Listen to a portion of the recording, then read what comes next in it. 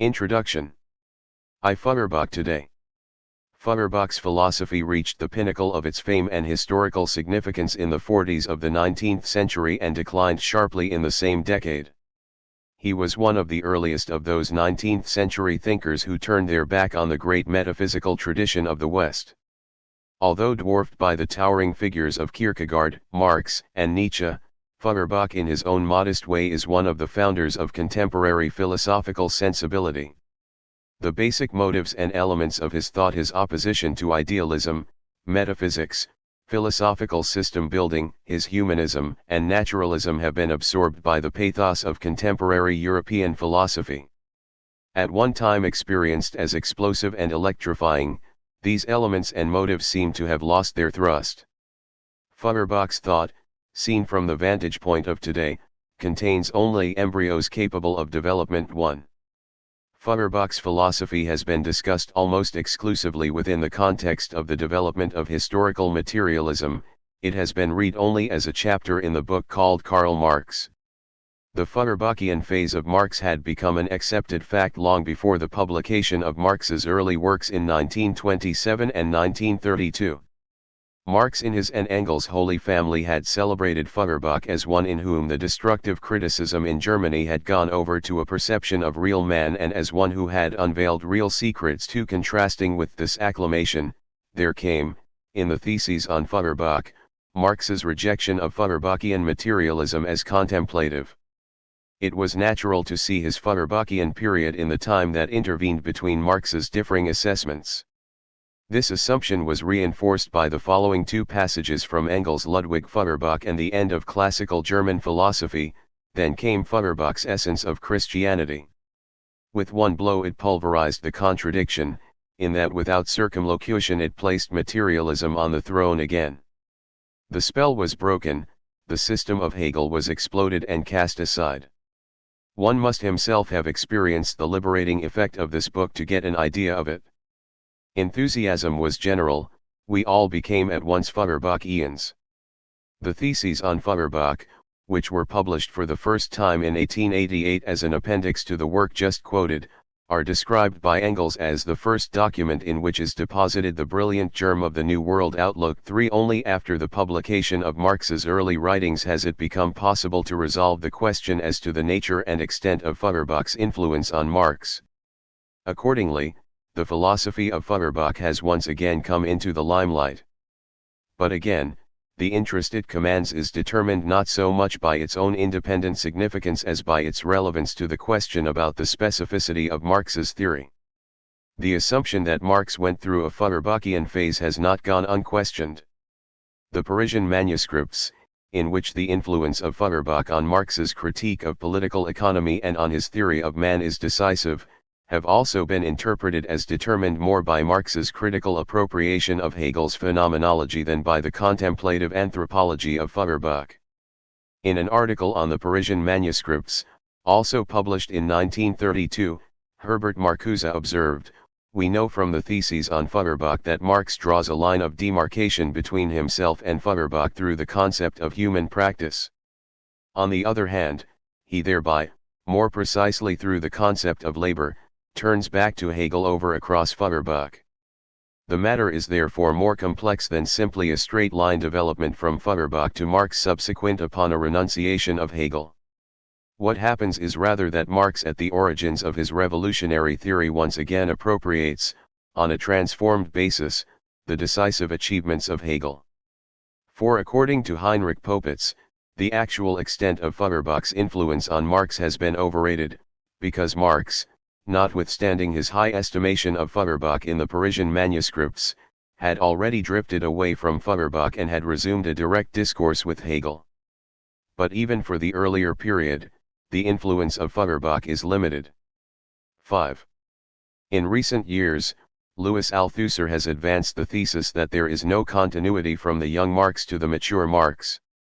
The works of the former are supposed to be determined by what Althusser calls the problematic of Feuerbach, whereas only those of the latter are to be taken as providing the textual basis whereupon the specificity of Marx's theory rests. Althusser draws an absolute line of demarcation between the problematic of Feuerbach and that of the mature Marx. In substantiation of this thesis, Althusser refers to an epistemological break 6 in Marx's writings occurring in 1845, that is, in the theses on Feuerbach and the German ideology. There is undoubtedly a preponderance of Feuerbachian concepts in the early works of Marx, as in On the Jewish Question, Hegel's Philosophy of the State, and the economic and philosophic manuscripts. According to Althusser, Marx in these works is no more than an avant-garde Feuerbachian applying an ethical problematic to the understanding of human history. 7. The term problematic is used by Althusser in the sense of a total context or structure which, possessing an autonomy of its own together with an inner relational and organizational coherence, constitutes the sustaining ground of an interrelated constellation of concepts. Thus understood, a problematic is supra-individual, it is a horizon encircling the individual, within which he articulates his thought. Individual thought is therefore always situated within a problematic from which it derives its perception of problems and its sense of direction. And any substantial transformation of thought must presuppose its transition from one problematic to another. In its application to the young Marx, the concept of problematic comes up against certain difficulties. Even if it is true that Marx moves, in the Parisian manuscripts, for example, within the framework of Feuerbachian anthropology, there is sufficient evidence to show that Marx, while using the concepts characteristic of that framework, puts a different content into them. For example, the way Marx interprets species being can be grasped only with reference to Hegel's phenomenology. His concept of labor as the process of man's self-creation completely transcends the scope of Feuerbachian anthropology. At least in the Parisian manuscripts, Marx is epistemologically much more attuned to the moving principle of Hegel's dialectic of negativity. In view of what has just been said, this question is further discussed in section 3 of this introduction. Althusser is completely wrong in saying that the young Marx was never strictly speaking a Hegelian. It seems that it is primarily due to the idea of exclusivity contained in his concept of problematic that he is driven to the untenable position of having to insist on the non-existence of Hegel's influence on Marx. Moreover, Althusser has yet to establish the truth of his claim. So far, his position is only assertive, so the thesis that the young Marx was a Hegelian, though widely believed today, is in general a myth. 8. But Althusser's theoretical project of working out the specificity of Marx's theory by extricating it from its anthropological and theological distortions centering largely around a watered-down concept of alienation must be looked upon as a fruitful contribution to Marxist scholarship. It is in this context that his concern to pinpoint the conceptual and theoretical distinctions setting Marx apart from his predecessors must be acknowledged as timely and valuable. It was this concern that motivated him to translate the writings of Feuerbach between 1839 and 1845. 9 For a comparative study of Feuerbach's writings and Marx's early works makes possible a historical reading of Marx's writings, and a better understanding of his development. 10. Quite apart from its being bound up with the history of Marx's thought, the philosophy of Feuerbach shares a common ground with contemporary European philosophy with respect to the latter's rejection of traditional epistemology. Ever since metaphysics was founded by Plato and Aristotle, it has looked upon given reality not as self-subsisting and self-explanatory, but as dependent upon a transcendental realm of being revealed only to a reason that has purged itself of sensuousness. It has posited an intelligible world over against the sensible world. This dualization of reality had the epistemological consequence of thinking that mind and body, reason and existence, being and becoming are opposed to one another, the rational subject confronting the sensuous object. How is an interaction between two entirely different orders of being possible? How does the subject know the object? The answers given to these questions, from Plato to Hegel, are enormously different, but common to all of them is the assumption of a world-less subject counterposed to a thoughtless object. The situation is certainly different in the philosophy of Hegel, but even there the idea and nature are opposed to one another, and there is no satisfactory explanation of how the idea goes forth from itself as nature.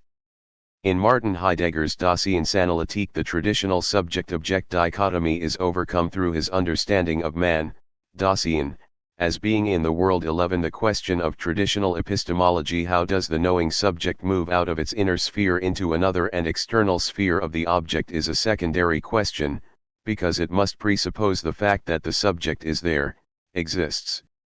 In this presupposition the being of the subject remains unquestioned, unexplained, opaque. The analysis of the being of the subject reveals that it is in the world. This being in is the mode of being of Dasein. The world is not something that is given to Dasein externally and hence discovered by it through its cognitive acts. Rather, the world belongs to its ontological constitution, it is always in the world and has its world within it. Feuerbach, too, rejects traditional epistemology insofar as his species being is a being that is always and from the very outset objectified. It is what it is only through its object. But the object does not exist in the form in which it is the object of the species being independently of it, or as itselfness, so that it is only subsequently known, experienced, or appropriated. According to Feuerbach, the mode of man's being is such that he is always with his objects, which are his manifest being. 12. Notwithstanding the historical distance separating us from Feuerbach, his philosophy has a ring of contemporaneity about it. This is especially true if we look at it in relation to the present-day movement of radical dissent. It may appear that in its actual practice the advanced industrial society has rendered the critical emancipatory significance of Feuerbach obsolete. Feuerbach's life was a prolonged victimization by a politically reinforced religious orthodoxy and a religiously reinforced political regime. The society he lived in was in many ways despotic, authoritarian, and puritanically ascetic. It lagged far behind the achievements of the Enlightenment and the French Revolution. The advanced industrial society, with its sensual paradise of affluent consumption, its constant accentuation of pleasure, its fusion of sexuality and business, its permissiveness, is worlds removed from the constricting society of Feuerbach's day. Yet with all its acceptance of the body and the senses, of pleasure and sensuality, the advanced industrial society has in no way superseded the image and the role of the senses, the concept of the whole unalienated man underlying Feuerbach's anthropological materialism. 2. The philosophy of Feuerbach. Every new philosophy derives its transcending principles out of a critical appropriation of the dominant positions into which philosophical tradition has concentrated itself. The new philosophy of Feuerbach cannot be adequately grasped unless it is seen as taking its point of departure from a criticism of the idealist speculative philosophy of Hegel. The all-pervasive Hegelianism constituted the philosophical horizon in which Feuerbach's thought was born. From the very beginning he was irresistibly drawn towards the system of Hegel, the greatest feat of philosophical architecture since Aristotle. But Feuerbach was at no time an orthodox Hegelian and never unconditionally devoted to Hegelianism. There is sufficient evidence to show that his philosophical perception was never completely determined by the principles of Hegel's philosophy. Even when Feuerbach declares himself to be a disciple of Hegel, he is not unreservedly so. On no other philosopher does Feuerbach lavish so much praise as on Hegel, and yet to no other philosopher is his relationship as ambivalent. From the earliest stages of his assimilation of Hegel's philosophy, there is in him a core of resistant independence. When Feuerbach began as a student at the University of Heidelberg in 1823, Hegel had taught there from 1816 to 1818. Anyone entering upon a study of theology was more than likely to come under the influence of the then philosophy par excellence of Germany, Hegelianism. The lectures of Karl Daub, a follower of Hegel, introduced the young student of theology not only to the subject of his choice, but also to the philosophy of Hegel. But after having absorbed the best from the great Daub, Feuerbach was soon craving for an initiation into philosophical mysteries at the hands of the master himself. He moved to Berlin in 1824 to spend the two most decisive years of his philosophical life. Soon after he had started attending the lectures of Hegel, Feuerbach was writing to his father, "What was still obscure and incomprehensible while I was studying under Daub, I have now understood clearly and grasped in its necessity through the few lectures of Hegel which I have attended so far. What only smoldered in me like tinder, I see now burst into bright flames." 14 by 1826, Feuerbach had gone through the whole of Hegel. With the exception of aesthetics, I have heard all his lectures, and those on logic even twice.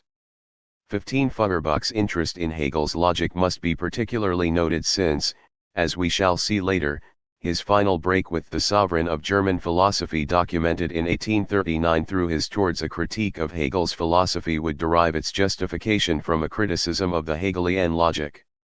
Meanwhile, Feuerbach most perceptibly characterizes the logic as the corpus iris, the Pandex of philosophy, as containing the whole of philosophy according to its principles of thought both ancient and modern, and as the presentation of his Hegel's method. 16. Long before Feuerbach had evolved a philosophical position of his own, he had occasionally expressed certain doubts concerning the relation in Hegel's system between logic and the philosophy of nature. These doubts also foreshadow the characteristic view of nature in his fully developed philosophy. Even before his doctoral dissertation, De Ratione Una, Universali, Infinita, he was being assailed by a fundamental doubt concerning the feasibility of the transition of the Hegelian idea into nature. How is thought related to being, and the logic to nature? Is the transition from the logic to nature legitimate? Wherein lies the necessity or the reason for this transition? 17. These doubts are directed against section 244 of Hegel's Encyclopedia, which reads as follows: the idea which is independent or for itself, when viewed on the point of this its unity with itself, is perception, or intuition, and the idea to be perceived is nature. But as intuition, the idea is invested with the one-sided characteristic of immediacy, or of negation, by means of an external reflection. But the idea is absolutely free, and its freedom means that it does not merely pass over into life, or as finite cognition allow life to show itself in it, but in its own absolute truth resolves to let the element of its particularity, or of the first characterization and other being, the immediate idea, as its reflection, go forth freely itself from itself as nature. 18. Later, in his preliminary theses on the reform of philosophy, Feuerbach would unceremoniously dismiss this as cryptic theology. At the end of the logic, the absolute idea even comes to take a nebulous decision to document with its own hands its descent from theological heaven. 19. But already at this stage, Feuerbach retorts in his characteristically incisive and blunt fashion: if nature did not exist, the logic, this immaculate virgin, would never be able to produce it out of itself. 20. In his letter to Hegel, written in 1828 and sent together with a copy of his doctoral dissertation, Feuerbach speaks of himself as a direct pupil of Hegel.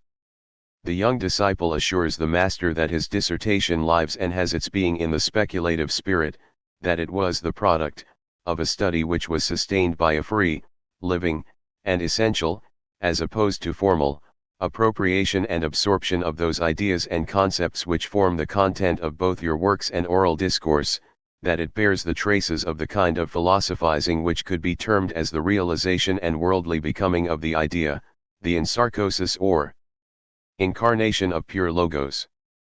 And yet he emphasizes here the principle of sensuousness, later a key concept of his philosophy, when he says that he would like to see the idea not as suspended above the sensuous and the phenomenal, but rather descend from the heaven of its colorless purity down to the particular. Also, Feuerbach's anti-Christian pathos finds its expression in his remark that Christianity was no longer an absolute religion, that it was only the antithesis of the old world insofar as it had reduced nature to an existence devoid of spirit. 21. Feuerbach's sporadically expressed dissatisfaction with the philosophy of Hegel assumes the form of a systematic and self-confident criticism in his Towards a Critique of Hegel's Philosophy, which, appearing in 1839 in Arnold Ruges Jahrbucher, announces his rejection of Hegelianism. Feuerbach proceeds by showing that the two most characteristic qualities of Hegelianism are also the two of its most questionable aspects: its reliance on speculation and its drive towards system. In order to appreciate the thrust of Feuerbach's criticism, it is essential to acquaint ourselves with what Hegel understands by speculation and system. This is unfortunately by no means an easy task, especially in view of Hegel's own methodological principle that philosophical knowledge could not be stated in the form of a naked result as if shot from a pistol, but had to be presented as the process of its becoming, for the tendency is a mere drift which still lacks actuality, and the naked result is the corpse which has left the tendency behind. 22. From the point of view of contemporary philosophical sensibility, speculation is a pejorative term. Speculative is all thinking that is cut off from empirical reality and hence purely subjective, all that is unrelated to objective facts. And because it is wildly neglectful of the facts of reality, it is empty and arbitrary. Hegel's philosophy is far from being speculative in this sense. It is neither arbitrary, nor subjective, nor unrelated to empirical reality. On the contrary, it is rigorously oriented to concrete reality. It is astonishingly empirical because of the staggering wealth of concrete historical experiential material which has gone into its formation, accounting for its tremendous conceptual penetration and sweep. Speculation in Hegel is the theory of reality and, as such, identical with the power of reason to transcend all that presents itself to ordinary understanding as fixed, isolated, and limited by its own individuality. In transcending the fixity of the individual, speculative thought lays bare those totalities that lend meaning and definition to the individual phenomenon. In this sense, all theoretical activity is speculative. Perhaps the best way to understand what Hegel means by speculation would be to recall his characterization of philosophy. In a definite sense, the Hegelian philosophy is the conceptual self-articulation of reason. That philosophy is one and can only be one rests on the fact that reason itself is one. 23. The one reason expresses itself in the one philosophy. But it can be easily shown that there is not one philosophy, but rather many and different philosophies. However, according to Hegel, this is true only from the standpoint of the intellect, which remains confined to fixed determinations of concepts and to their distinction from others. Intellect is the thought that produces only finite determinations and moves within them. 24. Hegel's philosophical system, as understood by its architect, contained within itself of course in a sublated form all past philosophies in so far as they constitute the self-movement of the notion, the medium of philosophy as such, and hence also of reason. This self-movement of the notion is the inner unity binding all philosophies together. Each philosophy, says Hegel, is complete in itself, and contains, like a genuine work of art, its totality within itself. 25. Thus, a particular philosophy, existing as it does in the form of historical specificity, is nothing but philosophy as such, the one, self-identical philosophy presenting itself at a certain stage of its conceptual self-articulation. Hegel says, but if the absolute like reason as the form in which it appears is eternally one and the same, as it undoubtedly is, then every historically particular reason which looks at and cognizes itself, produces a true philosophy and resolves a task which, like its resolution, is the same at all times. Because the self-cognizing reason has in philosophy to do with itself alone, the whole of its work, like its activity, lies within itself, and with regard to the inner essence of philosophy there are neither predecessors nor successors. 26. Philosophy springs from what Hegel calls the living originality of the spirit in so far as the spirit redeems the essence of philosophy from the historical specificity of its form of appearance. This historical specificity is, so to say, its body in which it is imprisoned.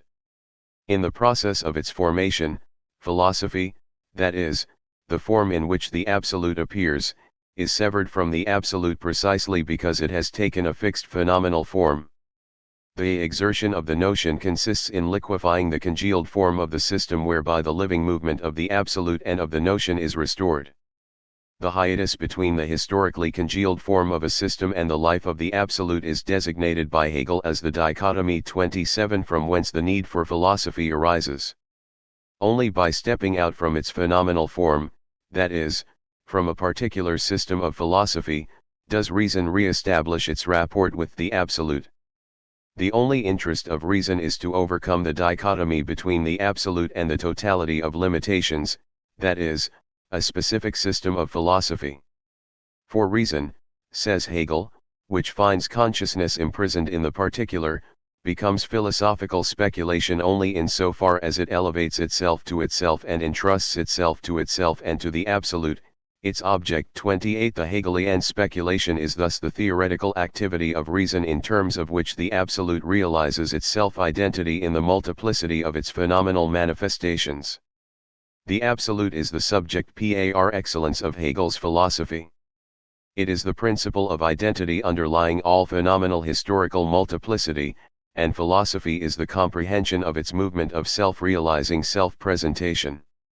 The Hegelian philosophy is essentially a system insofar as the categories of the absolute, logic, its self-alienation into nature, philosophy of nature, the overcoming of its alienation in self-consciousness, philosophy of subjective spirit, and the objectifications of the subjective spirit again into culture and state, philosophy of objective spirit, constitute a dynamic totality or a system in which all its moments are mediated with the self-identical absolute identity in difference. The movement of the absolute is not linear, but circular. It is already in the beginning what it becomes in the end, its end is contained in its beginning. The difference between the beginning and the end is only that between immediacy and mediatedness. Resting initially in the concentrated tension of its unfolded, undifferentiated generality, it passes through the moments of its becoming nature, self-consciousness, reason, and spirit to return to itself as idea, the absolute unity of notion and objectivity, as the absolute spirit which is in and for itself, namely, the absolute having comprehended itself in the unfolded richness of its own inner content. The Hegelian concept of system thus depends on the assumption that all the different forms in which natural and spiritual reality exist are the objectifications of a self-identical subject. If all objectifications and no matter at what level of articulation are related to the same subject, they must ultimately belong to an organic unity, must be woven into an order of inner coherence. The concept of system as the conceptual unity of contradictions is necessitated by the concept of identity which is mediated with itself in the opposite and the contradictory. The Hegelian system is the comprehensive totality of the moments of the absolute in its progressive self-realization. The absolute is teleological in the sense that it is its own goal which, although already given at the beginning, is realized only in the end after it has passed through the necessary stages of its actualizations, stages which constitute an ascending order from the lowest forms of inorganic nature to the highest form of the absolute spirit.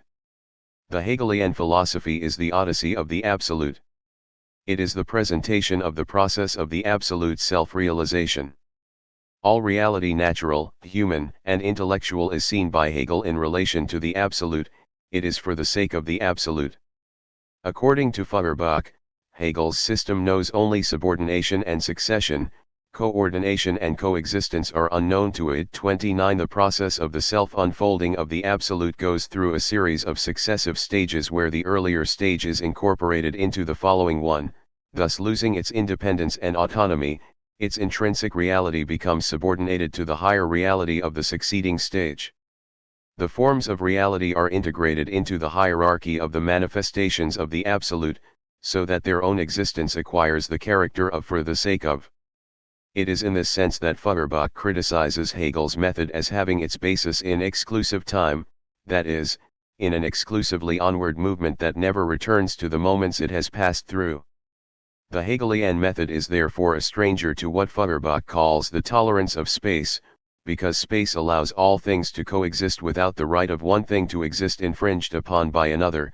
The relation of things to one another in space is that of coordination rather than that of subordination.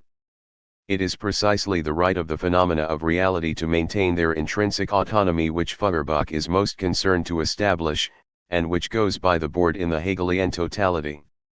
To be sure, says Feuerbach, the last stage of development is always the totality that includes in itself the other stages, but since it itself is a definite temporal existence and hence bears the character of particularity, it cannot incorporate into itself other existences without sucking out the very marrow of their independent life and without robbing them of the meaning which they can only have in complete freedom.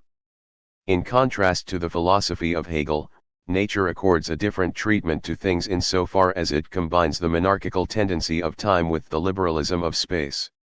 There is certainly succession in nature because there is development in it. But in nature, the truth of the plant is not just the flower, the leaf equally belongs to its truth.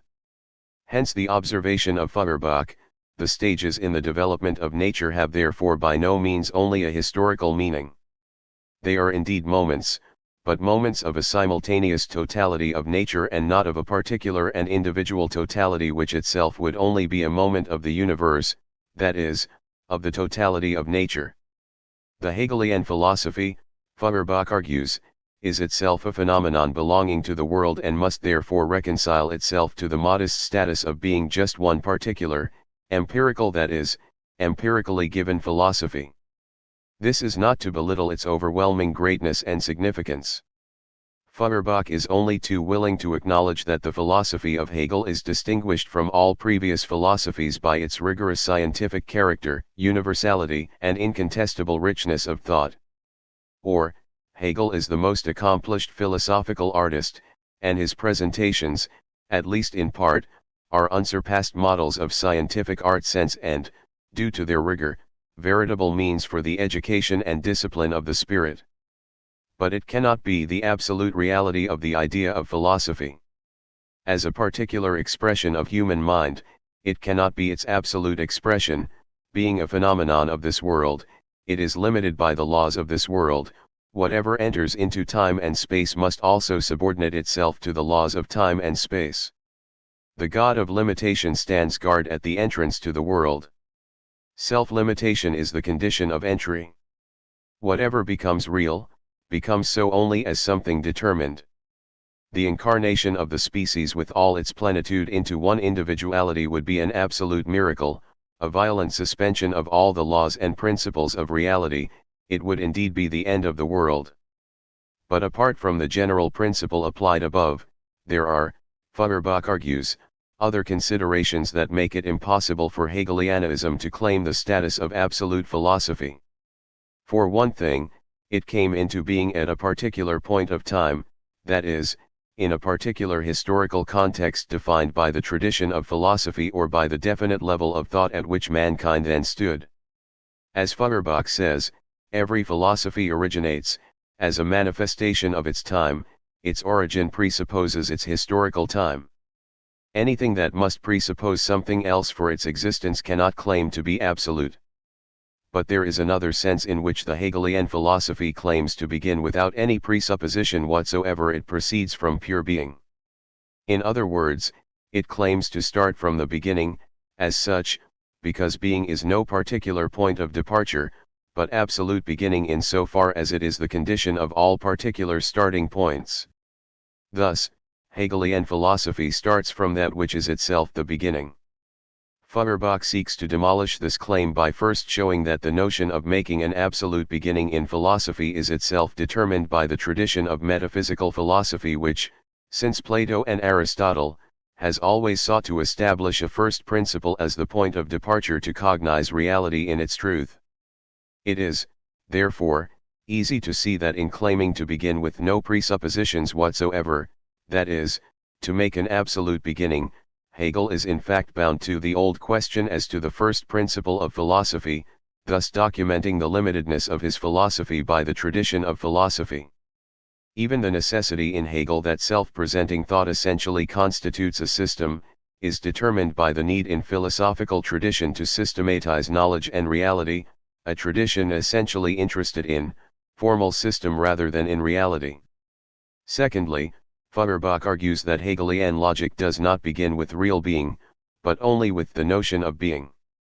Instead of making a real beginning, Hegel is only documenting the extent to which he is determined by the metaphysical notion of the first principle. Feuerbach asks, is the notion of beginning not itself subject to criticism? Is it immediately true and universally valid? Why should it not be possible for me to abandon at the start the notion of beginning and, instead, turn directly to that which is real? Hegel starts from being, that is, from the notion of being or abstract being. Why should I not be able to start from being itself, i.e., from real being? This distinction between the notion of being or abstract being, and real being is the Archimedean point from whence Feuerbach undertakes to unhinge the Hegelian philosophy. Hegel's phenomenology, the science of manifested spirit, 30 proceeds from empirical, sensuous consciousness, regarded as immediate knowledge in the strict sense of the word. 31 The result of the phenomenological consideration is the idea as pure knowledge, and it has determined itself to be the certainty which has become truth, the certainty which, on the one hand, no longer has the object over against it but has internalized it, knows it as its own self, and, on the other hand, has given up the knowledge of itself as of something confronting the object, of which it is only the annihilation. It has divested itself of this subjectivity and is at one with its self-alienation. 32 The logic, on the other hand, begins not from immediate knowledge, but from the simple immediacy of pure being. The result of logic, the pure science, i.e., pure knowledge in the entire range of its development. 33 Is also the idea. The science concludes in this way with the comprehension of its own notion as pure idea, which is what the idea is. 34 Feuerbach's quarrel with Hegel is that the idea of an absolute beginning, both in the phenomenology and the logic, is not at all so. The beginning is by no means without presuppositions. The idea is there right at the beginning of Hegel's philosophy as its unquestionable assumption. In beginning either from immediate knowledge, or from pure being, Hegel actually begins from the idea, that the starting point is being is only a formalism, for being is here not the true starting point, nor the truly primary. The starting point could just as well be the absolute idea because it was already a certainty, an immediate truth for Hegel before he wrote the logic, i.e., before he gave a scientific form of expression to his logical ideas. The absolute idea, the idea of the absolute, is its own indubitable certainty as the absolute truth. It posits itself in advance as true, that which the idea posits as the other, presupposes according to its essence the idea again. In this way, the proof remains only a formal one. 35 The unquestioned and uncritical assumption of the truth of the idea is the Hegelian fait accompli, which is tarnished only by the idea of a beginning without presuppositions at the beginning of the logic. Thus, the method of Hegel, in terms of which he presents the process of the absolute idea, is nothing but an attempt to release the idea from the confines of a subjective intellectual conception in order to demonstrate that it also existed for others. Hence, the Hegelian method is the expression of this superfluous necessity, of this dispensable indispensability or indispensable dispensability. The Hegelian being is not the antithesis of the idea, because it is already the certainty of the idea, nothing other than the idea in its immediacy.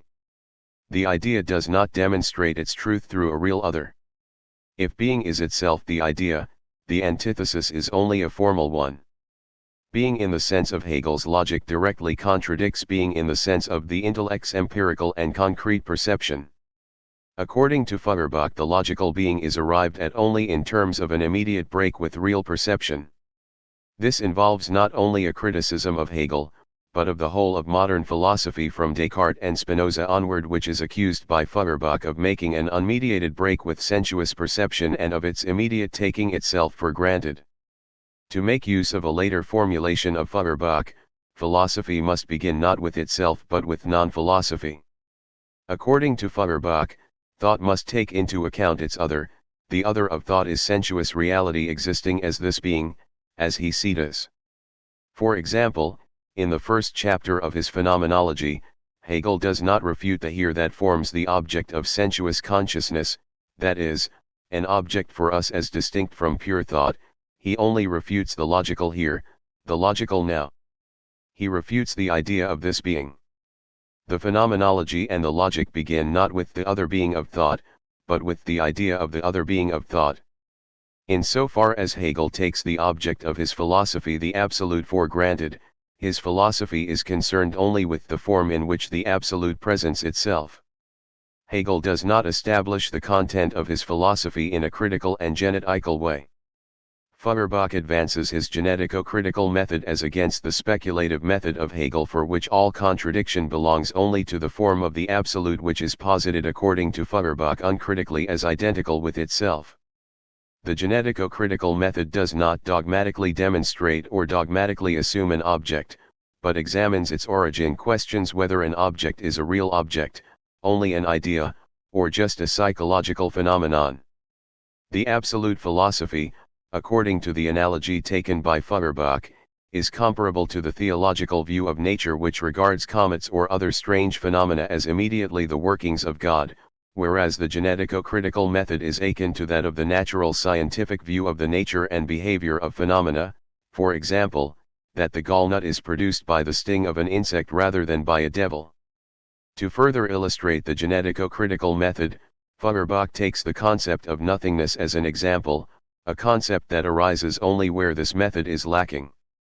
Feuerbach says that thought can never go beyond being, because it cannot go beyond itself, because reason consists only in positing being, because only this or that being can be thought, but not the genesis of being itself.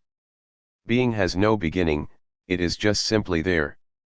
To posit nothingness is an act of absolute arbitrariness and thoughtlessness. The concept of nothingness is only a product of thought which is encapsulated in itself, which is unable to justify itself in the teeth of an antithetical reality, the real source of thought and its content. Reality does not allow for the concept of nothingness to emerge. In this sense, nothingness is the limit of reason, because nothingness is the absence of all reason. The function of the genetico-critical method is to apply the acid test of reality to the content of thought, to scrutinize whether a concept has its genesis in reality, i.e., in concrete, sensuous reality or not. In contrast to the whole of modern philosophy, but in particular to the idealist speculative philosophy of Hegel which proceeds from thought and reduces sensuous reality to a secondary, derivative status, Feuerbach advances the idea of a genetico-critical philosophy that finds its fundamental principles in the natural grounds and causes of things. His deep concern is to show that thought has its genesis in real being, that real being cannot be derived from or dissolved in thought. The critical function of philosophy consists in ensuring that thought is not divorced from its real, natural basis. Philosophy is the science of reality in its truth and totality. However, the all-inclusive and all-encompassing reality is nature, taken in the most universal sense of the word. In one of those formulations that Marx made his own and later used against the conqueror of the old philosophy himself, Feuerbach says, the deepest secrets are to be found in the simplest natural things, but, pining away for the beyond, the speculative fantast treads them under his feet.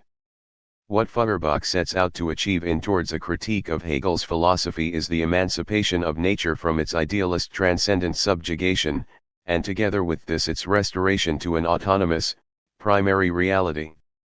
A primary, autonomous, immanentized, and anti-metaphysical nature is the fundamental principle of Feuerbach's philosophy upon which he bases his anthropology, that is, his theory of the nature and essence of man. Feuerbach gives a systematic exposition of his anthropology in the introduction to the Essence of Christianity, the work which, appearing in 1841, established Feuerbach as the liberator from the tyranny of the system of Hegel. In the oft-quoted words of Engels, the spell was broken, the system was exploded and cast aside. One must himself have experienced the liberating effect of this book to get an idea of it. Enthusiasm was general, we all became at once Feuerbachians.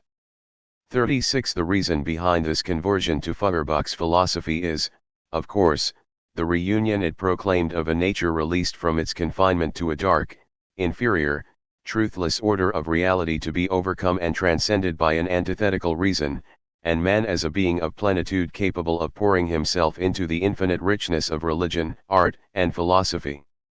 The essence of Christianity showed that the plenitude of God is the plenitude of man, because the object of man is his manifest being, his true, objective ego. In order to arrive at the specificity of man's being, Feuerbach proceeds from the distinction between man and the animal. That which sets man apart from the animal, his differentium specificum, is consciousness. After what we have learned of Feuerbach's anti-idealist stance, this ascertainment comes as an anticlimax. It may be argued in defense of Feuerbach that he is not hypostatizing consciousness as a metaphysical entity in its own right, but referring to human consciousness, that is, to something that is anchored in the being of man. In the language of Heidegger, the consciousness of Feuerbach is not a metaphysical category, but an existential characteristic belonging to the ontological constitution of man. 37. Be that as it may, There is an innate difficulty in the materialist philosophy of Feuerbach which keeps him imprisoned in the realm of self-consciousness, his criticism of Hegel notwithstanding. Marx's later rejection of Feuerbach is motivated precisely by the necessity to abandon the realm of consciousness, should the reality of man and his world be salvaged from its mystifying explanations. With Feuerbach in the foreground of his mind, Marx says, man can be distinguished from the animal by consciousness, religion, or anything else you please. He begins to distinguish himself from the animal the moment he begins to produce his means of subsistence, a step required by his physical organization. 38. According to Feuerbach, the animal does not possess consciousness, for consciousness is given only in the case of a being to whom his species, his mode of being, is necessarily linked with knowledge. This makes consciousness again into something specifically human, because the animal is not capable of knowing. In being conscious, man knows himself as this conscious being, he is to himself an object of thought. But a being who is an object of thought to himself can also make other things the object of his thought. A self-knowing being is also an other-knowing being. Because of this span, knowledge has the character of science.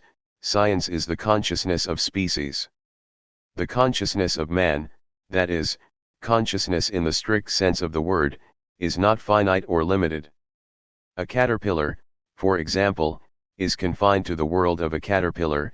It is a limited being, because given its biological constitution, its instinctual pattern, it cannot transcend the boundaries of its limited world. It cannot make objects foreign to its world, and its world is its manifest being as the objects of its life activity. There is no such limitation imposed upon the being of man. The self-expression of his being is neither limited to a particular segment, nor to a particular quality of nature. He is neither instinctually fitted to a specific environment, nor biologically tied to a particular mode of life. His consciousness extends over to the whole of nature, and the whole of nature is his object. Indeed, his consciousness transcends all finitude and reaches over to the infinite. Religion is man's consciousness as consciousness of the infinite. In so far as consciousness can reach out to the infinite, it is itself essentially infinite.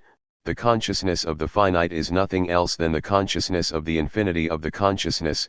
In its consciousness of infinity, the conscious being is conscious of the infinity of its own being. The anthropology of Feuerbach posits a correlation between a being and its object. This means that a being is always given in such a way that it has objects. In terms of its ontological constitution, a being is opened up to the objects it has. But its openness to the object means that the object in its turn is capable of entering into the openness of that being. The object is, so to speak, existentially disclosed to the being that has it. The disclosedness of the object is the openness of the being to which it corresponds.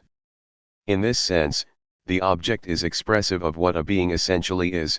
The object to which a subject essentially and necessarily relates himself is nothing except the subject's own, but objective, being. Before becoming conscious of himself, that is, before his consciousness acquires a reflexive relationship to itself, man exists outside himself, or his consciousness is absorbed by the object. Feuerbach says that man's self-consciousness is his consciousness of the object.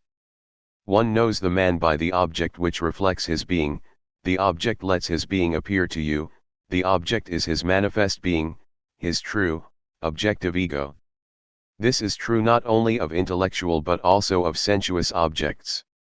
Anything that is an object of man's consciousness, whether actual or possible, concrete or abstract, close by or farthest removed, expresses his being. The being of man is universal and infinite, because the universal and the infinite are the objects of his thought. In view of Feuerbach's anthropological axiom, it is evident that the being of God reflects or manifests the being of man. The omniscience and omnipotence of God are the omniscience and omnipotence of man's own being. It is the perfection of his own being that appears to man as the perfection of God. The existentials constitutive of the being of man are feeling, willing, and thinking. According to Feuerbach, man exists in order to think, love, and will.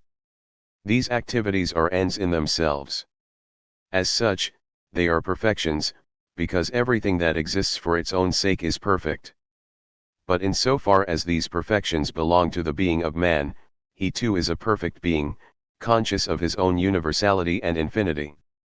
His consciousness is his self-affirmation, self-love, joy in his own perfection, for consciousness exists only in a plenitudinous, accomplished being. These characterizations of man's reality must naturally be taken in an ontological sense, that is, as characterizations of man in general. They are not applicable to a particular individual who is quite obviously far from being perfect, plenitudinous, and totally joyful. While talking about man, Feuerbach talks about man as the sum total of all actual and possible human qualities. The totality of these qualities is designated by the term species. To be sure, says Feuerbach, the human individual can, even must, feel and know himself to be limited, and this is what distinguishes him from the animal, but he can become conscious of his limits, his finiteness, only because he can make the perfection and infinity of his species the object either of his feeling, conscience, or thought. Feuerbach's theory of religion, presented in the second section of the introduction, is grounded in his anthropology and serves as an illustration of its fundamental principles. In the context of his anthropology, religion is a distinguished phenomenon, because the history of religion is the history of the objectifications or projections of man's being into a shifting pattern of superhuman and supernatural powers. Religion is the self-consciousness of man, because its object is the objective being of man. In religion, man transposes his essential being outside himself before he finds it within himself. His own being becomes the object of his thought initially as another being. The history of religion has a progressive movement from lower to higher forms. In his religious consciousness, man's cultural and intellectual development is reflected. Every progress in religion means therefore a deepening of man's knowledge of himself. That religion is not the realm of a separate and superior order of reality is the hidden nature of religion, which remains opaque to religion itself. This hidden nature becomes transparent to the thinker who makes it the object of his thought. With the disclosure of the hidden nature of religion, religion loses all content insofar as this content is recognized and appropriated by man as his own, for nothing is to be found in the essence and consciousness of religion which is not there in the being of man, which is not there in his consciousness of himself and the world. The review article on the beginning of philosophy takes up again one of the main themes of Towards a Critique of Hegel's philosophy, the nature of philosophy, and offers in bold, vital strokes the definition of an empirically oriented philosophy which is young and infinite because of the infinite richness of the material for its thought, as opposed to a philosophy beginning with itself which finally becomes decrepit, weary of life, and disgusted with itself. Feuerbach rejects the view that philosophy occupied a special position insofar as it did not presuppose anything in order to make a beginning. In fact, the origin of philosophical knowledge is the same as that of any other kind of scientific knowledge. All science has to create its own object. It aims at transforming into an object that which does not yet exist as an object. The objects of everyday life are not the objects of science, because everyday life consists of an unquestioned acceptance, practical use, and a natural understanding of things. They become the objects of science only when the question as to their nature arises, that is, only when they become objects of scientific reflection. Now, in creating their objects, empirical sciences do not derive them from themselves, but from the given reality. Does philosophy create its object in the same way? As far as the presuppositionless philosophy is concerned, Feuerbach's answer is clearly no. This kind of philosophy does not begin, but only concludes with the empirical. The spirit follows upon the senses, not the senses upon the spirit is the end and not the beginning of things. The transition from empirical cognition to philosophy commands necessity, whereas the transition from philosophy to empirical cognition is only the luxury of arbitrariness. In an almost rhapsodic acclaim of the cognitive powers of natural science, Feuerbach exclaims that the goose quill is not only an organ of revelation and the instrument of truth, but also the telescope of astronomy, the soldering pipe of mineralogy, the hammer of geology, and the magnifying lens of the botanist. It is more honorable and rational to begin with non-philosophy. By non-philosophy, Feuerbach means empirical reality existing in its own right as primary and autonomous, not as posited from the vantage point of an absolute philosophy. In the necessity of a reform of philosophy, Feuerbach emphatically rejects any philosophy that constitutes itself in response to an inner need of the history of philosophy, which owes its existence to a philosophical need, as for example, the philosophy of Fichte in relation to that of Kant. Such a philosophy is an affair of the schools and does not correspond to a need of mankind. Philosophy has previously built its speculative castles above and beyond the real world of man. It can acquire the character of a true and necessary philosophy only if it harks to the need of the age as well as of mankind. Feuerbach argues that the need of the age can no longer be satisfied by Christianity. It is no longer able to respond to the needs either of the theoretical or the practical man, for we have now discovered other interests for our heart than the eternal heavenly bliss, because men have now appropriated to themselves all that is true, human, and anti-holy. The negation of Christianity, hitherto only an unconscious one, is now being consciously willed and directly intended, the more so because Christianity has associated itself with forces inhibiting the basic drive of contemporary mankind, political freedom. This conscious negation of Christianity is synonymous with the beginning of a new age which necessitates a new and open-hearted philosophy which has ceased to be Christian, indeed, which is definitely unchristian. As Feuerbach sees it, the reality of the age lies in the fact that religion and church have been replaced by politics, the heaven by the earth, prayer by work, hell by material need, and the Christian by man.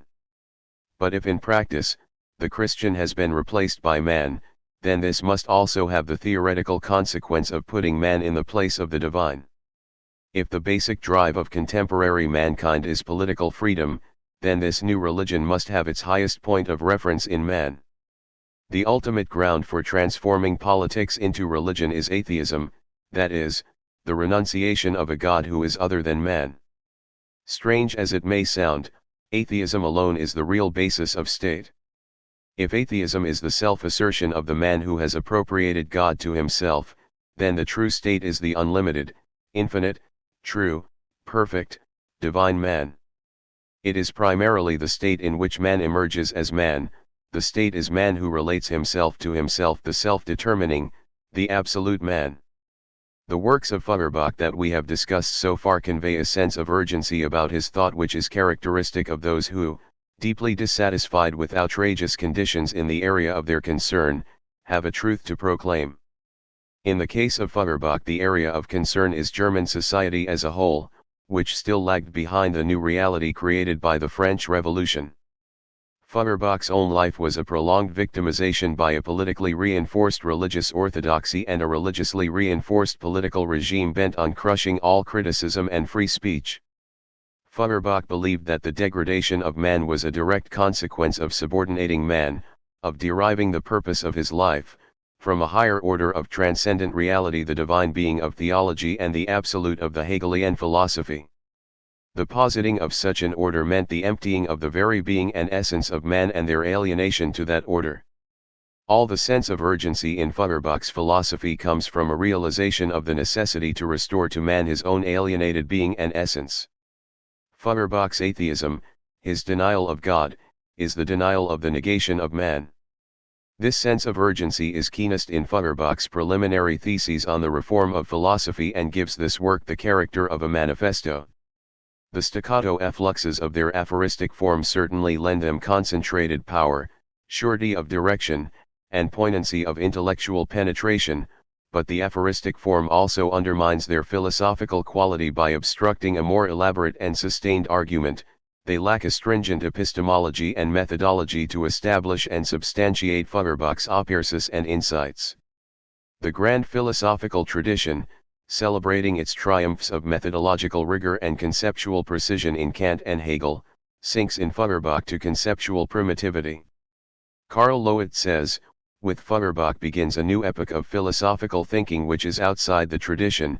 Compared with what preceded it, it is certainly a relapse into conceptual and methodological primitivity, but looking ahead, it represents a creative attempt to reformulate the problems of philosophy in response to the altered existential consciousness of the new generation. 39. Reverberating through history comes the opening statement of the theses: the secret of theology is anthropology. To Feuerbach, theology is essentially and structurally the same as speculative philosophy. Hence, anthropology is also the secret of speculative philosophy. The achievement of Feuerbach, a real theoretical revolution, 40, consists precisely in uncovering the secret. The term secret points to that which is really the case, that which is behind it all, but not known or recognized as such. Unquestionably modeled on the Feuerbachian secret hunting, Marx, too, discovers his great secret, that Hegel grasps the self-development of man as a process, that he thus grasps the nature of work and comprehends objective man, as the result of his own work. 41. Marx's secret is actually the secret of Feuerbach's secret. Let it be pointed out in passing that there is a link between the Feuerbachian secret and the Marxian concept of ideology which it is impossible to discuss in the present context. The secret of speculative philosophy is also the secret of Feuerbach's intellectual history: God was my first thought, reason the second, and man the third and the last. 42. How does Feuerbach justify his claim that anthropology is the secret of theology and speculative philosophy? According to Feuerbach, modern speculative philosophy was initiated by Spinoza. After the demolition of all rational metaphysics by Kant, it was restored by Schelling and consummated by Hegel. The reason why Spinoza is to be regarded as the initiator of speculative philosophy lies in his concept of substance. Spinoza defines substance as that which is in itself and conceived through itself, in other words, that the conception of which does not need the conception of another thing from which it must be formed. 43. Thus understood, the Spinozian substance is not different from the divine being or God of theology, who is causa sui. All that exists, things as well as ideas, are just so many different modes in which the eternal and infinite substance is manifested. Substance is the all-inclusive category of Spinoza, in which even the distinction between creator and creature is eliminated. Beyond substance there is no being and no God. Substance is not only all-inclusive, but also the ultimate, self-subsisting self-identity in the plurality of the attributes of reality. Substance, divine being, God is Deus of natura. This is the famous pantheism of Spinoza, according to which nature is itself God. The dichotomy of nature, the sum of all extended things, and spirit, the sum of all thinking things, is dissolved into the two attributes of substance, extension and thought. The conclusion that Feuerbach draws from this is that Spinoza is secretly affirming the divinity of matter and thought. The restoration of speculative philosophy through Schelling is characterized by Feuerbach as the act of infusing into Spinoza's substance this dead and phlegmatic thing, the activity of spirit. The absolute is now essentially activity and, thus, far removed from the inactive substance of Spinoza. But the absolute is also the identity of the real and the ideal, in which all opposition between subject and object, spirit and nature is dissolved. The empirical phenomena are located in an hierarchical series of development as the manifestation of the absolute, and each is immediately the expression of the absolute, that is, the one is not dialectically derived from the other. Although independent of each other, they are embedded in the common ground of the absolute, wherein their individual distinctions are submerged. This conception of the absolute is rejected by Hegel, to pit this single assertion, that in the absolute all is one, against the organized whole of determinate and complete knowledge, or of knowledge which at least aims at and demands complete development to give out its absolute as the night in which, as we say, all cows are black. That is the very naivete of vacuous knowledge. 44. The idea of the absolute is an absolute certainty for Hegel. He differs from Schelling only in so far as he realizes the necessity to demonstrate the process through which the absolute is mediated with appearance. The Hegelian absolute is self-activity, the power of self-differentiation. But it is still the substance of Spinoza, albeit metamorphosed into spirit. Hegel is himself explicit about his dissatisfaction with this advance on the Spinozian substance. In my view, everything depends on grasping and expressing the ultimate truth not as substance but as subject as well. If the generation which heard God spoken of as the one substance was shocked and revolted by such a characterization of his nature, the reason lay partly in the instinctive feeling that in such a conception self-consciousness was simply submerged, but not preserved. 45 And even if in Schelling substance is, to use a Feuerbachian phrase, spiritualized, begeistert, and even if immediacy or intuition is conceived as thought, it is still a question whether this intellectual intuition does not fall back into that inert, abstract simplicity of the Spinozian substance. All this shows that substance and its metamorphoses, in the speculative philosophy of German idealism, represent nothing but transformation of the divine being of theology into reason. The secret of the divine being, and hence also of speculative reason, is, and this is the Feuerbachian discovery, the being of man himself. We have already ascertained the fundamental principle of Feuerbach's ontology, according to which the object corresponding to a being is that being itself in its objectified form. The object is that through which that being is revealed. The object of theology the divine being, and the object of speculative philosophy self-thinking reason, is therefore man himself, or once again, the secret of theology is anthropology. The method by which this truth is brought to light is the inversion of the subject-object relationship in religion and philosophy. Their real subject is man. Or, in the language of Feuerbach, we need only turn the predicate into the subject and thus, as subject, into object and principle, that is, only reverse speculative philosophy in order to have the unconcealed, pure, and untarnished truth. The inversion of idealism which Feuerbach had employed as an epistemological procedure in his critique of Hegel's philosophy has now acquired the clarity and decisiveness of a methodological principle. His formulations have now something of Nietzsche's philosophizing with the hammer. Feuerbach's demolition of idealism proceeds employing dramatic phrases charged with an explosive power. Atheism, he says, is inverted pantheism. Atheism is Feuerbach's term to denote the affirmation of the being of man as the truth of the divine being, a truth only concealed behind the Spinozian Deus of Natura as the objective form of man's being projected in its infinity and universality. Or again, the essence of theology is the transcendent, i.e., the essence of man posited outside man.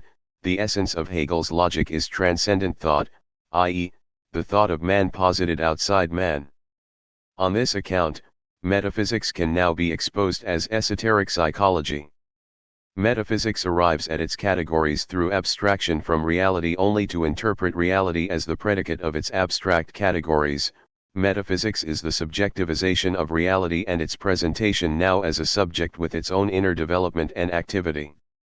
An exoteric, that is, real, metaphysics would be one which does not sever itself from the so-called subjective spirit, i.e., man, because one cannot separate the absolute spirit from the subjective spirit or the essence of man without being thrown back to the standpoint of theology, without being deluded into regarding the absolute spirit as being another spirit which is distinct from the being of man, i.e., without making us accept the illusion of a ghost of ourselves existing outside ourselves. Feuerbach sums up his criticism of Hegel's philosophy by pointing to its abstractive and alienating function. Abstraction has the character of a terminus technicus in Feuerbach and means the positing of the essence of nature outside nature, the positing of the essence of man outside man, and the positing of the essence of thought outside the act of thinking.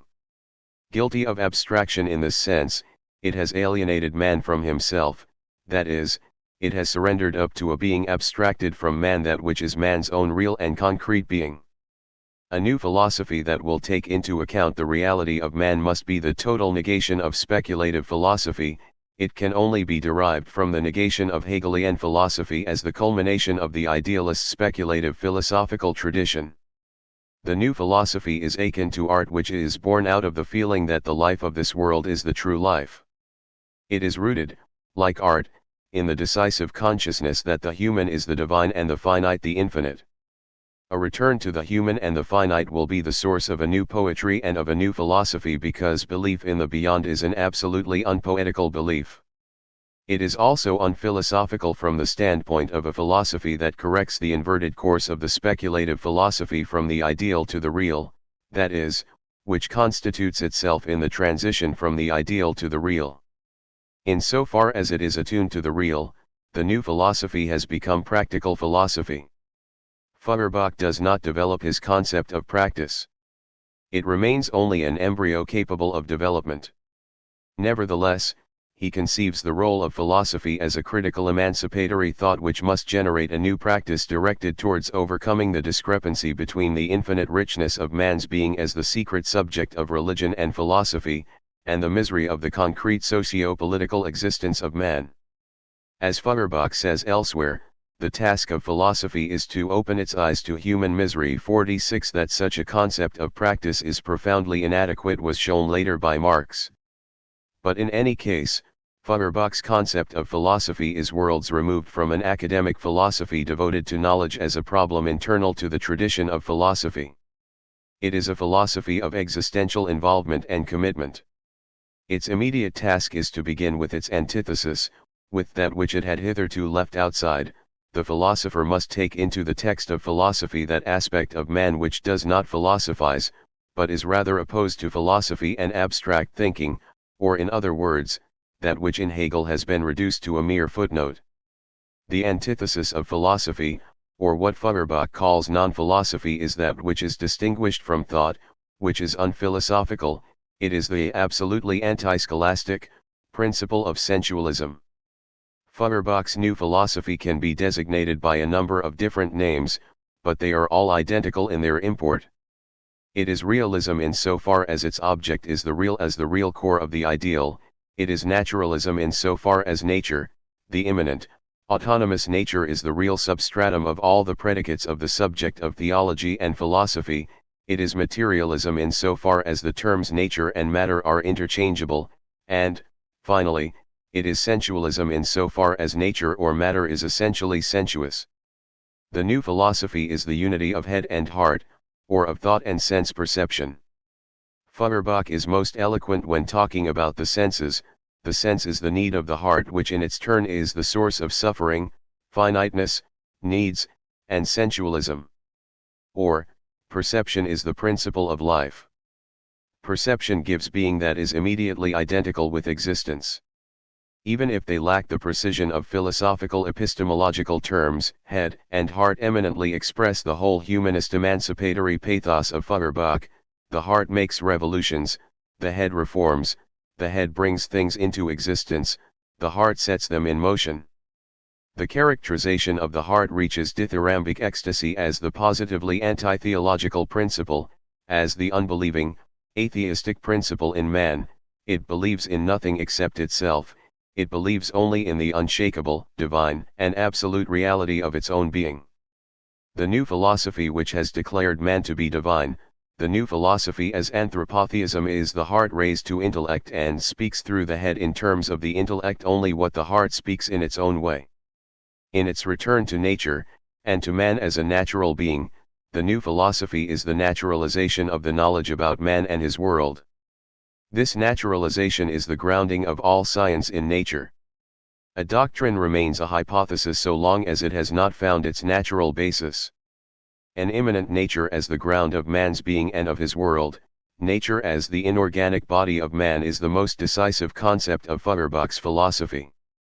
It is also the source of Marx's concept of nature as the key concept of his historical materialism.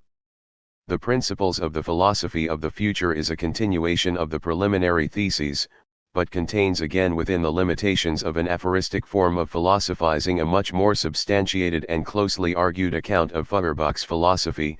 Its historical canvas is also much wider so that both his critical and positive propositions receive a greater clarity of definition and surety of direction.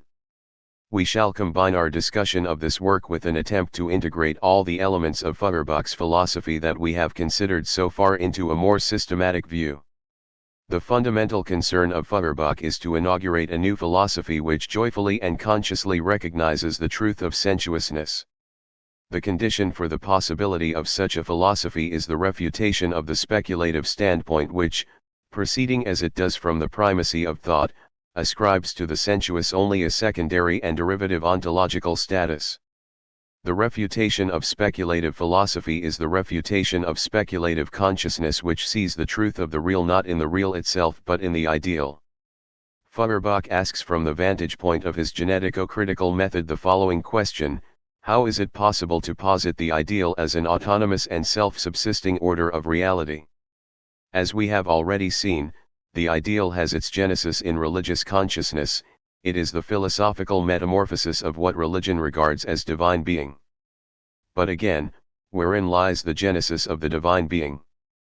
In this context, it is essential to bear in mind that the philosophy of Feuerbach does not seek to resolve the question as to the existence or non-existence of God. It is only concerned with the content which religious consciousness throughout its history has put into the category of God.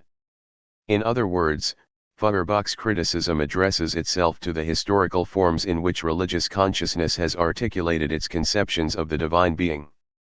The cornerstone of his philosophy is that the divine being thus conceived has its genesis in the being of man. It is the hypostatization of man understood as a species being. In the words of Feuerbach, man's idea of God is the idea of the human individual of his own species. God, as the totality of all realities and perfections, is nothing other than the totality of the qualities of the species compendiously put together in him for the benefit of the limited individual, but actually dispersed among men and realizing themselves in the course of world history. In the context of speculative philosophy, the divine being of religion emerges as the residential cogitans of Descartes, the substance of Spinoza, the ego of Fichte, and the absolute of Hegel. Speculative philosophy gives a rational conceptual form to the divine being of theology, just as theology hypostatizes the species being of man as the divine being. This, as we have already ascertained, is what Feuerbach means when he asserts that anthropology is the secret of theology and speculative philosophy. The God of theology and the ideal principle of speculative philosophy are nothing but forms of human self-alienation existing independently and objectively. Feuerbach's insistence on the anthropological substratum of theology and speculative philosophy contains a categorical imperative for man to take back into himself all the richness of content, infinity and universality he has put into God or into his speculative metamorphoses. The practical emancipatory value of the supersession of man's self-alienation would be his elevation from a morally and socio-politically degraded, impoverished, unfree being into a free and dignified being. The principle in terms of which Feuerbach seeks to restore the independence of the real is none other than sensuousness. The real has the ontological determination of being sensuous, and hence it is given through the senses, taken in its reality or regarded as real. The real is the object of the senses, the sensuous. Truth, reality, sensuousness are one and the same thing. Only a sensuous being is a true and real being. Only through the senses is an object given in the true sense, not through thought for itself. The object given by and identical with ideation is merely thought.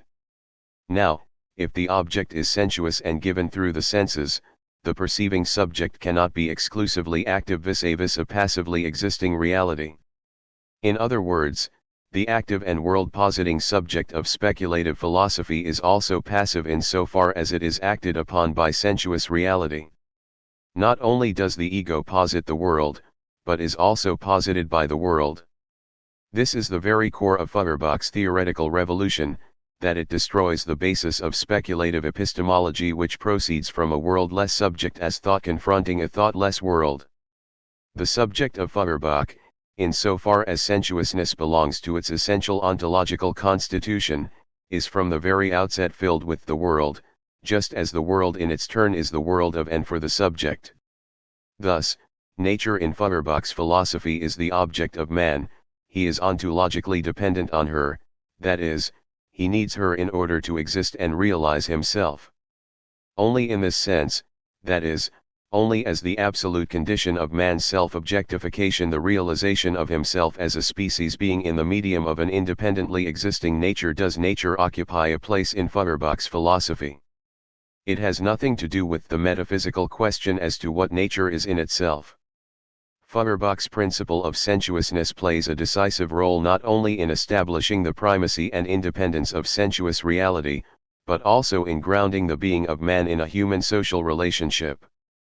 Once again, man in the sense of Feuerbach is to be distinguished from the purely rational subject of speculative philosophy. The whole man is the unity of reason and sensuousness, he is both mind and body. With respect to his body, man is a being of needs. The body is the rational limit of subjectivity, the concrete existence of man. That he is a sensuous being means that he stands in need of the means of life that exist outside himself, that he suffers pain, experiences the lack of things he needs but does not have, that he is subject to wishes and drives, that he experiences elation and depression, etc. Only as a sensuous being does man relate himself to real concrete being both actively and passively. Thus existing, man unites within himself thought and being, that is, overcomes the speculative dichotomy between thought and being. The categorical imperative of the new philosophy is, think as one who exists, as one who is in the world and is part of the world, not as one in the vacuum of abstraction, not as a solitary monad, not as an absolute monarch, not as an unconcerned, extra-worldly God. Only then can you be sure that being and thought are united in all your thinking. Man as the unity of thought and being is both subject and object. As such, he is necessarily referred to other subjects and objects existing apart from himself. To be is to be in togetherness with others. The being of man, the unity of thought and being, is communal being.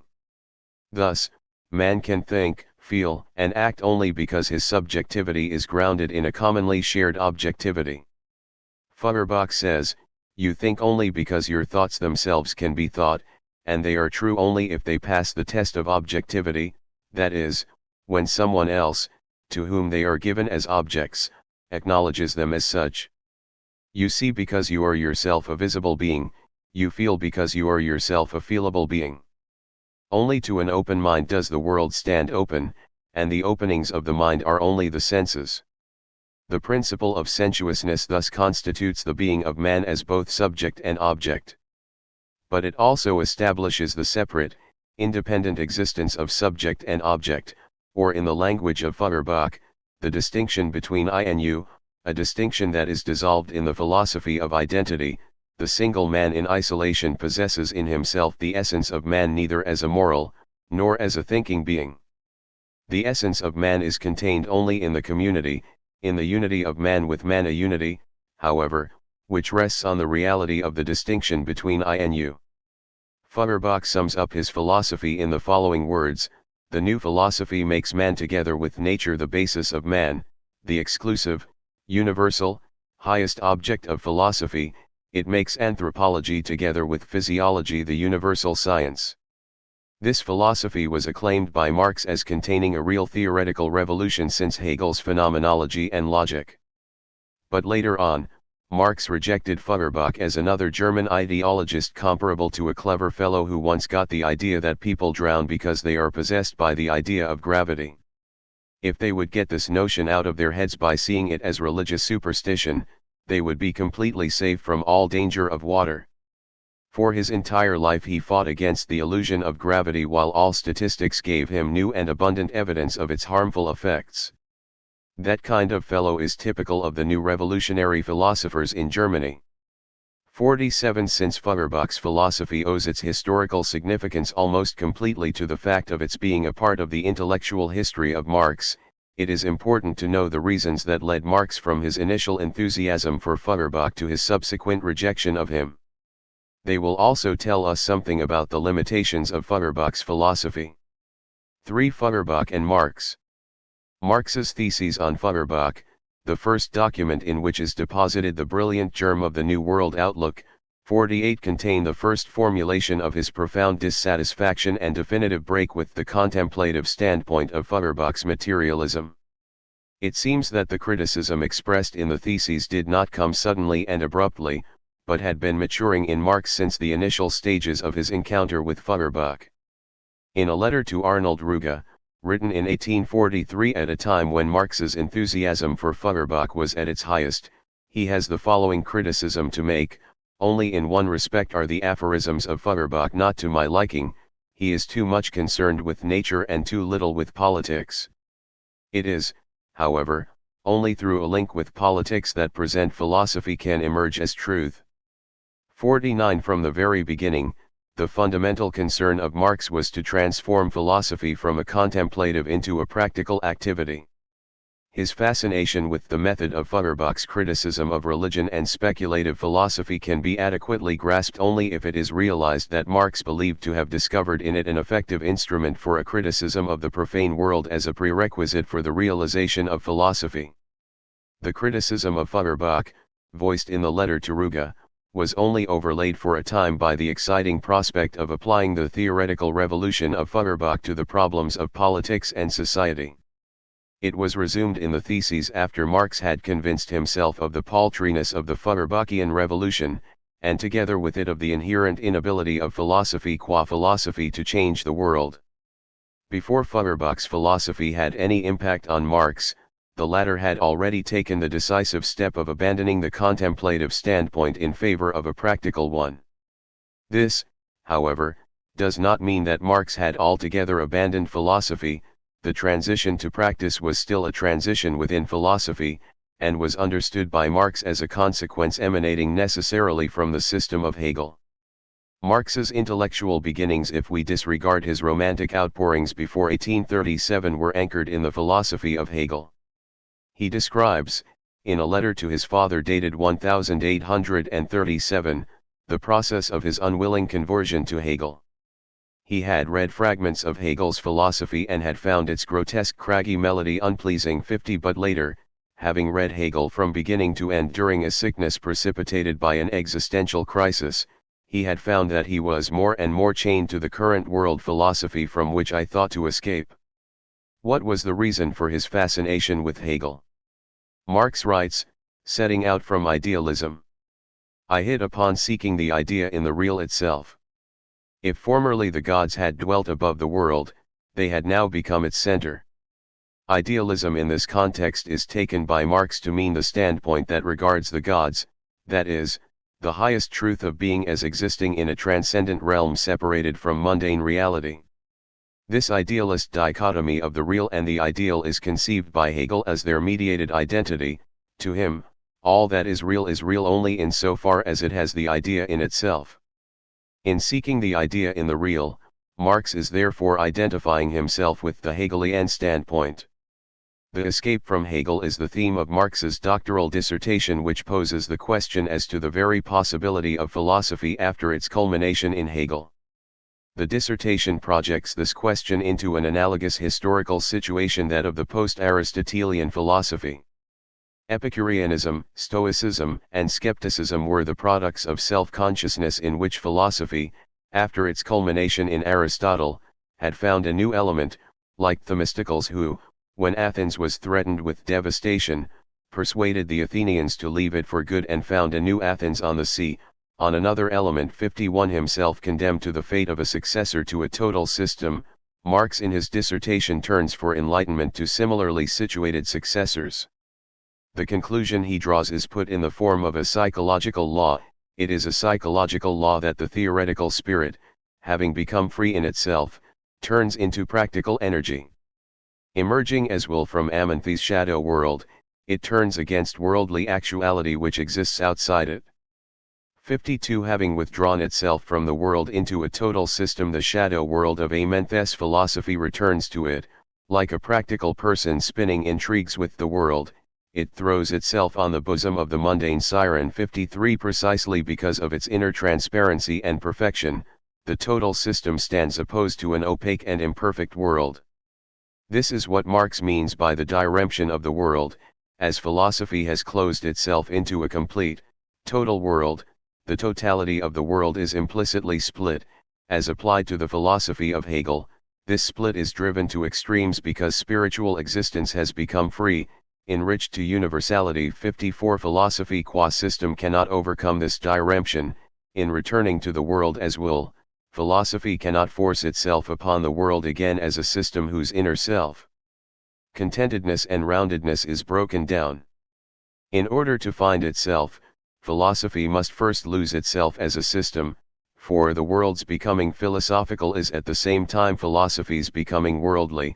Its realization is at the same time its loss, i.e., qua system, what it combats outside is its own inner defect, i.e., its abstract totality qua system from which the actual world with its contradictions is excluded, in his profound understanding of the nature of philosophy. Marx characterizes it as fundamentally critical. Its movement towards the world is its self-assertion as criticism which measures individual existence against essence, particular activity against the idea of 55. In this critical sense, philosophy cannot remain true to its own nature if it does not abandon contemplation and become practical, that is, address itself to the task of molding reality in the image of what it calls reason and freedom. Thus, as early as his doctoral dissertation, Marx determines philosophy as a practical activity called upon to oppose the irrationality and unfreedom of the world. He settles philosophy on the element of human self-consciousness and insists on its rebellious spirit. Philosophy makes no secret of it. The confession of Prometheus, to put it simply, I hate all the gods, is its very own confession, its own motto against all heavenly and earthly gods who do not recognize human self-consciousness as the highest deity. There shall be none other beside this deity. 56.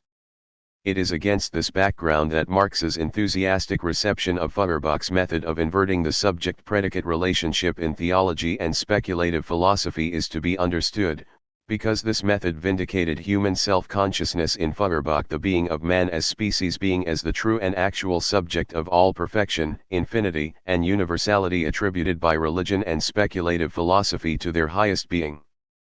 Furthermore, the method of Feuerbach released empirical reality from its subordinate and derivative position, thus establishing nature as primary, self-subsisting, and intrinsically real.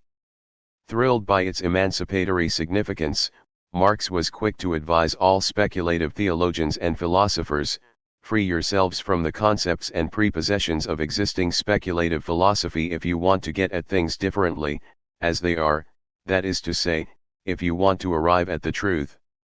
And there is no other road for you to truth and freedom except that leading through the Fiery Brook, the Feuerbach. Feuerbach is the purgatory of the present times. 57. Marx himself applies the Feuerbachian method to Hegel's philosophy of the state, and ascertains in a language strictly oriented on Feuerbach's terminology and diction, Hegel makes the predicates, the objects, self-sufficient, but separated from their actual self-sufficiency, from their subject. Later the actual subject then appears as a result, while one should proceed from the actual subject and pay attention to its objectivization. Hegel considers the universal not as the actual essence of what is the actual finite, that is, what is existing and determinate, and he considers the actual ends not as the genuine subject of the infinite. 58. It was due to Marx's primary concern with the actual socio-political world of man that he immediately left the Feuerbachian domain of the criticism of the religious world. Man, who has found only the reflection of himself in the fantastic reality of heaven where he sought a supernatural being, will no longer be inclined to find the semblance of himself, only the non-human being, where he seeks and must seek his true reality. 59. What the true reality of man is the subject of the most profound, and theoretically the most fundamental work of the young Marx, the Parisian manuscripts of 1844. In this work Marx formulates his first critique of political economy from the vantage point of a doctrine of man that is heavily indebted to Feuerbachian anthropology and naturalism. But it is also in the Parisian manuscripts that Marx drifts away from the contemplative standpoint of Feuerbach and turns directly to Hegel, especially to the Hegel of the phenomenology. A critical appropriation of the Hegelian dialectic of the lord and the slave leads Marx to the elaboration of a concept of man that, involving as it does the idea of the self-creation of man as a process anchored in labor as constitutive of man's essential being, transcends the scope of the contemplatively limited anthropology of Feuerbach. At the heart of the Parisian manuscripts is Marx's theory of communism, which provides the focal point of their thematic perspective. The main themes of the work: critique of political economy, critique of Hegelian philosophy, and alienated labor merge together and reveal their inner link in that theory: communism as positive overcoming of private property as human self-alienation, and thus as the actual appropriation of the human essence through and for man. Therefore, as the complete and conscious restoration of man to himself within the total wealth of previous development, the restoration of man as a social, that is, human being.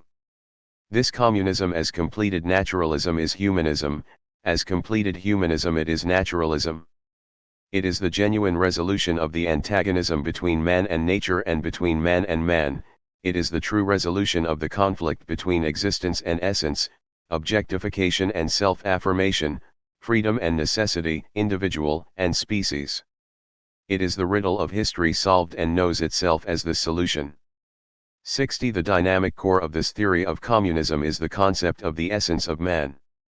The condition of man in history and society is seen by Marx as determined by the conflict between his essence, what he truly and really is, and his existence, his actual mode of being, in the context of alienated labor.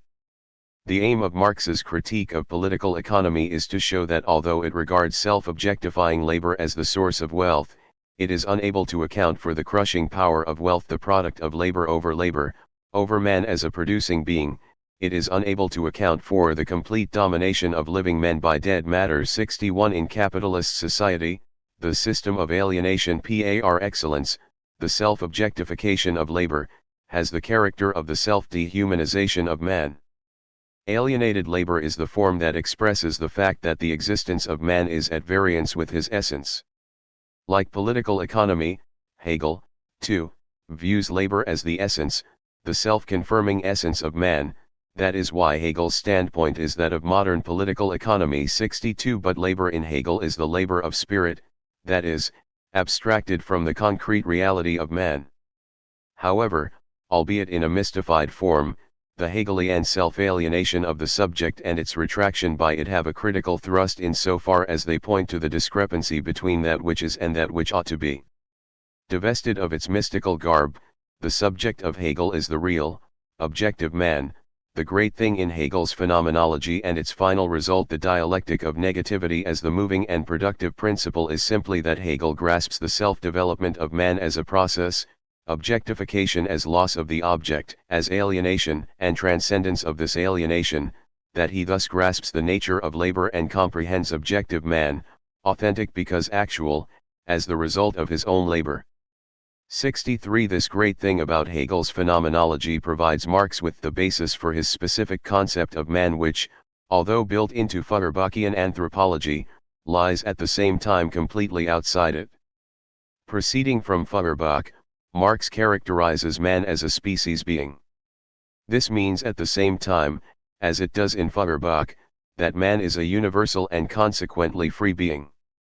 In distinction from the animal, man's life activity is not limited by a fixed mode of interchange with nature, but rather has the whole of nature as its object. Nature is the inorganic body of man, that is, nature insofar as it is not the human body. 64. Not limited like the animal, man produces not in a single direction, but universally. Because of the universal character of his interchange with nature, man reproduces the whole of nature. And insofar as he can transcend the context of immediate physical necessity, man, unlike the animal, creates also in accordance with the laws of beauty. 65. As a species being, man is also a natural being. He does not approach nature from an outside position of pure activity, but is from the very outset an integral part of nature. That the physical and spiritual life of man is tied up with nature is another way of saying that nature is linked to itself, for man is a part of nature. 66. However, the link between man and nature has the character of a mediated relationship. Man as subjective nature is mediated through objective nature, just as objective nature is mediated through the subjective life activity labor in the widest sense of man. The epistemological significance of labor, a concept which finds its explication in Marx's later works, is already apparent in the Parisian manuscripts when Marx attributes to it a world-constituting role. Man's interchange with nature, the medium of which is the life activity of man as productive activity, is the condition for the possibility of human objects. Nature is always nature as it has been worked upon, transformed, and integrated into certain perceptual patterns. But man as subjective nature is himself mediated through transformed or humanized nature. In Kantian terms, nature in the context of the anthropology of the Parisian manuscripts is phenomenon and not noumenon. In the words of Marx, human objects are not natural objects as they immediately present themselves, nor is human sense immediately and objectively human sensibility, human objectivity. Neither objective nor subjective nature is immediately presented in a form adequate to the human being. 67. The species being of man, and here Marx has only the term in common with Feuerbach, but not its explication consists in working upon nature so as to fashion it into the world of man. In working upon the objective world, man proves himself to be genuinely a species being. This production is his active species life. Through it nature appears as his work and his actuality. The object of labor is thus the objectification of man's species life. He produces himself not only intellectually, as in consciousness, but also actively in a real sense, and sees himself in a world he made. 68. Marx's concept of man, as distinct from that of Feuerbach, is essentially social and historical. The object-creating activity is fundamentally social because from the very outset it is carried on within a social context. The reality of others is revealed to man in and through the object of labor. The subject-object of the interchange with nature is human collectivity. The interchange has the character of a historical process. Neither the reality of man nor the forms of his world and the mode of his interchange with nature are fixed. They result from previous socio-historical processes and are themselves such processes. History is the process of man's self-creation through his labor. As mentioned earlier, these specific dimensions of Marx's concept of man are built into the Feuerbachian anthropology. Alienation, the basic theme of the Parisian manuscripts, is understandable only with reference to the essence of man. Alienation is the condition in which the essence of man and its self-manifestation as the world of man have the relationship of externality, foreignness, and domination to the actual empirical existence of man. The history of man is the history of his alienation from his own essence, culminating in capitalist society as the system of alienation par excellence. It is within this anthropological perspective that Marx interprets communism as the conscious restoration of man to himself, and sees in it the solution to the riddle of history. Marx abandons this anthropological standpoint, and with this the whole of Feuerbachian humanism and naturalism in his theses on Feuerbach and the German ideology. Marx says in the first thesis, the chief defect of all previous materialism, including Feuerbach's, is that the object, actuality, sensuousness is conceived only in the form of the object or contemplation, but not as sensuous human activity, practice, not subjectively. Hence, in opposition to materialism, the active side was developed by idealism, but only abstractly, since idealism naturally does not know actual, sensuous activity as such. Feuerbach wants sensuous objects actually different from thought objects, but he does not comprehend human activity itself as objective. 69. This is quite obviously reminiscent of the characterization in the Parisian manuscripts of labor as the process of man's self-creation, involving at the same time the practical creation of an objective world. As in the Parisian manuscripts, so also in the first thesis the active side is associated with the idealist philosophy of Hegel. The Hegelian subject, even if in an abstract way, is actively involved in the production of its content, its objectifications. In other words, its relationship to its objectifications, the forms into which it alienates itself, is not contemplative, but practical, for only thus can it progressively supersede its self-alienation. The Hegelian subject is the activity of returning to itself from the object which it actively posits. The mediating activity is unknown to all materialism, including that of Feuerbach. It does not realize that the object is essentially sensuous human activity insofar as it is posited as such by human labor, the activity of producing human objects. Hence, Feuerbach does not comprehend human activity itself as objective. It would seem that Marx has not yet abandoned the framework of the Parisian manuscripts, for what we have in the first thesis is a more direct and definitive version of what he had already said. The sixth thesis, however, makes it quite clear that Marx has completely abandoned the anthropological context of his concept of labor, The context is now socio-historical. Rejecting the idea of the essence of man, Marx relegates it to a social category, but the essence of man is no abstraction inherent in each single individual. In its actuality, it is the ensemble of social relationships. These social relationships do not have a fixed form, they are structured within a totality which is itself the result of its socio-historical process. The Fiery Brook. Selected writings of Ludwig Feuerbach.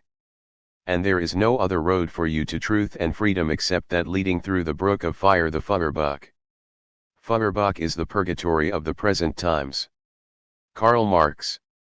Towards a critique of Hegel's philosophy. German speculative philosophy stands in direct contrast to the ancient Solomonic wisdom, whereas the latter believes that there is nothing new under the sun, the former sees nothing that is not new under the sun, whereas Oriental man loses sight of differences in his preoccupation with unity, Occidental man forgets unity in his preoccupation with differences, whereas Oriental man carries his indifference to the eternally identical to the point of an imbecilic apathy, Occidental man heightens his sensibility for the manifold to the feverish heat of the imaginatio luxurians. By German speculative philosophy, I mean that philosophy which dominates the present, the philosophy of Hegel. As far as Schelling's philosophy is concerned, it was really an exotic growth, the ancient Oriental idea of identity on Germanic soil. If the characteristic inner movement of Schelling's school is towards the Orient, then the distinguishing feature of the Hegelian philosophy and school is their move towards the Occident combined with their belittlement of the Orient. The characteristic element of Hegel's philosophy as compared to the Orientalism of the philosophy of identity is difference. In spite of everything, Hegel's philosophy of nature does not reach beyond the involutions of zoophytes and mollusca, to which, as is known, acephals and gastropods also belong. Hegel elevated us to a higher stage, i.e., to the class of articulata whose highest order is constituted by insects. Hegel's spirit is logical, determinate, and I would like to say entomological. In other words, Hegel's is a spirit that finds its appropriate dwelling in a body with numerous protruding members and with deep fissures and sections. This spirit manifests itself particularly in its view and treatment of history. Hegel determines and presents only the most striking differences of various religions, philosophies, times, and peoples, and in a progressive series of stages, but he ignores all that is common and identical in all of them. The form of both Hegel's conception and method is that of exclusive time alone, not that of tolerant space. His system knows only subordination and succession, coordination and coexistence are unknown to it. To be sure, the last stage of development is always the totality that includes in itself the other stages, but since it itself is a definite temporal existence and hence bears the character of particularity, it cannot incorporate into itself other existences without sucking out the very marrow of their independent lives and without robbing them of the meaning which they can have only in complete freedom. The Hegelian method boasts of taking the same course as nature. It is true that it imitates nature, but the copy lacks the life of the original. Granted, nature has made man the master of animals, but it has given him not only hands to tame animals but also eyes and ears to admire them. The independence of the animal, which the cruel hand robs, is given back to it by sympathetic ears and eyes. The love of art breaks the chains that the self-interest of manual work puts around the animal. The horse that is weighed down under the grooms behind is elevated to an object of art by the painter, and the sable that is slain by the furrier for the purpose of turning its fur into a momentary ornament of human vanity is preserved by natural science so that it can be studied as a whole organism. Nature always combines the monarchical tendency of time with the liberalism of space. Naturally, the flower cancels the leaf, but would the plant be perfect if the flower only sat brightly on a leafless stem? True, some plants do shed their leaves in order to put all their energy into bringing forth the blossom, but there are other plants in which the leaf either appears later than the flower or simultaneously with it, which proves that any presentation of the totality of the plant requires the leaf as well as the flower. It is true that man is the truth of the animal, but would the life of nature, would the life of man itself be perfect if animals did not exist independently? Is man's relationship with animals only a despotic one? Do not the forsaken and the rejected find a substitute for the ingratitude, scheming, and unfaithfulness of their fellow human beings in the faithfulness of the animal? Does the animal not have a power that consoles and heals his broken heart? Is not a good, rational sense also part of animal cults? Could it not be that we regard these cults as ludicrous because we have succumbed to an idolatry of a different kind? Does not the animal speak to the heart of the child in fables? Did not a mere donkey once open the eyes of an obdurate prophet? The stages in the development of nature have, therefore, by no means only a historical meaning.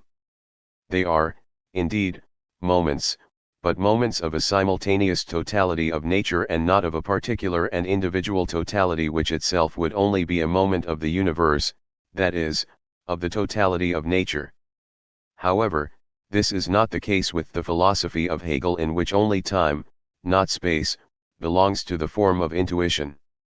Here, totality or the absoluteness of a particular historical phenomenon or existence is vindicated as predicate, thus reducing the stages of development as independent entities only to a historical meaning.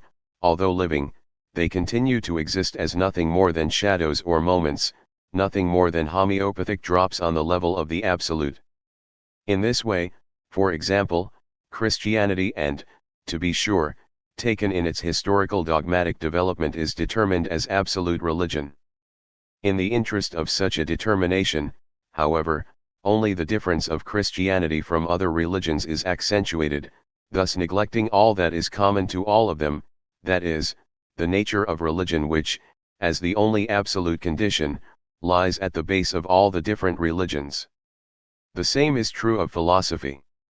The Hegelian philosophy, I mean the philosophy of Hegel, that is to say, a philosophy that is after all a particular and definite philosophy having an empirical existence. We are not concerned here with the character of its content, is defined and proclaimed as absolute philosophy, i.e., as nothing less than philosophy itself, if not by the master himself, then certainly by his disciples, at least by his orthodox disciples, and certainly quite consistently and in keeping with the teaching of the master.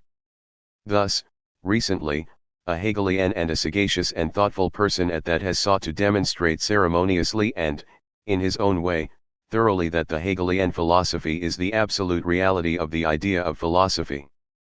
But however sagacious the author is otherwise, he proceeds from the very outset uncritically in so far as he does not pose the question, is it at all possible that a species realizes itself in one individual, art as such in one artist, and philosophy as such in one philosopher? And yet this is the main question, for what use to me are all the proofs that this particular person is the Messiah when I do not believe at all that any Messiah ever will, could, or must appear? Hence, if this question is not raised, it is quietly taken for granted that there must and does exist an aesthetic or speculative Dalai Lama, an aesthetic or speculative transubstantiation, and an aesthetic or speculative Day of Judgment. It is just this presupposition, however, that contradicts reason. Only all men taken together, says Goethe, cognize nature, and only all men taken together live human nature. How profound, and what is more, how true! Only love, admiration, veneration, in short, only passion makes the individual into the species. For example, in moments when, enraptured by the beautiful and lovable nature of a person, we exclaim, he is beauty, love, and goodness incarnate. Reason, however, knows nothing, keeping in mind the Solomonic wisdom that there is nothing new under the sun of a real and absolute incarnation of the species in a particular individuality.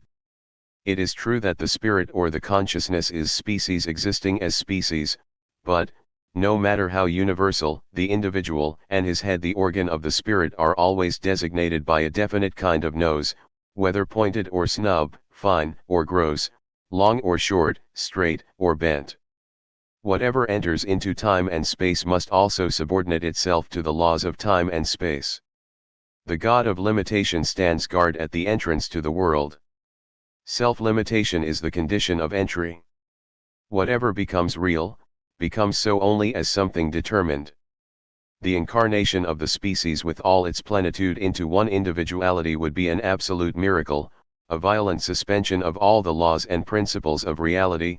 It would, indeed, be the end of the world. Obviously, therefore, the belief of the apostles and early Christians in the approaching end of the world was intimately linked with their belief in incarnation. Time and space are actually already abolished with the manifestation of the divinity in a particular time and form, and hence there is nothing more to expect but the actual end of the world. It is no longer possible to conceive the possibility of history, it no longer has a meaning and goal. Incarnation and history are absolutely incompatible. When deity itself enters into history, history ceases to exist. But if history nevertheless continues in the same way as before, then the theory of incarnation is in reality nullified by history itself. The manifestation of the deity, which is only a report, a narration for other later times and hence only an object of imagination and recollection, has lost the mark of divinity, and relinquishing its miraculous and extraordinary status, it has placed itself on an equal footing with the other, ordinary phenomena of history inasmuch as it is itself reproduced in later times in a natural way. The moment it becomes the object of narration, it ceases to be a miracle. It is therefore not without reason that people say that time betrays all secrets. Consequently, if a historical phenomenon were actually the manifestation or incarnation of the deity, then it must extinguish, and this alone would be its proof, all the lights of history, particularly church lights, as the sun puts out the stars and the day nocturnal lights. Then it must illuminate the whole earth with its rapturous divine effulgence and be for all men in all times an absolute, omnipresent, and immediate manifestation. For what is supernatural must also act as such beyond all limits of time, and hence, what reproduces itself in a natural way maintains itself only through the medium of either oral or written tradition, is only of mediated origin and integrated into a natural context. The situation is the same with the theories of incarnation in the field of art and science. If Hegelian philosophy were the absolute reality of the idea of philosophy, then the immobility of reason in the Hegelian philosophy must necessarily result in the immobility of time, for if time still sadly moved along as if nothing had happened, then the Hegelian philosophy would unavoidably forfeit its attribute of absoluteness. Let us put ourselves for a few moments in future centuries. Will not the Hegelian philosophy then be chronologically a foreign and transmitted philosophy to us? Will it be possible for us then to regard a philosophy from other times, a philosophy of the past, as our contemporary philosophy? How else do philosophies pass if it is not because men and epochs pass and posterity wants to live not by the heritage of its ancestors but by the riches acquired by itself? Will we therefore not regard the Hegelian philosophy as an oppressive burden, just as medieval Aristotle once was to the age of Reformation? Will not an opposition of necessity arise between the old and the new philosophy, between the unfree because traditional and free because self-acquired philosophy? Will not Hegelian philosophy be relegated from its pinnacle of the absolute reality of the idea to the modest position of a particular and definite reality? But is it not rational, is it not the duty and task of the thinking man to anticipate through reason the necessary and unavoidable consequences of time, to know in advance from the nature of things what will one day automatically result from the nature of time? Anticipating the future with the help of reason, let us therefore undertake to demonstrate that the Hegelian philosophy is really a definite and special kind of philosophy. The proof is not difficult to find, however much this philosophy is distinguished from all previous philosophies by its rigorous scientific character, universality, and incontestable richness of thought. Hegelian philosophy was born at a time when mankind stood, as at any other time, on a definite level of thought, when a definite kind of philosophy was in existence. It drew on this philosophy, linked itself with it, and hence it must itself have a definite, i.e., finite character. Every philosophy originates, therefore, as a manifestation of its time. Its origin presupposes its historical time. Of course, it appears to itself as not resting on any presuppositions, and, in relation to earlier systems, that is certainly true. A later age, nevertheless, is bound to realize that this philosophy was after all based on certain presuppositions, i.e., certain accidental presuppositions which have to be distinguished from those that are necessary and rational and cannot be negated without involving absolute nonsense. But is it really true that the Hegelian philosophy does not begin with any presuppositions? Yes. It proceeds from pure being. It does not start from a particular point of departure, but from that which is purely indeterminate. It starts from that which is itself the beginning. Is that really so? And is it not after all a presupposition that philosophy has to begin at all? Well, it is quite obvious that everything must have a beginning, philosophy not excepted. Quite true. But beginning here has the sense of accidental or indifferent. In philosophy, on the other hand, beginning has a particular meaning, the meaning of the first principle in itself as required by philosophical science. But what I would like to ask is, why should beginning be taken in this sense? Is the notion of beginning not itself subject to criticism? Is it immediately true and universally valid? Why should it not be possible for me to abandon at the start the notion of beginning and, instead, turn directly to that which is real? Hegel starts from being, i.e., the notion of being or abstract being. Why should I not be able to start from being itself, i.e., real being?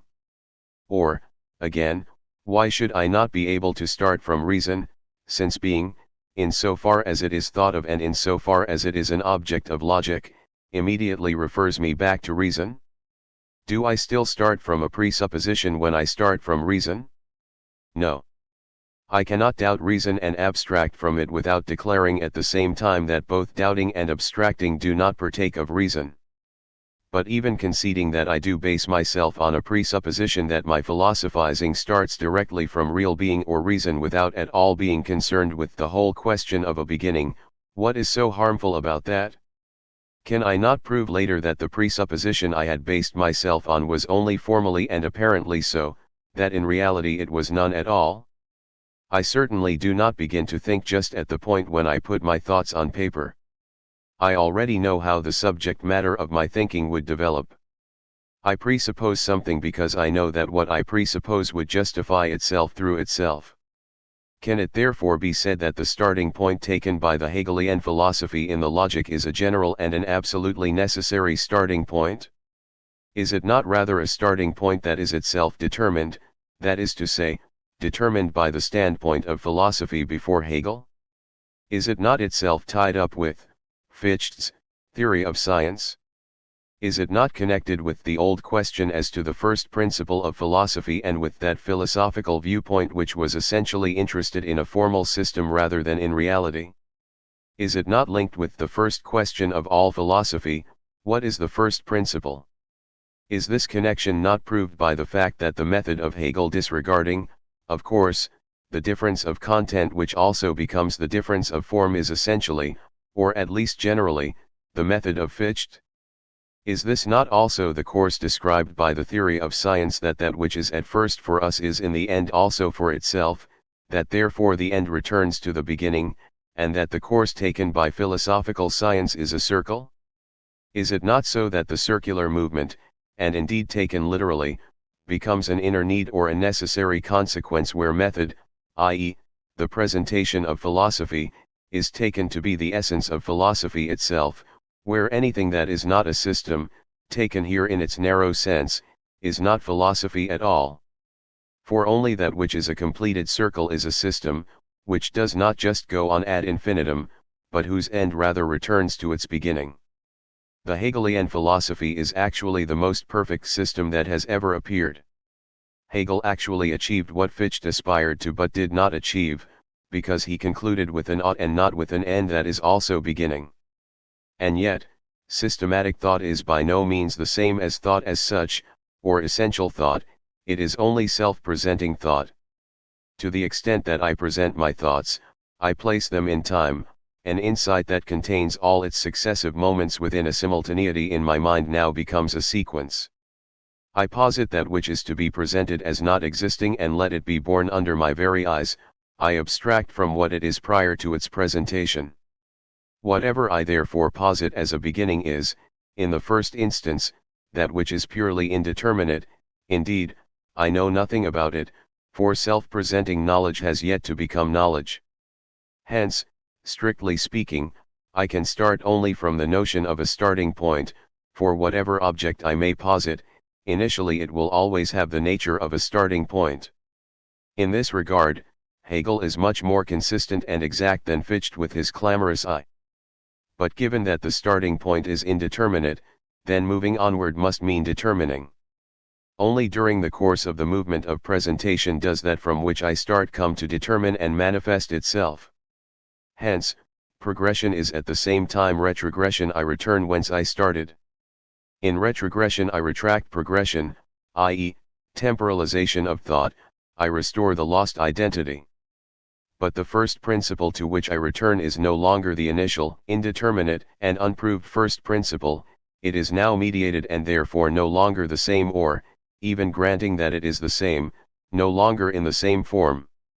This process is of course well-founded and necessary, although it rests only on the relationship of self-manifesting and self-presenting thought to thought in itself, i.e., to inner thought. Let us put it in the following way. I read the logic of Hegel from beginning to end. At the end I return to the beginning. The idea of the idea or the absolute idea contains in itself the idea of essence, the idea of being.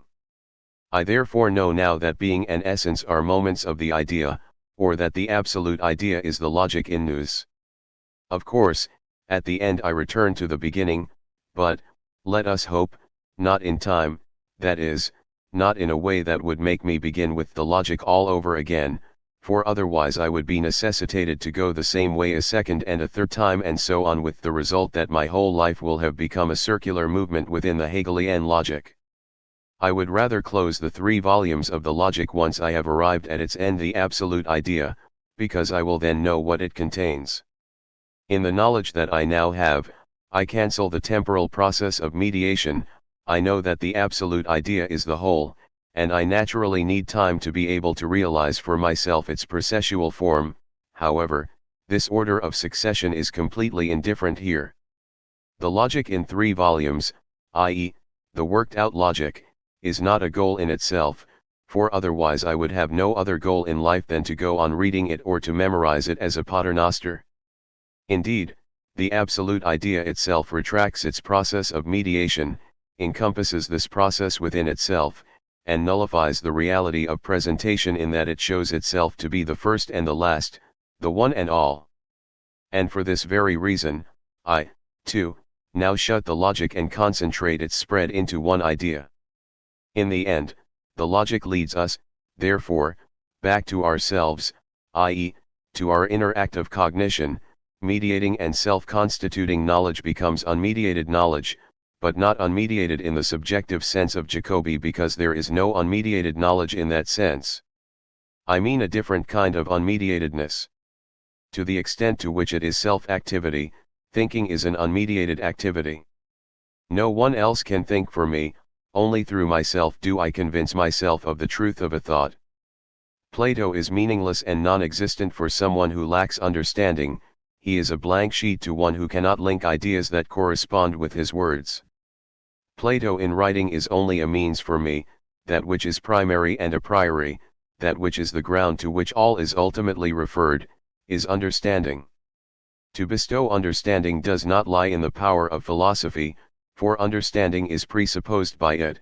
Philosophy only shapes my understanding.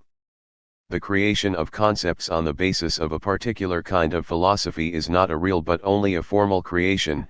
It is not creation out of nothing, but only the development, as it were, of a spiritual matter lying within me that is as yet indeterminate but, nevertheless, capable of assuming all determinations. The philosopher produces in me only the awareness of what I can know. He fastens onto my mental ability. In this sense, philosophy, issuing either from the mouth or the pen, goes back directly to its own source. It does not speak in order to speak, hence its antipathy against all pretty talk, but in order not to speak, that is, in order to think. It does not demonstrate, hence its contempt for all sophistic syllogistics, but only to show that what it demonstrates is simply in keeping with the very principle of all demonstration and reason, and that it is stringent thought, i.e., a thought that expresses to every thinking person a law of reason. To demonstrate is to show that what I am saying is true, is to lead expressed thought back to its source. The meaning of demonstration cannot, therefore, be grasped without reference to the meaning of language. Language is nothing other than the realization of the species, i.e., the I is mediated with the you in order, by eliminating their individual separateness, to manifest the unity of the species. Now, the element in which the word exists is air, the most spiritual and general medium of life. A demonstration has its ground only in the mediating activity of thought for others. Whenever I wish to prove something, I do so for others. When I prove, teach, or write, then I do so, I hope, not for myself, for I also know, at least in essentials, what I do not write, teach, and discuss. This is also the reason why one often finds it most difficult to write about something which one knows best, which is so perfectly certain and clear to oneself that one cannot understand why others should not know it as well. A writer who is so certain of the object he is to write about that he would not even take the trouble to write about it falls into a category of humor that is in a class by itself. He defeats the purpose of writing through writing, and jokes about proofs in his proofs. If I am to write and, indeed, write well and in a fundamental way, then I must doubt that the others know what I know, or at least that they know it in the same way as I do. Only because of that can I communicate my thoughts. But I also presuppose that they should and can know them. To teach is not to drum things into a person, rather, the teacher applies himself to an active capacity, to a capacity to learn. The artist presupposes a sense of beauty he cannot bestow it upon a person, for in order that we take his works to be beautiful, in order that we accept and countenance them at all, he must presuppose in us a sense of art. All he can do is to cultivate it and give it a certain direction. Similarly, the philosopher does not assume that he is a speculative Dalai Lama, that he is the incarnation of reason itself. In order that we recognize his thoughts as true, in order that we understand them at all, he presupposes reason, as a common principle and measure in us as well as in himself. That which he has learned, we should also be able to know, and that which he has found we should also be able to find in ourselves with the help of our own thinking. Demonstration is therefore not a mediation through the medium of language between thought, in so far as it is my thought, and the thought of another person, in so far as it is his thought. Where 2 or 3 people assemble in my name, I, reason, and truth am there among you. Nor is it a mediation of I and you to know the identity of reason, nor, again, a mediation through which I verify that my thought is not mine, but is rather thought in and for itself, so that it can just as well be mine as that of someone else. If we are indifferent in life as to whether our thoughts are understood and acknowledged, then this indifference is shown only to this or that man or to this or that class of men, because we regard them as people who are full of prejudices, corrupted by particular interests and feelings, incorrigible. Their number does not matter here at all. It is of course true that man can be self-sufficient because he knows himself to be a whole, because he distinguishes himself from himself, and because he can be the other to himself. Man speaks to and converses with himself, and because he knows that his thought would not be his own if it were also not at least as a possibility the thought of others. But all this indifference, all this self-sufficiency and self-concern are only exceptional phenomena. In reality, we are not indifferent. The urge to communicate is a fundamental urge, the urge for truth. We become conscious and certain of truth only through the other, even if not through this or that accidental other. That which is true belongs neither to me nor exclusively to you, but is common to all. The thought in which I and you are united is a true thought. This unification is the confirmation, sign, and affirmation of truth only because it is itself already the truth. That which unites is true and good. The objection that, hence, theft too is true and good, because here, too, men are united, does not deserve to be refuted. In this case, each is only for himself. All philosophers we know have expressed, i.e., taught their ideas either orally, like Socrates, or in written form, otherwise they could not have become known to us. To express thoughts is to teach, but to teach is to demonstrate the truth of that which is taught. This means that demonstrating is not just a relationship of the thinker to himself or of a thought that is imprisoned within itself to itself, but the relationship of the thinker to others. Hence, the forms of demonstration and inference cannot be the forms of reason one as such, i.e., forms of an inner act of thought and cognition. They are only forms of communication, modes of expression, representations, conceptions, in short, forms in which thought manifests itself. That is why a quick-witted person can be ahead of his demonstrating teacher, even with the first thought. He anticipates in no time the ensuing sequence of deductions which another person must go through step by step. A genius for thinking is just as much innate to man, and exists just as much to a certain degree in all men in the form of receptivity as a genius for art.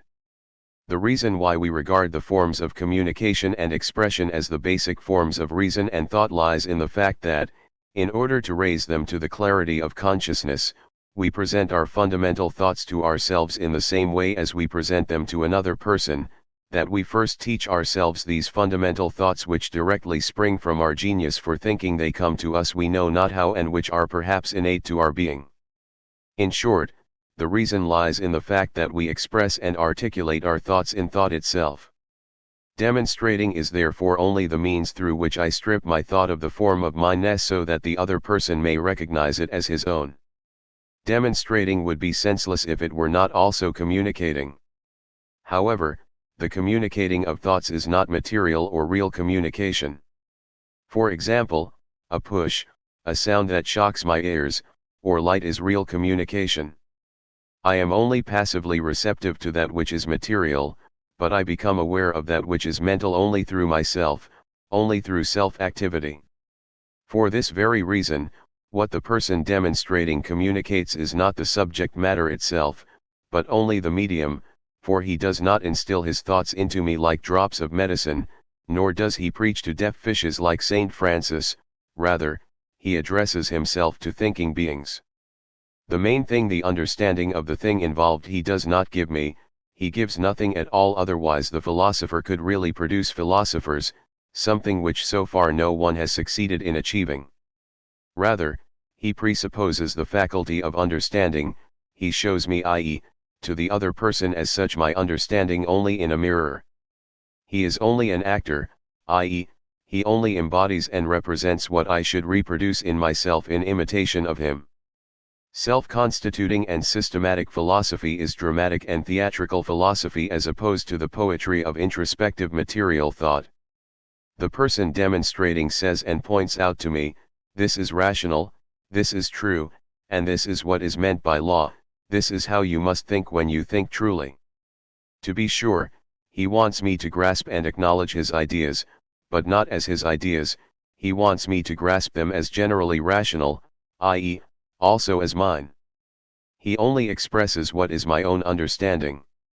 Herein lies the justification for the demand that philosophy should awaken, stimulate thought, and not make us the captives of its oral or written word. A communicated thought is precisely thought externalized into word, which always has a mentally deadening effect. Every presentation of philosophy, whether oral or written, is to be taken and can only be taken in the sense of a means. Every system is only an expression or image of reason, and hence only an object of reason, an object which reason, a living power that procreates itself in new thinking beings, distinguishes from itself and posits as an object of criticism. Every system that is not recognized and appropriated as just a means, limits and warps the mind, for it sets up the indirect and formal thought in the place of the direct, original, and material thought. It kills the spirit of invention. It makes it impossible to distinguish the spirit from the letter, for together with the thought herein lies the limitation of every system as something external. It also necessarily insists on retaining the word, thus failing to capture, indeed denying completely, the original meaning and determination of every system and expression of thought. All presentation, all demonstration, and the presentation of thought is demonstration, has, according to its original determination, and that is all that matters to us, the cognitive activity of the other person as its ultimate aim. Moreover, it is quite obvious that presentation or demonstration is also an end for itself, since every means must, in the first instance, be an end. The form must itself be instructive, that is, objectively expressed. The presentation of philosophy must itself be philosophical. The demand for the identity of form and content finds herein its justification. The presentation is, of course, systematic to the extent to which it is itself philosophical. By virtue of being so, the presentation comes to have a value in and for itself. For that reason the systematizer is an artist. The history of philosophical system is the picture gallery of reason. Hegel is the most accomplished philosophical artist, and his presentations, at least in part, are unsurpassed models of scientific art sense and, due to their rigor, veritable means for the education and discipline of the spirit. But precisely because of this, Hegel, in keeping with a general law which we cannot discuss here, made form into essence, the being of thought for others into being in itself, the relative goal into the final goal. Hegel, in his presentation, aimed at anticipating and imprisoning the intellect itself and compressing it into the system. The system was supposed to be, as it were, reason itself. All immediate activity was to dissolve itself completely in mediated activity, and the presentation of philosophy was not to presuppose anything, that is, nothing was to be left over in us and nothing within us, a complete emptying of ourselves. The Hegelian system is the absolute self-externalization of reason, a state of affairs that expresses itself, among other things, in the fact that the empirical character of his natural law is pure speculation. The true and ultimate reason for all complaints about formalism, neglect of subjectivity, etc., lies solely in the fact that Hegel compresses everything into his presentation, that he proceeds abstractly from the pre-existence of the intellect, and that he does not appeal to the intellect within us. It is true that Hegel retracts the process of mediation in what he calls the result, but in so far as form is posited as objective essence, one is again left in doubt as to the objectivity or subjectivity of the process of mediation. Hence, those who claim that the process of the mediation of the absolute is only a formal one may well be materially right, but those who claim the opposite, that is, those who claim objective reality for this process, may not, at least formally, be in the wrong. The Hegelian philosophy is thus the culminating point of all speculative systematic philosophy. With this, we have discovered and moved the reason underlying the beginning of the logic. Everything is required either to present, prove, itself or to flow into, and be dissolved in, the presentation. The presentation ignores that which was known before the presentation, it must make an absolute beginning. But it is precisely here that the limits of the presentation manifest themselves immediately. Thought is prior to the presentation of thought. That which constitutes the starting point within the presentation is primary only for the presentation but not for thought. The presentation needs thought which, although always present within thinking, emerges only later. Point 2. The presentation is that which is mediated in and for itself. What is primary is therefore never immediate even within the presentation, but only posited, dependent, and mediated, in that it is determined by the determinations of thought whose certainty is self-dependent and which are prior to and independent of a philosophy presenting and unfolding itself in time. Thus, presentation always appeals to a higher authority and one which is a priori in relation to it. Who would think that this is not also the case with the being of the Hegelian logic? Being is that which is immediate, indeterminate, self-same, self-identical, and undifferentiated. But are not the notions of immediacy and identity presupposed here? Being merges into nothingness, it disappears immediately into its opposite, its truth is the very movement of its disappearing. Does Hegel not take perceptions for granted here? Is disappearing a notion or is it rather a sensuous perception? Becoming is restlessness, the restless unity of being and nothingness, existence is this unity having come to rest. Is not a highly doubtful perception simply taken for granted here? Can a skeptic not object that rest is a sensory illusion, that everything is rather in constant motion? What, therefore, is the use of putting such ideas at the starting point, even if only as images? But it may be objected that such assumptions as the notions of sameness and identity are quite evident and natural. How else could we conceive of being? These notions are the necessary means through which we cognize being as primary. Quite right. But is being, at least for us, immediate? Is it not rather that wherefrom we cannot abstract the primary? Of course, the Hegelian philosophy is aware of this as well. Being, whence the logic proceeds, presupposes on the one hand the phenomenology, and on the other, the absolute idea. Being, that which is primary and indeterminate, is revoked in the end as it turns out that it is not the true starting point. But does this not again make a phenomenology out of the logic? And being only a phenomenological starting point? Do we not encounter a conflict between appearance and truth within the logic as well? Why does Hegel not proceed from the true starting point? Indeed, the true can only be a result, the true has to prove itself to be so, that is, it has to present itself. But how can it do so if being itself has to presuppose the idea, that is, when the idea has already in itself been presupposed as the primary? Is this the way for philosophy to constitute and demonstrate itself as the truth so that it can no longer be doubted, so that skepticism is reduced once and for all to absurdity? Of course, if you say A, you will also have to say B. Anyone who can countenance being at the beginning of the logic will also countenance the idea. If this being has been accepted as proved by someone, then he must also accept the idea as proved. But what happens if someone is not willing to say A? What if he says instead, your indeterminate and pure being is just an abstraction to which nothing real corresponds, for real is only real being? Or else prove if you can the reality of general notions. Do we not thus come to those general questions that touch upon the truth and reality not only of Hegel's logic but also of philosophy altogether? Is the logic above the dispute between the nominalists and realists, to use old names for what are natural contraries? Does it not contradict in its first notion sense perception and its advocate, the intellect? Have they no right to oppose the logic? The logic may well dismiss the voice of sense perception, but, then, the logic itself is dismissed by the intellect on the ground that it is like a judge who is trying his own case. Have we therefore not the same contradiction right at the outset of the philosophical science as in the philosophy of Fichte? In the latter case, the contradiction is between the pure and the empirical, real ego; in the former, it is between the pure and the empirical, real being.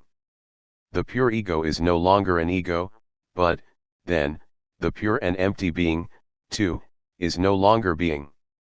The logic says, I abstract from determinate being, I do not predicate of determinate being the unity of being and nothingness. When this unity appears to the intellect as paradoxical and ridiculous, it quickly substitutes determinate being by pure being, for now it would, of course, be a contradiction for being not to be nothingness as well. But the intellect retorts, only determinate being is being, in the notion of being lies the notion of absolute determinateness. I take the notion of being from being itself, however, all being is determinate being, that is why, in passing, I can also posit nothingness, which means not something or opposed to being, because I always and inseparably connect something with being. If you therefore leave out determinateness from being, you leave being with no being at all. It will not be surprising if you then demonstrate that indeterminate being is nothingness.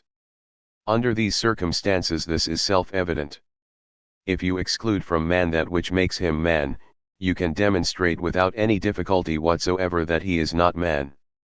But just as the notion of man from which you have excluded the specific difference of man is not a notion of man, but rather of a fabricated entity, as, for example, the Platonic man of Diogenes, so the notion of being from which you have excluded the content of being is no longer the notion of being. Being is diverse in the same measure as things. Being is one with the thing that is. Take away being from a thing, and you take away everything from it. It is impossible to think of being in separation from specific determinations. Being is not a particular notion, to the intellect at least, it is all there is.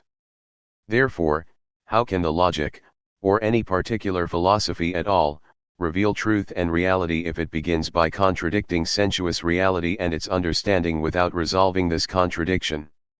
That it can prove itself to be true is not a matter of doubt. This, however, is not the question. A twosome is needed to prove something. While proving, the thinker splits himself into two, he contradicts himself, and only after a thought has been and has overcome its own opposition, can it be regarded as proved. To prove is at the same time to refute. Every intellectual determination has its antithesis, its contradiction. Truth exists not in unity with, but in refutation of its opposite. Dialectics is not a monologue that speculation carries on with itself, but a dialogue between speculation and empirical reality. A thinker is a dialectician only insofar as he is his own opponent. The zenith of art and of one's own power is to doubt oneself. Hence, if philosophy or, in our context, the logic wishes to prove itself true, it must refute rational empiricism or the intellect which denies it and which alone contradicts it. Otherwise all its proofs will be nothing more than subjective assurances, so far as the intellect is concerned. The antithesis of being in general and as regarded by the logic is not nothingness, but sensuous and concrete being. Sensuous being denies logical being, the former contradicts the latter and vice versa. The resolution of this contradiction would be the proof of the reality of logical being, the proof that it is not an abstraction, which is what the intellect now takes it to be. The only philosophy that proceeds from no presuppositions at all is one that possesses the courage and freedom to doubt itself, that produces itself out of its antithesis. All modem philosophies, however, begin only with themselves and not with what is in opposition to them. They presuppose philosophy, that is, what they understand by philosophy to be the immediate truth. They understand by mediation only elucidation, as in the case of Fichte, or development, as in the case of Hegel. Kant was critical towards the old metaphysics, but not towards himself. Fichte proceeded from the assumption that the Kantian philosophy was the truth. All he wanted was to raise it to science, to link together that which in Kant had a dichotomized existence, by deriving it from a common principle. Similarly, Schelling proceeded from the assumption that the Fichtean philosophy was the established truth, and restored Spinoza in opposition to Fichte. As far as Hegel is concerned, he is a Fichte as mediated through a Schelling. Hegel polemicized against the absolute of Schelling, he thought it lacked the moment of reflection, apprehension, and negativity. In other words, he imbued the absolute identity with spirit, introduced determinations into it, and fructified its womb with the semen of the notion, the ego of Fichte. But he, nevertheless, took the truth of the absolute for granted. He had no quarrel with the existence or the objective reality of absolute identity, he actually took for granted that Schelling's philosophy was, in its essence, a true philosophy. All he accused it of was that it lacked form. Hence, Hegel's relationship to Schelling is the same as that of Fichte to Kant. To both the true philosophy was already in existence, both in content and substance, both were motivated by a purely scientific, that is, in this case, systematic and formal interest. Both were critics of certain specific qualities of the existing philosophy, but not at all of its essence. That the absolute existed was beyond all doubt. All it needed was to prove itself and be known as such. In this way it becomes a result and an object of the mediating notion, that is, a scientific truth and not merely an assurance given by intellectual intuition. But precisely for that reason the proof of the absolute in Hegel has, in principle and essence, only a formal significance, notwithstanding the scientific rigor with which it is carried out. Right at its starting point, the philosophy of Hegel presents us with a contradiction, the contradiction between truth and science, between essence and form, between thinking and writing. The absolute idea is assumed, not formally, to be sure, but essentially. What Hegel premises as stages and constituent parts of mediation, he thinks are determined by the absolute idea. Hegel does not step outside the idea, nor does he forget it. Rather, he already thinks the antithesis out of which the idea should produce itself on the basis of its having been taken for granted. It is already proved substantially before it is proved formally. Hence, it must always remain unprovable, always subjective for someone who recognizes in the antithesis of the idea a premise which the idea has itself established in advance. The externalization of the idea is, so to speak, only a dissembling, it is only a pretense and nothing serious. The idea is just playing a game. The conclusive proof is the beginning of the logic, whose beginning is to be taken as the beginning of philosophy as such. That the starting point is being is only a formalism, for being is here not the true starting point, nor the truly primary. The starting point could just as well be the absolute idea because it was already a certainty, an immediate truth for Hegel before he wrote the Logic, i.e., before he gave a scientific form of expression to his logical ideas. The absolute idea, the idea of the absolute, is its own indubitable certainty as the absolute truth. It posits itself in advance as true, that which the idea posits as the other, again presupposes the idea according to its essence. In this way, the proof remains only a formal one. To Hegel, the thinker, the absolute idea was absolute certainty, but to Hegel, the author, it was a formal uncertainty. This contradiction between the thinker who is without needs, who can anticipate that which is yet to be presented because everything is already settled for him, and the needy writer who has to go through a chain of succession and who posits and objectifies as formally uncertain what is certain to the thinker, this contradiction is the process of the absolute idea which presupposes being and essence, but in such a way that these on their part already presuppose the idea. This is the only adequate reason required to explain the contradiction between the actual starting point of the logic and its real starting point which lies at the end. As was already pointed out, Hegel in his heart of hearts was convinced of the certainty of the absolute idea. In this regard, there was nothing of the critic or the skeptic in him. However, the absolute idea had to demonstrate its truth, had to be released from the confines of a subjective intellectual conception, it had to be shown that it also existed for others. Thus understood, the question of its proof had an essential, and at the same time an inessential, meaning. It was a necessity in so far as the absolute idea had to prove itself, because only so could it demonstrate its necessity, but it was at the same time superfluous as far as the inner certainty of the truth of the absolute idea was concerned. The expression of this superfluous necessity, of this dispensable indispensability or indispensable dispensability, is the Hegelian method.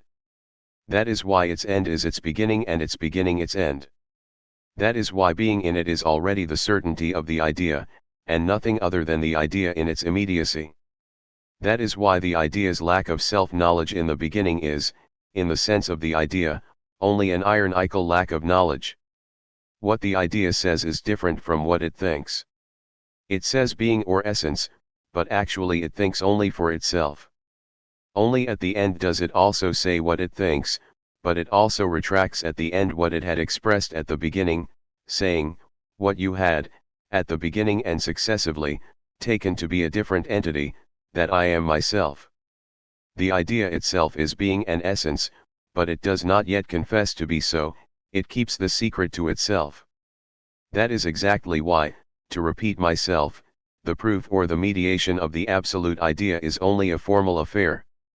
The idea neither creates nor proves itself through a real other that could only be the empirical and concrete perception of the intellect. Rather, it creates itself out of a formal and apparent antithesis. Being is in itself the idea. However, to prove cannot mean anything other than to bring the other person to my own conviction. The truth lies only in the unification of I and you. The other of pure thought, however, is the sensuous intellect in general. In the field of philosophy, proof therefore consists only in the fact that the contradiction between sensuous intellect and pure thought is disposed, so that thought is true not only for itself but also for its opposite. For even if every true thought is true only through itself, the fact remains that in the case of a thought that expresses an antithesis, its credibility will remain subjective, one-sided, and doubtful so long as it relies only on itself. Now, logical being is in direct, unmediated, and abhorrent contradiction with the being of the intellect's empirical and concrete perception. In addition, logical being is only an indulgence, a condescension on the part of the idea, and, consequently, already that which it must prove itself to be.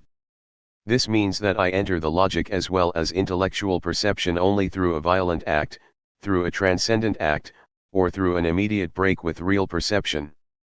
The Hegelian philosophy is therefore open to the same accusation as the whole of modern philosophy from Descartes and Spinoza onward, the accusation of an unmediated break with sensuous perception 3 and of philosophy's immediate taking itself for granted.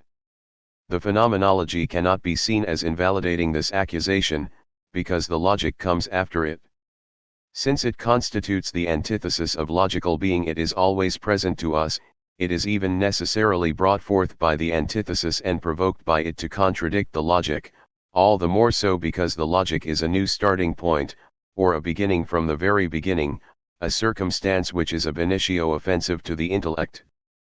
But let us grant the phenomenology a positive and actual meaning in relation to the logic. Does Hegel produce the idea or thought out of the other being of the idea or thought? Let us look at it more closely. The first chapter deals with sensuous certainty, the this and meaning. It designates that stage of consciousness where sensuous and particular being is regarded as true and real being, but where it also suddenly reveals itself as a general being. The here is a tree, but I walk further and say, the here is a house. The first truth has now disappeared. The now is night, but it is not long before the now is day.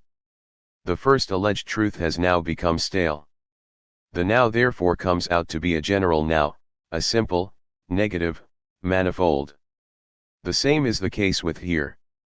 The here itself does not disappear, but remains in the disappearance of the house, tree, and so on, and is indifferent to being the house, tree, etc. Therefore, this shows itself again as mediated simplicity or generality. The particular which we mean in the context of sensuous certainty is something we cannot even express. Language is more truthful. Here, we ourselves directly cancel our opinions, and, since it is the general which is true in sensuous certainty and which alone is expressed by language, we cannot possibly express a sensuous entity as intended.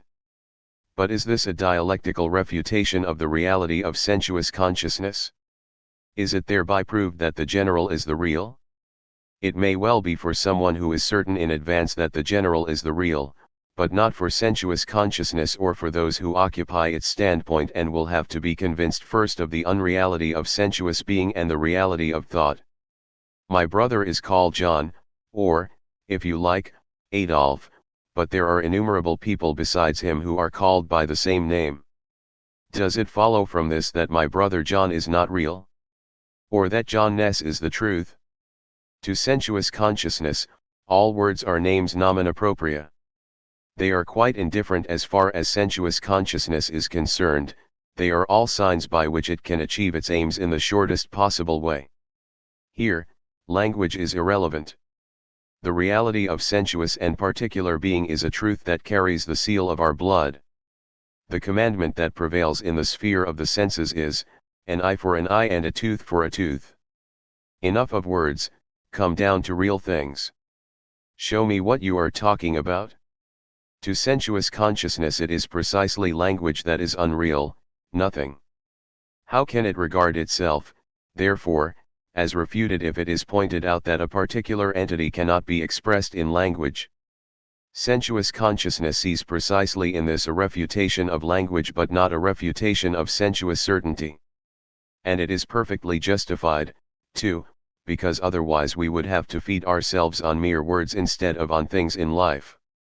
The content of the whole first chapter of the Phenomenology is, therefore, for sensuous consciousness nothing but the reheated cabbage of Stilpo, the Megarican only in the opposite sense. It is nothing but a verbal game in which thought that is already certain of itself as truth plays with natural consciousness.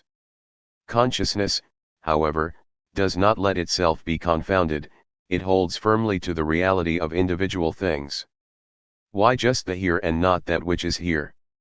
Why just the now and not that which is now? In this way, the here and the now will never become a mediated and general here, a mediated and general now for sensuous consciousness or for us who are its advocates and wish to be convinced of something better and different.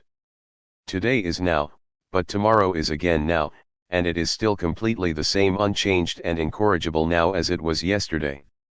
Here is a tree, there a house, but when there, I again say here, the here always remains the old everywhere and nowhere.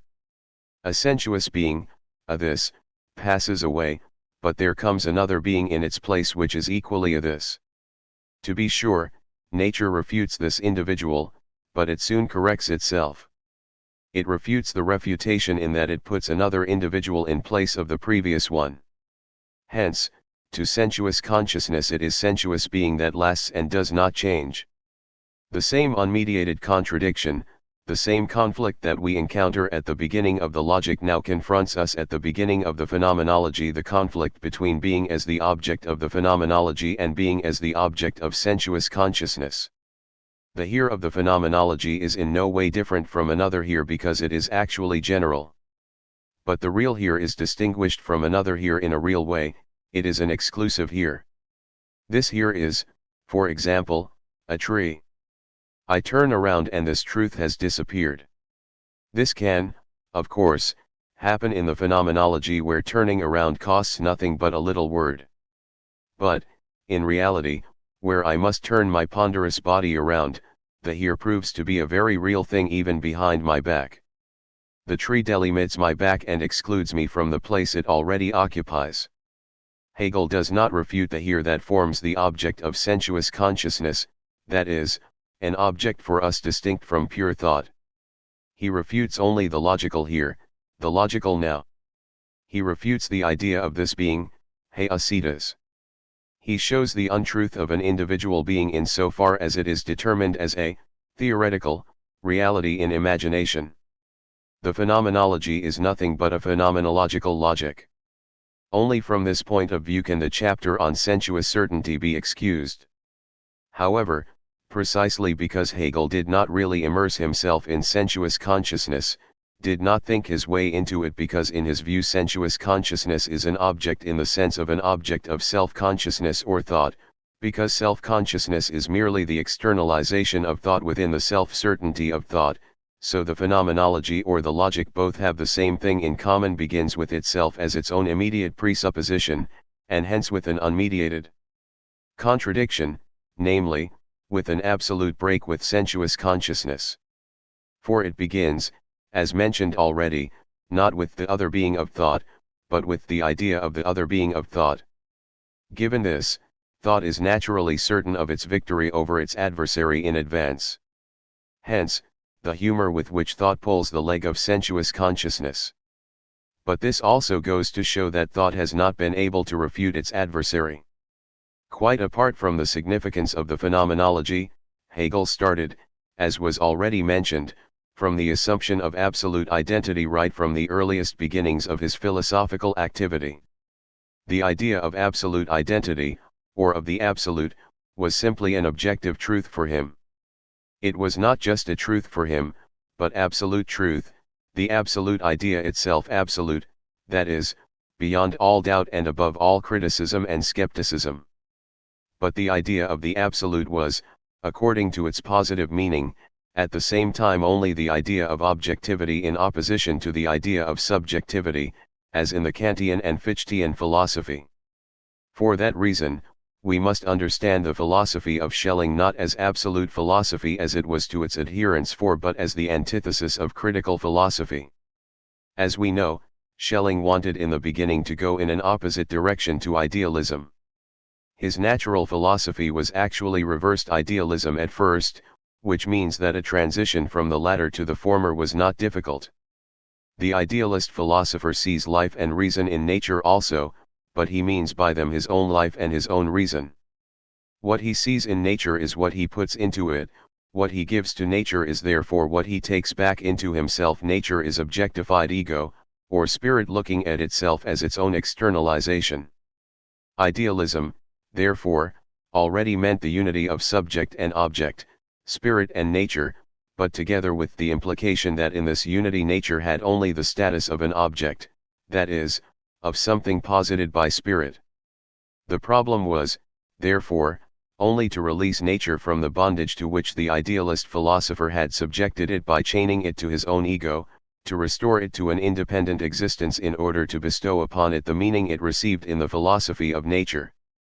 The idealist said to nature, "You are my alter ego," while he emphasized only the ego, so that what he actually meant was, "You are an outflow, a reflected image of myself, but nothing particular just by yourself." The philosopher of nature said the same thing, but he emphasized the alter. To be sure, nature is your ego, but your other ego, and hence real in itself and distinguished from you. That is why the meaning of the identity of spirit and nature was also a purely idealistic one in the beginning. Nature is only the visible organism of our intellect. Schelling, in the introduction to the project for a system of the philosophy of nature. The organism is itself only a mode of perception of the intellect. Schelling, in the system of transcendental idealism. It is obvious that the ego constructs itself while constructing matter. This product matter is therefore completely a construction by the ego, although not for an ego that is still identical with matter. Ibid, nature shall be the visible spirit, and spirit, invisible nature.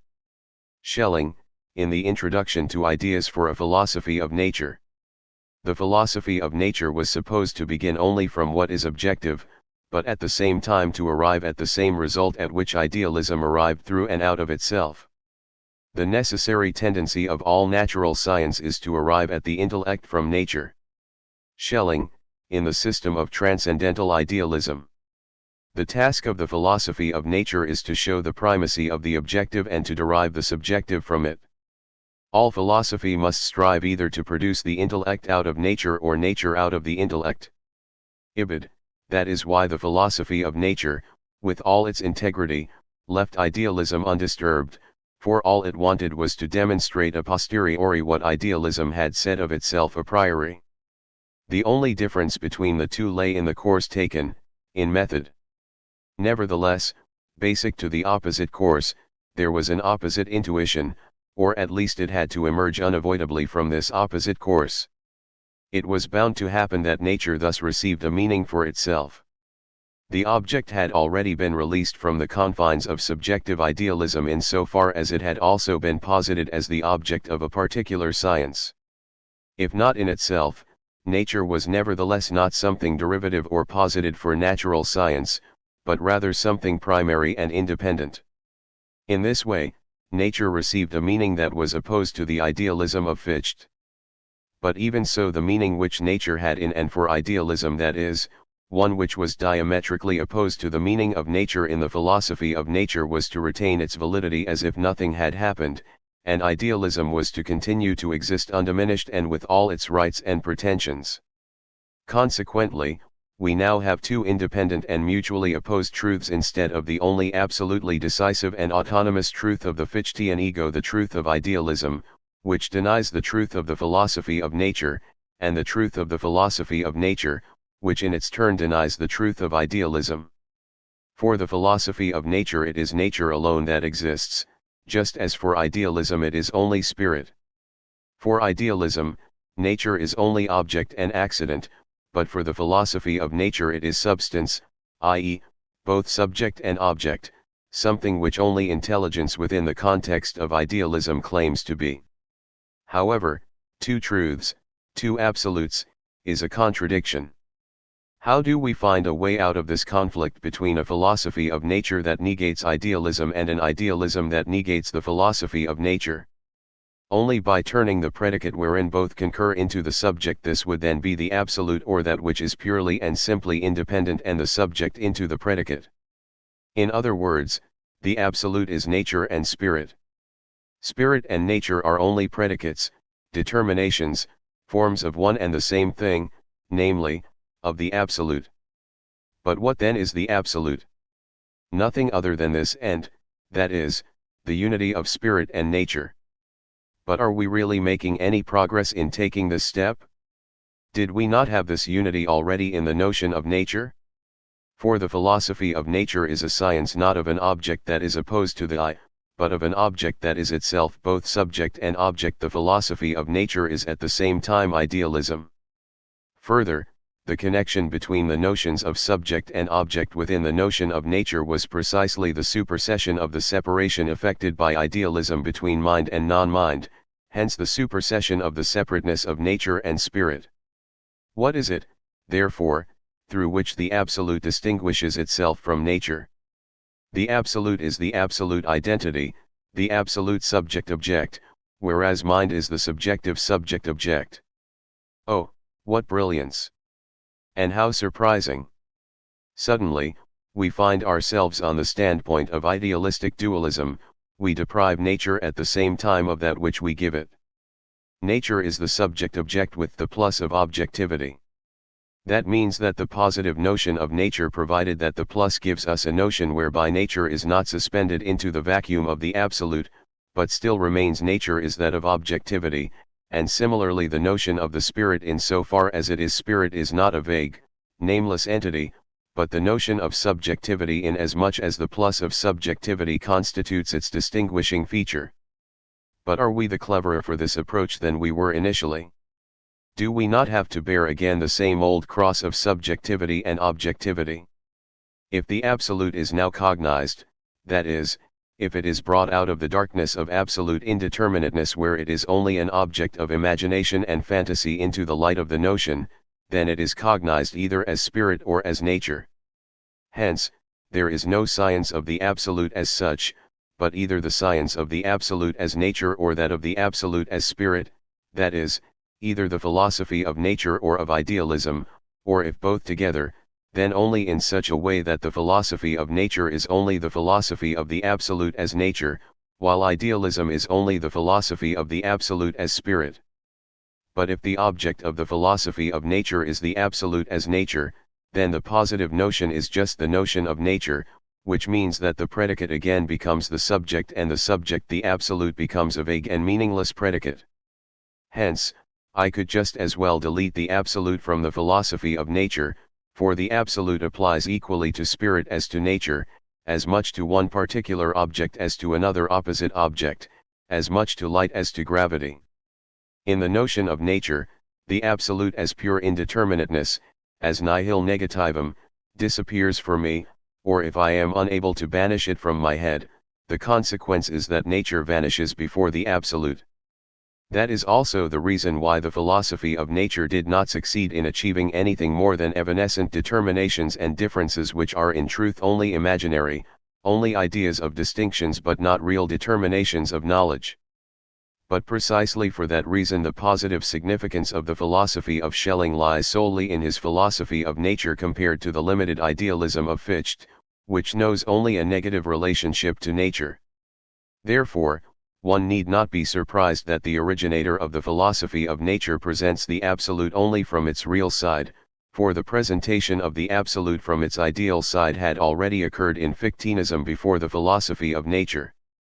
Of course, the philosophy of identity restored a lost unity, but not by objectifying this unity as the absolute, or as an entity common to and yet distinguished from nature and spirit, for thus understood, the absolute was only a mongrel between idealism and the philosophy of nature, born out of the conflict between idealism and the philosophy of nature as experienced by the author of the latter, but only in so far as the notion of this unity meant the notion of nature as both subject and object, implying the restoration of nature to its proper place. However, by not being satisfied with its rejection of subjective idealism, this was its positive achievement, and by wanting itself to acquire the character of absolute philosophy, which involved a misconception of its limits, the philosophy of nature came to oppose even that which was positive in idealism. Kant involved himself in a contradiction, something necessary for him but which cannot be discussed here, in so far as he misconceived the affirmative, rational limits of reason by taking them to be boundaries. Boundaries are arbitrary limits that are removable and ought not to be there. The philosophy of identity even rejected the positive limits of reason and philosophy together with these boundaries. The unity of thought and being it claimed to have achieved was only the unity of thought and imagination. Philosophy now became beautiful, poetic, soulful, romantic, but for that matter also transcendent, superstitious, and absolutely uncritical. The very condition of all criticism, the distinction between subjective and objective, thus melted into thin air. Discerning and determining thought came to be regarded as a finite and negative activity. No wonder then that the philosophy of identity finally succumbed, irresistibly and uncritically, to the mysticism of the cobbler of Görlitz. It was in the context of this philosophy that Hegel's own philosophizing began, although Hegel was by no means a disciple bound to the originator of that philosophy. Rather, they were friends.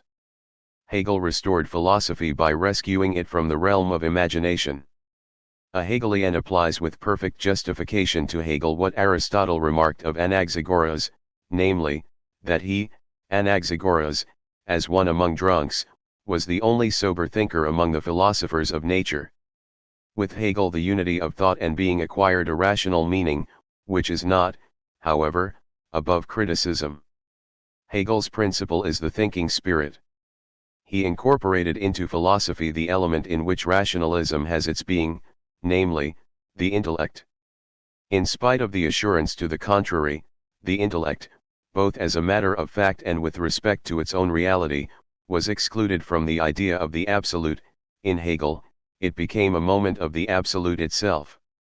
The metaphysical expression of this state of affairs is the statement that the negative, the other, or that which is an object of reflection, is to be conceived not only as negative and finite, but also as positive and essential.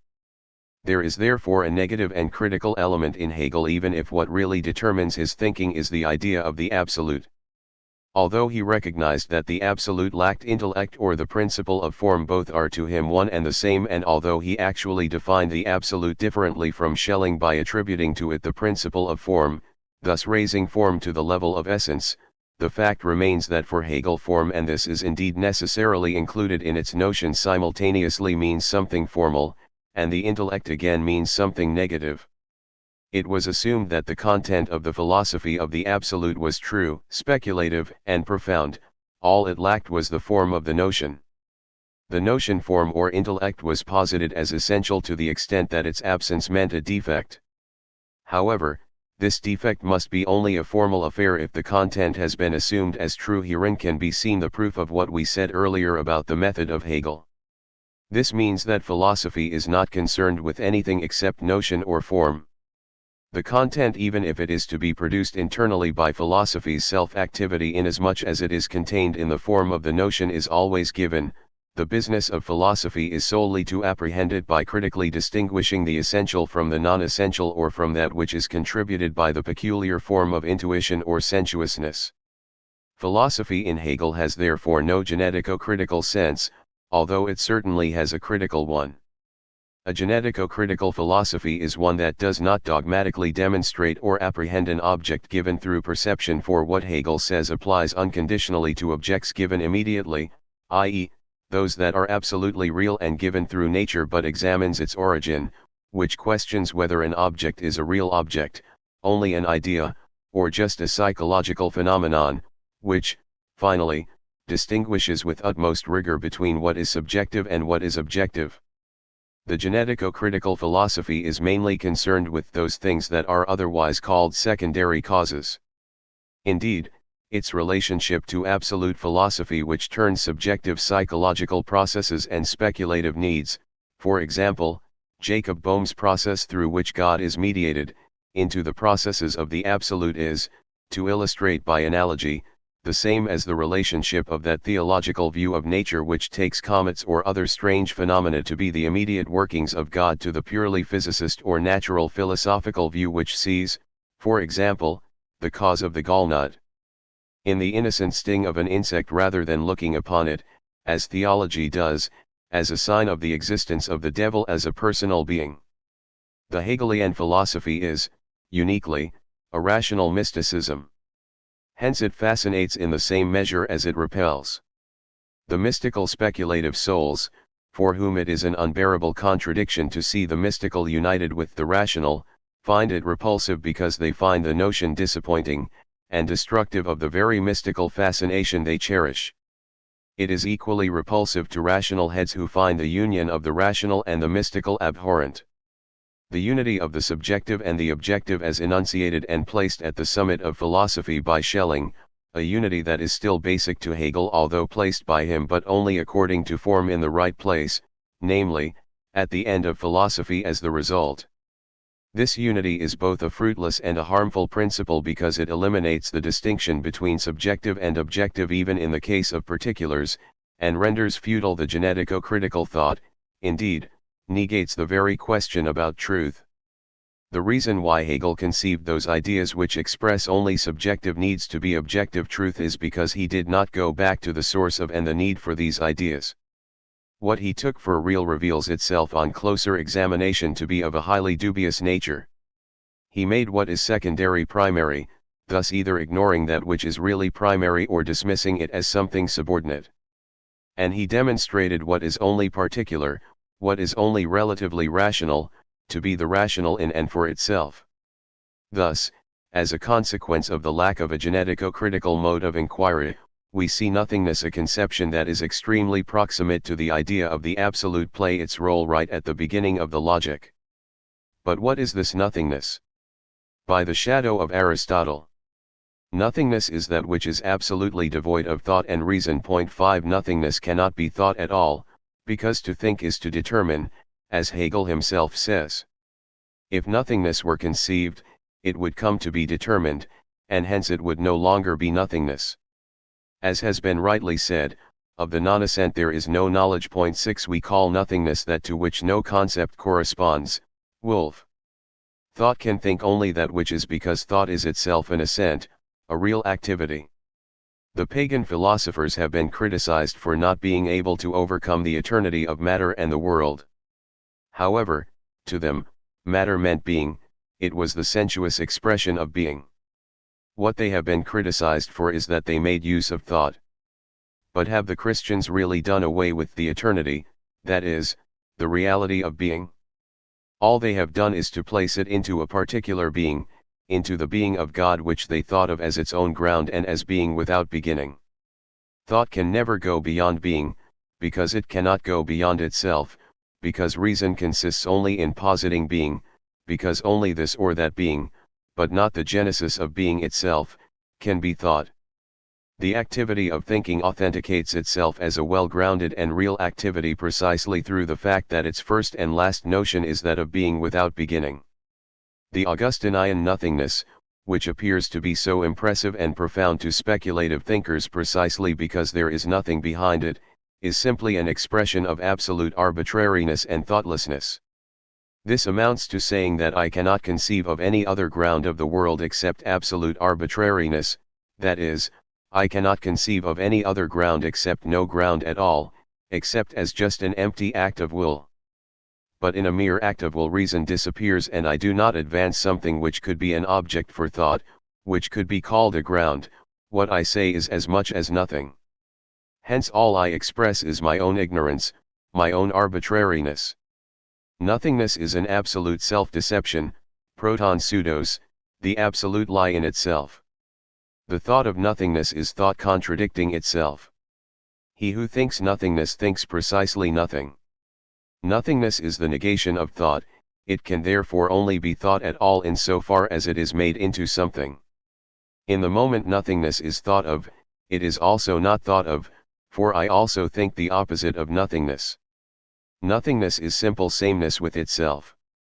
Oh really? But are simplicity and sameness then not real determinations? Do I really think nothingness when I think simple sameness? Do I therefore not deny nothingness the moment I posit it? Nothingness is complete vacuity, complete absence of determination and content, complete undifferentiatedness in itself. What?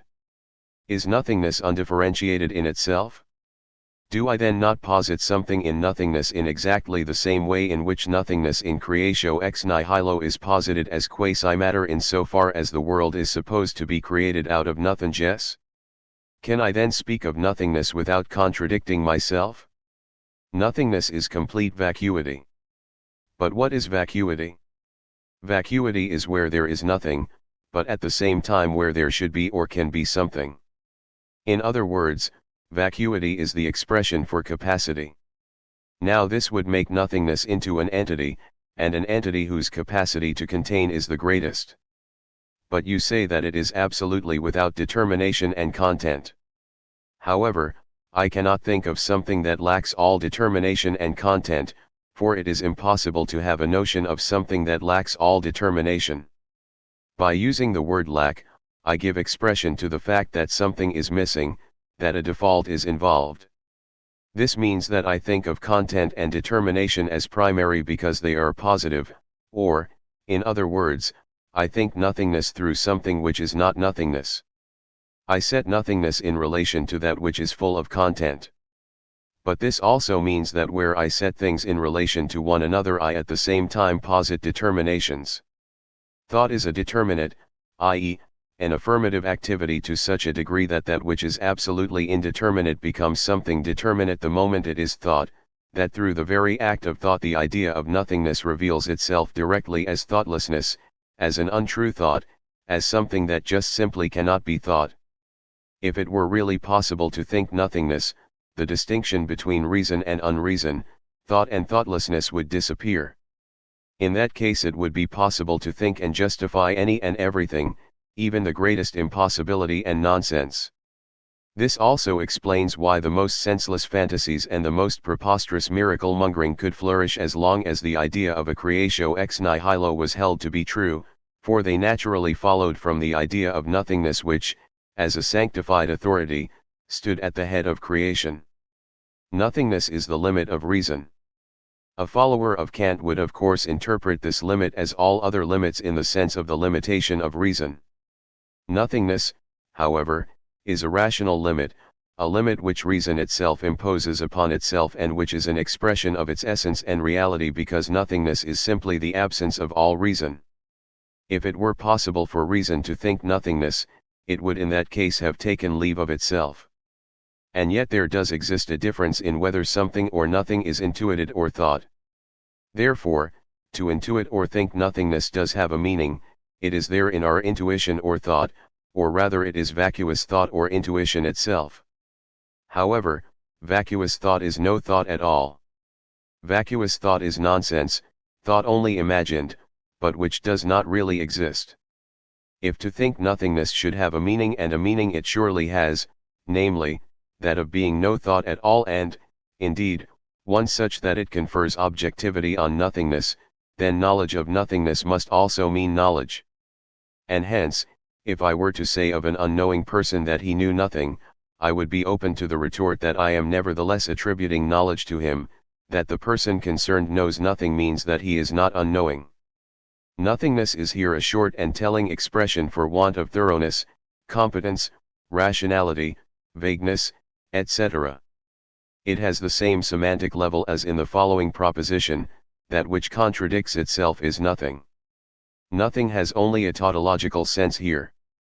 What I am saying is that the subject of the proposition is self-contradictory, self-refuting, irrational. Here nothing has only a linguistic meaning. However, one could further object that in spite of everything, nothingness has its existence in the medium of thought and imagination. Hence the assertion that nothingness, although existing in thought and imagination, has no real existence, what it is found only in thought and imagination. Admittedly, it occurs in our thought and imagination, but must it for that reason have a place in logic? A ghost, too, can be imagined by us, but does it for that reason figure as a real being in psychology? Of course, it has a place in philosophical discussion, but only because philosophy has to inquire into the origin of the belief in ghosts. And what after all is nothingness if not a ghost haunting the speculative imagination? It is an idea that is no idea, a thought that is no thought, just as a ghost is a being that is no being, a body that is no body.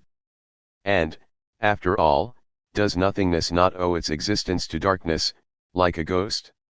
Is not the idea of darkness the same thing for sensuous consciousness as the idea of nothingness for abstract consciousness? Hegel himself says, nothingness is here the pure absence of being nihil privativum as darkness is the absence of light. That is, an affinity between darkness and nothingness is conceded here, an affinity which manifests itself in the fact that the eye is just as little able to perceive darkness as the intellect is able to think nothingness. But it is precisely this unmistakable affinity between the two that leads us to the recognition of their common origin. Nothingness, as the opposite of being, is a product of the Oriental imagination, which conceives of that which has no being as having being, which opposes death to life as an autonomous rational principle, which opposes darkness to light as if it were not just the pure absence of light but something positive in itself. Thus, darkness as an entity opposed to light has as much or as little reality as nothingness has opposed to being. Indeed, there is a much less rational basis for its reality. But darkness is substantialized only where man is not yet able to make the distinction between what is subjective and what is objective, where he makes his subjective impressions and feelings into objective qualities, where the horizon of his ideational power is highly limited, where his own local standpoint appears to him as the standpoint of the world or the universe itself, and where, therefore, the disappearance of light appears to him as a real movement and darkness as the going down of the source of the light itself, i.e., the sun, and, finally, where he can, therefore, explain to himself the phenomenon of darkening by assuming the existence of a particular being that is hostile to light and which he also believes to be involved, in the form of a dragon or a snake, in a struggle with the being of light as at the occurrence of a solar eclipse. However, the idea of darkness as a definite being that is hostile to light has its source only in the darkness of the intellect. This darkness exists only in imagination. In nature, there is no real antithesis of light. Matter in itself is not darkness, but rather that which is illuminable, or that which is unilluminated only for itself. The light, to use scholastic terms, is only the reality, actus, of a possibility, potentia, that lies in matter itself. Hence, all darkness is only relative. Even density is not antithetical to light. Quite apart from the density of transparent diamonds and crystals, there are bodies that, even when made dense oil-besmeared paper, for example, become transparent. Even the densest and the darkest bodies become transparent if cut into thin laminae. Of course, there does not exist an absolutely transparent body, but this rests not considering the accompanying empirical circumstances on the itselfness of a body, and is just as natural as the fact that one and the same thought becomes changed in the minds of the different people who take it up. This change rests on their independence and self-activity. However, this self-activity does not, for that matter, express an opposition to the activity of the being who is communicating and revealing his thoughts. It is the same thing with the idea of nothingness as with the Zoroastrian conception of night. Nothingness is only the limit imposed upon human thought. It does not emanate from thought, but rather from non-thought. Nothingness is just nothing, that is all that can be said of it. Hence nothingness constitutes its own refutation.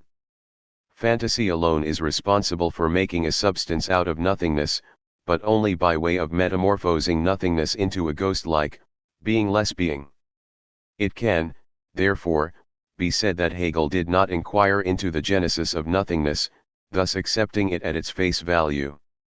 In view of the analysis of the meaning of nothingness just given, the opposition between being and nothingness as such is by no means, let it be said in passing, a universal and metaphysical opposition. 7 Rather it falls into a definite area, the relationship of individual to general being, of the imagining and reflecting individual to the species. The species is indifferent to the individual. The reflecting individual carries the consciousness of the species within himself, which means that he can transcend his now being, regard it as of no consequence, and anticipate by imagination a not being in opposition to his now being. Not being has meaning only as an imagined opposite of now being. A man can say to himself, "What am I worth? What meaning is there in life? What in death? Who is going to bother whether I exist or not? And, once I am dead, I am without pain and consciousness anyway." Not being is here taken, and given independent existence, as a state of pure apathy and non-sentience. The unity of being and nothingness has its positive meaning only as the indifference of the species or of the consciousness of the species towards the particular individual. However, the opposition itself between being and nothingness exists only in the imagination, for being, of course, exists in reality, or rather it is the real itself, but nothingness, not being, exists only in imagination and reflection.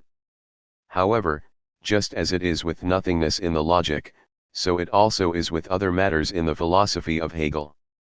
Hegel disregarded, and not accidentally, but rather as a consequence of the spirit of German speculative philosophy, since Kant and Fichte the secondary causes, which are, however, very often the primary causes, and are truly grasped only when they are grasped not only empirically, but also metaphysically, i.e., philosophically, together with the natural grounds and causes of things which form the fundamental principles of the genetico-critical philosophy. From the extremes of a hypercritical subjectivism, we are, in Hegel's philosophy, hurled into the extremes of an uncritical objectivism. Of course, the natural and psychological ways of explaining things in the early days of philosophy were superficial, but only because one did not see logic in psychology, metaphysics in physics, and reason in nature. If, on the other hand, nature is understood as it should be understood, as objective reason, then it is the only canon equally as true of philosophy as of art. The summum bonum of art is human form, taken not only in the narrowest sense, but also in the sense of poetry. The summum bonum of philosophy is human being. Human form cannot be regarded as limited and finite, because even if it were so, the artistic creative spirit could easily remove the limits and conjure up a higher form from it. The human form is rather the genus of the manifold animal species. It no longer exists as species in man, but as genus. The being of man is no longer a particular and subjective, but a universal being, for man has the whole universe as the object of his drive for knowledge. And only a cosmopolitan being can have the cosmos as its object. It is true that the stars are not the objects of an immediate sensuous perception, but they obey the same laws as we do. All speculation that would rather go beyond nature and man is therefore futile as the kind of art that would like to give us something higher than human form, but gives us only distortions. Futile, too, is the speculative philosophy that has risen against Hegel and is in vogue now, the speculative philosophy of the positivists.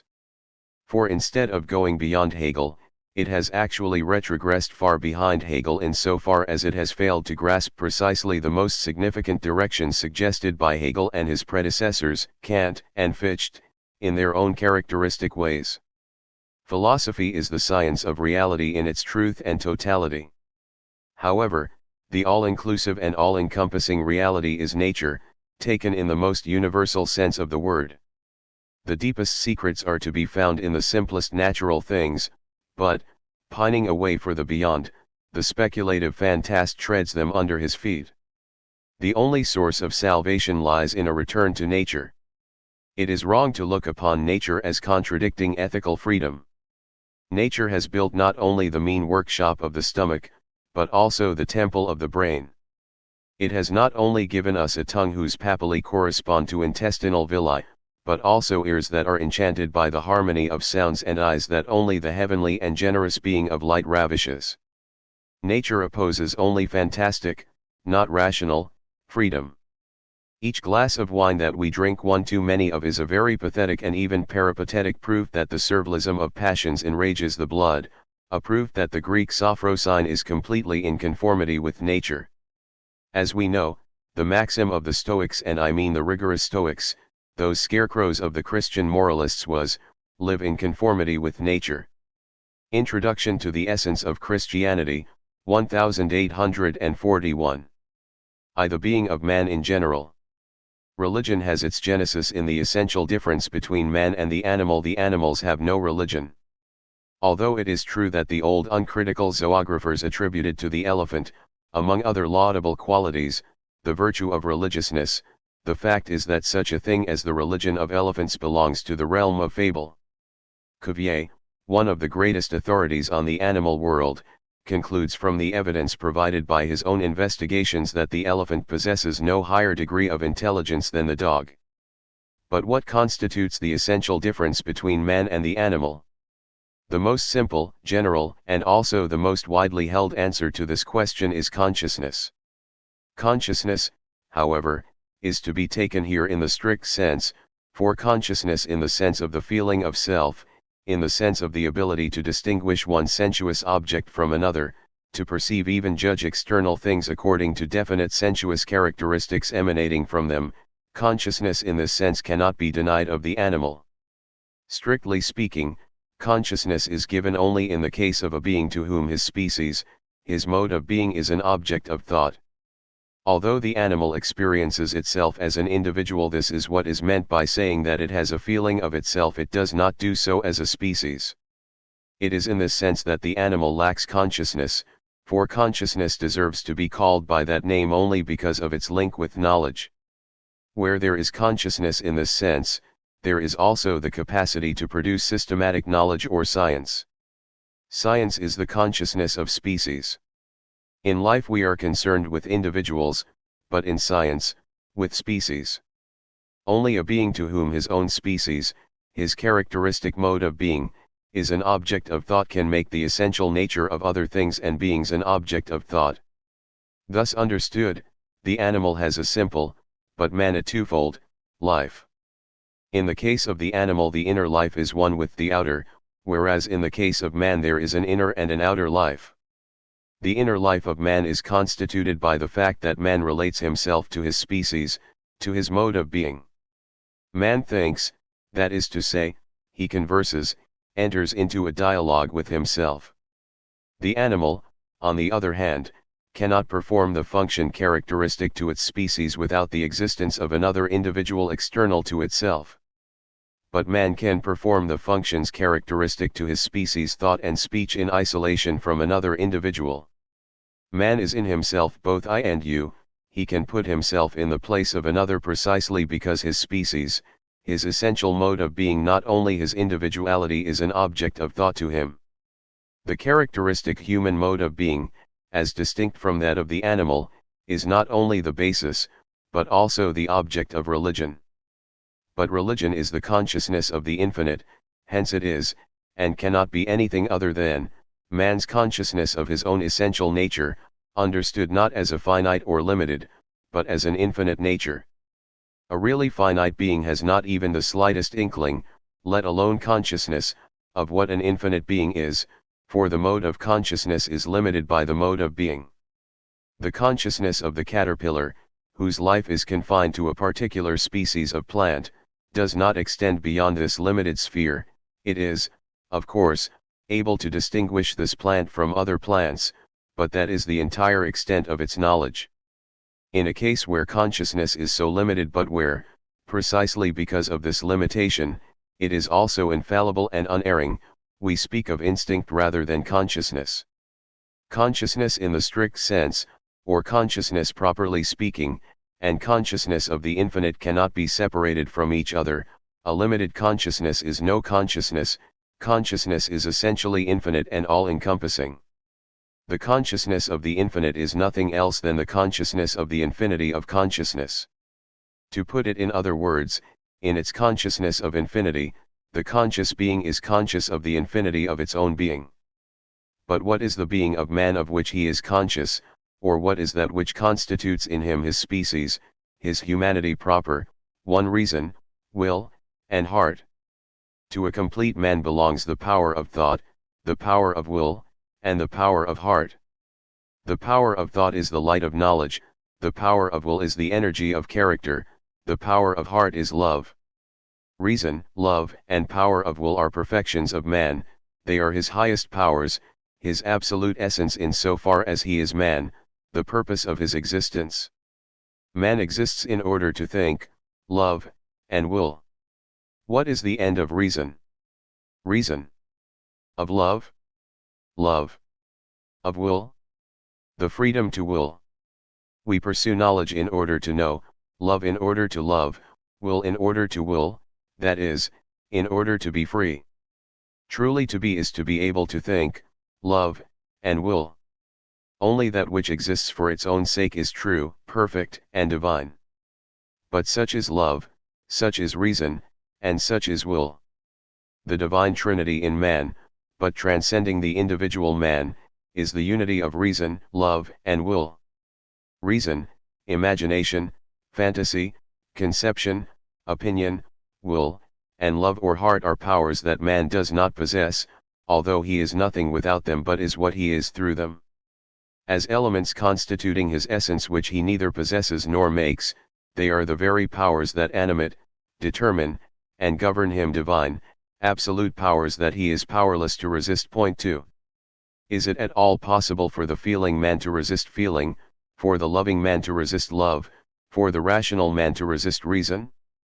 Who has not experienced the irresistible power of musical sounds? And what else is this power if not the power of feeling? Music is the language of feeling. A musical note is sonorous feeling or feeling communicating itself. Who has not experienced the power of love, or at least not heard of it? Which is the stronger, love or the individual man? Does man possess love, or is it rather love that possesses man? When, impelled by love, a man gladly sacrifices his life for his beloved, is this his own strength that makes him overcome death, or is it rather the power of love? And who has not experienced the silent power of thought, given that he has truly experienced the activity of thinking? When, submerged in deep reflection, you forget both yourself and your surroundings, is it you who controls reason, or is it rather reason that controls and absorbs you? Does not reason celebrate its greatest triumph over you in your enthusiasm for science? Is not the drive for knowledge simply an irresistible and all-conquering power? And when you suppress a passion, give up a habit, in short, when you win a victory over yourself, is this victorious power your own personal power existing, so to speak, in isolation, or is it rather the energy of will, the power of morality which imposes its rule over you and fills you with indignation of yourself and your individual weaknesses? 3. Man is nothing without the objects that express his being.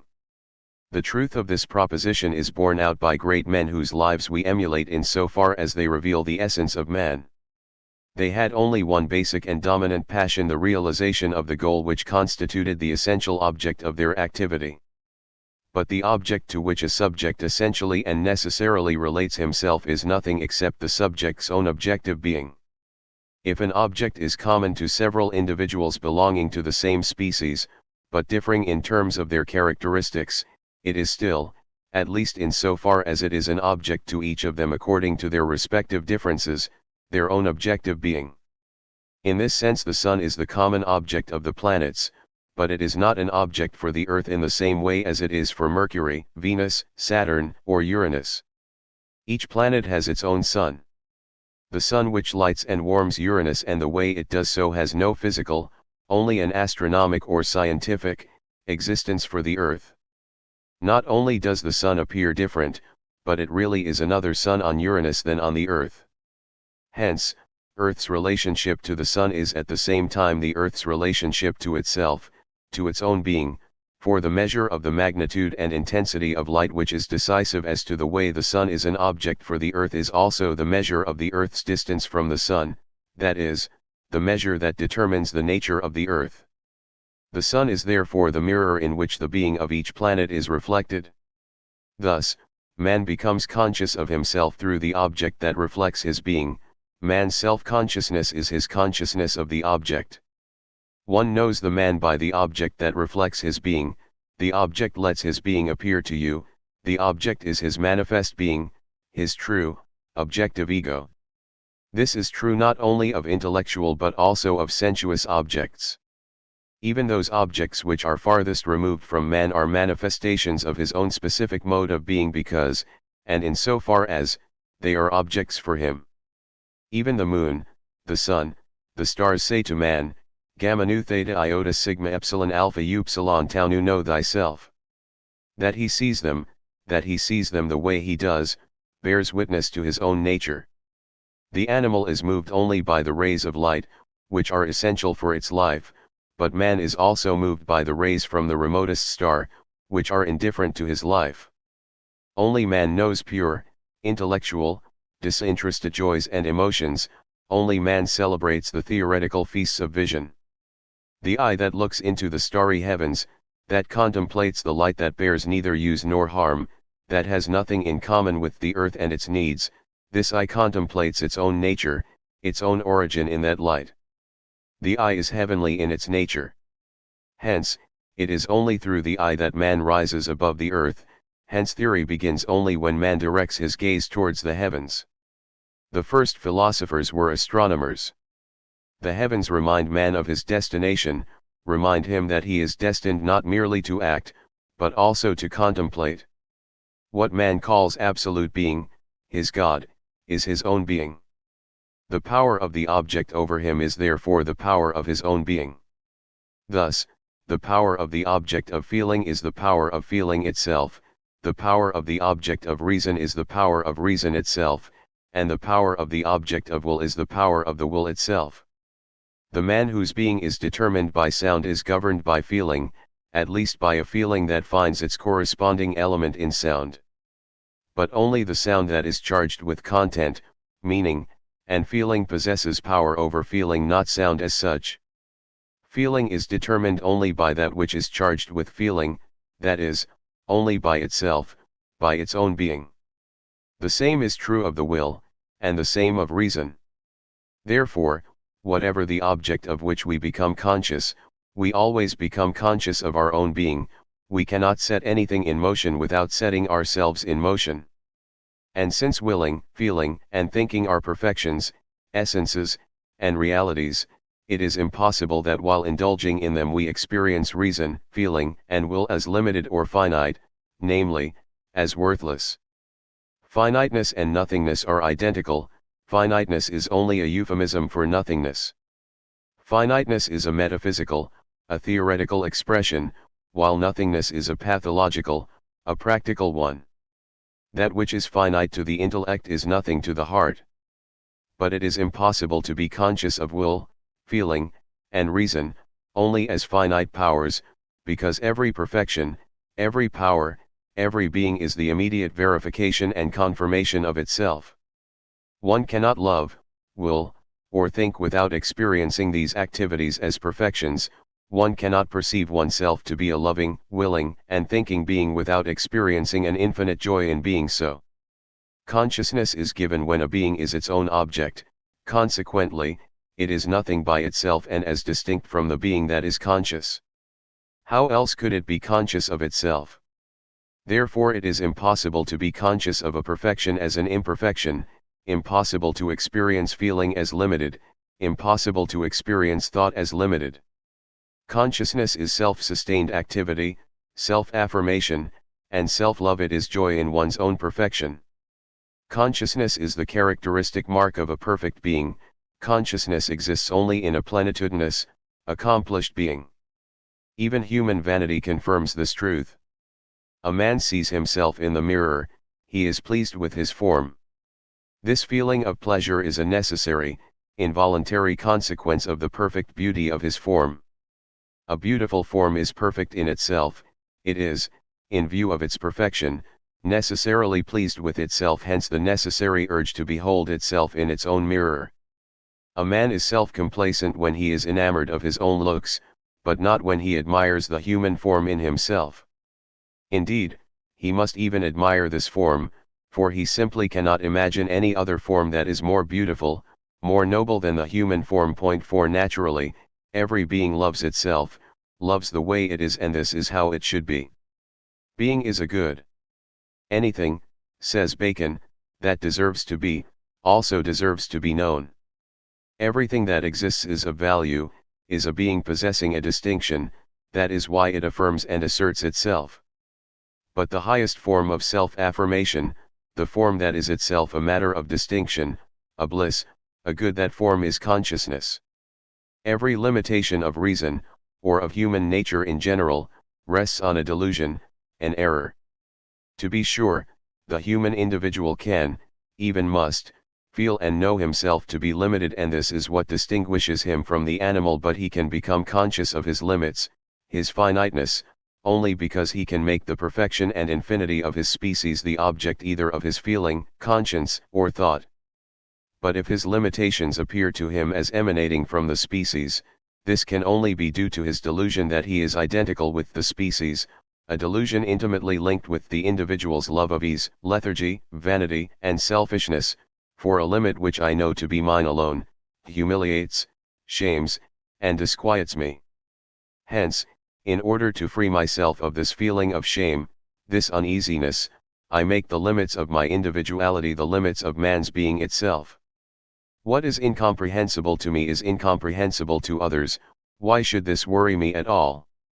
It is not due to any fault of mine or of my understanding, the cause lies in the understanding of the species itself.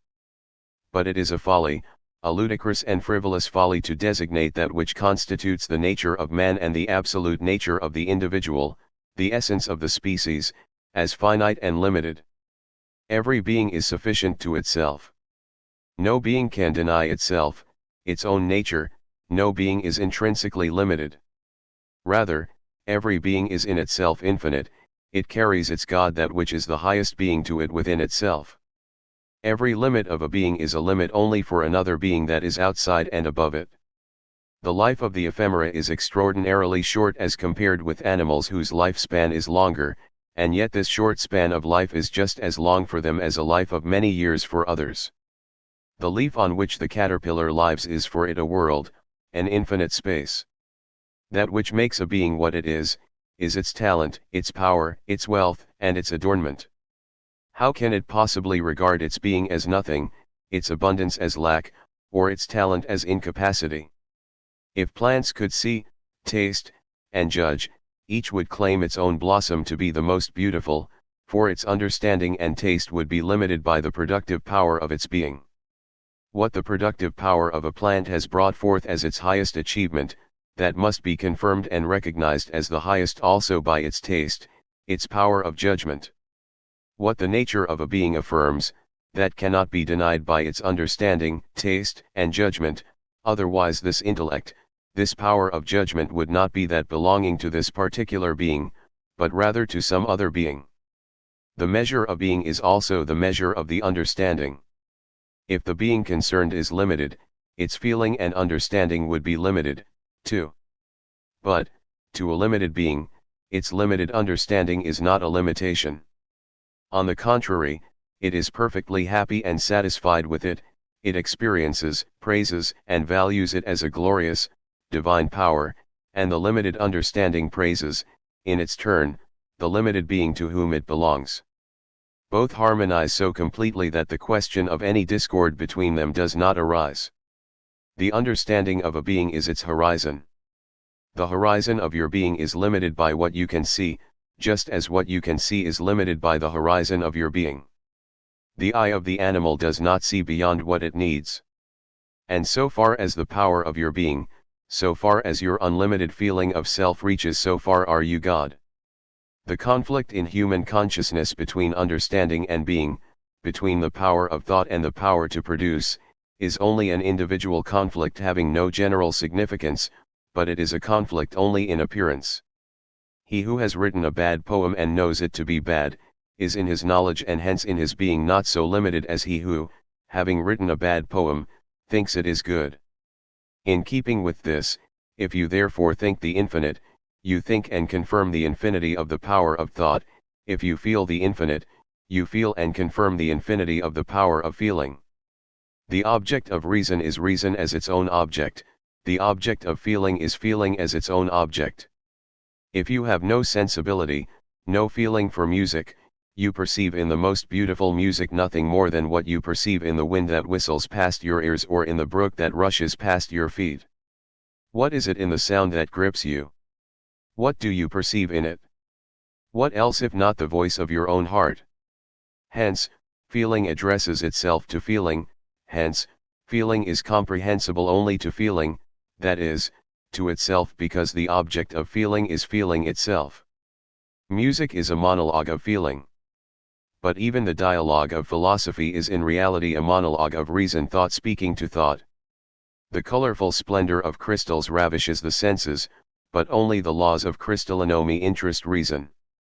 The rational alone is the object of reason. 5.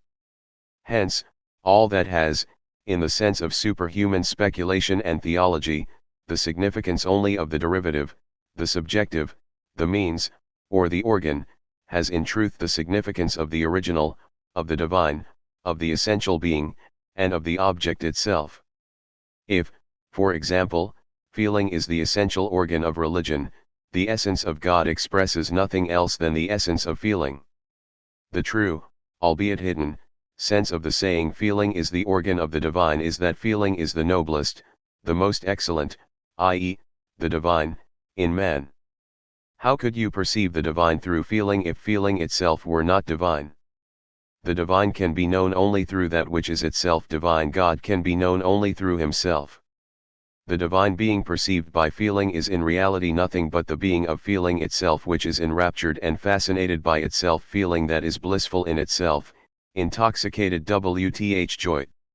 This goes to explain that where feeling is made the organ of the infinite, the subjective essence of religion, the object of religion loses its objective value. Hence, it is understandable that ever since feeling became the mainstay of religion, the otherwise sacred content of Christian belief fell to indifference. If, from the standpoint of feeling, some value is still conceded to the content of Christianity, the fact remains that this value owes itself to feeling, which is perhaps only accidentally connected with the object of religion. If some other object would excite the same feelings, it would be just as welcome. But the object of feeling is reduced to indifference precisely because feeling is proclaimed to be the subjective essence of religion only where it is also in actual fact its objective essence, even if it is not, at least not directly expressed as such. I say directly, for indirectly this is certainly admitted when feeling, as such, is declared to be religious, that is, when the difference between what are characteristically religious and what are irreligious or at least non-religious feelings is eliminated, a consequence necessitated by the standpoint which holds feeling alone to be the organ of the divine. For what other reason do you have to regard feeling as the organ of the infinite, of the divine, if not because of the essential nature of feeling? But is not the nature of feeling in general also the nature of every special feeling, whatever its object? The question therefore is, what makes feeling religious? Perhaps its specific object? Not at all, for this object is a religious one only if it is not an object of cold intellect or memory, but of feeling. What then? The answer is, the nature of feeling, of which every feeling, whatever be its object, partakes. Feeling has thus been declared sacred simply on the ground that it is feeling. The ground of the religiousness of feeling is its nature and lies in itself. But is not feeling itself thereby pronounced to be the absolute, the divine? If it is only through itself that feeling is good or religious, i.e., sacred or divine, does it then not have its God within itself? But if you want, on the one hand, to give feeling an unequivocal object, and, on the other, to interpret what your feeling truly is without letting any foreign element interfere with your reflection, what else can you do except make a distinction between your individual feelings and the universal essence and nature of feeling? What else can you do except separate the essence of feeling from the disturbing and contaminating influences with which feeling is bound up in you as a particular individual? Hence, what you can alone have as an object of thought, express as the infinite, determine as the essential nature of the infinite is merely the nature of feeling. You have no other determination of God here than the following one: God is pure, unlimited, free feeling. Every other God, whom you posited here, would be a God imposed upon your feeling from outside. From the point of view of the orthodox form of belief, which is decisive as to the manner in which religion relates itself to an external object, feeling is atheistic. It denies an objective God, it is its own God. From the standpoint of feeling, the denial of feeling is only the denial of God. You are either only too cowardly or too limited to admit in words what your feeling tacitly affirms. Bound to external considerations and unable to grasp the inner sublimeness of feeling, you recoil from acknowledging the religious atheism of your heart, thus destroying the unity of your feeling with itself by perpetrating on yourself the delusion of an objective being separate from feeling. This act of self-delusion throws you back to the old questions and doubts: is there a God or not? The questions and doubts vanish. They are, indeed, impossible when feeling is defined as the essence of religion. Feeling is your innermost power, and yet it is a power that is separate from and independent of you, existing inside you.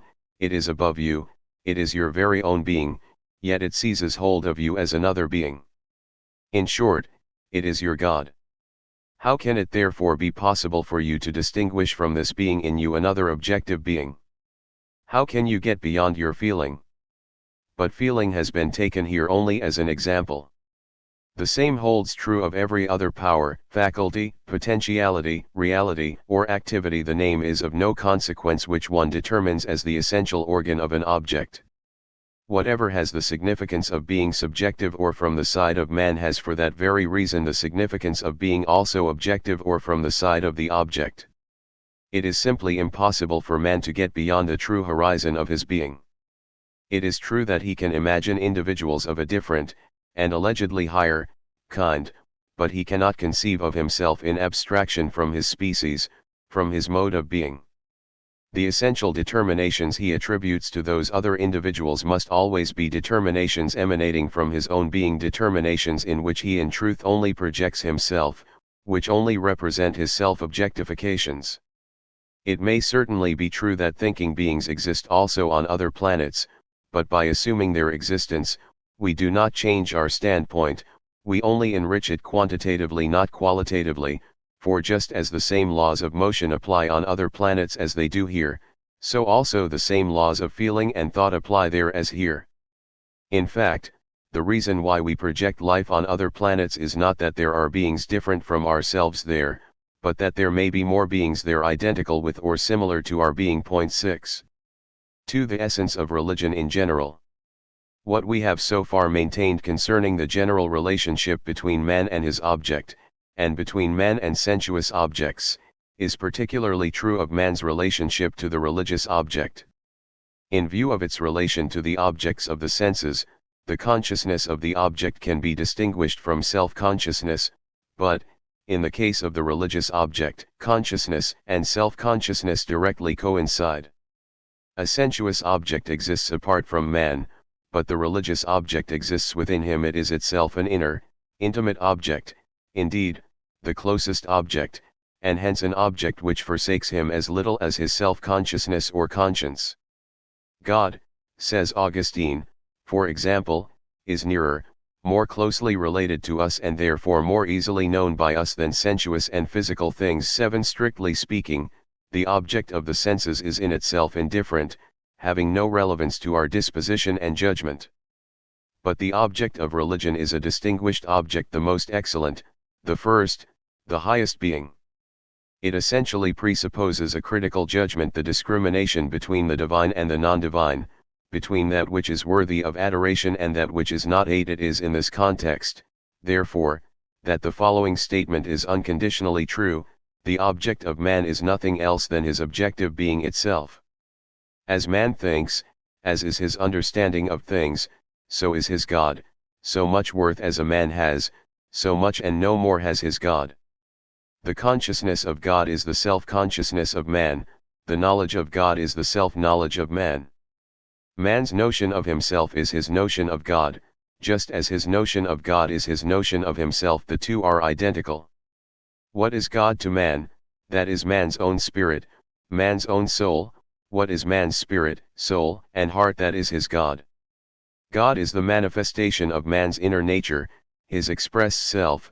Religion is the solemn unveiling of man's hidden treasures, the avowal of his innermost thoughts, the open confession of the secrets of his love.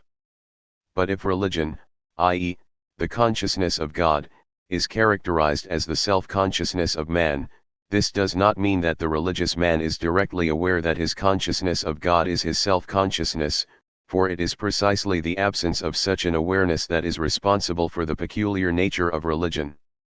Hence, in order to eliminate this misunderstanding, it would be better to say that religion is the first, but indirect, self-consciousness of man. That is why religion precedes philosophy everywhere, in the history of mankind as well as in the history of the individual. Man transposes his essential being outside himself before he finds it within himself. His own being becomes the object of his thought first as another being. Religion is the essential being of man in his infancy, but the child sees his essential being, namely, man outside himself. As a child, a man is object to himself as another man. Hence, the historical development occurring within religions takes the following course: What an earlier religion regarded as objective, is now recognized as subjective, i.e., what was regarded and worshipped as God, is now recognized as something human. From the standpoint of a later religion, the earlier religion turns out to be idolatry. Man is seen to have worshipped his own essence. Man has objectified himself, but he has not yet recognized the object as his own essential being, a step taken by later religion. Every progress in religion means, therefore, a deepening of man's knowledge of himself. But every religion, while designating older religions as idolatrous, looks upon itself as exempted from their fate. It does so necessarily, for otherwise it would no longer be religion. It sees only in other religions what is the fault, if a fault it can be called, of religion as such. Because its object, its content, is a different one, because it has superseded the content of earlier religions, it presumes to be exalted above the necessary and eternal laws that constitute the essence of religion. It gives itself to the illusion that its object, its content, is superhuman. However, the hidden nature of religion, which remains opaque to religion itself, is transparent to the thinker who makes it the object of his thought. And our task consists precisely in showing that the antithesis of the divine and human is illusory, that is, that it is nothing other than the antithesis between the essential being of man and his individual being, and that consequently the object and the content of the Christian religion are altogether human. Religion, at least the Christian religion, is the expression of how man relates to himself, or more correctly, to his essential being, but he relates to his essential being as to another being. The divine being is nothing other than the being of man himself, or rather, the being of man abstracted from the limits of the individual man or the real, corporeal man, and objectified, i.e., contemplated and worshipped as another being, as a being distinguished from his own. All determinations of the divine being are, therefore, determinations of the being of man. 9. In relation to the predicates, attributes, or determinations of God, this is admitted without hesitation, but by no means admitted in relation to the subject of these predicates, in relation to the being in which they are grounded. The negation of the subject is taken to mean the negation of religion, atheism, but not the negation of the predicates. That which has no determinations, also has no effect upon me. That which has no effect upon me, also does not exist for me. To eliminate all determinations of a being is the same as to eliminate that being itself. A being without determinations is a being that cannot be an object of thought, it is a nonentity. Where man removes all determinations from God, God is reduced to a negative being, to a being that is not a being. To a truly religious man, however, God is not a being without determinations, because he is a definite, real being to him. Hence, the view that God is without determinations, that he cannot be known, is a product of the modern era, of modern unbelief.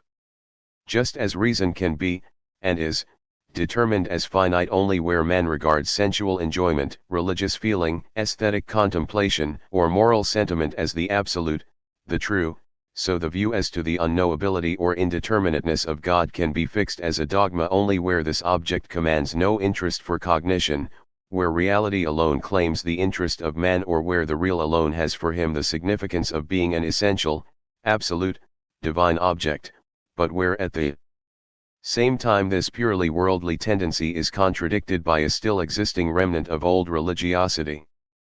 By positing God as unknowable, man excuses himself to what is still left of his religious conscience for his oblivion of God, his surrender to the world. He negates God in practice. His mind and his senses have been absorbed by the world, but he does not negate him in theory. He does not attack his existence, he leaves it intact. But this existence neither affects nor incommodes him, for it is only a negative existence, an existence without existence. It is an existence that contradicts itself, a being that, in view of its effects, is indistinguishable from non-being. The negation of determinate, positive predicates of the divine being is nothing else than the negation of religion, but one which still has an appearance of religion, so that it is not recognized as a negation. It is nothing but a subtle, sly atheism. The alleged religious horror of limiting God by determinate predicates is only the irreligious wish to forget all about God, to banish him from the mind. He who is afraid to be finite is afraid to exist. All real existence, that is, all existence that really is existence, is qualitative, determinate existence. He who seriously, truly believes in the existence of God is not disturbed even by grossly sensuous qualities attributed to God. He who regards the fact of his existence as an insult, he who recoils from that which is gross, may just as well give up existing. A God to whom his determinateness is an insult lacks the courage and strength to exist. Determinateness is the fire, the oxygen, the salt of existence. An existence in general, an existence without qualities, is an insipid and preposterous existence. But there is nothing more, and nothing less, in God than what religion puts in him. Only when man loses his taste for religion, that is, when religion itself becomes insipid, does God become an insipid existence. Moreover, there is yet a milder way of denying the divine predicates than the direct one just described.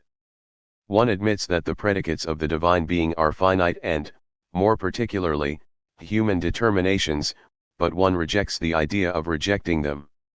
One even defends them on the ground that they are necessary for man, that being man, he cannot conceive God in any way other than human. One argues that although these determinations have no meaning in relation to God, the fact is that God, if he is to exist for man, can appear to man in no other way than he does, namely, as a being with human attributes. However, this distinction between what God is in himself and what he is for man destroys the peace of religion as well as being an unfeasible and unfounded distinction.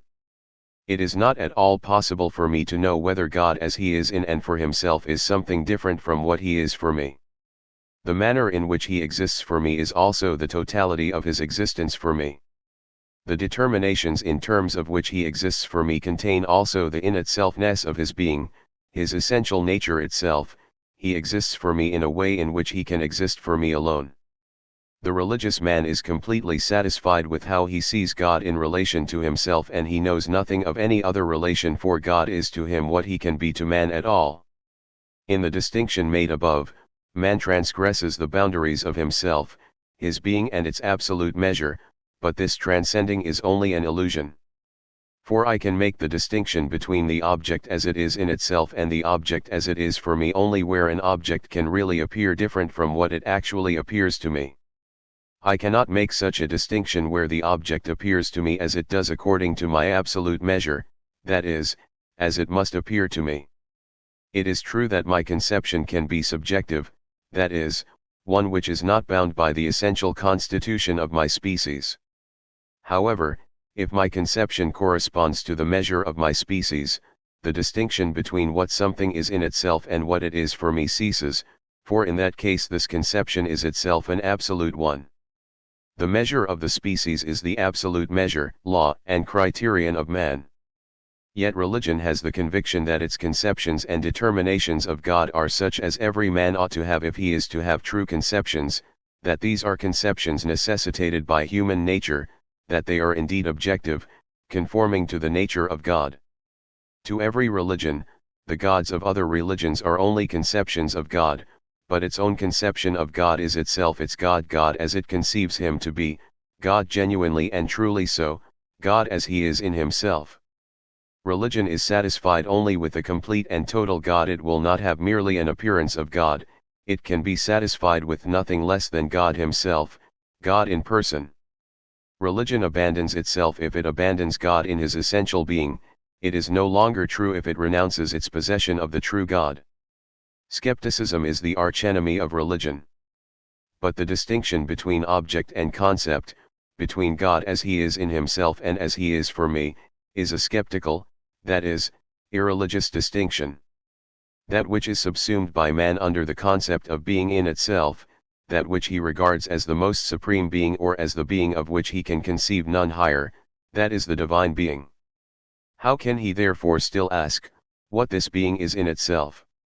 If God were an object to the bird, he would be an object to it only as a winged being. The bird knows nothing higher, nothing more blissful than the state of being winged.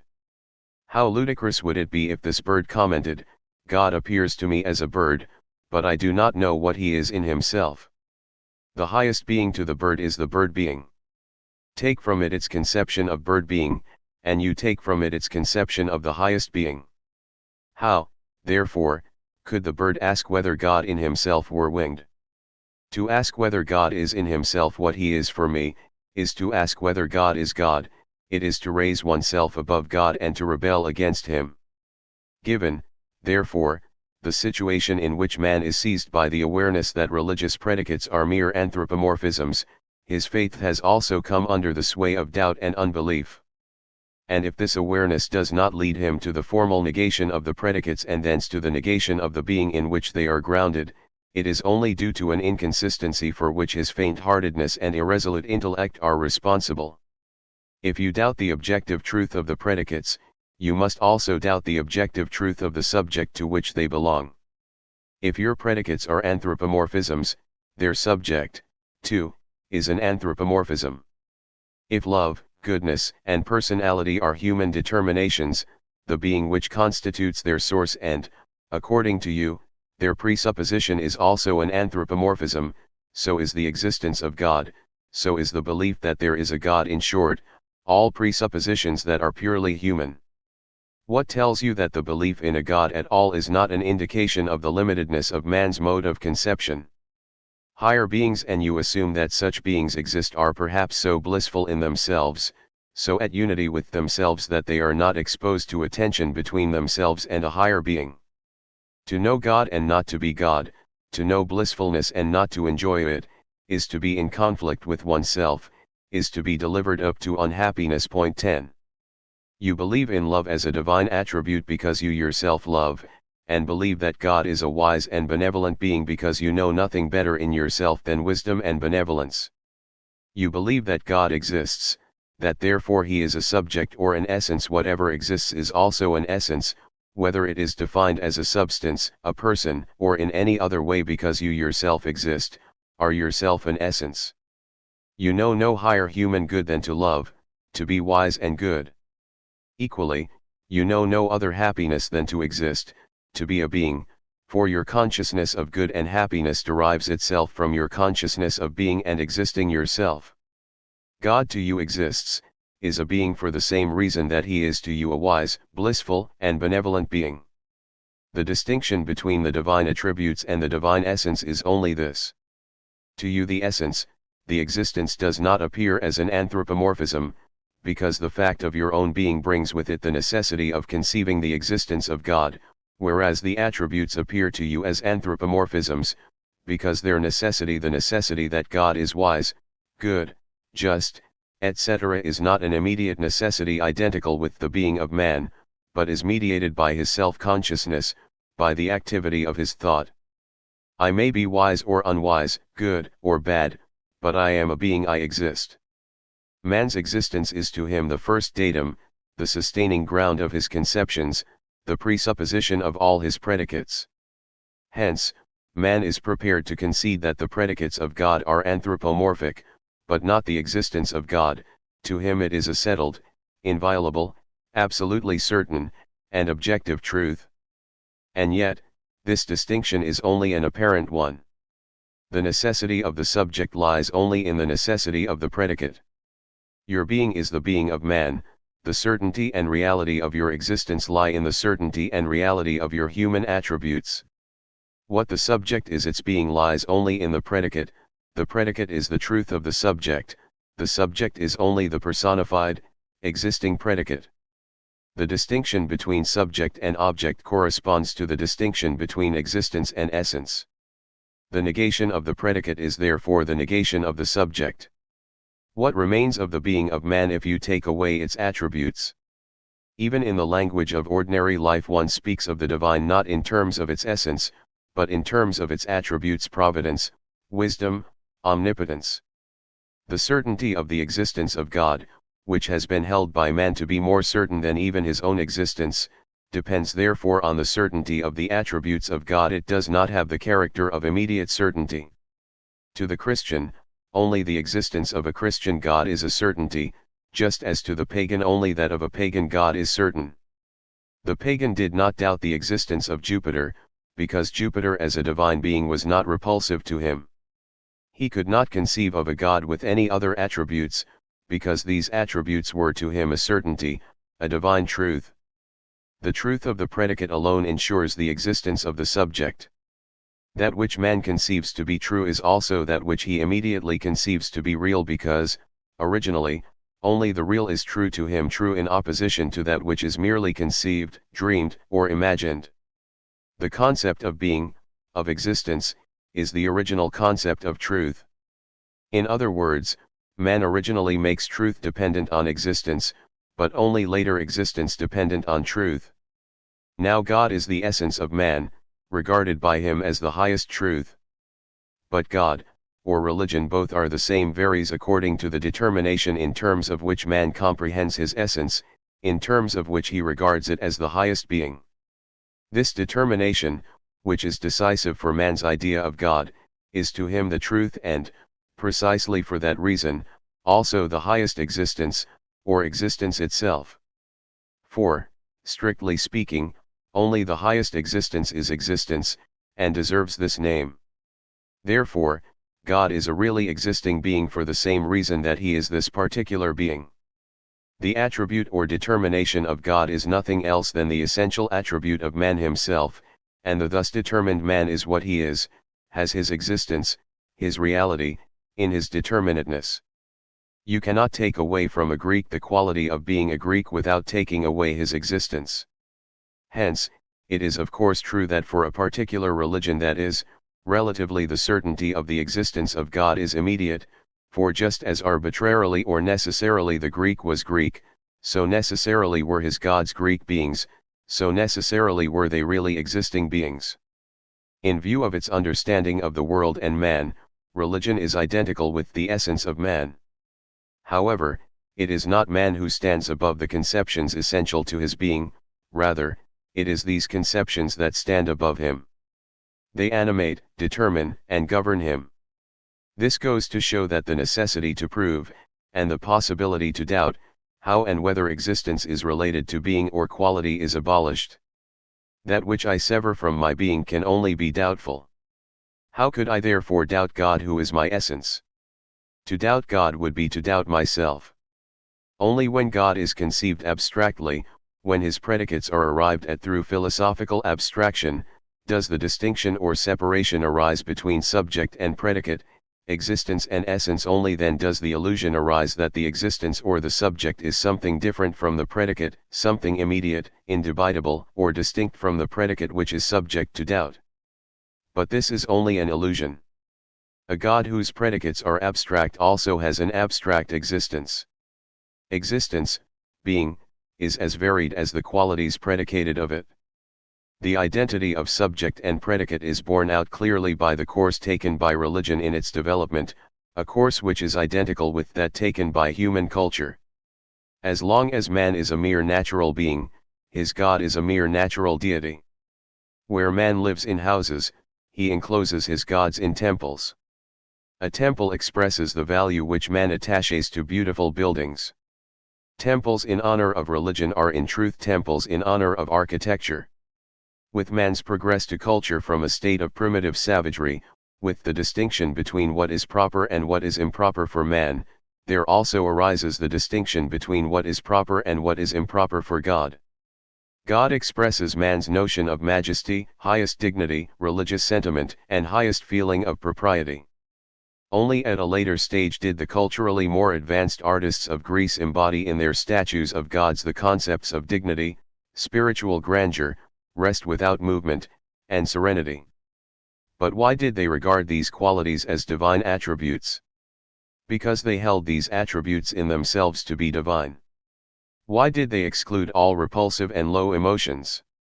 Because they regarded these emotions as something improper, undignified, unhuman, and, consequently, ungodlike. The Homeric gods eat and drink. This means that eating and drinking are divine pleasures.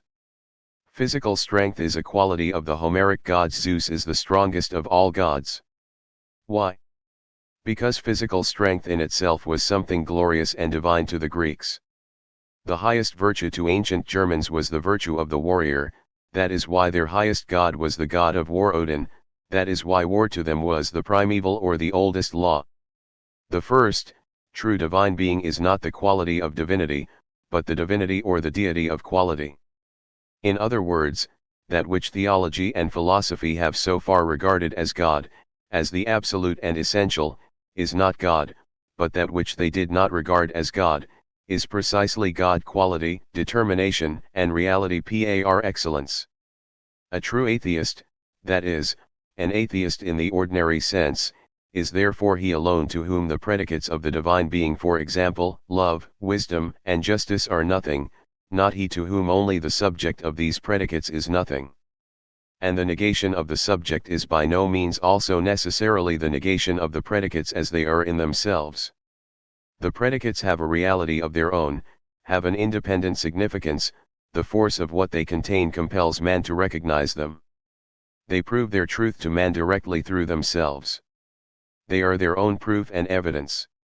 Goodness, justice, and wisdom do not become chimeras if the existence of God is a chimera, nor do they become truth simply because the existence of God is a truth. The concept of God depends on the concept of justice, kindness, and wisdom. A God who is not kind, not just, and not wise is no God. But these concepts do not depend on the concept of God. That a quality is possessed by God does not make it divine. God possesses it, because it is in itself divine, because without it God would be a defective being. Justice, wisdom, and, in fact, every determination which constitutes the divinity of God, is determined and known through itself, but God is known and determined by the predicates. Only in the case where I think that God and justice are identical, that God is immediately the reality of the idea of justice or of any other quality, do I think of God as self-determined. But if God, the subject, is that which is determined, and the quality or the predicate is that which determines him, then the predicate, and not the subject, in truth deserves the primacy of being, the status of divinity. Only when it happens that a number of contradictory qualities are combined into one being, which is then conceived in the form of a person, that is, when personality is particularly emphasized, does one forget the origin of religion, does one forget that that which reflective thought looks upon as the predicate distinguishable or separable from the subject was originally the true subject. Thus, the Greeks and the Romans deified the accidents as substances, virtues, mental states, and emotions, were as independent beings. Man, particularly the religious man, is the measure of all things, of all reality. Whatever impresses man, whatever makes a particular impression on his mind, and it may be merely some strange, inexplicable sound or note, he hypostatizes into a particular deity. Religion encompasses all the objects of the world. Think of anything existing, and you will find that it has been the object of religious veneration. Nothing is to be found in the essence and consciousness of religion that is not there in the being of man, that is not there in his consciousness of himself and the world. Religion has no particular content of its own. Even the emotions of fear and dread had their temples in Rome. The Christians, too, hypostatized their mental states into beings and qualities of things, their dominant emotions into powers dominating the world. In short, they hypostatized the qualities of their being, whether known or unknown to them, into self-subsisting beings. Devils, goblins, witches, ghosts, angels, etc., continued to be sacred truths as long as the religious disposition held its uninterrupted sway over mankind. In order not to acknowledge the identity of the divine and human predicates, and hence of the divine and human essence, one takes recourse to the idea that God, as an infinite being, has an infinite plenitude of various predicates, of which we know only some in this world, and indeed, those that are similar or analogous to our own, but the others, by virtue of which God is a totally different being from the being of man or from anything similar to it, we shall only know in the future, in the world hereafter. However, an infinite plenitude or multitude of predicates which are truly different, and so different that the knowledge of the one does not immediately posit and lead to the knowledge of the other, realizes its truth only in an infinite plenitude or multitude of different beings or individuals. Thus, the being of man is infinitely rich in different kinds of predicates, but precisely for that reason it is infinitely rich in different kinds of individuals. Each new man is, so to say, a new predicate, a new talent added to mankind. Mankind possesses as many qualities, as many powers, as the number of its members. Although the individual partakes of the same power that is inherent in all men, it is so constituted in him that it appears to be a new and unique power. The secret of the inexhaustible plenitude of the divine determinations is, therefore, nothing else than the secret of the being of man, which is infinitely diverse, infinitely determinable, and precisely for these reasons sensuous. Only in sensuousness, only in space and time, does an infinite being, a being that is really infinite and plentiful in predicates, exist. Where there are truly different predicates, there are truly different times. One man is an excellent musician, an excellent writer, and an excellent physician, but he cannot make music, write, and cure at one and the same time. Time, and not the Hegelian dialectic, is the power by means of which antitheses and contradictions are united in one and the same being. However, the infinite plurality of different predicates must remain an unreal conception if it is seen in conjunction with the concept of God, but in disjunction with the being of man. Thus, it must remain a fantasy, a conception of sensuousness, lacking the essence and truth of sensuousness. Thus, it must remain a conception that stands in direct contradiction with the divine being as an intellectual, that is, abstract, simple, and unique being, for the predicates of God are of such a nature that possessing one implies possessing all the others, because there is no real difference between them. If, therefore, the present predicates do not involve the future ones, the present God does not involve the future God, then the future God does not involve the present. They are two different beings. Point 11. But this distinction contradicts the unity, uniqueness, and simplicity of God. Why is a certain predicate a predicate of God? Because it is of divine nature, that is, because it expresses no limitation, no defect. Why are other predicates so? Because, however different they may be among themselves, they concur in this: they equally express perfection and unlimitedness. Hence, I can imagine innumerable predicates of God, because they must all concur in the abstract concept of the Godhead, because they must have in common that which makes every single predicate into a divine attribute or predicate. This is the case with Spinoza. He speaks of an infinite plurality of the attributes of the divine substance, but he does not name any besides thought and extension. Why? Because it is a matter of complete indifference to know them, because they are, indeed, in themselves indifferent and superfluous, because despite these innumerable predicates, I would still be saying the same as with the two predicates of thought and extension. Why is thought an attribute of substance? Because according to Spinoza, it is comprehended through itself, because it is something that cannot be divided, that is, perfect and infinite. Why extension or matter? Because they express the same thing in relation to themselves.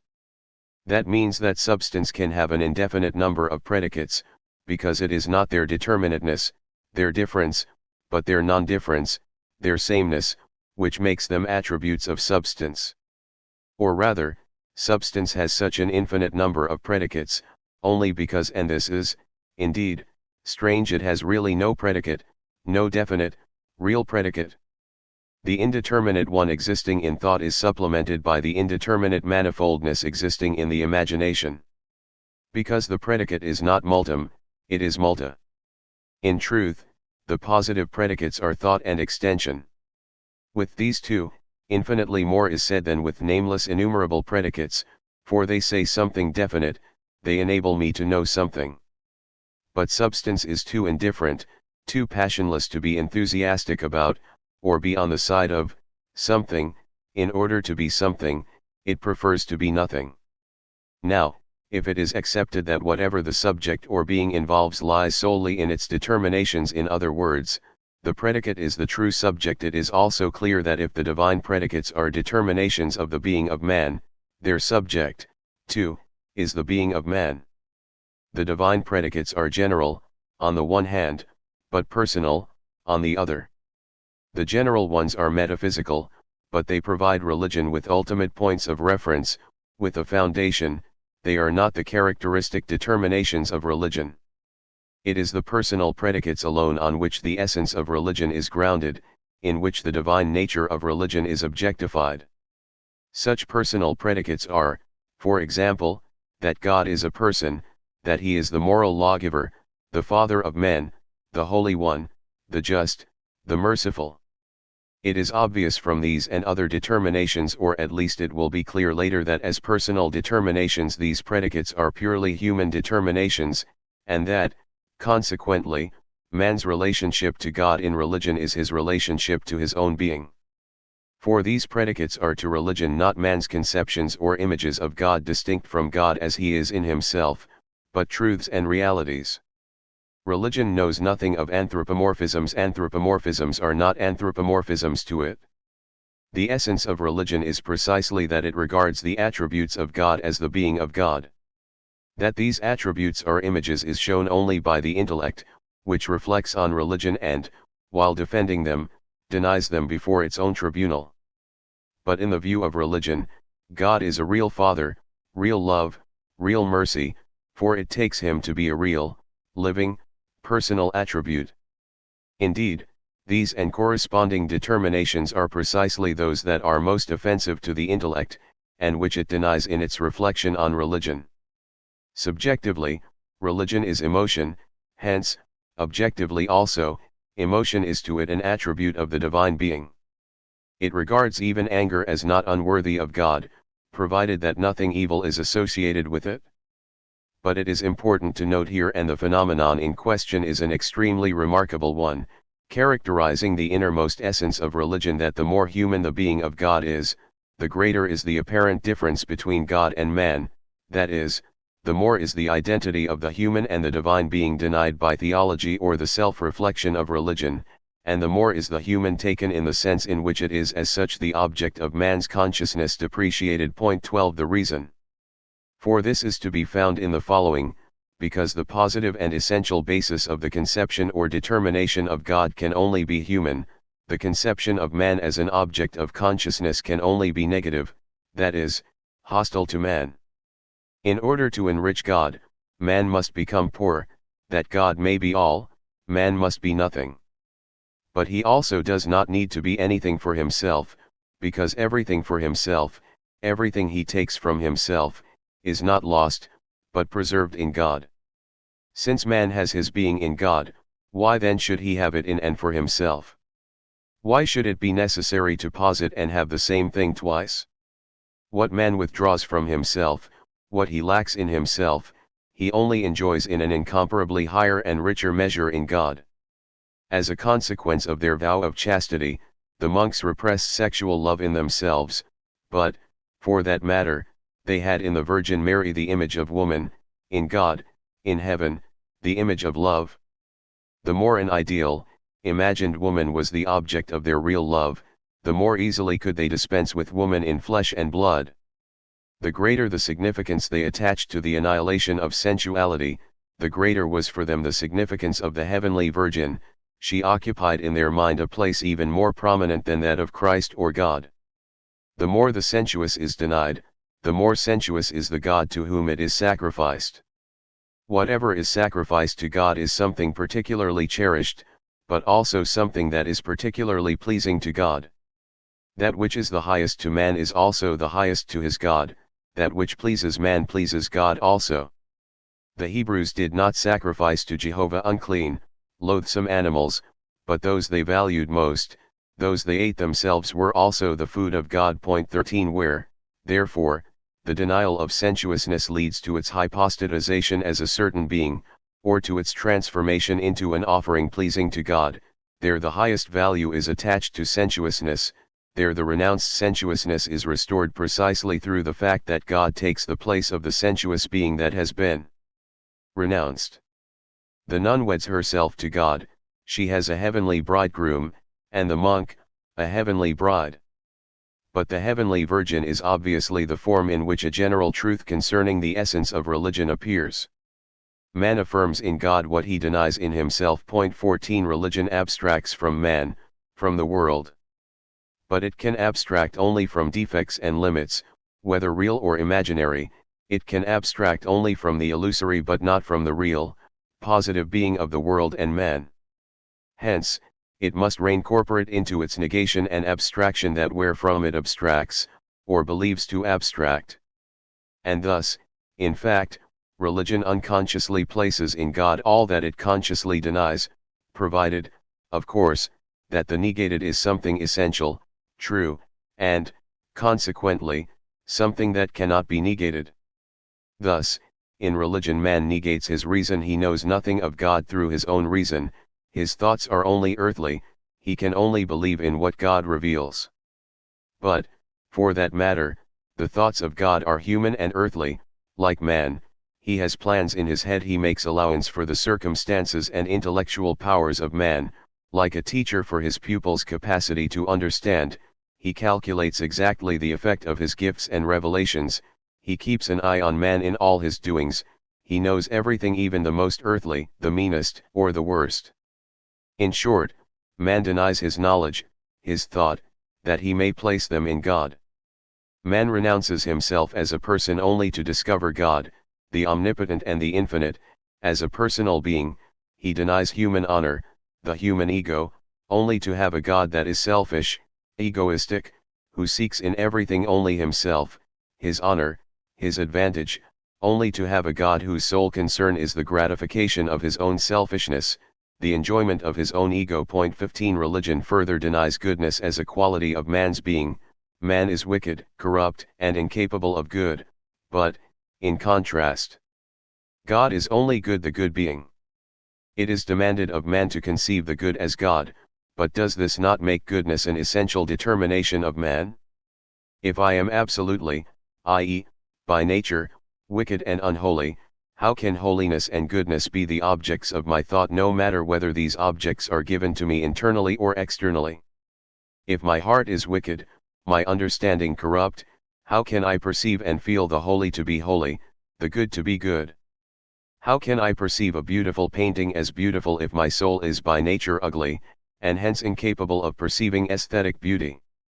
Even if I am not a painter and do not have the power to produce something beautiful out of myself, my feeling and understanding are aesthetic, since I perceive beauty in the world outside.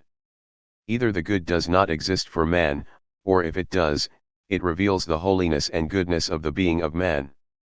That which is absolutely against my nature, with which I have nothing in common, I also cannot think or feel. Holiness stands in contrast to me as an individual, but in unity with my human essence. The holy is a reproach to my sinfulness, in it I recognize myself as a sinner, but in my idea of holiness I also know that I am not, and I reproach myself for not being what I ought to be, what I can be according to my nature. An ought without the possibility of conforming to it is a ludicrous chimera which cannot take hold of the mind. But in so far as I acknowledge goodness as my essential determination, as my law, I acknowledge it, consciously or unconsciously, as my own nature. A being other than mine, and differing from me according to its nature, does not concern me. I can perceive sin as sin only if I perceive it as involving me in a contradiction with myself, that is, as a contradiction between my personality and essence. As a contradiction of the divine, that is, of a being other than mine, the feeling of sin is inexplicable, meaningless. The distinction between Augustinianism and Pelagianism consists only of this: what the former expresses in the form characteristic to religion, the latter expresses in the form characteristic to rationalism. Both say the same thing, both see the good as belonging to man, but Pelagianism does it directly, in a rationalistic, moral form, whereas Augustinianism does it indirectly, in a mystical, that is, religious form. 16 That which is ascribed to the God of man is in truth ascribed to man himself, that which man predicates of God, he in truth predicates of himself. Augustinianism would only then be true, and true, indeed, in a sense opposed to Pelagianism, if the devil were the God of man, if man, aware that he was himself a devil, worshipped and celebrated the devil as the highest expression of his own being. But as long as man worships a good being as God, that long does he behold his own goodness in God. The doctrine of the fundamental corruption of man's nature and the doctrine that man is incapable of good are identical, and concur in the view that, in truth, man is unable to do anything by himself and through his own power. The denial of human power and activity would be true only if man also denied the existence of moral activity in God, that is, if he were to say with the Oriental nihilist or pantheist, the divine being is absolutely without will, inactive, indifferent, and ignorant of the distinction between good and evil. But he who defines God as an active being and, indeed, as morally active, as a moral and critical being, as a being that loves, works, and rewards good, and punishes, rejects, and condemns evil, he who so defines God only apparently denies human activity. In actual fact, he regards it as the highest, the most real activity. He who attributes action to man declares human activity to be divine. He says, a God who does not act, that is, does not act morally or humanly, is no God. He therefore makes the notion of God dependent on the notion of activity, or rather human activity, for he knows of none higher. Man, and this is the secret of religion, objectifies 17 his being, and then again makes himself the object of this objectified being, transformed into a subject, a person. He thinks of himself as an object, but as an object of an object, as an object to another being. Thus, here man is an object to God. That man is good or evil is not indifferent to God. No. God is keenly and deeply concerned whether man is good, he wants him to be good and blissful, and both necessarily belong together. The reduction of human activity to nothingness is thus retracted by the religious man through the fact that he turns his sentiments and actions into an object of God, man into a purpose of God. That which is an object in mind is a purpose in action, and the divine activity into a means of man's salvation. God acts, that man may be good and felicitous. Thus, while in appearance the greatest humiliation is inflicted upon man, in truth he is exalted to the highest. Thus, in and through God, the aim of man is man himself. It is true that the aim of man is God, but the aim of God is nothing except the moral and eternal salvation of man. That means that the aim of man is man himself. The divine activity does not distinguish itself from the human. How could the divine activity work on me as its object, indeed, work in me, if it were essentially foreign to me? How could it have a human aim, the aim to make man better and happy, if it were not itself human? Does not the aim determine the act? When man makes it his goal to morally improve himself, his resolutions and projects are divine, but, equally, when God has in view the salvation of man, both his aims and his corresponding activity are human. Thus, in God man confronts his own activity as an object. But because he regards his own activity as existing objectively and as distinct from himself, he necessarily receives the impulse, the urge, to act not from himself, but from this object. He looks upon his being as existing outside himself, and he looks upon it as the good. Hence it is self-evident, a tautology, that he receives the impulse to good from where he deposits it. God is the most subjective, the very own being of man, but set apart from himself. That means that he cannot derive his actions purely out of himself, or that all good comes from God. The more subjective, the more human God is, the more man exteriorizes his subjectivity, his humanity, because God is in reality the exteriorized self of man, which he, however, reappropriates. As the activity of the arteries drives the blood into the extremities, and the action of the veins leads it back again, as life basically consists in a constant systole and diastole, so is it also in religion. In the religious systole man's being departs from itself into an outward projection, man disowns, rejects himself. In the religious diastole his heart again embraces his rejected being. God alone is the being whose actions originate within himself, whose activity flows out of himself. Thus operates the repelling force in religion.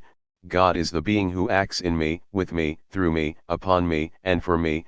He is the principle of my salvation, of my good sentiments and actions, and hence my own good principle and essence. Thus operates the attracting force in religion. The course of religious development, as delineated in general above, consists more specifically in this, that man progressively appropriates to himself what he had attributed to God. In the beginning, man posits his essence completely and without distinction outside himself. This is illustrated particularly by his belief in revelation. That which to a later epoch or to a culturally advanced people is revealed by reason or nature is revealed to an earlier epoch, or to a culturally backward people, by God. All human urges, however natural, even the urge for cleanliness, were conceived by the Israelites as positive divine commandments. This example again shows us that man's image of God is the more debased and the more commonly human the more man denies himself.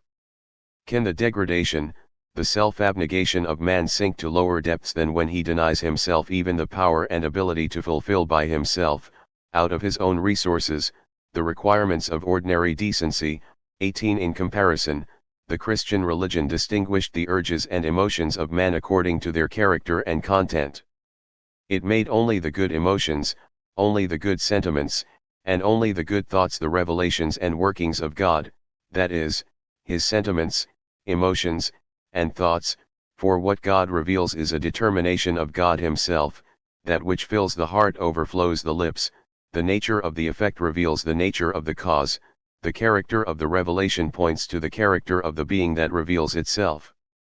A God who reveals himself only in good sentiments is himself a God whose essential quality is only moral goodness. The Christian religion separated inward moral purity from external physical purity. The Israelite religion identified the two. 19 In contrast to the Israelite, the Christian religion is the religion of criticism and freedom. The Israelite recoiled from doing anything that was not commanded by God. Even in external things he was without will, even his food fell within the jurisdiction of religious authority.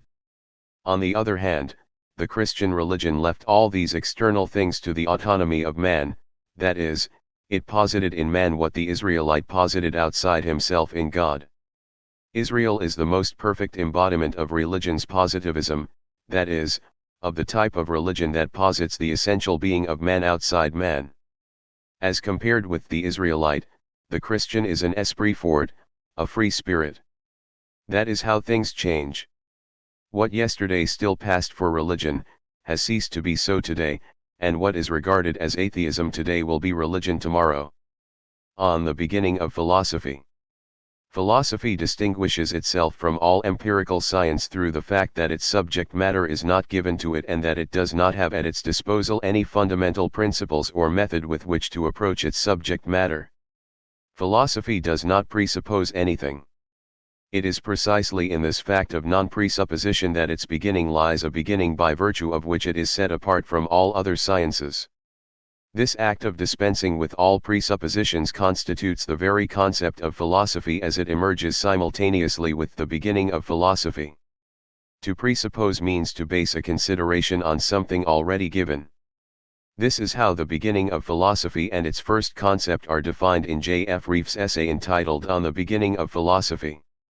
However, this definition is by no means absolutely valid or as free of all presuppositions as it is meant to be.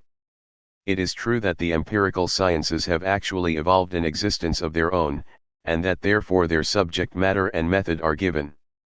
But this was not the case as long as these sciences were in their formative stages. All science aims not at abolishing its object, God forbid, but only at making into an object that which does not as yet exist as an object.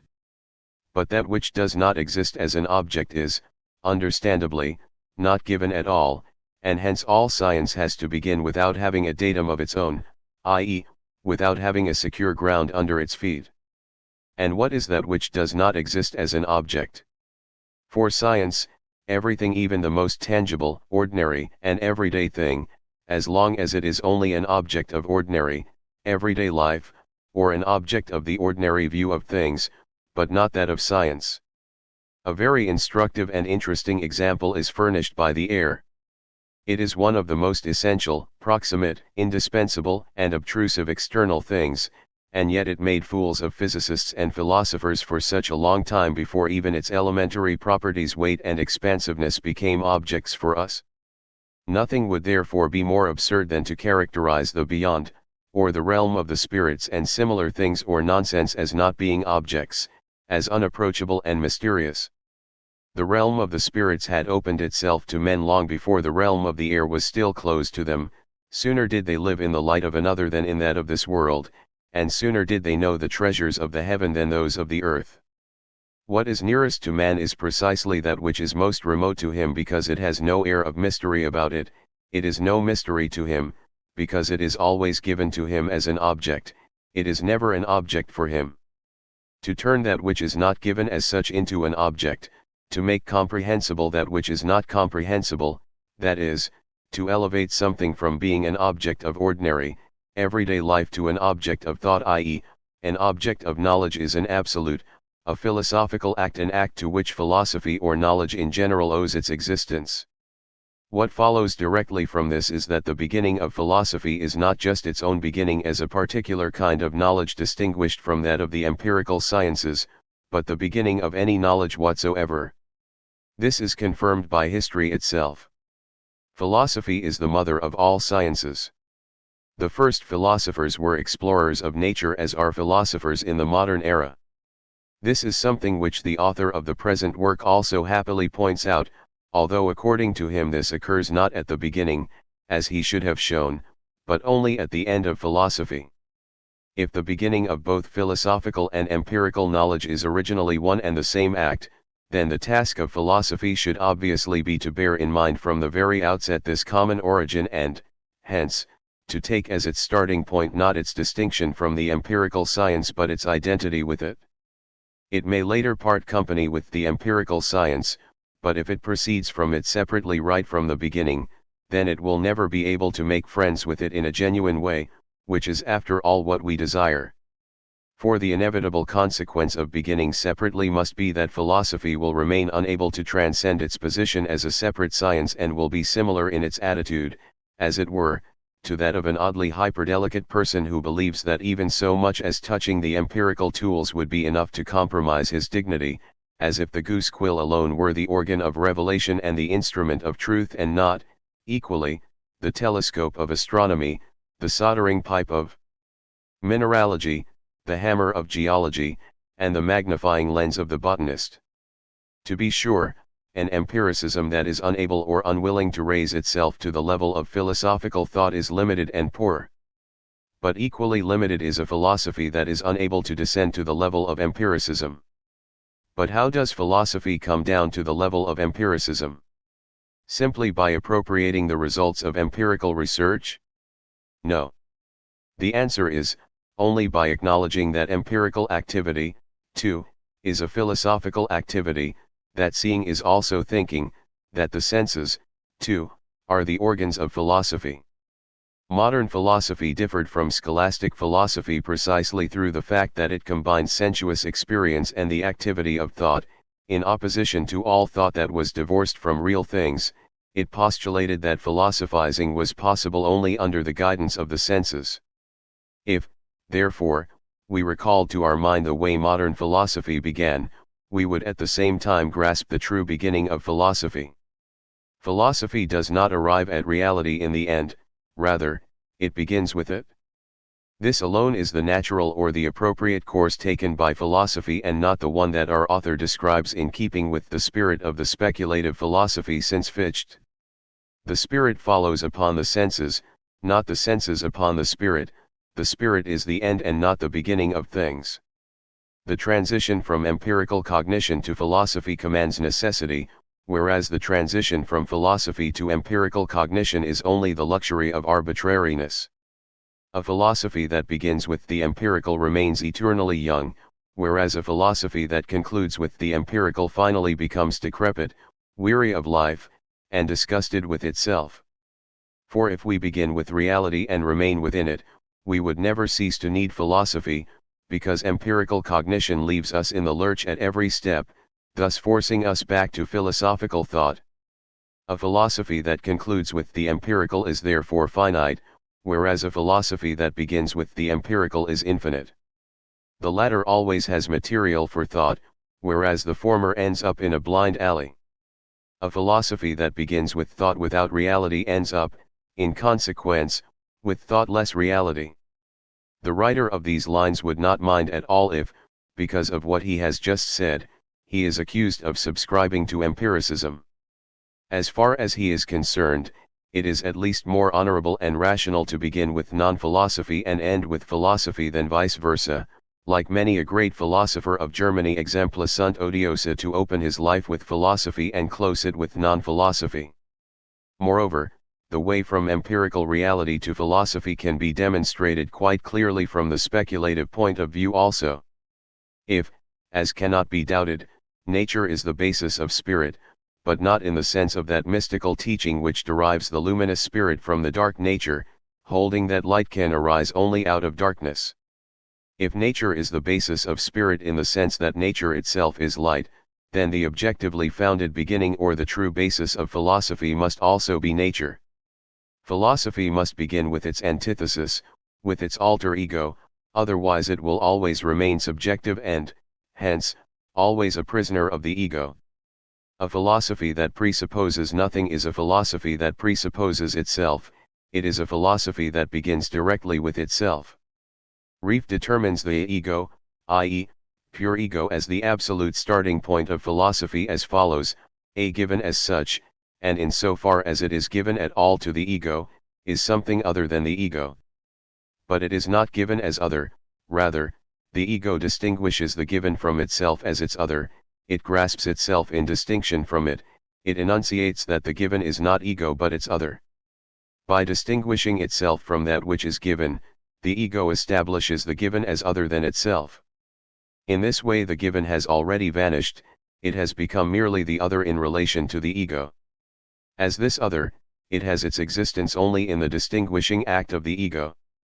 But this ego which is separate from things, which posits and thereby at the same time cancels its own other, is this ego not hypothetical? Is it not rather an ego that is seen from a particular standpoint? Is this standpoint simply necessary and absolute? Is it a standpoint whereupon philosophy has to base itself in order to be what it is? Is an object nothing else besides being an object? Certainly, it is the other of the ego.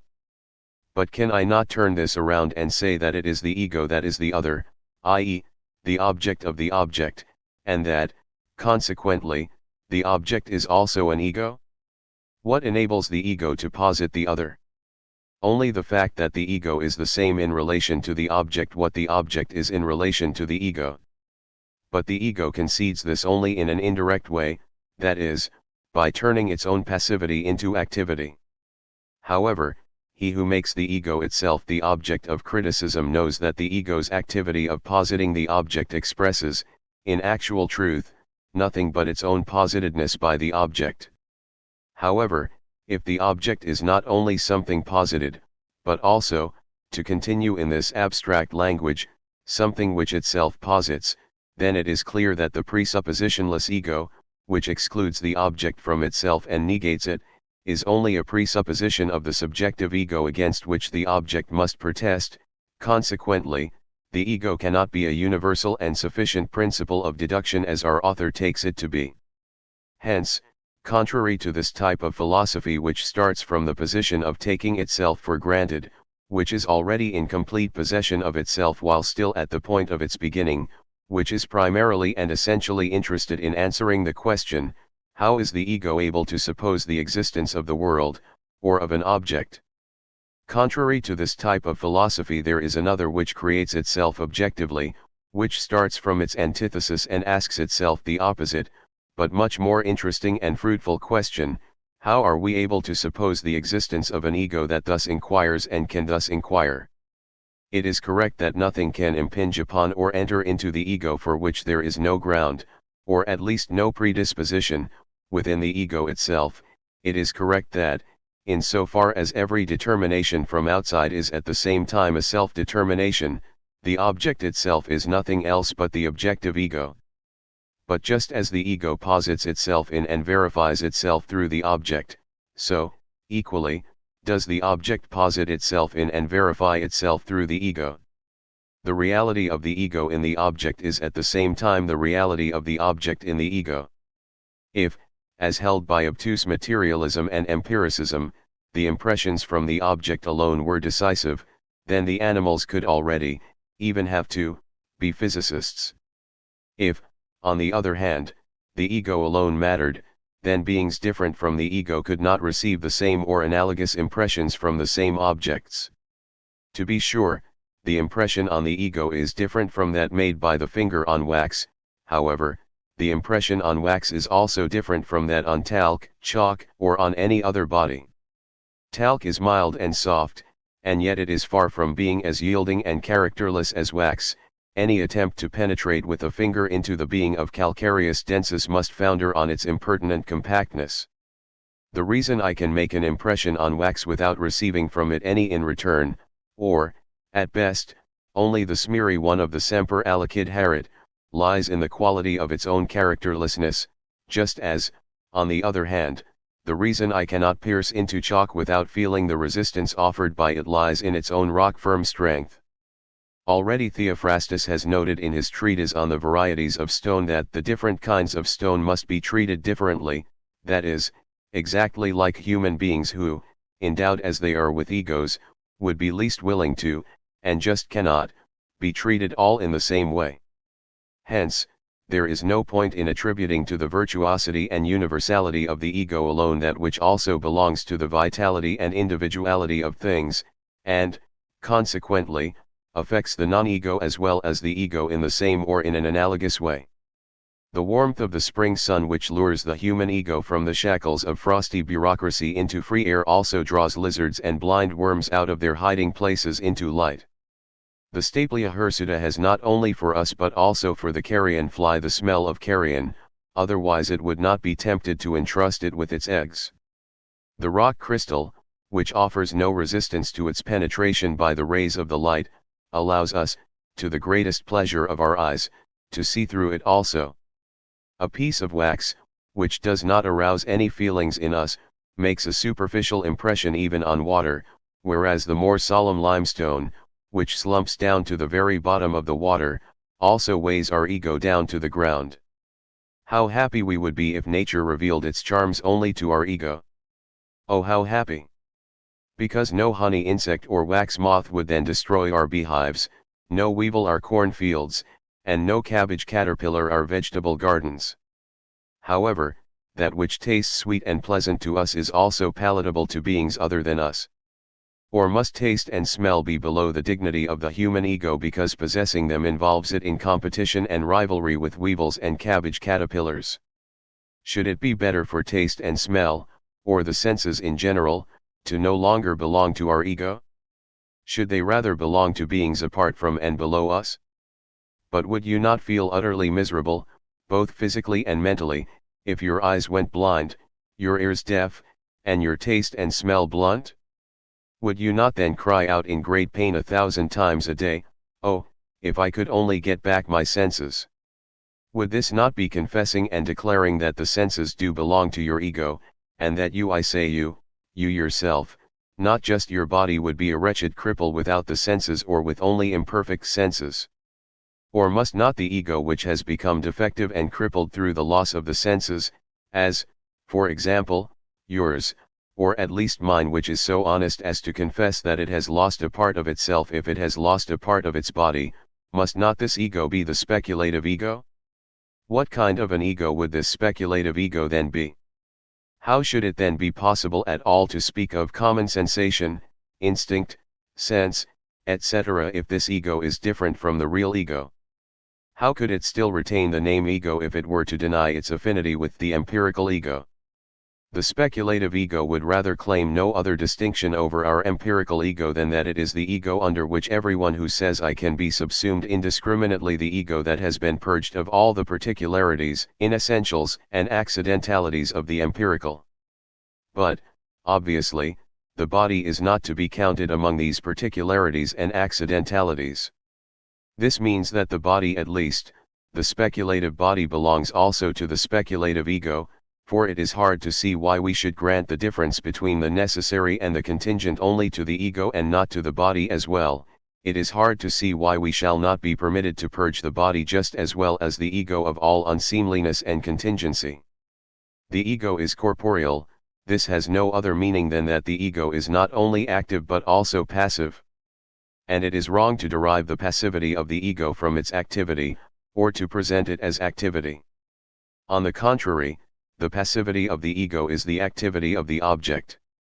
Because the object, too, is active, the ego is passive, a passivity of which the ego need not be ashamed, for the object belongs to the innermost being of the ego. But precisely because of this, it is one-sided and partial in the highest degree to want to consider and present all the determinations of the ego in isolation from the objects, i.e., as the self-determinations of the ego. Moreover, this would be completely impossible to carry out, because the ego's own power is by no means sufficient to satisfy all its needs. It must therefore borrow the means it lacks from the objective world, that is to say, from its own body. Thus, for example, the sensation of animal warmth of which the ego partakes according to psychology is obviously of purely physical origin. But how does this rhyme together with an ego that creates everything out of itself? How does the disturbing fire of animal warmth enter into the Gnostic calm of an ego that is concentrated in itself? Perhaps because animal warmth can assert its own autonomy and independence in the face of changing external temperature? But even this independence has its limit, which immediately reminds us of the inseparability of the subject and object. People have suddenly died on the equator when the temperature approached 40 degrees Celsius. Or is the animal body so identical with the ego that the ego derives out of itself whatever it derives out of the body? However, the ego is open to the world by no means through itself as such, but through itself as a corporeal being, that is, through the body. In relation to the abstract ego, the body is the objective world. It is through the body that the ego is not just an ego but also an object. To be embodied is to be in the world. It means to have so many senses, i.e., so many pores and so many naked surfaces. The body is nothing but the porous ego. Or should only the sensation of animal warmth qua sensation belong to the ego? But what is sensation without warmth? What is left over at all if I abstract from the object or content of sensations and from the activities of the ego? How can I, for example, ascribe the sensation or the activity of seeing to the ego, and how can I accommodate it in psychology and define it if I take it in abstraction from its object, the light? Seeing is, first of all, nothing but the sensation or perception of light and the sensation of being affected by light. The eye is the light sense. Seeing without light is as much as breathing without air. To see is to partake of light. Now it is true that one can also turn the ego into a universal principle of deduction, albeit in contradiction to the meaning which, since Fichte, we associate with the concept or, at any rate, the word ego. However, this can be done only under the condition that one discovers and demonstrates a non-ego in the ego itself, and not only a non-ego but differences and oppositions in general, for it is absolutely impossible to achieve anything meaningful with the unimaginative and monotonous litany of the eternal I equals I. The ego from which a musical note emerges is totally different from the ego that produces a logical category, a moral or juridical law. But that would mean that psychology is the only science that precedes all other sciences, and is the first and the general science whose aim is none other than to follow the ego through all its inflections in order to deduce intrinsically different principles from the different relations in which the ego is involved. In that case, it is wholly inadequate and inadmissible to make psychology as Reef does into a particular science and to deduce from it only abstract sciences of logic and metaphysics. But the original and the most essential antithesis, an antithesis necessarily connected with the ego, is the body, the flesh. The conflict between the spirit and the body alone is the highest metaphysical principle. It is the secret of creation and the ground on which the world rests. Indeed, the flesh or, if you prefer, the body has not only a natural historical or empirico-psychological meaning, but essentially a speculative, a metaphysical one. For what else is the body if not the passivity of the ego? And how are you going to deduce even the will and the sensation from the ego without a passive principle? The will cannot be conceived without something striving against it, and in all sensation, however spiritual, there is no more activity than passivity, no more spirit than flesh, no more ego than non-ego. The necessity of a reform of philosophy. There is a qualitative difference between a new philosophy that falls into a common epoch with earlier philosophies and one that belongs to an entirely new phase in the history of mankind. To be more specific, there is a fundamental distinction involved between a philosophy that owes its existence to a philosophical need, as, for example, the philosophy of Fichte in relation to that of Kant, and one that corresponds to a need of mankind. In short, there is a world of difference between a philosophy that is related to mankind only indirectly by virtue of its belonging to the history of philosophy and one that is directly the history of mankind. The question therefore arises whether a transformation, a reform, or a regeneration of philosophy is called for. If so, how can or how must it be? Is this change to take place in the spirit and in the meaning of philosophy as it has existed until now, or is the change to have a new meaning? Do we have to look for a philosophy similar to the one we have had so far or for an essentially different one? The ultimate question, upon which also the preceding ones depend, is, do we find ourselves on the threshold of a new age, of a new period in the history of mankind, or are we still in the same old rut? Are we to retain man in his old form, making only certain indispensable modifications that have become necessary due to the march of time? If we approach this question solely from a philosophical standpoint, then our understanding of its scope would be too narrow. We would then be treating it on the level of ordinary scholastic bickerings. Nothing would be more superfluous. The only true and necessary change in philosophy can be one that harks to the need of the age as well as that of mankind. In times when a world historical view of things is in decline, the needs of men become contradictory. Some feel the need to preserve the old and reject the new, others feel the need to translate the new into practice. On which side does the true need lie? Only on the side that represents the need of the future, that is, the anticipated future, on the side on which the onward movement is located. The need to preserve the old is only an artificially produced reaction. The Hegelian philosophy was an arbitrary combination of the different existing systems, of so many half-truths that had no positive power for want of absolute negativity. Only he who has the courage to be absolutely negative has also the power to create something new. The historical epochs of mankind are distinguished from each other on the basis of religious changes. The origins of a historical movement can be understood only to the extent to which they are discovered in the heart of man. The heart is not a form of religion which could also exist in the heart, it is the very essence of religion. The question therefore is, has a religious revolution already occurred within us? And the answer is, yes.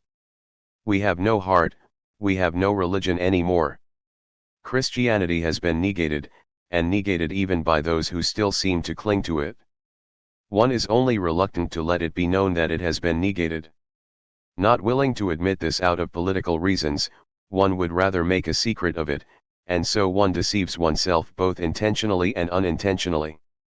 Indeed, one even parades the negation of Christianity as Christianity itself, thus turning it into a mere name.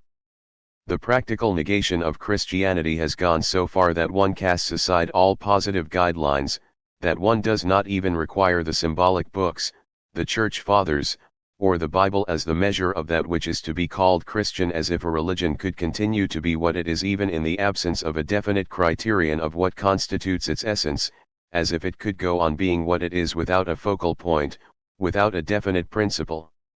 The principle now is the preservation of religion under the form of its negation. What, after all, is Christianity? If we no longer possess a testament, how are we to know the will and the message of its founder? This can only mean that Christianity has really ceased to exist. Such phenomena are nothing but the manifestations of the inner decay, of the decline and fall of Christianity. Christianity is no longer able to respond to the needs of either the theoretical or the practical man. Nor is it any longer capable of satisfying our mind or our heart, for we have now discovered other interests for our heart than the eternal heavenly bliss. All philosophy until now falls into the epoch of the downfall of Christianity or into the epoch of its negation, an epoch that aimed, rather, to establish it.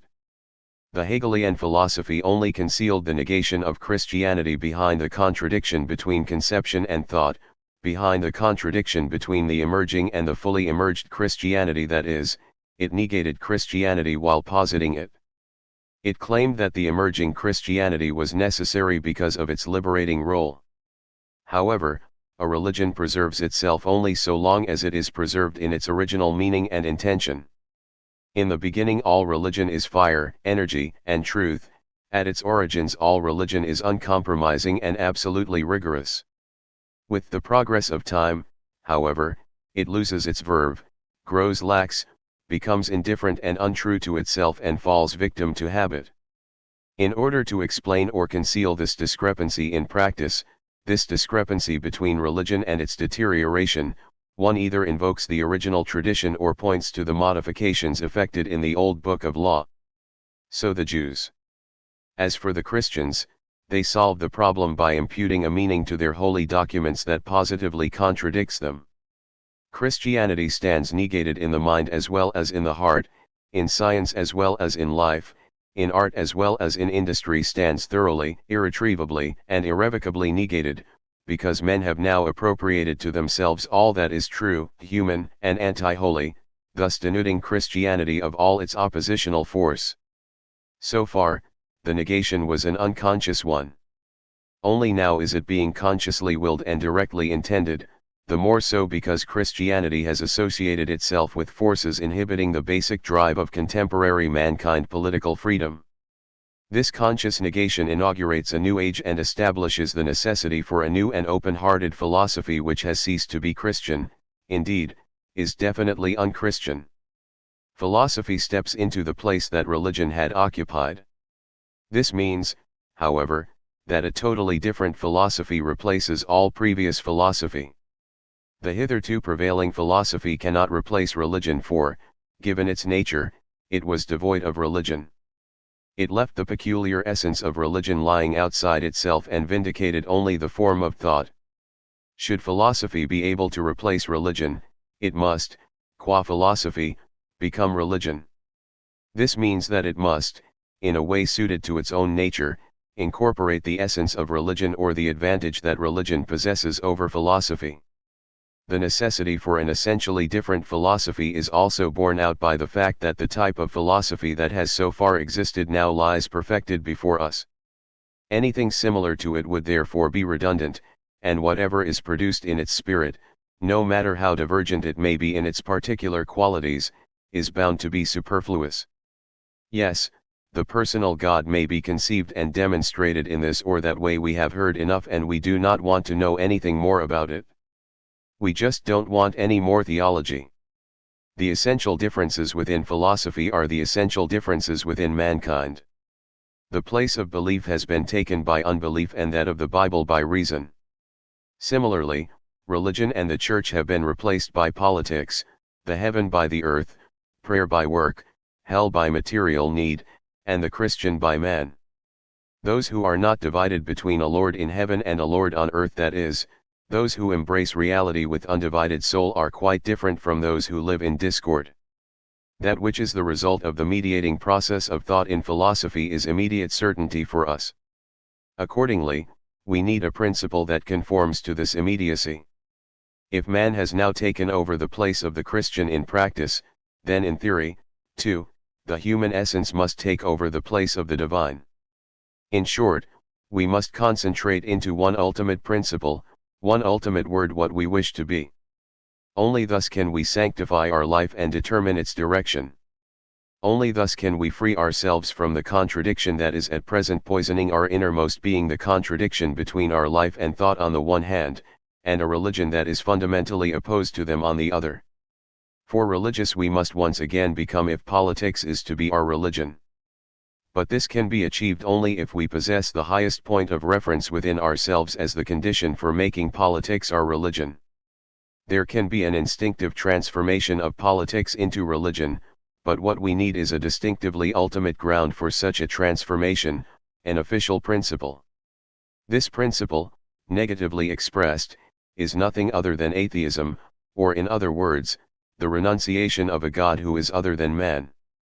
Religion, in the ordinary sense of the word, plays so minimal a role in holding the state together that it should rather be regarded as its dissolution.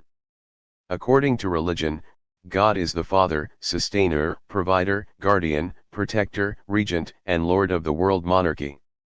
Consequently, man does not stand in need of man, and for everything he is supposed to derive from himself or other men, he is actually directly indebted to God. He depends on God rather than on man, his gratitude is due to God rather than to man. On this account, man is only accidentally related to man. But if we explain the reality of the state from the point of view of the subject, we would realize that the reason why men come together is precisely that they do not believe in any God, that they negate their religious belief unconsciously, involuntarily, and in practice. Not the belief in God, but rather the doubt concerning him is the actual cause underlying the foundation of states. From the point of view of the subject, it is the belief in man as the God of man that explains the origin of the state. Within the state, the powers of man differentiate and unfold themselves in order, through this differentiation and synthesis, to constitute an infinite being, for the multitude of men and the multitude of forces form one single power.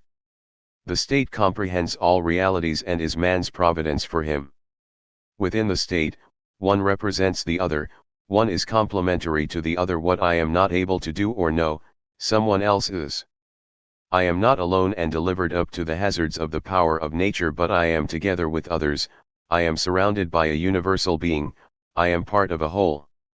The true state is the unlimited, infinite, true, perfect, and divine man.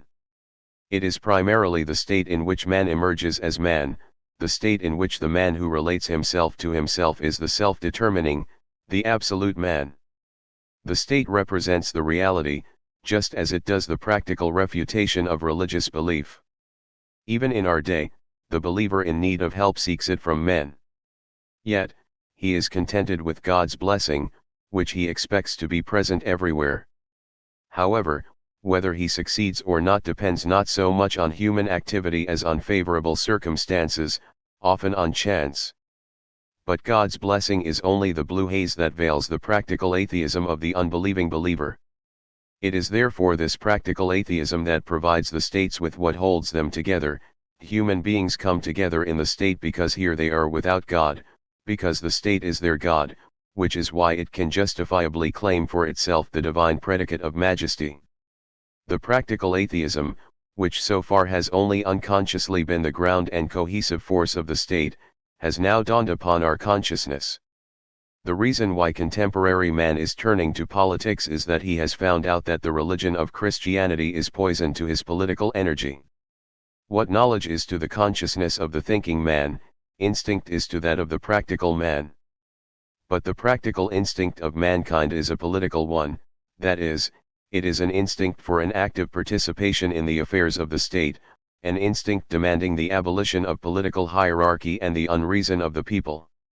It is an instinct demanding the negation of political Catholicism.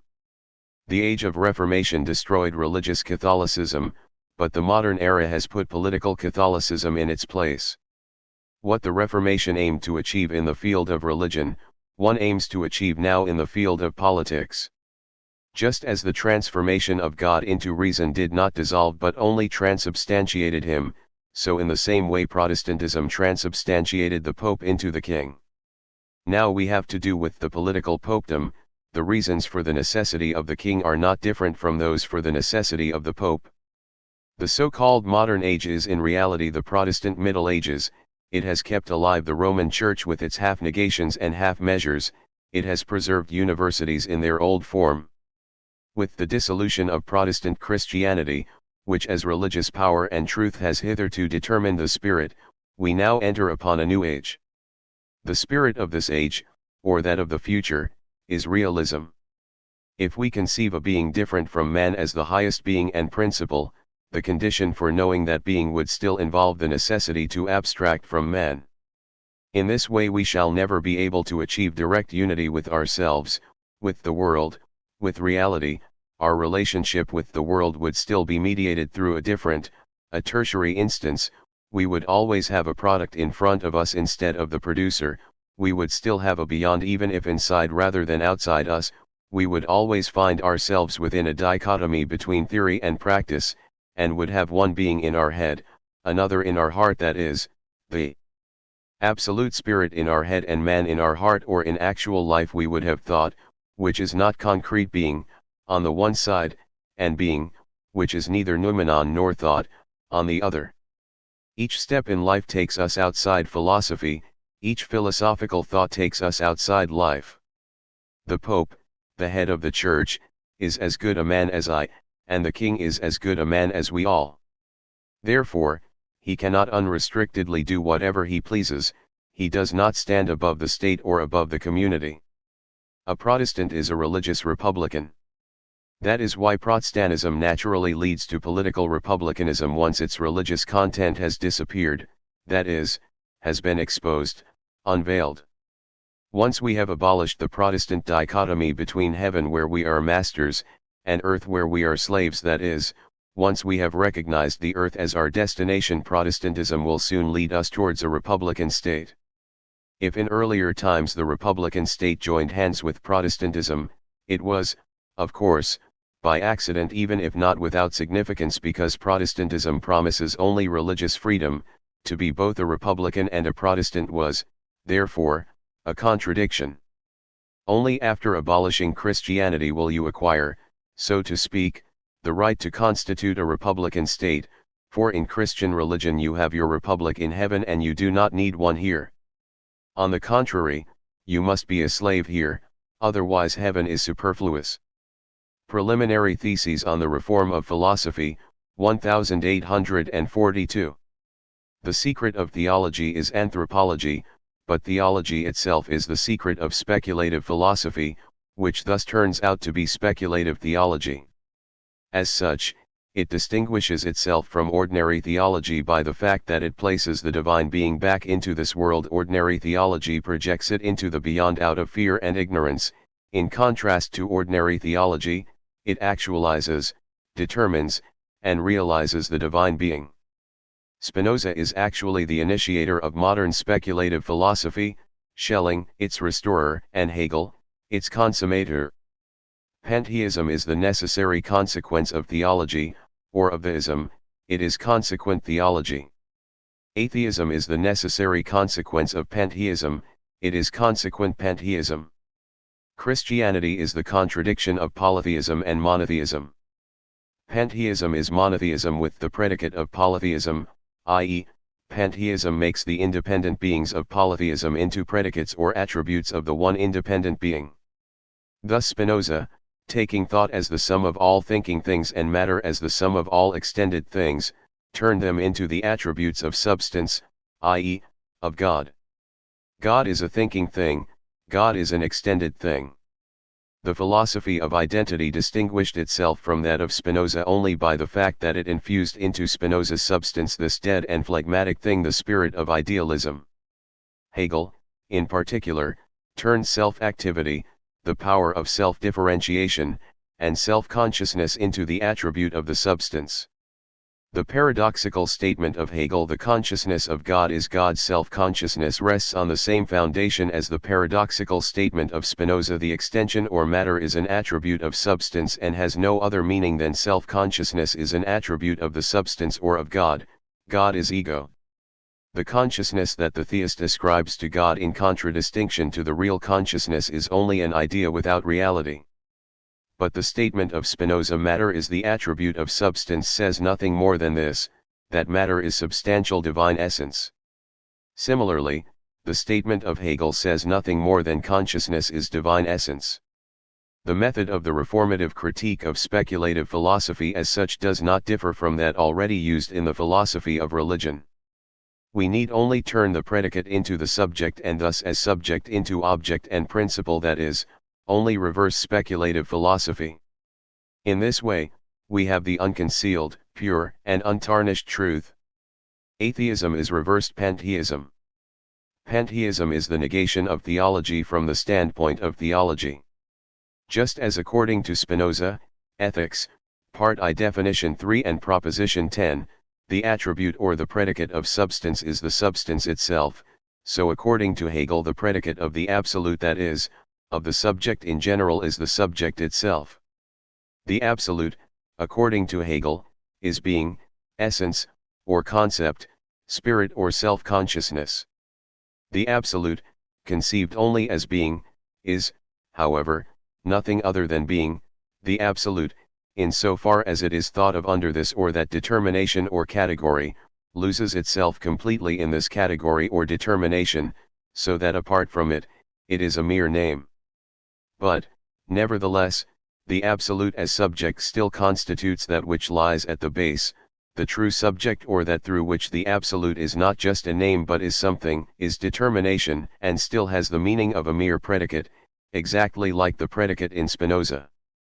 The absolute or the infinite of speculative philosophy, looked at psychologically, is nothing other than that which is not determined, the indeterminate, namely, the abstraction from all that is determinate and posited as a being that is on the one hand distinct from this abstraction and on the other hand identified with it. Historically considered, it is, however, nothing other than the old theological metaphysical being or unbeing, which is not finite, not human, not material, not determinate, and not created, the world antecedent nothingness posited as deed. The Hegelian logic is theology that has been turned into reason and presence, it is theology turned into logic. Just as the divine being of theology is the ideal or abstract embodiment of all realities, i.e., of all determinations, of all finitudes, so, too, it is the same with the logic. All that exists on earth finds itself back in the heaven of theology, likewise, all that is in nature reappears in the heaven of the divine logic: quality, quantity, measure, essence, chemism, mechanism, and organism. In theology, we have everything twice over, first in abstracto and then in co and seritu. Similarly, we have everything twice over in the Hegelian philosophy as the object of logic, and then, again, as the object of the philosophy of nature and of the spirit.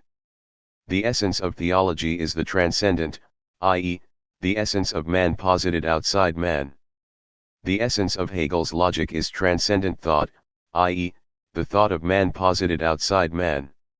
Just as theology dichotomizes and externalizes man in order to then identify his externalized essence with him, so similarly Hegel pluralizes and splits up the simple, self-identical essence of nature and man in order later to bring together forcibly what he has separated forcibly.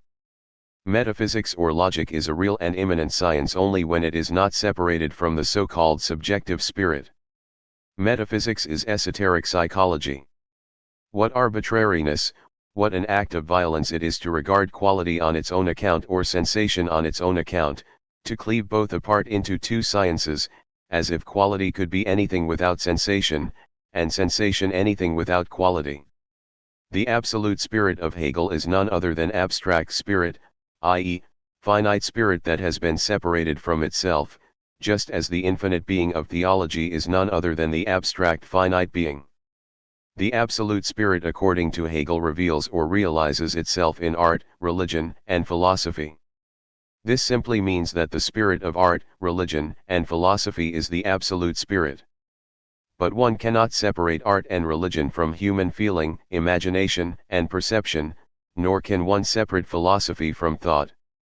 In short, one cannot separate the absolute spirit from the subjective spirit, or from the essence of man, without being thrown back to the standpoint of theology, without being deluded into regarding the absolute spirit as being another spirit that is distinct from the being of man, i.e., without making us accept the illusion of a ghost of ourselves existing outside ourselves.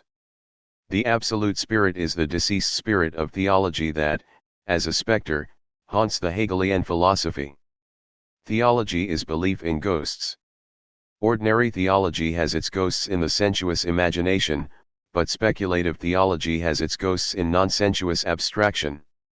To abstract means to posit the essence of nature outside nature, the essence of man outside man, the essence of thought outside the act of thinking. The Hegelian philosophy has alienated man from himself in so far as its whole system is based on these acts of abstraction. Although it again identifies what it separates, it does so only in a separate and mediated way. The Hegelian philosophy lacks immediate unity, immediate certainty, immediate truth. The direct, crystal clear, and undeceptive identification of the essence of man which has been taken away from him through abstraction with man, cannot be effected through a positive approach. It can only be derived from the Hegelian philosophy as its negation. It can only be apprehended at all if it is apprehended as the total negation of speculative philosophy, although it is the truth of this philosophy. It is true that everything is contained in Hegel's philosophy, but always together with its negation, its opposite. The obvious proof that the absolute spirit is the so-called finite, subjective spirit, or, in other words, that the latter cannot be separated from the former, is art. Art is born out of the feeling that the life of this world is the true life, that the finite is the infinite. It is born out of enthusiasm for a definite and real being as the highest and the divine being. Christian monotheism does not contain within itself the principle of an artistic and scientific culture. Only polytheism, so-called idolatry, is the source of art and science.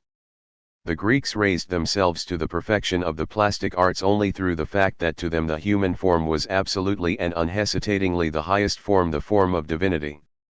The Christians were able to create poetry only at the point where they practically negated Christian theology and worshipped the female principle as the divine principle. As artists and poets, the Christians found themselves in contradiction to the essence of their religion as they conceived it and as it constituted the object of their consciousness. Petrarch regretted, from the point of view of religion, the poems in which he had deified his Laura. Why do the Christians not have, as do the pagans, works of art adequate to their religious ideas? Why do they not have a fully satisfying image of Christ? Because the religious art of the Christians founders on the fatal contradiction between their consciousness and truth. The essence of the Christian religion is, in truth, human essence. In the consciousness of the Christians it is, however, a different, a non-human essence. Christ is supposed to be both man and not man. He is an ambiguity. Art, however, can represent only the true and the unequivocal. The decisive consciousness, a consciousness that has become flesh and blood, that the human is the divine and the finite, the infinite, is the source of a new poetry and art which will exceed all previous poetry and art in energy, depth, and fire. The belief in the beyond is an absolutely unpoetical belief. Pain is the source of poetry. Only he who experiences the loss of a finite being as an infinite loss is capable of burning with lyrical fire. Only the painful stimulus of the memory of that which is no more is the first artist, the first idealist in man. But belief in the beyond turns every pain into mere appearance, into untruth. A philosophy that derives the finite from the infinite and the determinate from the indeterminate can never find its way to a true positing of the finite and the determinate. That the finite is derived from the infinite means that the infinite, or the indeterminate, is determined and hence negated. It is admitted that the infinite is nothing without determination, that is, without finiteness, and that it is the finite posited as the reality of the infinite. However, the negative unbeing, this nuisance of the absolute, still remains the underlying principle.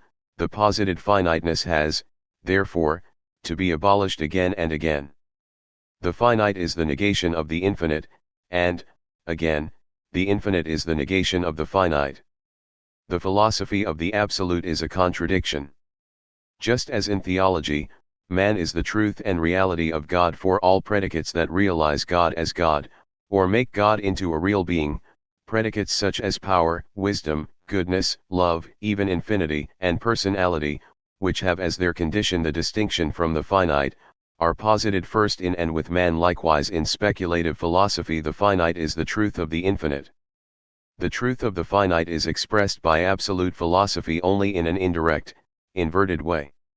If the infinite has any meaning, if it has truth and reality only when it is determinate, i.e., when it is posited not as infinite but as finite, then indeed the finite is the infinite in truth. The task of true philosophy is not to cognize the infinite as the finite, but as the non-finite, i.e., as the infinite. In other words, not to posit the finite in the infinite, but to posit the infinite in the finite. The beginning of philosophy is neither God nor the absolute, nor is it as being the predicate of the absolute or of the idea, rather the beginning of philosophy is the finite, the determinate, and the real. The infinite cannot possibly be conceived without the finite. Can you think of quality and define it without thinking of a definite quality? It is, therefore, not the indeterminate, but the determinate that comes first, since determinate quality is nothing but real quality precedes the quality which is imagined. The subjective origin and course of philosophy is also its objective course and origin. Before you think quality, you already feel quality. Suffering precedes thinking. The infinite is the true essence of the finite, the true finite. The true speculation or philosophy is nothing but what is truly and universally empirical.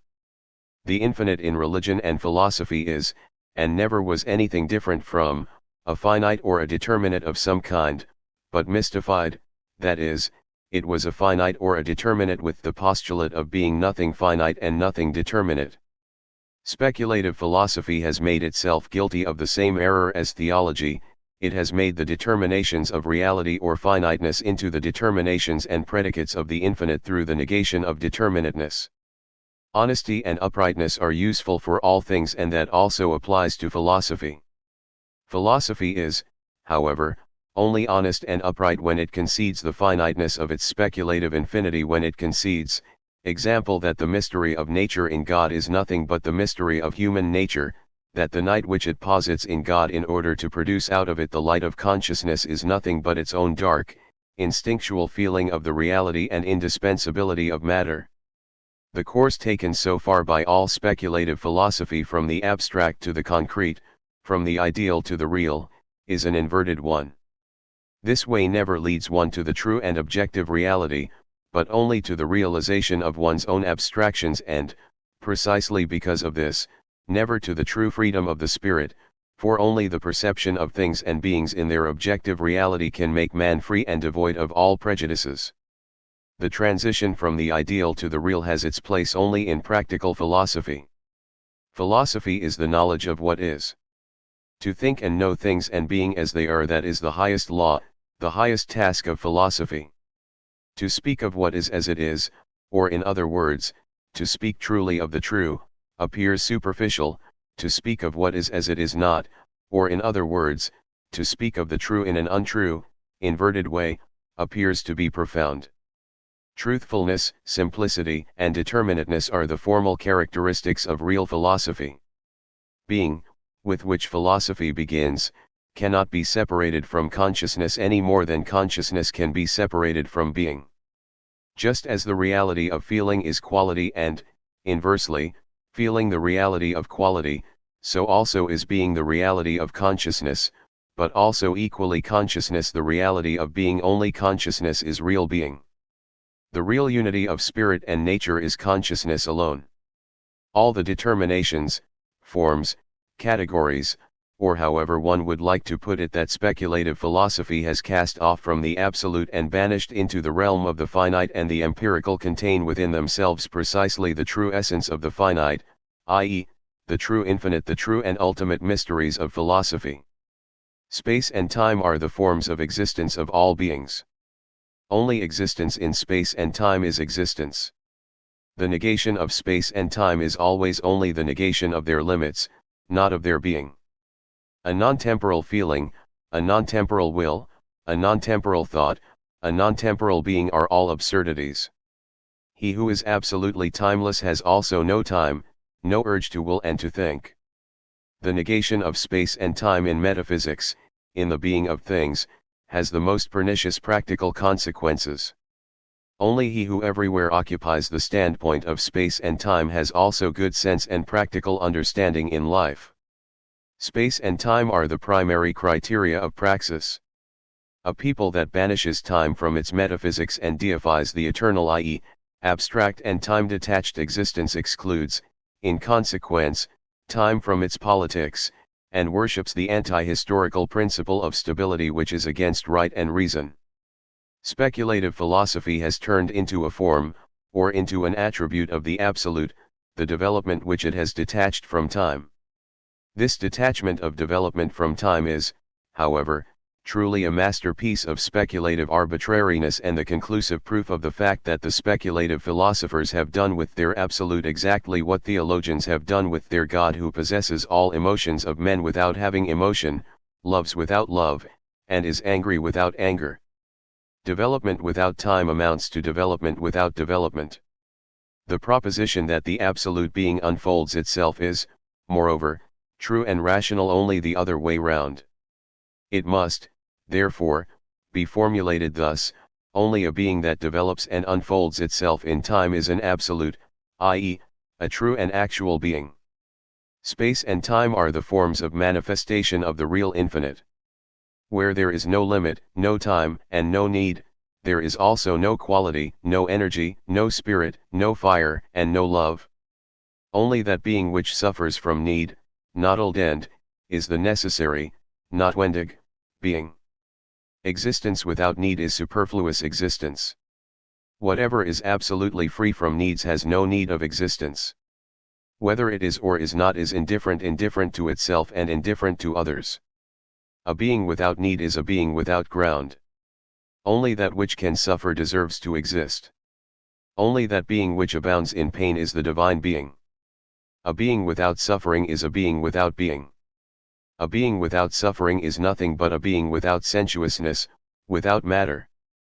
A philosophy that has no passive principle in it, a philosophy that speculates over existence without time and duration, over quality without feeling, over being without being, over life without life, i.e., without flesh and blood, such a philosophy, like the philosophy of the Absolute, above all, has, due necessarily to its one-sidedness, the empirical as its opposite. Spinoza has no doubt made matter into an attribute of substance, but he does not take matter to be a principle of suffering. For Spinoza, matter is the attribute of substance precisely because it does not suffer, because it is unique, indivisible, and infinite, because it has the same determinations as its opposite attribute of thought, in short, because it is an abstract matter, matter without matter, just as essence in Hegel's logic is the essence of nature and man, but without essence, without nature, and without man. The philosopher must take into the text of philosophy that aspect of man which does not philosophize, but, rather, is opposed to philosophy and abstract thinking, or in other words, that which in Hegel has been reduced to a mere footnote. Only thus can philosophy become a universal, free from contradictions, irrefutable, and irresistible power. Philosophy has to begin then not so much with itself as with its own antithesis, i.e., with non-philosophy. This being which is distinguished from thought, which is unphilosophical, this absolutely anti-scholastic being in us is the principle of sensualism. The essential tools and organs of philosophy are, the head, which is the source of activity, freedom, metaphysical infinity, and idealism, and the heart, which is the source of suffering, finiteness, needs, and sensualism. Or theoretically expressed, thought and sense perception, for thought is the need of the head, and sense perception, the sense, is the need of the heart. Thought is the principle of the schools, i.e., of the system, perception, the principle of life. When perceiving through the senses, I am determined by the object; when thinking, it is I who determines the object; in thought I am ego, in perception, non-ego. Only out of the negation of thought, out of being determined by the object, out of passion, out of the source of all pleasure and need is born true, objective thought, and true, objective philosophy. Perception gives being that is immediately identical with existence, thought gives being that is mediated through the distinction and separation from existence. Life and truth are, therefore, only to be found where essence is united with existence, thought with sense perception, activity with passivity, and the scholastic ponderousness of German metaphysics with the anti-scholastic, sanguine principle of French sensualism and materialism. What applies to philosophy, applies to the philosopher, and vice versa. The qualities of the philosopher, i.e., the subjective conditions and elements of philosophy, are also their objective conditions and elements. The true philosopher who is identical with life and man must be of Franco-German parentage. Do not be frightened, you chase Germans, by this mixture. The Acta Philosophorum already spelled out this idea in the year 1716. If we compare the Germans and the French with each other and ascertain that the latter have more agility in their temperament, and the former more weightiness, so one could justly say that the temperamentum Gallico-Germanicum is best suited for philosophy, or a child who had a French father and a German mother would, ceteris paribus, be endowed with a good ingenium philosophicum. Quite right, only we must make the mother French and the father German. The heart the feminine principle, the sense of the finite, and the seat of materialism is of French disposition, the head the masculine principle and the seat of idealism of German. The heart makes revolutions, the head reforms, the head brings things into existence, the heart sets them in motion. But only where there is movement, upsurge, passion, blood, and sensuousness is there also spirit. It was the esprit of Leibniz, his sanguine materialistic idealistic principle, that first pulled the Germans out of their philosophical pedantry and scholasticism. In philosophy, the heart was hitherto regarded as the bravest work of theology. However, it is precisely the heart that is the positively anti-theological principle. In terms of theology it is the unbelieving, atheistic principle in man. For it believes in nothing except itself, it believes only in the unshakable, divine, and absolute reality of its own being. But the head, which does not understand the heart, transforms, since it is its business to separate and differentiate subject and object, the very being of the heart into a being that is distinguished from the heart, that is, objective and external. To be sure, the heart needs another being, but only one that is its own kind, i.e., not distinguished from the heart, and one that does not contradict the heart. Theology denies the truth of the heart or the truth of the religious emotion. The religious emotion, the heart, says, for example, God suffers. Theology, however, says, God does not suffer. That is, the heart denies the difference between God and man, but theology affirms it. Theism rests on the dichotomy of the head and the heart. Pantheism is the resolution of this dichotomy, but within dichotomy, for it makes the divine being immanent only as a transcendent being. Anthropotheism is without such dichotomy. Anthropotheism is the heart raised to intellect, it speaks through the head in terms of the intellect only what the heart speaks in its own way. Religion is only emotion, feeling, heart, and love, i.e., the negation and dissolution of God in man. The new philosophy as the negation of theology, which denies the truth of religious emotion, is therefore a positing of religion. Anthropotheism is religion conscious of itself, it is religion that understands itself. Theology, on the other hand, negates religion under the appearance of positing it. Schelling and Hegel are opposites. Hegel represents the masculine principle of self-autonomy and self-activity, in short, the idealist principle. Schelling represents the feminine principle of receptivity and impressionability, in short, the materialist principle. He first imbibed Fichte, then Plato and Spinoza, and finally Bohm. Hegel lacks sense perception, Schelling the power of thought and the power to determine. Schelling is a thinker only of the general. When it comes to tackling the particular and the determinate, he lapses into the somnambulism of imagination. In Schelling, rationalism is only appearance, irrationalism the truth. The extent of Hegel's achievement is only an abstract, irrational principle, that of Schelling only a mystical and imaginary existence and reality that are opposed to a rational principle. Hegel compensates his lack of realism through robustly sensuous words, Schelling through fine words. Hegel expressed the uncommon in a common way, whereas Schelling expressed the common in an uncommon way. Hegel turns things into mere thoughts, whereas Schelling turns mere thoughts, for example, the aseity of God, into things. Hegel deludes thinking heads, Schelling only unthinking ones. Hegel turns unreason into reason, Schelling, conversely, reason into unreason. Schelling's is a philosophy in the element of dream, Hegel's in that of the concept. Schelling negates abstract thought through fantasy, Hegel through abstract thought. Hegel, as the self-negation of negative thought, or as the culmination of the old philosophy, is the negative beginning of the new philosophy. Schelling's is old philosophy with the illusion and pretense of being the new realistic philosophy. The Hegelian philosophy is the resolution of the contradiction between thinking and being as, in particular, expressed by Kant, but, nota bene, the resolution of the contradiction still remains within the contradiction, i.e., within one element thought. Thought is being in Hegel, i.e., thought is the subject, being the predicate.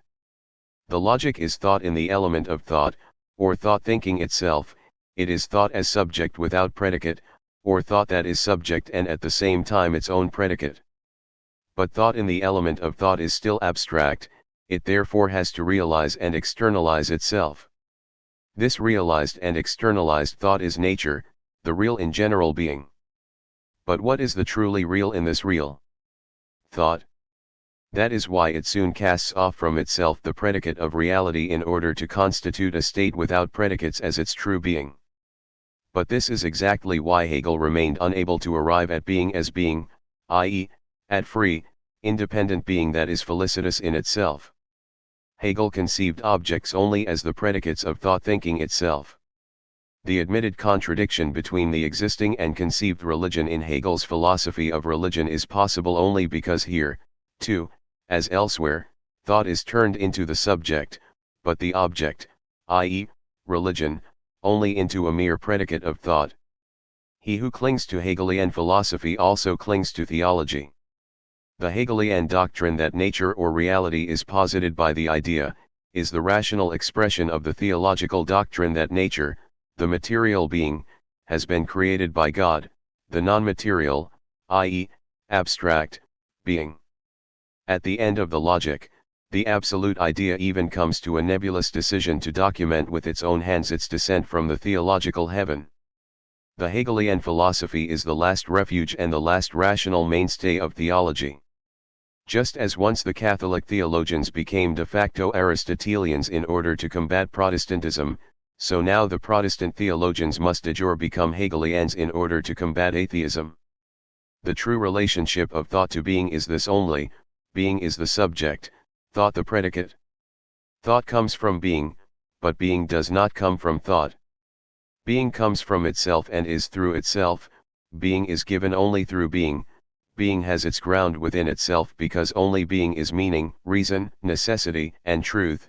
In short, it is all in all. Being is because not being is no being, i.e., nothing, or nonsense. The essence of being as being is the essence of nature. The temporal genesis applies only to the forms, not to the essence of nature. Being is derived from thought only where the true unity of thought and being is rent asunder, where one, through abstraction, first takes away from being its soul and essence and then finds in this abstracted essence the meaning and ground of being thus emptied. Similarly, the world is, and must be, derived from God where one arbitrarily separates the essence of the world from the world. He who directs his speculation towards finding a particular realistic principle of philosophy, like the so-called positive philosophers, is like an animal, on a barren heath, driven by an evil spirit in a circle round and round. And all about lies beautiful, grazing ground. This beautiful, green grazing ground is nature and man, for both belong together. Behold nature, behold man. Here, before your eyes, are the mysteries of philosophy. Nature is being that is not distinguished from existence, man is being that distinguishes itself from existence. The being that does not distinguish is the ground of the being that distinguishes. Nature is, therefore, the ground of man. The new and the only positive philosophy is the negation of all scholastic philosophy. Although it contains the truth of the latter, it is the negation of philosophy as an abstract, particular, i.e., scholastic, quality. It has no shibboleth, no particular language, no particular name, no particular principle. It is the thinking man himself, i.e., man who is and knows himself as the self-conscious essence of nature, history, states, and religion. It is man who is and knows himself to be the real, not imaginary, absolute identity of all oppositions and contradictions, of all active and passive, mental and sensuous, political and social, qualities. It is man who knows that the pantheistic being, which the speculative philosophers or rather theologians have separated from and objectified as an abstract being, is nothing but his own indeterminate being, but one that is capable of infinite determinations. The new philosophy is the negation of rationalism as much as mysticism, of pantheism as much as personalism, of atheism as much as theism. It is the unity of all these antithetical truths as an absolutely independent and pure truth. The new philosophy has already expressed itself as the philosophy of religion both positively and negatively in equal measure. One need only make the conclusions of its analysis into premises in order to recognize the principles of a positive philosophy. The new philosophy, however, does not court the favor of the public. Certain of itself, it scorns to appear as what it is, but precisely for that reason, it must be for our age in whose most essential interests, appearance passes for essence, illusion for reality, and the name for the thing itself that which it is not. That is the way opposites complement each other. Where nothing stands for something and lies for truth, it is only consistent that something must stand for nothing and truth for lies. And in a situation in which one undertakes the outrageous and unprecedented attempt to base philosophy exclusively on the favor and opinion of the newspaper public, and ironically at the very moment when philosophy is involved in a decisive and universal act of self-disillusion, in such a situation one can only seek, in an honest and Christian fashion, to refute philosophical works by publicly slandering them in the Augsburger Allgemeine Zeitung. Oh, how honorable and moral, indeed, are public affairs in Germany. A new principle always makes its appearance with a new name, i.e., it elevates a name from a low, unprivileged station to the princely station, transforms it into the designation for the highest. If one were to translate the name of the new philosophy, the name man, by self-consciousness, one would interpret the new philosophy in terms of the old and hence return it to the old standpoint, for the self-consciousness of the old philosophy as divorced from man is an abstraction without reality.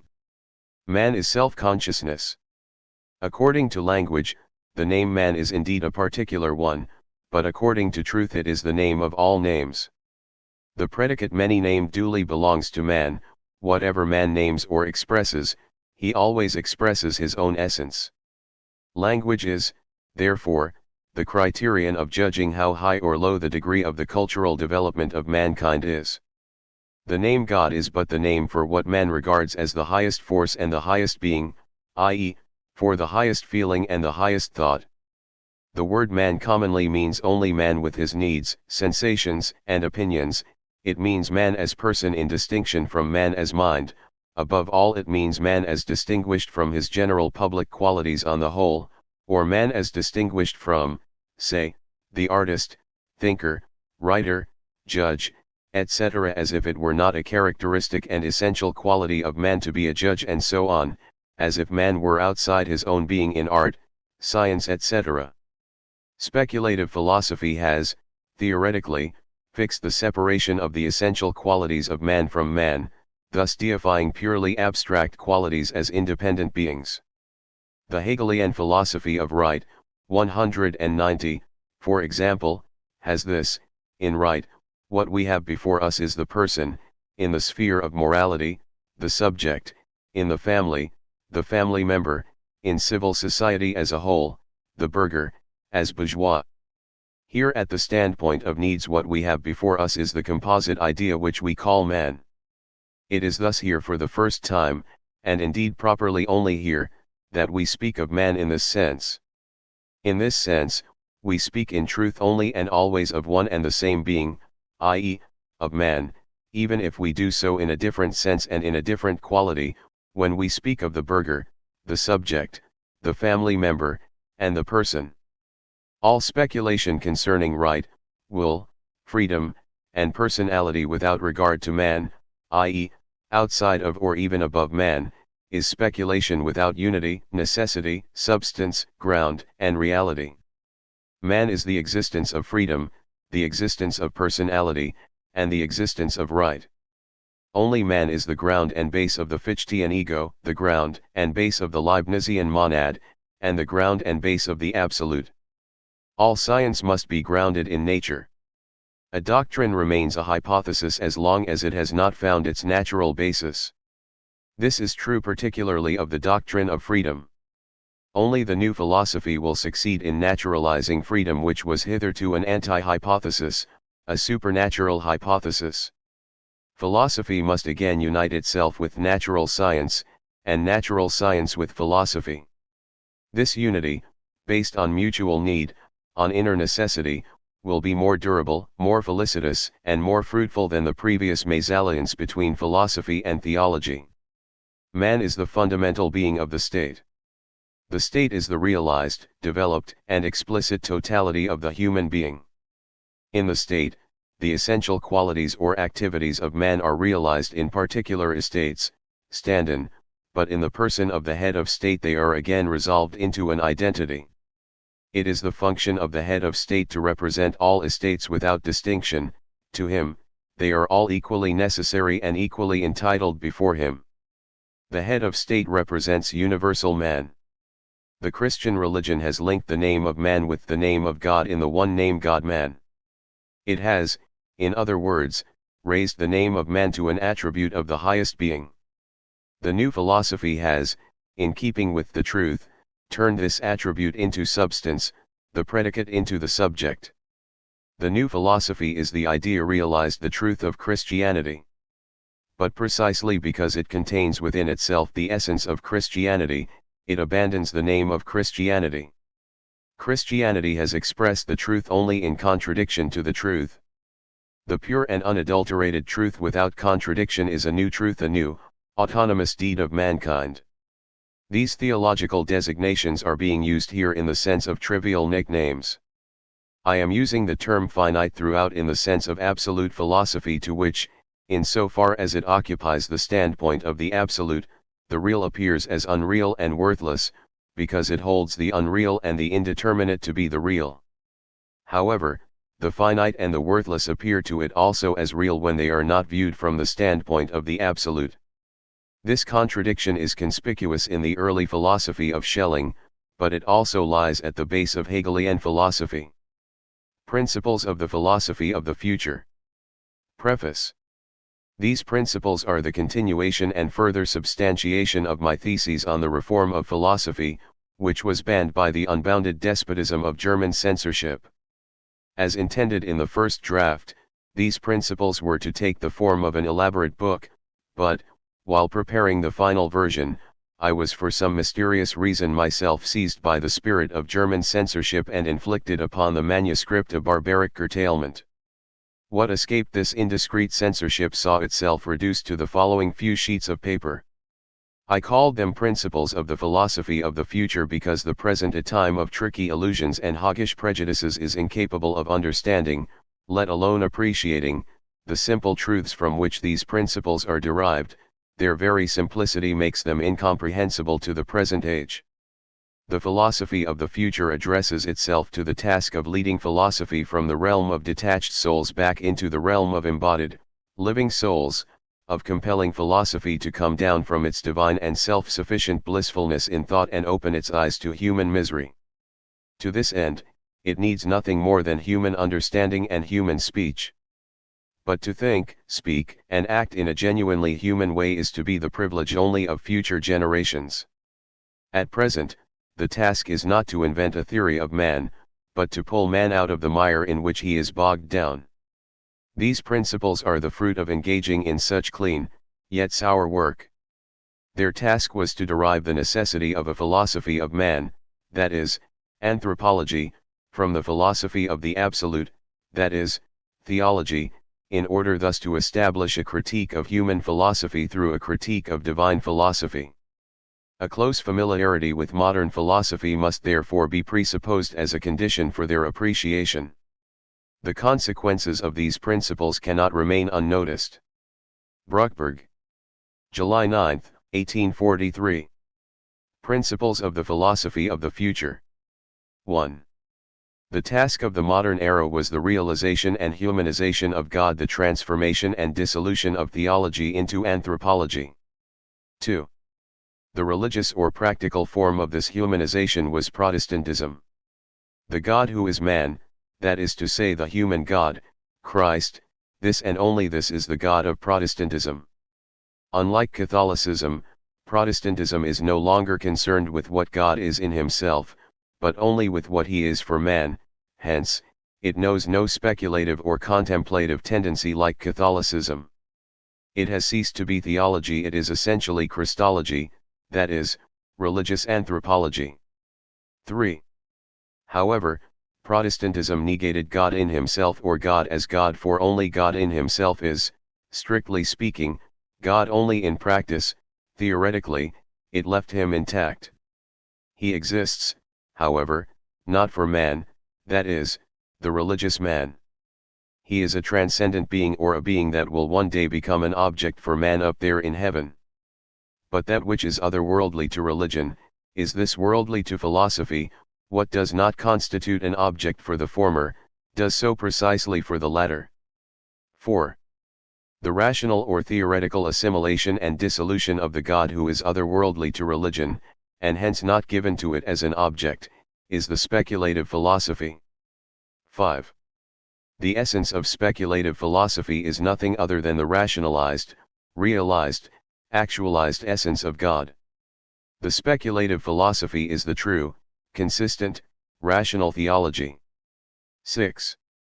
Taken as an intelligible, geistig, or an abstract being, that is, regarded neither as human nor as sensuous, but rather as one that is an object for and accessible only to reason or intelligence, God qua God is nothing but the essence of reason itself.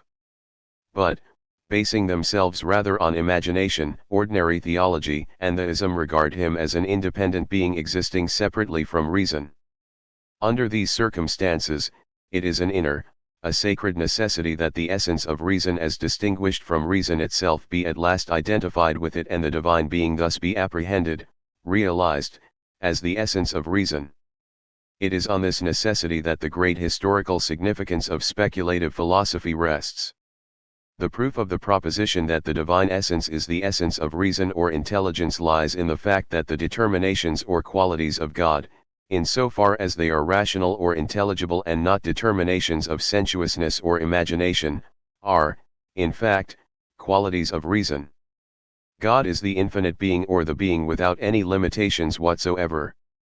But what cannot be a limit or boundary on God can also not be a limit or boundary on reason. If, for example, God is elevated above all limitations of sensuousness, so, too, is reason. He who cannot conceive of any entity except as sensuous, that is, he whose reason is limited by sensuousness, can only have a God who is limited by sensuousness.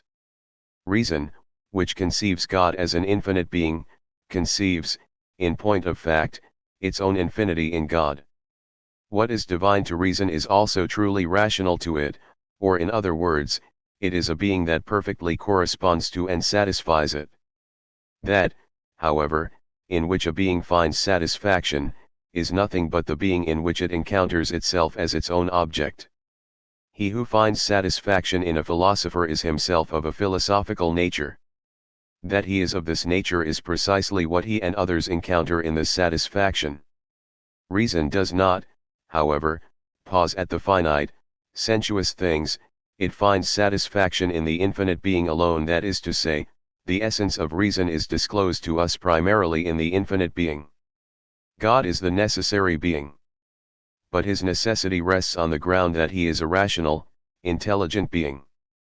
The ground for what the world or matter is does not lie in the world or matter itself, for it is completely indifferent to whether it is or is not, or to why it is so and not otherwise. Hence, it must necessarily presuppose another being as its cause, a being that is intelligent and self-conscious and acts according to reasons and goals. For if this being were to be conceived of as lacking intelligence, the question as to its own ground must arise again. The necessity of the primary and the highest being rests, therefore, on the presupposition that the intellect alone is the being that is primary, highest, necessary, and true. Just as the truth and reality of metaphysical or onto theological determinations depend on their reducibility to psychological or rather anthropological determinations, so the necessity of the divine being in the old metaphysics or onto theology has meaning, truth, and reality only in the psychological or anthropological characterization of God as an intelligent being. The necessary being is one that it is necessary to think of, that must be affirmed absolutely and which it is simply impossible to deny or annul, but only to the extent to which it is a thinking being itself. Thus, it is its own necessity and reality which reason demonstrates in the necessary being. God is unconditional, general. God is not this or that particular thing, immutable, eternal, or timeless being. But absoluteness, immutability, eternally, and generality are, according to the judgment of metaphysical theology itself, also qualities of the truths or laws of reason, and hence the qualities of reason itself. For what else are these immutable, general, absolute, and universally valid truths of reason if not expressions of the essence of reason itself? God is the independent, autonomous being not requiring any other being in order to exist, hence subsisting entirely by and through itself. But even this abstract, metaphysical characterization has meaning and reality only as a definition of the essence of intelligence and, as such, it states only that God is a thinking and intelligent being or, vice versa, that the thinking being is the divine being, for only a sensuous being will need some other being outside itself in order to exist. I need air to breathe, water to drink, light to be able to see, plants and animals to eat, but nothing not directly at any rate in order to think. I cannot conceive of a breathing being without air, nor of a seeing being without light, but I can conceive of a thinking being as existing in complete isolation. A breathing being is necessarily referred to a being outside itself, that is to say, it has the essential object, through which it is what it is, outside itself, but the thinking being is referred only to itself, is its own object, carries its essence within itself and is what it is only through itself. 7. That which is object in the ism is subject in speculative philosophy. That which is only the conceived and imagined essence of reason in the ism, is the thinking essence of reason itself in speculative philosophy. The theist represents to himself God as a personal being existing outside reason and man, as a subject. He thinks God as an object. He conceives God as a being, i.e., as an intelligible, non-sensuous being with regard to his idea of it, but as a sensuous being with respect to its actual existence or its truth, for the essential characteristic of an objective existence, i.e., of an existence outside thought or perception, is sensuousness. He distinguishes God from himself in the same sense in which he distinguishes the sensuous objects and beings from himself as existing outside himself. In short, he thinks God from the standpoint of sensuousness. In contrast to this, the speculative theologian or philosopher thinks of God from the standpoint of thought. That is why the distracting idea of a sensuous being does not interpose itself between him and God, and, thus unhindered, he identifies the objective, conceived being with the subjective, thinking being. The inner necessity by which God is turned from an object of man into his subject, into his thinking ego, can be demonstrated more specifically in the following way: God is an object of man and of man alone and not of the animal. However, what a being is can be known only through its object. The object to which a being is necessarily related is nothing but its own manifest being. Thus, the object of the herbivorous animals is the plant. It is, however, precisely through their object that these are distinguished from other animals, the carnivorous ones. Similarly, the object of the eye is light and not sound or smell, and it is through this object that the eye reveals its essence to us. It therefore comes down to the same thing whether someone cannot see or has no eyes. That is also why we name things in life with respect to their objects. The eye is the light organ. He who cultivates land is a land cultivator, peasant. Someone else, the object of whose activity is hunting, is a hunter. He who catches fish is a fisher, and so forth. Now, if God is an object of man and he is indeed that, necessarily and essentially the essence of this object expresses nothing but man's own essence. Imagine to yourself that a thinking being on some planet, or even on a comet, happened to glance at a few paragraphs of Christian dogmatics dealing with the being of God. What would this being infer from these paragraphs? Perhaps the existence of a God in the sense of Christian dogmatics? No. Its inference would be that the earth, too, is inhabited by thinking beings. In their definitions of God, it would discover only the definitions of their own essence. For example, in the definition God is spirit, it would only see the proof and expression of their own spirit. In short, it would infer the essence and the qualities of the subject from those of the object. And with complete justification, because in the case of this particular object the distinction between what the object is in itself and what it is for man dissolves itself. This distinction is valid only in the case of an object which is given in immediate sense perception and which, precisely for that reason, is also given to other beings besides man. Light is there not only for man, it also affects animals, plants, and inorganic substances. It is a being of a general nature. In order to know what light is, we therefore observe not only the impressions and effects it makes upon ourselves, but also upon beings different from us. Hence, in this context, the distinction between the object in itself and the object for us, that is, between the object in reality and the object in our thought and imagination, is necessary and objectively founded. God, however, is an object only for man. Animals and stars praise God only in a human sense. It belongs therefore to the essence of God himself that he is not an object of any other being except man, that he is a specifically human object, that he is a secret of man. But, if God is an object only for man, what does his essence disclose to us? Nothing but the essence of man. He whose object is the highest being is himself the highest being. The more man is the object of animals, the higher they must rank, and the closer must their approximation be to man. An animal whose object was man qua man, that is, man in his specific human nature, would itself be a man and no longer simply an animal. Only equal beings are equal objects for one another, that is, beings as they are in themselves. Now, it is true that theism, too, knows the identity of the divine and the human essence, but this identity forms its object only as sensuous identity, only as similarity or affinity, because, even if it grounds the essence of God in the spirit, it conceives God as a sensuous being existing outside man. Affinity expresses the same thing as identity, but concurrently connected with it is the sensuous idea that the related beings are two independents, that is, sensuous, beings existing apart from each other. 8. Ordinary theology turns the standpoint of man into the standpoint of God. By contrast, the speculative theology turns the standpoint of God into the standpoint of man, or rather into that of the thinker. For ordinary theology, God is an object just like any other sensuous object, but, at the same time, he is also a subject for it, and, indeed, just like the human subject. God creates things that are apart from himself, he is referred back to himself in a reflexive self-relationship and is related to other things existing apart from him. He both loves and contemplates himself simultaneously with other beings. In short, man makes his thoughts, even his feelings, the thoughts and feelings of God. His own essence and standpoint are made the essence and standpoint of God. Speculative theology, however, reverses this.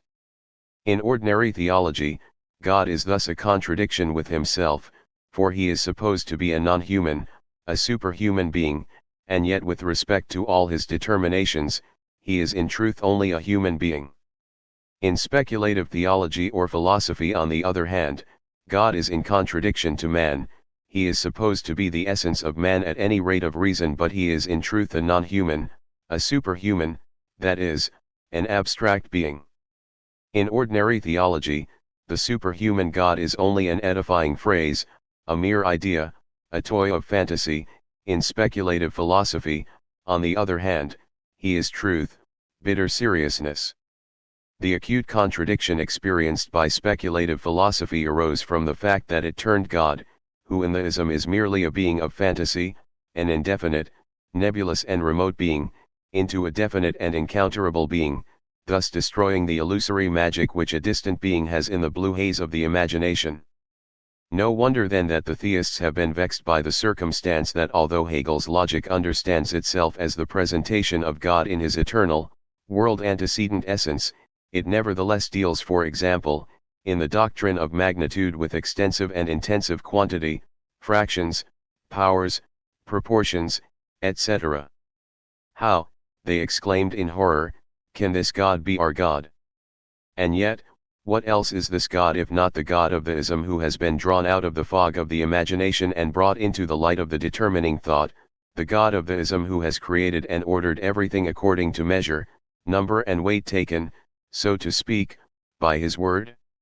If God has ordered and created everything according to number and measure, that is, if measure and number, before they assumed reality in things existing apart from God, were contained in the intelligence and, hence, in the essence of God, and there is no difference between God's intelligence and his essence, does not, then, mathematics, too, belong to the mysteries of theology. But of course there is a world of difference between what something appears to be in the imagination and what it is in truth and reality. No wonder then that the one and the same thing appears as two completely different things to those who rely only on appearance. 9. The essential qualities or predicates of the divine being are the essential qualities or predicates of speculative philosophy. 10. God is pure spirit, pure essence, pure activity, actus purus, without passions, without predicates imposed from outside, without sensuousness, without matter. The speculative philosophy is this pure spirit, this pure activity realized as an act of thought, the absolute being as absolute thought. Just as once the abstraction from all that is sensuous and material was the necessary condition of theology, so it was also the necessary condition of speculative philosophy, the only difference being that the abstraction of theology was itself a sensuous abstraction, or ascetics, because its object, although arrived at through abstraction, was nevertheless conceived as a sensuous being, whereas the abstraction of speculative philosophy is only spiritual and ideated, having only a scientific or theoretical, but no practical, meaning.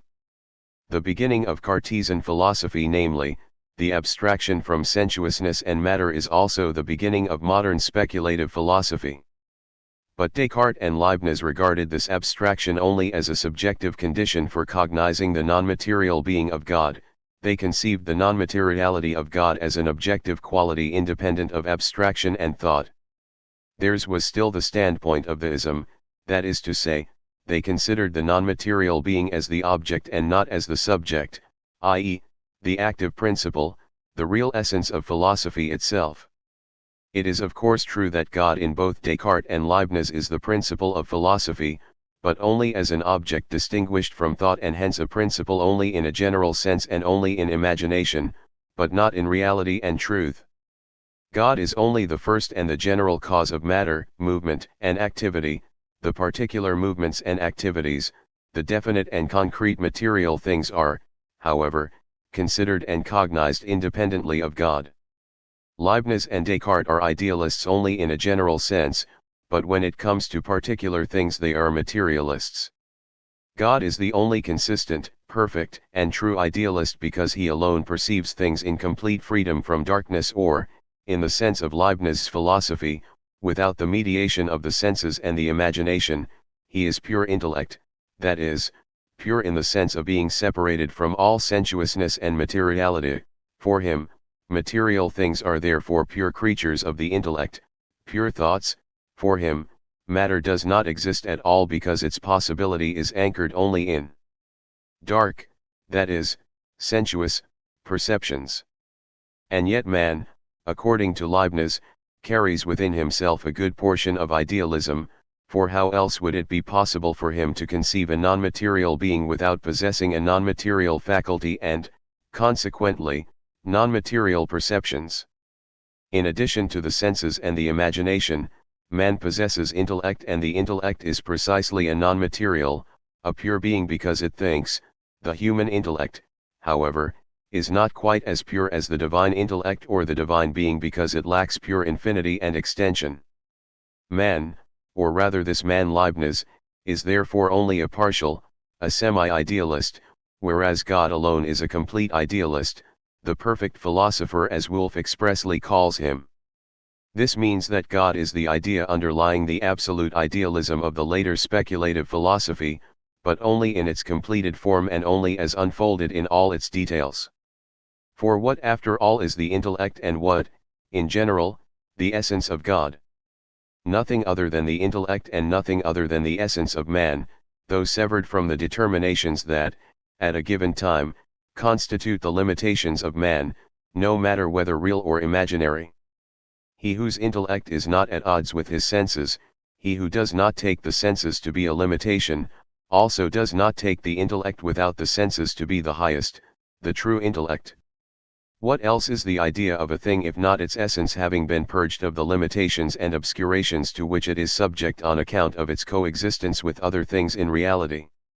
Thus, according to Leibniz, the limitation of the human intellect arises out of the fact that it is burdened with materialism, that is to say, with dark perceptions, and these dark perceptions spring only from the circumstance that the being of man is interrelated with other beings, that it finds itself in the context of the world. This relatedness, however, does not apply to the essence of the intellect, rather, it is in contradiction to it, because the intellect in itself, that is, according to its idea, is something non-material or something which is for itself an isolated being. And this idea, this intellect, purged of all materialistic perceptions, is precisely the divine intellect. But what was just an idea with Leibniz became truth and reality in later philosophy. The absolute idealism is nothing but the realized divine intellect of Leibnizianism, nothing but pure intellect which has been systematically unfolded, which strips all things of their sensuousness, turning them into pure entities of intellect and thought, and which, unhampered by anything alien, is occupied with itself alone as the essence of all essences. 11.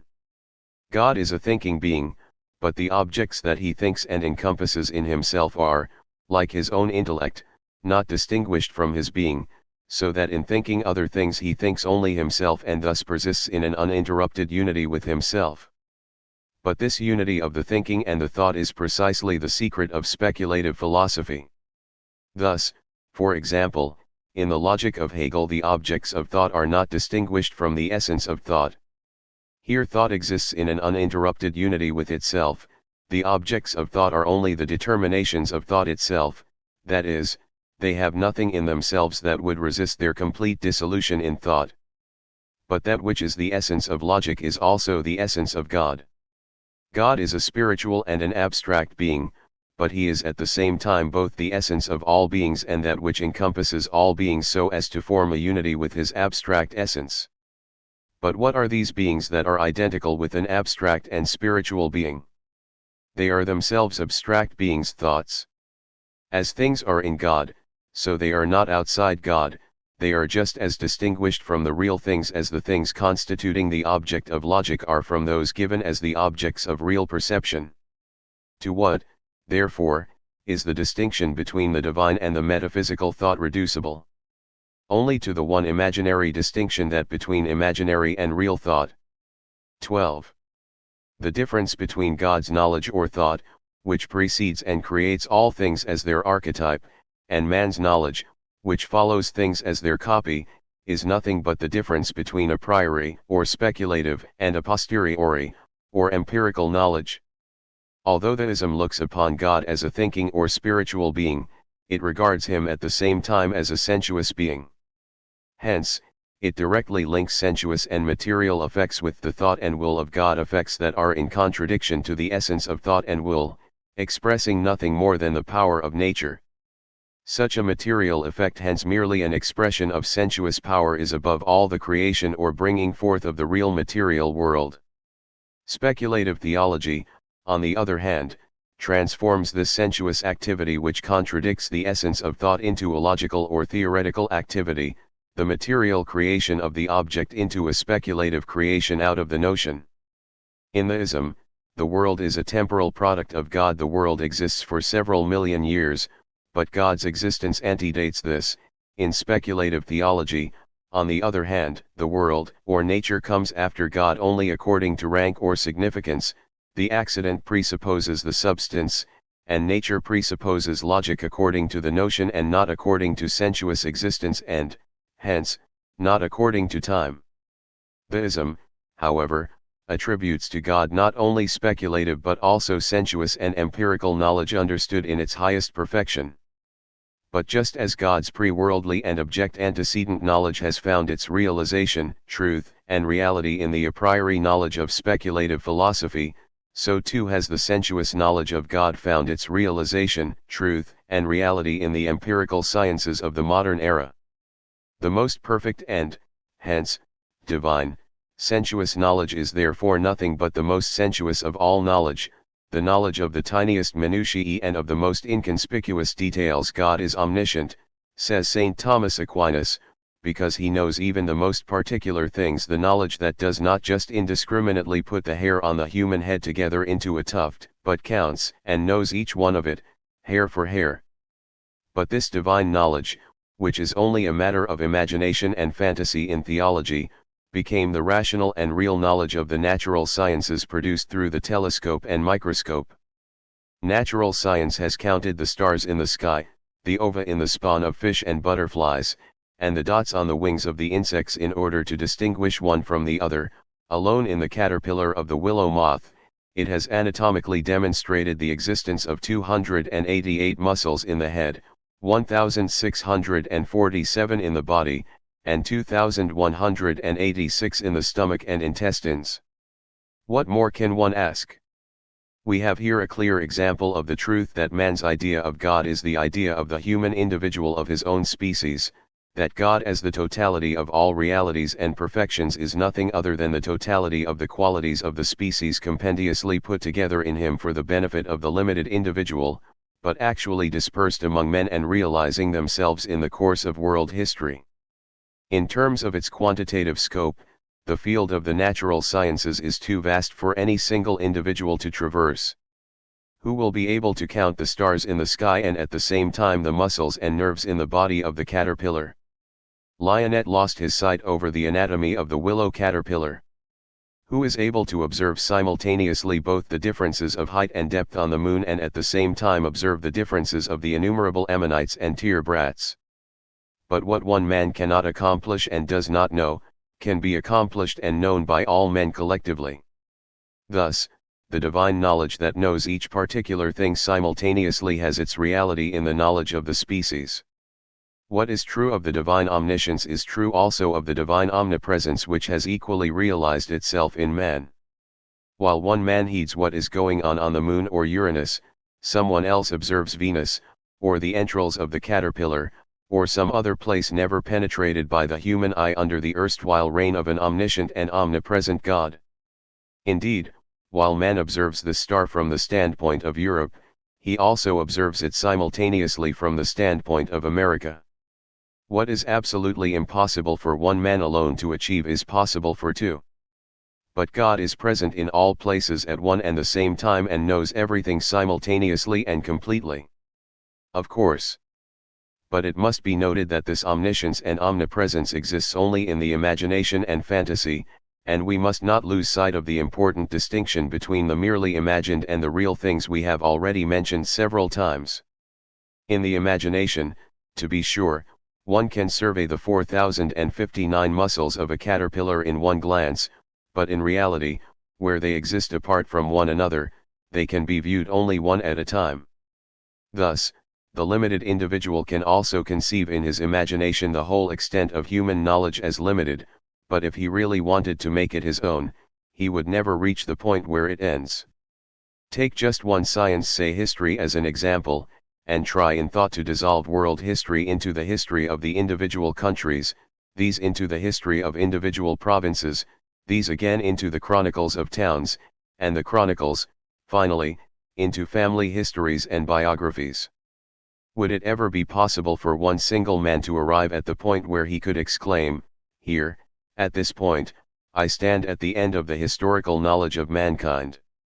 In the same way, our lifespan, both the past as well as the possible future, appears to us in the imagination as extraordinarily short, no matter how long we extend it, and we feel compelled to make good this evanescent brevity by an infinite and unending life after death. But how long in reality does a day, or just an hour, last? Whence this difference?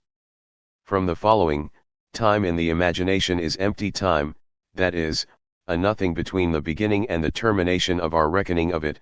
The real lifespan is, however, fulfilled time where mountains of difficulties of all kinds lie midway between the now and the then. 13. The beginning of speculative philosophy, in so far as it is a beginning without any presuppositions whatsoever, is nothing else than the beginning without presuppositions, or the aseity of the divine being. Theology distinguishes between active and reposing qualities of God. Philosophy, however, transforms even the qualities of repose into active ones, the whole being of God into activity, human activity. This is also true of what was mentioned at the beginning of this paragraph. Philosophy presupposes nothing. This can only mean that it abstracts from all that is immediately or sensuously given, or from all objects distinguished from thought. In short, it abstracts from all wherefrom it is possible to abstract without ceasing to think, and it makes this act of abstraction from all objects its own beginning. However, what else is the absolute being if not the being for which nothing is to be presupposed and to which no object other than itself is either given or necessary? What else is it if not the being that has been subtracted from all objects, from all things distinct and distinguishable from it, and, therefore, becomes an object for man precisely through abstracting from these things? Wherefrom God is free, therefrom you must also free yourself if you want to reach God, and you make yourself really free when you present yourself with the idea of God. In consequence, if you think God without presupposing any other being or object, you yourself think without presupposing any external object. The quality that you attribute to God is a quality of your own thought. However, what is activity in man is being in God, or that which is imagined as such. What, hence, is the Fichtian ego which says, I simply am because I am, and what is the pure and presuppositionless thought of Hegel if not the divine being of the old theology and metaphysics which has been transformed into the actual, active, and thinking being of man? 14. Speculative philosophy as the realization of God is the positing of God, and at the same time his cancellation or negation, theism, and at the same time atheism, for God in the sense of theology is God only as long as he is taken to be a being distinguished from and independent of the being of man as well as of nature. The theism that as the positing of God is simultaneously his negation, or, conversely, as the negation of God equally his affirmation, is pantheism. Theological theism, that is, theism properly speaking, is nothing other than imaginary pantheism, which itself is nothing other than real and true theism. What separates theism from pantheism is only the imaginary representation of God as a personal being.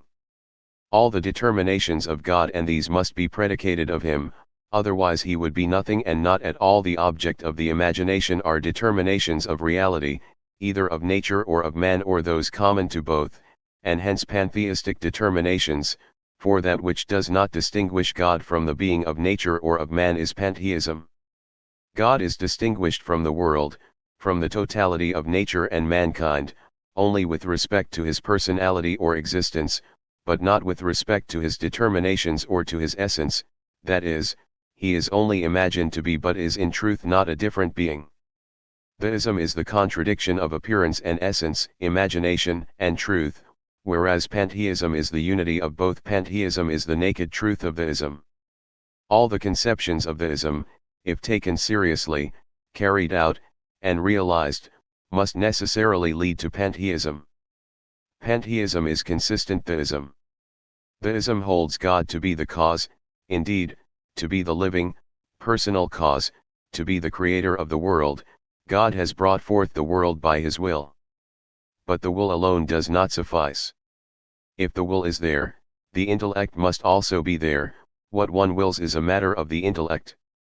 There can be no object without the intellect. The things that God created existed therefore in God prior to their creation, that is, existed in him as the objects of his intellect, or as intellectual entities. As theology has it, the intellect of God is the comprehensive unity of all things and essences.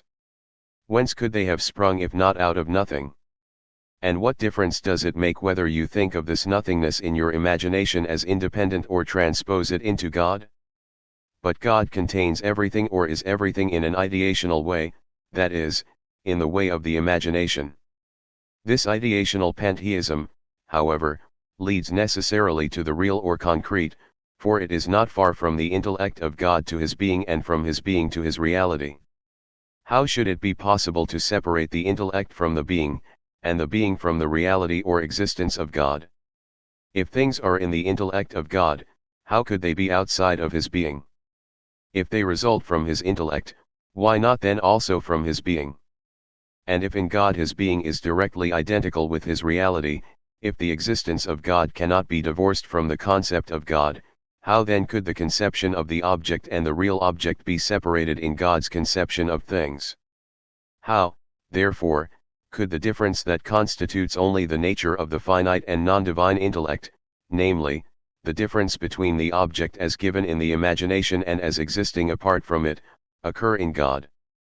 But once we have no objects whatsoever left outside the intellect of God, we soon will have nothing whatsoever left outside his being and finally nothing outside his existence.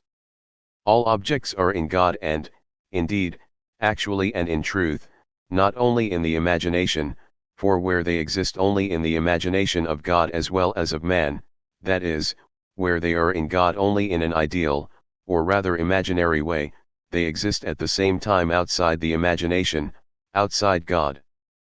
But given that we have no objects and no world outside God, we would also no longer have God outside the world, that is, God taken not only as an ideal or as imagined, but also as a real being. In one word, we thus have Spinozism or pantheism. Theism conceives God only as a purely non-material being.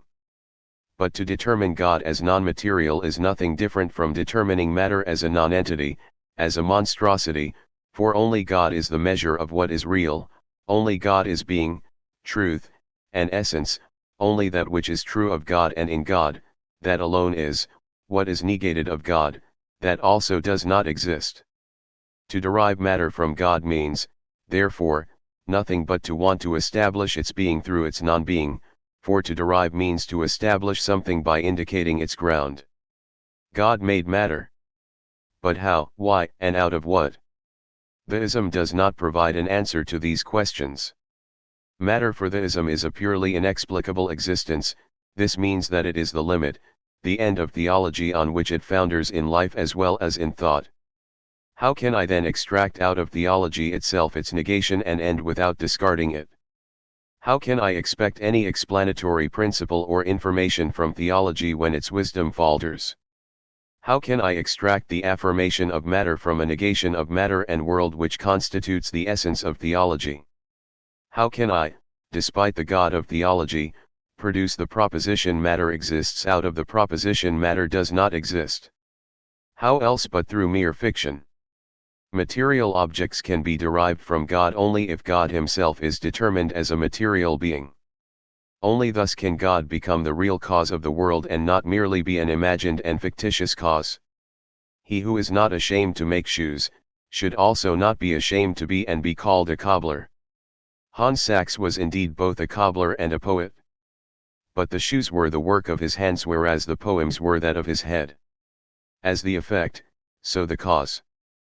But matter is not God, it is rather the finite, the non-divine, that is, that which negates God. The unconditional adherents and worshippers of matter are atheists. Hence, pantheism unites atheism with theism, the negation of God with God. God is a material or, in Spinoza's language, an extended being. 15. Pantheism is theological atheism or theological materialism. It is the negation of theology while itself confined to the standpoint of theology, for it turns matter, the negation of God, into a predicate or an attribute of the divine being. But he who turns matter into an attribute of God, declares matter to be a divine being. The realization of God must in principle presuppose godliness, that is, the truth and essentiality of the real. The deification of the real, of that which exists materially, materialism, empiricism, realism, and humanism, or the negation of theology, is the essence of the modern era. Pantheism is therefore nothing more than the essence of the modern era elevated into the divine essence, into a religio-philosophical principle. Empiricism or realism, meaning thereby the so-called sciences of the real, but in particular the natural science, negates theology, albeit not theoretically but only practically, namely, through the actual deed, insofar as the realist makes the negation of God, or at least that which is not God, into the essential business of his life and the essential object of his activity. However, he who devotes his mind and heart exclusively to that which is material and sensuous actually denies the transsensuous its reality, for only that which constitutes an object of the real and concrete activity is real, at least for man. What I don't know doesn't affect me. To say that it is not possible to know anything of the supersensuous is only an excuse. One ceases to know anything about God and divine things only when one does not want to know anything about them. How much did one know about God, about the devils or angels, as long as these supersensuous beings were still objects of a real faith? To be interested in something is to have the talent for it. The medieval mystics and scholastics had no talent and aptitude for natural science only because they had no interest in nature. Where the sense for something is not lacking, there also the senses and organs do not lack. If the heart is open to something, the mind will not be closed to it. Thus, the reason why mankind in the modern era lost the organs for the supersensuous world and its secrets is because it also lost the sense for them together with the belief in them, because its essential tendency was anti-Christian and anti-theological, that is, anthropological, cosmic, realistic, and materialistic. Spinoza hit the nail on the head with his paradoxical proposition: God is an extended, that is, material being. He found, at least for his time, the true philosophical expression for the materialistic tendency of the modern era. He legitimated and sanctioned it: God himself is a materialist. Spinoza's philosophy was religion, he himself was an amazing man. Unlike so many others, Spinoza's materialism did not stand in contradiction to the notion of a non-material and anti-materialistic God who also quite consistently imposes on man the duty to give himself up only to anti-materialistic, heavenly tendencies and concerns, for God is nothing other than the archetypal and ideal image of man. What God is and how he is what man ought to be or wants to be, or at least hopes to be in the future. But only where theory does not belie practice, and practice theory, is there character, truth, and religion. Spinoza is the Moses of modern freethinkers and materialists. 16. Pantheism is the negation of theoretical, and empiricism the negation of practical, theology. Pantheism negates the principle, whereas empiricism negates the consequences of theology. Pantheism makes God into a present, real, and material being. Empiricism, to which rationalism also belongs, makes God into an absent, remote, unreal, and negative being. Empiricism does not deny God existence, but denies him all positive determinations, because their content is supposed to be only finite and empirical.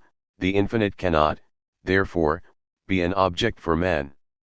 But the more determinations I deny to a being, the more do I cut it off from myself, and the less power and influence do I concede to it over me, the freer do I make myself of it. The more qualities I possess, the more I am for others, and the greater is the extent of my influence and effects. And the more one is, the more one is known to others. Hence, each negation of an attribute of God is a partial atheism, a sphere of godlessness. To the extent to which I take away an attribute of God, to the same extent do I take away his being. If, for example, sympathy and mercy are not attributes of God, then I am alone with myself in my suffering. God is not there as my comforter. If God is the negation of all that is finite, then, in consequence, the finite is the negation of God. Only if God thinks of me, so concludes the religious man, have I reason and cause to think of him. Only in his being for me lies the ground of my being for him. In truth, therefore, the theological being is no longer anything to empiricism, at least nothing real, but empiricism does not transpose this non-being into the object, but only into itself, into its knowledge. It does not deny God being, a being that is a dead or indifferent being, but it denies him the being which proves itself as being, namely, as effective and tangible being that cuts into life. It affirms God, but negates all the consequences which necessarily follow from this affirmation. It rejects and abandons theology, although not out of theoretical grounds, but out of aversion and disinclination for the objects of theology, that is, out of a vague feeling for its unreality. Theology is nothing, thinks the empiricist, but he adds to this, for me, that is, his judgment is a subjective, a pathological one, for he does not have the freedom, nor the desire and the calling, to drag the objects of theology before the forum of reason. This is the calling of philosophy. The concern of modern philosophy was therefore none other than to elevate the pathological judgment of empiricism. Theology is nothing to a theoretical and objective judgment, to transform the indirect, unconscious, and negative negation of theology into a direct, positive, and conscious negation. How ridiculous it is, therefore, to want to suppress the atheism of philosophy without at the same time suppressing the atheism of empiricism. How ridiculous it is to persecute the theoretical negation of Christianity and to ignore the actual refutations of Christianity with which the modern era is replete. How ridiculous it is to hold that with the awareness of the symptom of evil, the cause of evil is also eliminated. How ridiculous indeed! And yet, how rich is history in such mockeries! They repeat themselves in all critical periods. And no wonder. We are always accommodating to whatever has happened in the past and acknowledge the necessity of all the changes and revolutions that have occurred, but we resist with all the means at our disposal to take the same attitude to the present situation. Out of short-sightedness and complacency, we accept the present from the rule. 17. The elevation of matter into a divine being is directly and at the same time the elevation of reason into a divine being. What the theist negates of God by means of the imagination and out of his emotional need and his yearning for unlimited bliss, the pantheist affirms of God out of his rational need. Matter is an essential object for reason. If there was no matter, reason would have no stimulus and no material for thought and, hence, no content. One cannot give up matter without giving up reason, one cannot acknowledge matter without acknowledging reason. Materialists are rationalists. But pantheism affirms reason as a divine being only indirectly, namely, only by turning God from a being mediated through the imagination, and this is what he is in the ism as a personal being into an object of reason, or a rational being. The direct apotheosis of reason is idealism. Pantheism necessarily leads to idealism. Idealism is related to pantheism in the same way as pantheism is related to the ism. As the object, so the subject. According to Descartes, the being of physical things, the body or substance, is the object of reason alone and not of the senses. But precisely because of this, the being of the perceiving subject, that is, of man, is not the senses, but reason. It is only to being that being is given as object. For Plato, the objects of opinion are only transient things, but for that matter opinion itself is transient and changing knowledge mere opinion. The being of music is the highest being to the musician and, consequently, the sense of hearing, the highest organ, he would sooner lose his eyes than his ears. The natural scientist, on the contrary, would sooner part with his ears than with his eyes because his objective being is light. To elevate sound to godliness is to deify the ear. Hence, if I, like the pantheist, say the deity or, what amounts to the same thing, the absolute being or absolute truth is an object for and of reason alone, then I declare God to be a rational thing or a rational being, and in so doing I indirectly express only the absolute truth and reality of reason.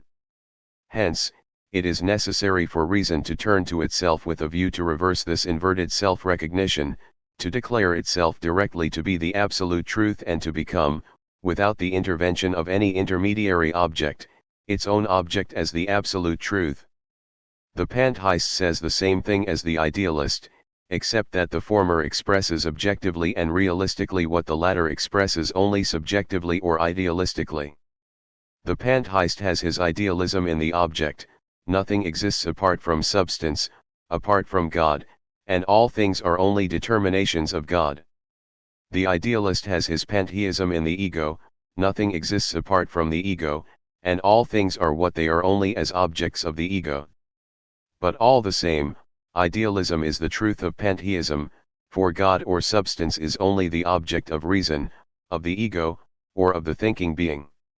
If I believe in and conceive of no God at all, then I have no God. He exists for me, and only through reason does he exist for reason. The a priori, or the initial being is therefore not the being that is thought, but the thinking being, not the object, but the subject. With the same necessity with which natural science turned from the light back to the eye, philosophy turned from the objects of thought back to the thinking ego. What is light as the shining and illuminating being, as the object of optics without the eye? Nothing. And thus far goes natural science. But what asks philosophy further is the eye without consciousness. Equally nothing, it is identical whether I see without consciousness or I do not see. Only the consciousness of seeing is the reality of seeing or actual seeing. But why do you believe that something exists apart from you? Because you see, hear, and feel something. This something is therefore a real something, a real object, only in so far as it is an object of consciousness, and hence, consciousness is the absolute reality or actuality, the measure of all existence. All that exists only in so far as it exists for consciousness, that is, in so far as it is conscious, for only consciousness is being. Thus does the essence of theology realize itself in idealism, namely, the essence of God in the ego and in consciousness. Nothing can exist, and nothing can be thought of, without God. This means, in the context of idealism, that all that exists, be it an actual or a possible object, exists only as the object of consciousness. To be is to be an object, that is, being presupposes consciousness. Things, the world in general, are the work and the product of God as an absolute being. This absolute being is, however, an ego, a conscious and thinking being, which means that the world is, as Descartes admirably puts it from the standpoint of the ism, an ens rationis divini, a thought thing, a phantom of God. But in the ism and theology, this thought thing itself is again only a vague idea. If we therefore realize this idea, if we, so to say, translate into practice what in the ism is only theory, then we have the world as a product of the ego, Fichte, or at least as it appears to us and as we perceive it as a work or product of our perception and understanding, Kant. Nature is derived from the laws of the possibility of experience in general. The understanding does not obtain its laws, a priori, from nature, but rather prescribes them to it. The Kantian idealism, in which things conform to the intellect and not the intellect to things, is therefore nothing other than the realization of the theological conception of the divine intellect, which is not determined by things, but, on the contrary, determines them. How absurd it is, therefore, to acknowledge idealism in heaven, that is, the idealism of the imagination, as a divine truth, but reject the idealism on earth, that is, the idealism of reason, as a human error. Should you deny idealism, then you must also deny God. God alone is the originator of idealism. If you do not like the consequences, then you also should not like the principle. Idealism is nothing but rational or rationalized theism.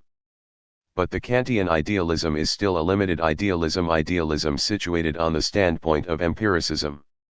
According to what has been discussed above, God is for empiricism only a being in the imagination, or in theory in the ordinary, bad sense, but not in practice and truth, a thing in itself, but no longer a thing for empiricism, for as far as empiricism is concerned, only real and empirical things are things for it. Since matter is the only material for its thinking, it is left without any material to construct God. God exists, but he is for us a tabula rasa, an empty being, a mere thought. God, as we imagine and think of him, is our own ego, our own reason, and our own being, but this God is only an appearance of us and for us, and not God in himself. Kant is the embodiment of an idealism that is still shackled by the ism. It often happens that in actual practice we have long ago freed ourselves from a particular thing, a doctrine, or an idea, but we are far from being free from it in the mind. It has ceased to have any truth for our actual being. Perhaps it never had, but it still continues to be a theoretical truth, that is, a limit on our mind. The mind is always the last to become free, because it takes things more thoroughly. Theoretical freedom is, at least in many things, the last freedom. How many are Republicans in their heart and in their attitude, but in their minds cannot reach beyond monarchy, their Republican heart founders on the objections and difficulties raised by the intellect. This is also the case with Kant's theism. Kant has realized and at the same time negated theology within the sphere of morality, and the divine being within the sphere of the will. For Kant, the will is the true, original, absolute, and self-initiating being. In other words, Kant actually bestows on the will what are the predicates of the divinity. The only significance his theism can have, therefore, is that of a theoretical limit. Fichte is a Kant who has been liberated from the limit of theism, the messiah of speculative reason. Fichte's is the Kantian idealism, but an idealism nonetheless. Only from the standpoint of empiricism can, according to Fichte, there be a God distinguished from and existing apart from us. But in truth, from the standpoint of idealism, the thing in itself, God, for God is, properly speaking, the thing in itself is only the ego in itself, that is, the ego that is distinct from the individual and empirical ego. Outside the ego, there is no God. Our religion is reason. But the Fichtean idealism is only the negation and realization of abstract and formal theism, of monotheism, and not of religious, material, content-replete theism, not of Trinitarianism, whose realization is the absolute, or Hegelian idealism. Or in other words, Fichte has realized the God of pantheism only in so far as he is a thinking being, but not in so far as he is an extended and material being. Fichte embodies theistic, whereas Hegel embodies pantheistic, idealism. 18. Modern philosophy has realized and superseded the divine being, which is severed and distinguished from sensuousness, the world, and man, but only in thought, only in reason, and indeed in a reason that is equally severed and distinguished from sensuousness, the world, and man. That is to say, modern philosophy has proved only the divinity of the intellect. It recognized only the abstract intellect as the divine and absolute being. Descartes' definition of himself as mind, my being, consists solely of the fact that I think, is modern philosophy's definition of itself. The will in both the Kantian and the Fichtean idealism is itself a pure being of the intellect, and sense perception, which Schelling, in opposition to Fichte, connected with the intellect, is mere fantasy. It is not the truth and hence does not come into consideration. Modern philosophy proceeded from theology. It is itself nothing else but theology dissolved and transformed into philosophy. The abstract and transcendent being of God could therefore be realized and superseded only in an abstract and transcendent way. In order to transform God into reason, reason itself had to assume the quality of an abstract, divine being. The senses, says Descartes, do not yield true reality, nor being, nor certainty. Only the intellect separated from all sensuousness delivers the truth. Where does this dichotomy between the intellect and the senses come from? It comes only from theology. God is not a sensuous being, rather, he is the negation of all sensuous determinations and is known only through abstraction from the senses. But he is God, that is, the truest, the most real, the most certain being. Whence should the truth enter into the senses, the born atheists? God is the being in which existence cannot be separated from essence and concept. God is the being that cannot be thought of in any other way except as existing. Descartes transforms the subjective being into a subjective one and the ontological proof into a psychological one. He transforms the proposition, because God is thinkable, therefore he exists, into the proposition, I think, therefore I am. Just as in God, being cannot be separated from being thought, so in me as I am essentially mind being cannot be separated from thought, and just as this inseparability is constitutive of the essence in the former, so also is it in the latter. A being no matter whether in itself or for me that exists only to the extent that it is thought of, and only to the extent that it forms the object of abstraction from all sensuousness, necessarily realizes and subjectifies itself in a being that exists only to the extent that it thinks and whose essence is abstract thought. 19. The culmination of modern philosophy is the Hegelian philosophy. The historical necessity and justification of the new philosophy must therefore be derived mainly from a critique of Hegel's. 20. According to its historical point of departure, the new philosophy has the same task and position in relation to the hitherto existing philosophy as the latter had in relation to theology. The new philosophy is the realization of the Hegelian philosophy or of all preceding philosophy, but a realization which is simultaneously the negation, and indeed the negation without contradiction of this philosophy. 21. The contradiction of the modern philosophy, especially of pantheism, consists of the fact that it is the negation of theology from the standpoint of theology or the negation of theology which itself is again theology. This contradiction especially characterizes the Hegelian philosophy. For modern philosophy, and hence also for Hegel, the non-material being or being as a pure object of the intellect, as a pure being of the intellect, is the only true and absolute being, that is, God. Even matter, which Spinoza turns into an attribute of the divine substance, is a metaphysical thing, a pure being of the intellect, for the essential determination of matter as distinguished from the intellect and the activity of thinking that it is a passive being is taken away from it. But Hegel differs from earlier philosophy by the fact that he determines the relationship of the material sensuous being to the non-material being differently. The earlier philosophers and theologians held the true divine being to be detached and liberated from nature, that is, from sensuousness or matter. They situated the toil of abstraction and self-liberation from the sensuous in themselves in order to arrive at that which in itself is free from the sensuous. To this condition of being free, they ascribed the blissfulness of the divine, and to this self-liberation, the virtue of the human essence. Hegel, on the other hand, turned this subjective activity into the self-activity of the divine being. Even God must subject himself to this toil, and must, like pagan heroes, win his divinity through virtue. Only in this way does the freedom of the absolute from matter, which is, besides, only a precondition and a conception, become reality and truth. This self-liberation from matter, however, can be posited in God only if matter, too, is posited in him. But how can it be posited in him? Only in this way that he himself posits it. But in God there is only God. Hence, the only way to do this is that he posits himself as matter, as non-God, that is, as his otherness. In this way, matter is not an antithesis of the ego and the spirit, preceding them, as it were, in an incomprehensible way, it is the self-alienation of the spirit. Thus, matter itself acquires spirit and intellect, it is taken over into the absolute essence as a moment in its life, formation, and development.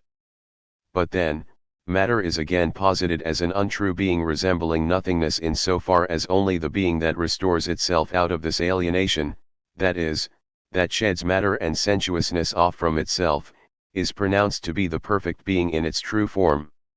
The natural, material, and sensuous, and indeed, the sensuous, not in the vulgar and moral, but in the metaphysical sense, are therefore even here something to be negated, like nature which in theology has been poisoned by the original sin.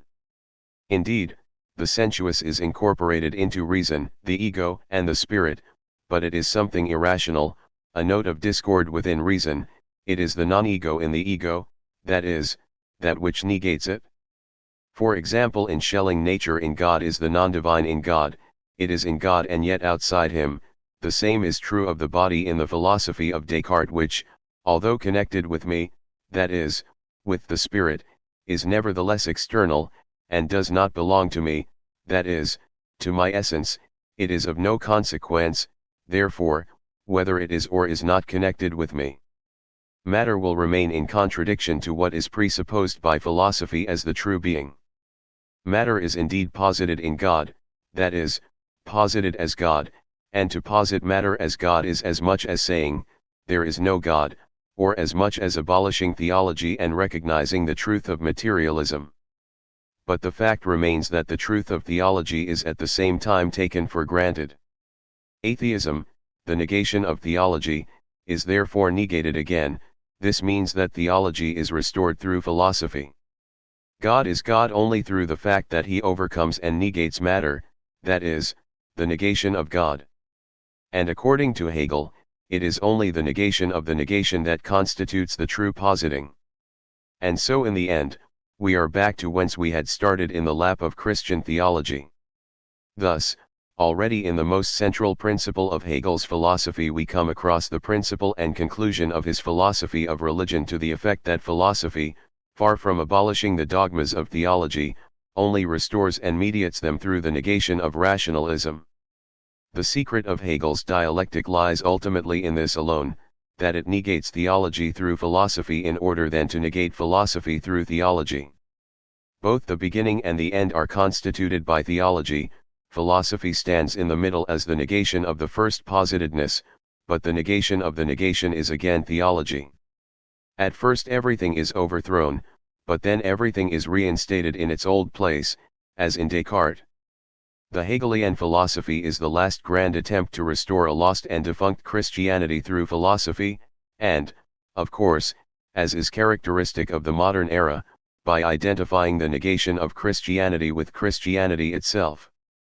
The much extolled speculative identity of spirit and matter, of the infinite and the finite, of the divine and the human is nothing more than the wretched contradiction of the modern era having reached its zenith in metaphysics. It is the identity of belief and unbelief, theology and philosophy, religion and atheism, Christianity and paganism. This contradiction escapes the eye and is obfuscated in Hegel only through the fact that the negation of God, or atheism, is turned by him into an objective determination of God. God is determined as a process, and atheism as a moment within this process. But a belief that has been reconstructed out of unbelief is as little true belief because it is always afflicted with its antithesis as the God who has been reconstructed out of his negation is a true God. He is rather a self-contradictory, an atheistic God. 22. Just as the divine being is nothing other than the being of man freed from the limits of nature, so is the essence of absolute idealism nothing other than the essence of subjective idealism freed from the limits, and, indeed, rational limits of subjectivity, that is, from sensuousness or objectivity as such. The Hegelian philosophy can therefore be directly derived from the Kantian and Fichtean idealism. Kant says, if we regard, as is reasonable, the objects of the senses as mere phenomena, then we thereby concede at the same time that underlying them there is a thing in itself, even if we do not know its nature excepting its phenomenal form, that is, the way our senses are affected by this unknown something. Hence, by virtue of the fact that it is susceptible to the phenomena, the intellect concedes at the same time the existence of the things in themselves, and to that extent we can say that the idea of such entities which underlie the phenomena, that is, the idea of pure intellectual entities, is not only permissible but also inevitable. The objects of the senses, of experience, are for the intellect, therefore, mere phenomena and not the truth. They do not satisfy the intellect, or in other words, they do not correspond to its essence. Consequently, the intellect is not at all limited in its essence by sensuousness, otherwise, it would take the sensuous things not to be phenomena but the naked truth. What does not satisfy me also does not limit and restrict me. Yet the beings of the intellect should not be real objects for the intellect. The Kantian philosophy is the contradiction of subject and object, essence and existence, thinking and being. In it, essence falls into the sphere of the intellect and existence into that of the senses. Existence without essence is mere appearance, these are sensuous things. Essence without existence is mere thought, these are entities of the intellect and noumena. They are thought of but they lack existence, at least for us, and objectivity. They are things in themselves, the true things, only they are not real things, and consequently not objects for the intellect, that is, they can neither be determined nor known by the intellect. But what a contradiction to separate the truth from reality and reality from the truth. If we therefore eliminate this contradiction, we have the philosophy of identity in which the objects of the intellect, that is, the objects that are true because they are thought are also the real objects, in which the essence and constitution of the objects of the intellect correspond to the essence and constitution of the intellect or of the subject, and where the subject is no longer limited and conditioned by something existing apart from it and contradicting its essence. But the subject which has nothing more outside itself and consequently no more limits within itself, is no longer a finite subject, no longer the ego to which an object is counterposed, it is the absolute being whose theological or popular expression is the word God. Although it is the same subject and the same ego as in subjective idealism, it is nevertheless without limits the ego, which therefore no longer seems to be an ego, that is, a subjective being, and for that reason is no longer called ego. 23. The Hegelian philosophy is inverted, that is, theological, idealism, just as the Spinozist philosophy is theological materialism. It posited the essence of the ego outside the ego, that is, in separation from it, and it objectified the ego as substance, as God. But in so doing, it expressed indirectly and in a reverse order the divinity of the ego, thus making it, as Spinoza makes matter, into an attribute or form of the divine substance, meaning that man's consciousness of God is God's own self-consciousness. That means that the being belongs to God and knowing to man. But the being of God, according to Hegel, is actually nothing other than the being of thought, or thought abstracted from the ego, that is, the thinker. The Hegelian philosophy has turned thought, that is, the subjective being this, however, conceived without subject, that is, conceived as a being different from it, into the divine and absolute being. The secret of absolute philosophy is therefore the secret of theology. Just as theology turns the determinations of man into those of God in that it robs these determinations of the specificity through which they are what they are, so, too, does the absolute philosophy. To think rationally is to be expected of anybody, in order to think of reason as absolute, that is, in order to arrive at the standpoint which I demand, it is necessary to abstract from thought. For him, who makes this abstraction, reason immediately ceases to be something subjective, as it is taken to be by most people. Indeed, it itself can no longer be thought of as something objective, because something objective or something conceived is possible only in opposition to something that thinks, a complete abstraction from that which is the case here. Thus, through this abstraction, reason becomes the true in itself, which is situated just at the point where there is no difference between the subjective and the objective. Thus Schelling. But the same applies to Hegel as well, the essence of whose logic is thought denuded of its determinateness through which it is thought, or the activity of subjectivity. The third part of the logic is, and it is even expressly called, the subjective logic, and yet the forms of subjectivity which constitute its object are not supposed to be subjective. The concept, the judgment, the conclusion, indeed even the individual forms of conclusion and judgment, such as the problematic or assertive judgment, are not our concepts, judgments, and conclusions. No, they are objective forms existing absolutely and in and for themselves. This is how absolute philosophy externalizes and alienates from man his own being and his own activity. Hence, the violence and torture that it inflicts on our mind.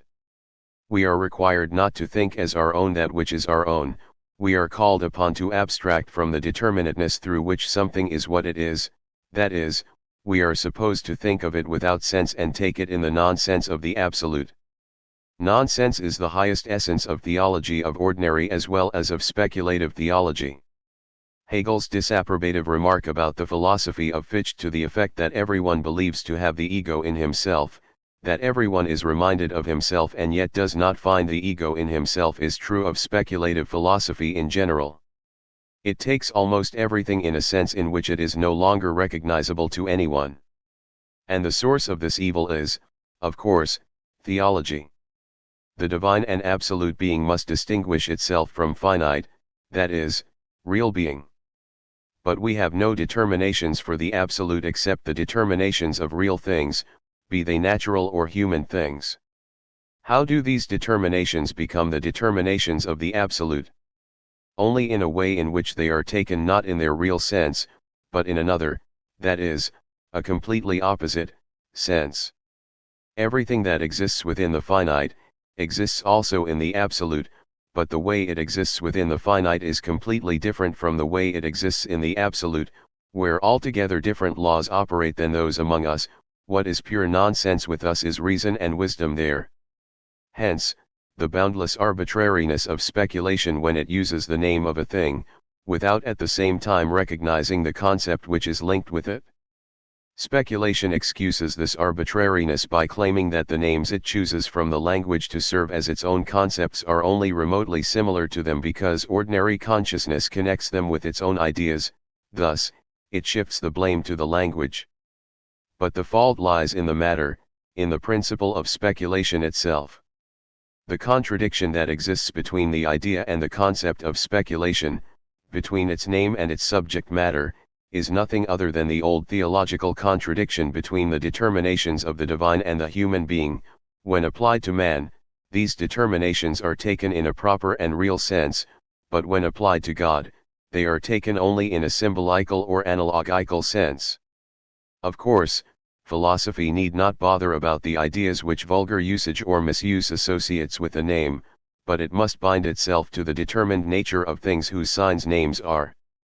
24.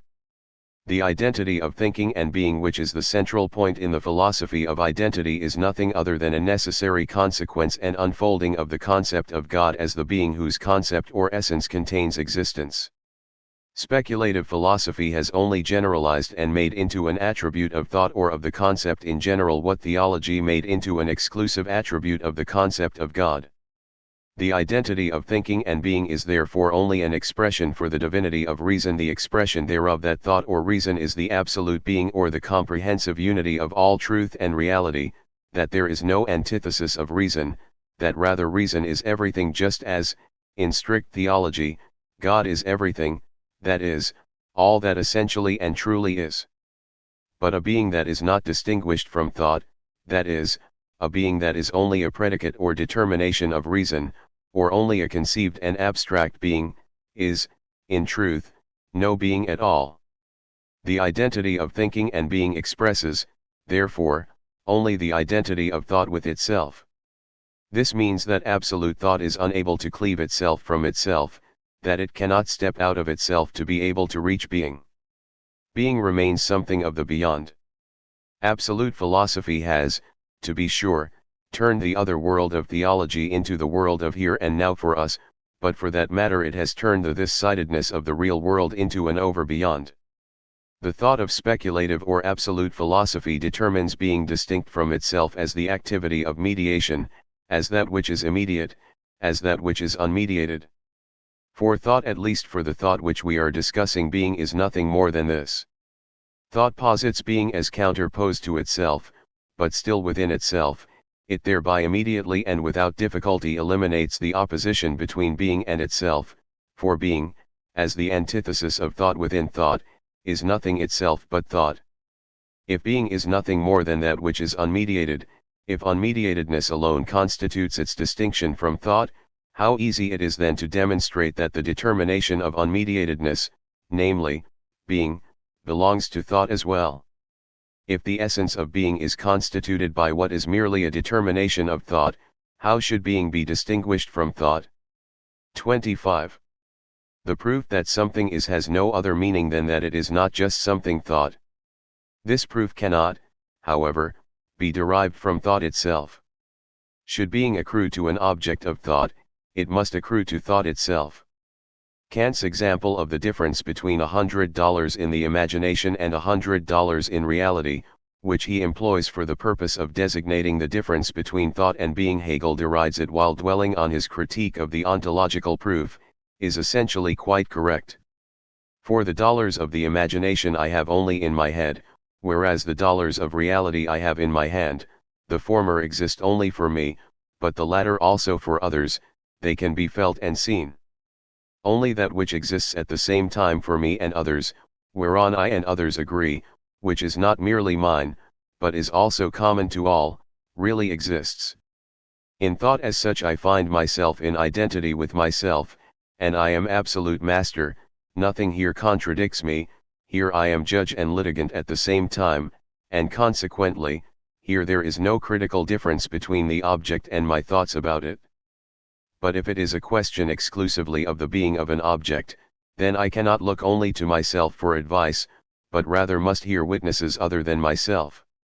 These witnesses that are distinguished from me as a thinking being are the senses. Being is something in which not only I but also others, and above all the object itself, participate. Being means being a subject, being for itself.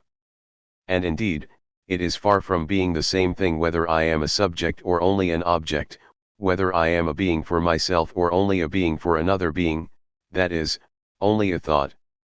Where I am a mere object of imagination and hence no longer myself, where I am like a man after death, there I have to take everything lying down, there anyone can turn a portrait of mine into a true caricature without my being able to protest against it. But if I still exist, then I can put a spoke in his wheel, then I can make him feel and prove to him that between what I am in his idea of me and what I am in reality, that is, that there is a world of difference between what I am as an object for him and what I am as a subject. In thought, I am an absolute subject, I let everything exist only as my object or predicate, that is, as object or predicate of myself as a thinking being. I am intolerant. In relation to the activity of my senses, I am, on the other hand, a liberal, I let the object be what I myself am, a subject, a real and self-activating being. Only sense and only sense perception give me something as subject. 26. A being that only thinks and thinks abstractly, has no idea at all of what being, existence, and reality are. Thought is bounded by being, being qua being is not an object of philosophy, at least not of abstract and absolute philosophy. Speculative philosophy itself expresses this indirectly in so far as it equates being with non-being, that is, nothing. But nothing cannot be an object of thought. Being in the sense in which it is an object of speculative thought is that which is purely and simply unmediated, that is, undetermined, in other words, there is nothing to distinguish and nothing to think of in being. In its own estimation, however, speculative thought is the measure of all reality, it declares as something only that wherein it finds itself active and which provides it with its material. Consequently, being in and for itself is nothing for abstract thought because it is nothing in relation to thought, that is nothing for thought. It is devoid of thought. Precisely because of this, being, as drawn by speculative philosophy into its sphere and vindicated as a concept, is a pure spectre that stands in absolute contradiction to real being and to what man understands by being. For what man understands by being aptly and according to reason is existence, being for itself, reality, actuality, and objectivity. All these determinations or names express one and the same thing, but from different points of view. Being in thought, being without objectivity, without reality, without being for itself, is of course nothing. In terms of this nothing, however, I only express the nothingness of my own abstraction. 27. Being in Hegel's logic is the being of the old metaphysics which is predicated of all things without distinction because of its underlying assumption that all things agree in that they are.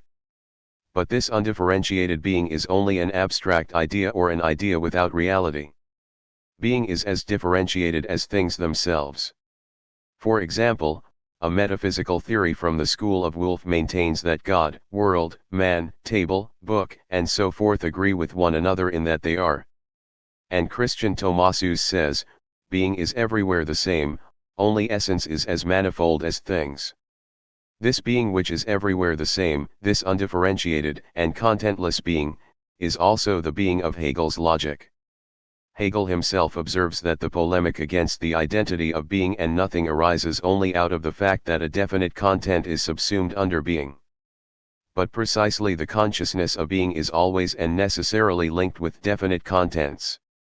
If I abstract from the content of being, and indeed from all content, for whatever is a content of being, then naturally I am left with nothing more than the idea of nothing. And hence, when Hegel reproaches vulgar consciousness for subsuming under being something that does not belong to being, that is, to being as the object of logic, then it is rather he himself who must be reproached for subsuming a groundless abstraction under what man's consciousness justifiably and in keeping with the dictates of reason understands by being. Being is not a general concept that can be separated from things. It is one with that which is. It is thinkable only as mediated, that is, only through the predicates which constitute the essence of a thing. Being is wherein essence posits itself. That which is my essence is my being. The being of the fish is its being in water, and from this being you cannot separate its essence. Language already identifies being and essence. Only in human life does it happen, but even here only in abnormal and unfortunate cases, that being is separated from essence.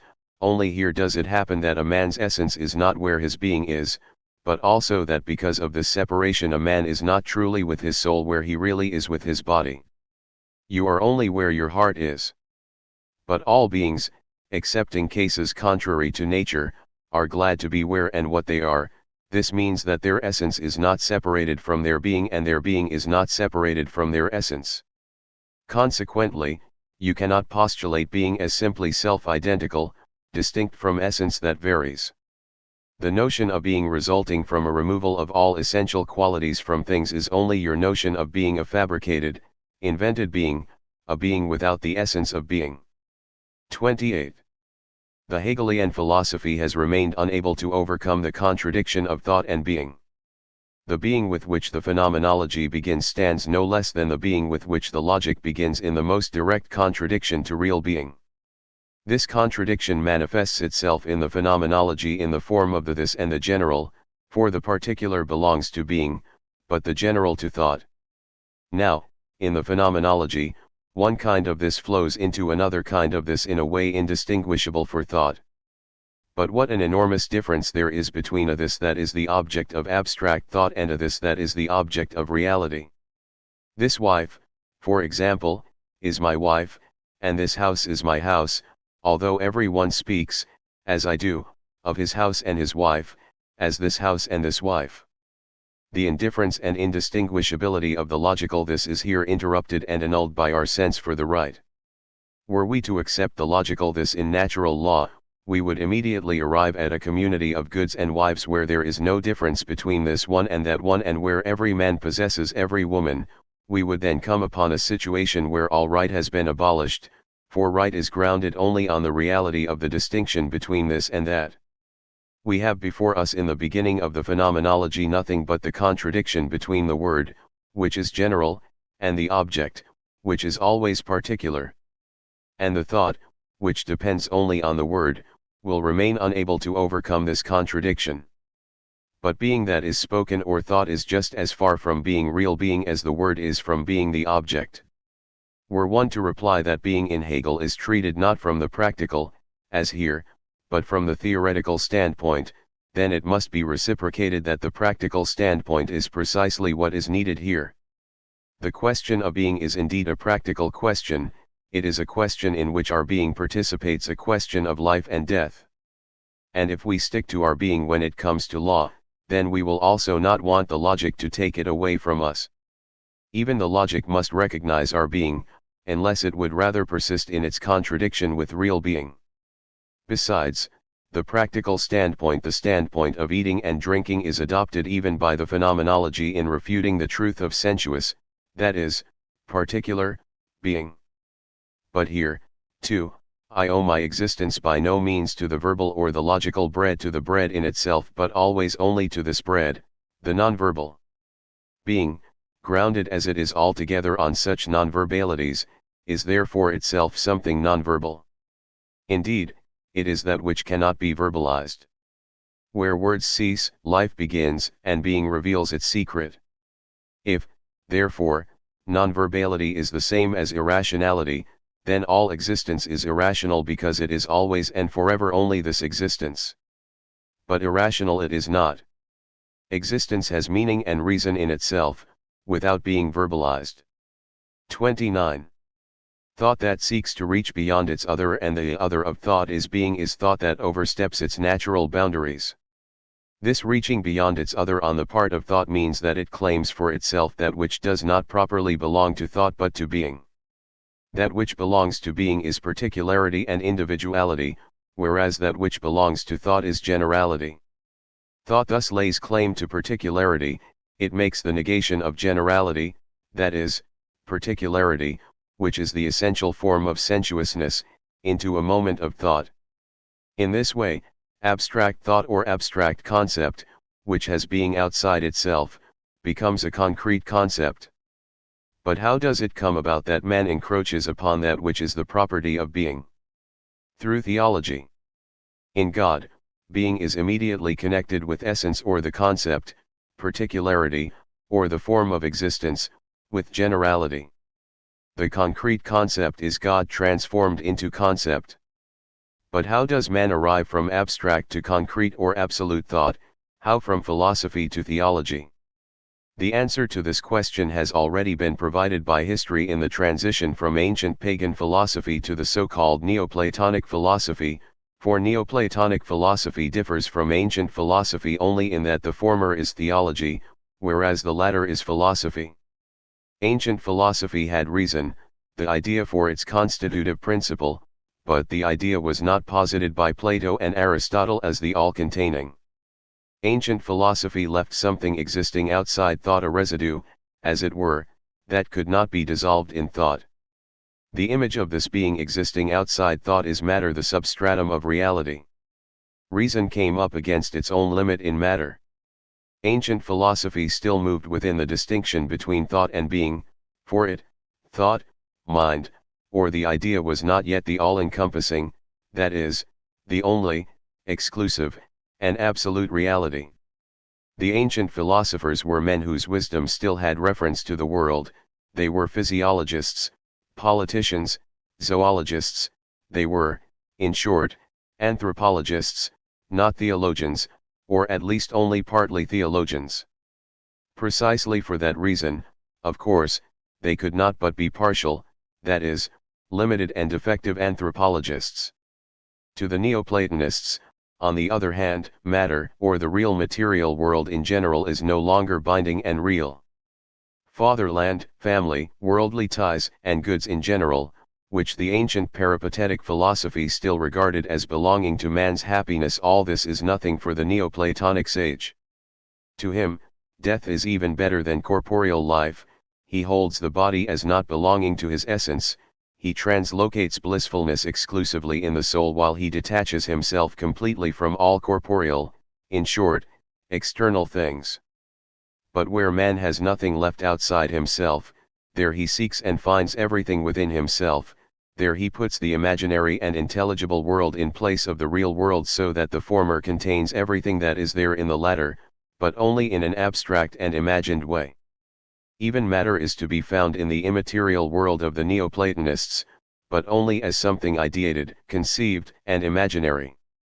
And where man has no longer a being that is given outside himself, there he sets up a being in his thought, which, although an ideated entity, has nevertheless the qualities of a real entity, which as a non-sensuous entity is at the same time a sensuous being, and which as a theoretical object is at the same time a practical object. This being is God, the highest good of the Neoplatonists. Only in being does man feel satisfied. He therefore overcomes the lack of a real being by substituting an ideated being for it, that is, he now ascribes the essence of the relinquished or lost reality to his conceptions and thoughts. His conception is no longer a conception, but the object itself, the image is no longer an image but the thing itself, reality is now idea and thought. Precisely because he no longer relates himself as a subject to a real world as his object, his conceptions become for him objects, beings, spirits, and gods.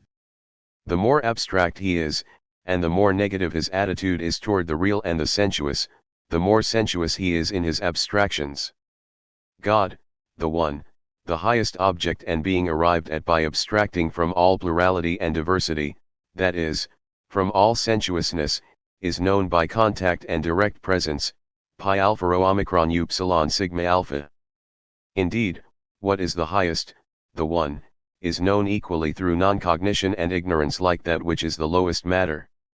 This means that being that is only ideated and abstract, that is, only non-sensuous and supersensuous, is at the same time a sensuous and really existing being. Just as by decorporealizing himself or by negating the body the rational limit of subjectivity man lapses into a fantastic and transcendent practice, surrounding himself with corporealized appearances of spirits and gods, that is, practically eliminating the distinction between imagination and sense perception. So also does the difference between thought and being, subjective and objective, sensuous and non-sensuous, theoretically disappear when matter has no reality for him and is consequently not a boundary limiting the thinking reason, that is, when reason the intellectual being, or the essence of subjectivity in general is in its boundlessness the sole and absolute being for him. Thought negates everything, but only in order to posit everything in itself. It no longer has a boundary in anything that exists outside itself, but precisely thereby it itself steps out of its immanent and natural limits. In this way reason, the idea, becomes concrete. This means that what should flow from sense perception is made the property of thought, and what is the function and concern of the senses, of sensibility and of life, becomes the function and concern of thought. This is how the concrete is turned into a predicate of thought, and being into a mere determination of thought, for the proposition the concept is concrete is identical with the proposition being is a determination of thought. What is imagination and fantasy with the Neoplatonists, Hegel has merely transformed into the concept, or in other words, rationalized. Hegel is not the German or Christian Aristotle, he is the German Proclus. Absolute philosophy is the reborn Alexandrian philosophy. According to Hegel's explicit characterization, it is not the Aristotelian nor the ancient pagan philosophy in general, but that of the Alexandrian school that is absolute, although still resting on abstraction from concrete self-consciousness, and Christian philosophy, albeit mixed with pagan ingredients. It should be further remarked that Neoplatonic theology shows particularly clearly that an object corresponds to its subject and vice versa, that consequently the object of theology is nothing other than the objectified essence of the subject, that is, of man. To the Neoplatonists, God at his highest is the simple, the one, the simple interminable and uniform. He is not a being, but rather above being, for being is still something determined due to the fact that it is being. He is not a concept, nor is he intellect, but rather without and above the intellect, for the intellect, too, is something determined by virtue of being intellect, and where there is intellect, there is also distinction and dichotomization into the thinker and the thought, an activity that cannot take place in that which is absolutely simple. But that which is objectively the highest being for the Neoplatonist, is also subjectively the highest being for him. That which he posits as being in the object, in God, he posits in himself as activity and striving.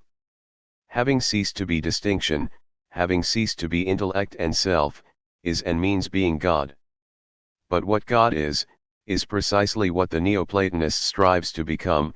The goal of his activity is to cease being self, intellect, and reason.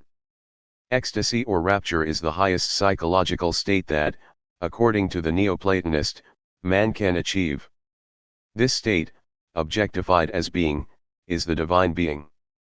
Thus, God results from man, but conversely, man does not result from God, at least not originally. This is also shown particularly clearly in the Neoplatonists' characterization of God as the being who does not stand in need of anything, the blissful being. For in what else has this being without pain and without needs its ground and origin if not in the pain and needs of man? The idea and feeling of blissfulness disappear with the affliction of need and pain. Only contrasted to wretchedness does blissfulness have any reality. Only in the misery of man lies the birthplace of God. Only from man does God derive all his determinations. God is what man desires to be, namely, his own essence and goal imagined as an actual being. Herein, too, lies the distinguishing factor separating the Neoplatonists from the Stoics, the Epicureans, and the Skeptics. Existence without passion, bliss, independence from need, freedom, and autonomy were also the goals of these philosophers, but only as virtues of man. This means that these goals were based on the truth of the concrete and real man. Freedom and bliss were supposed to belong to the subject as its predicates. Hence, with the Neoplatonists, although they still regarded pagan virtues as true, these predicates became subject, that is, human adjectives were turned into something substantial, into an actually existing being. Hence the distinction between the Neoplatonist and Christian theology, which transferred man's bliss, perfection, or likeness to God into the beyond. Precisely through this, real man became a mere abstraction lacking flesh and blood, an allegorical figure of the divine being. Plotinus, at least on the evidence of his biographers, was ashamed to have a body.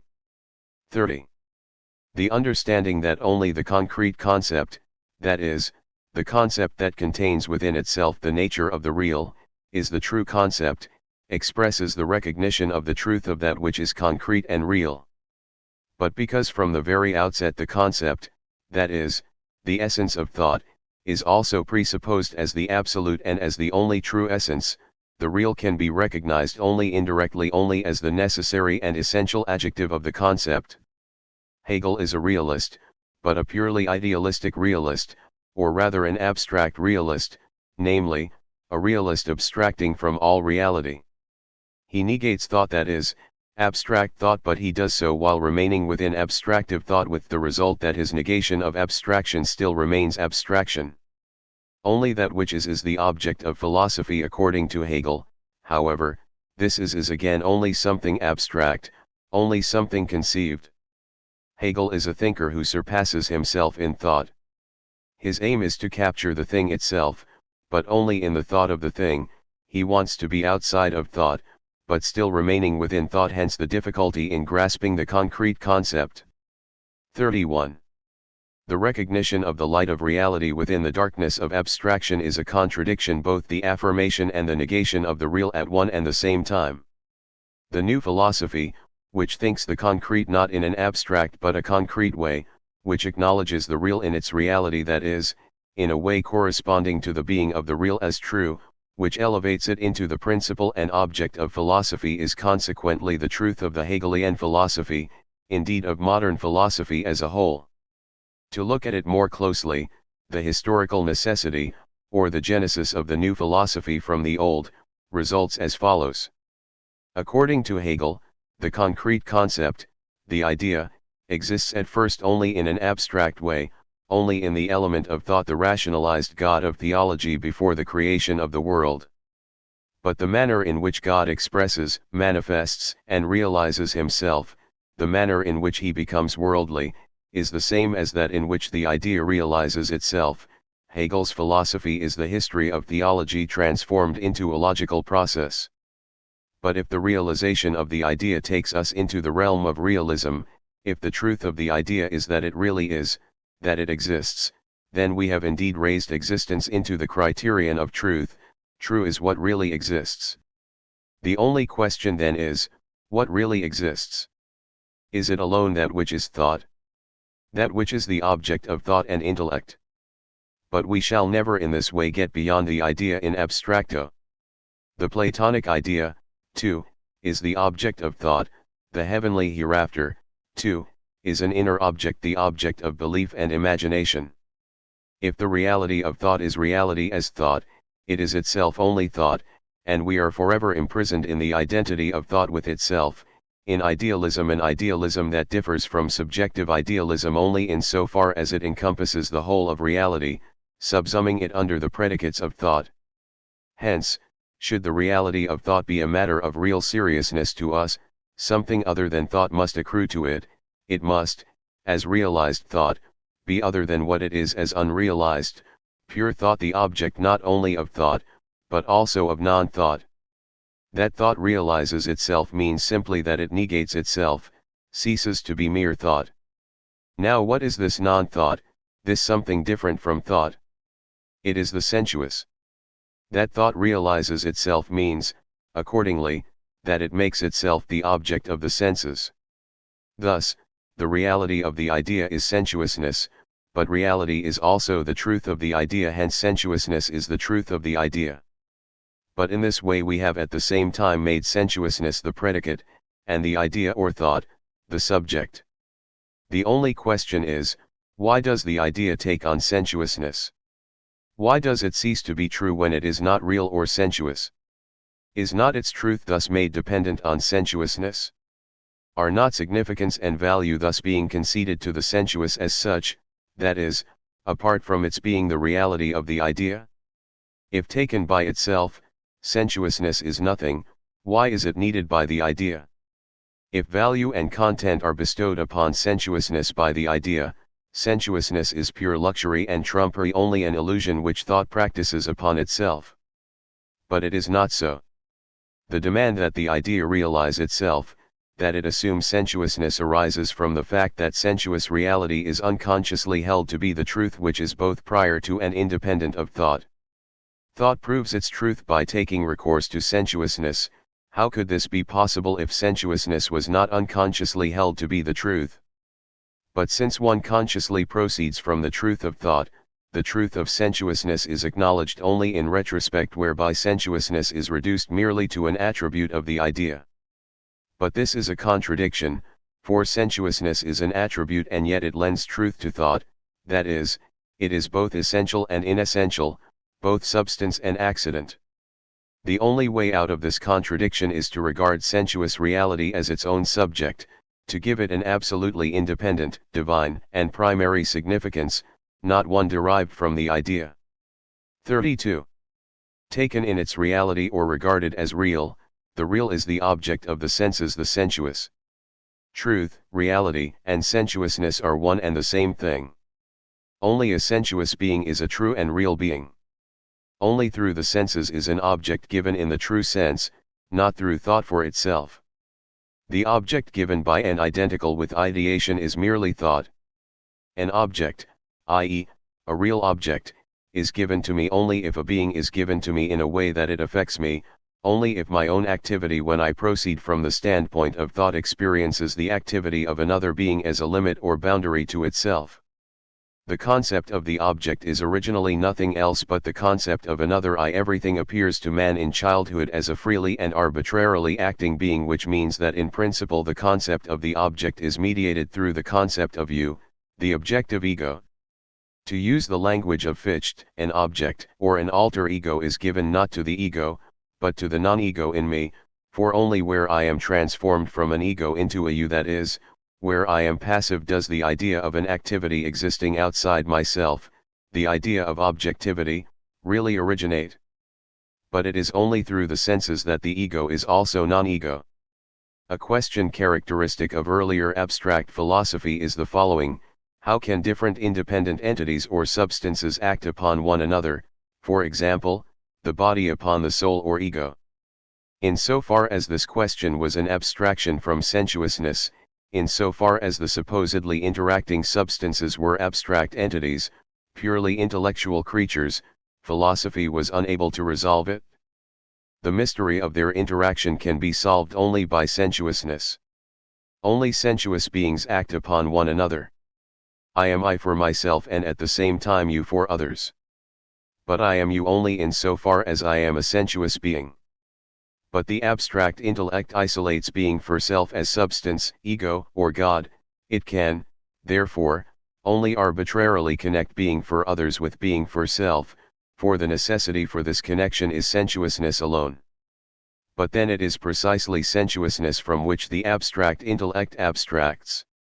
What I think in isolation from sensuousness is what I think without and outside all connections. Hence the question, how can I think the unconnected to be at the same time connected? 33. The new philosophy looks upon being as given to us not only as thinking, but also as really existing being as the object of being, as its own object. Being as the object of being, and this alone is truly, and deserves the name of, being, is sensuous being, that is, the being involved in sense perception, feeling, and love. Or in other words, being is a secret underlying sense perception, feeling, and love. Only in feeling and love has the demonstrative this person, this thing, that is, the particular absolute value, only then is the finite infinite, in this and this alone does the infinite depth, divinity, and truth of love consist. In love alone resides the truth and reality of the God who counts the hairs on your head. The Christian God himself is only an abstraction from human love and an image of it. And since the demonstrative this owes its absolute value to love alone, it is only in love, not in abstract thought, that the secret of being is revealed. Love is passion, and passion alone is the distinctive mark of existence. Only that which is an object of passion, exists whether as reality or possibility. Abstract thought, which is devoid of feeling and passion, abolishes the distinction between being and non-being, non-existent for thought. This distinction is a reality for love.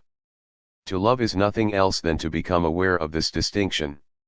It is a matter of complete indifference to someone who loves nothing whether something exists or not, and be that what it may. But just as being as distinguished from non-being is given to me through love or feeling in general, so is everything else that is other than me given to me through love. Pain is a loud protest against identifying the subjective with the objective. The pain of love means that what is in the mind is not given in reality, or in other words, the subjective is here the objective, the concept itself the object. But this is precisely what ought not to be, what is a contradiction, an untruth, a misfortune. Hence, the desire for that true state of affairs in which the subjective and the objective are not identical. Even physical pain clearly expresses this distinction. The pain of hunger means that there is nothing objective inside the stomach, that the stomach is, so to speak, its own object, that its empty walls grind against each other instead of grinding some content. Human feelings have, therefore, no empirical or anthropological significance in the sense of the old transcendental philosophy. They have, rather, an ontological and metaphysical significance. Feelings, everyday feelings, contain the deepest and highest truths. Thus, for example, love is the true ontological demonstration of the existence of objects apart from our head. There is no other proof of being except love or feeling in general. Only that whose being brings you joy and whose not being, pain, has existence. The difference between subject and object, being and non-being, is as happy a difference as it is painful.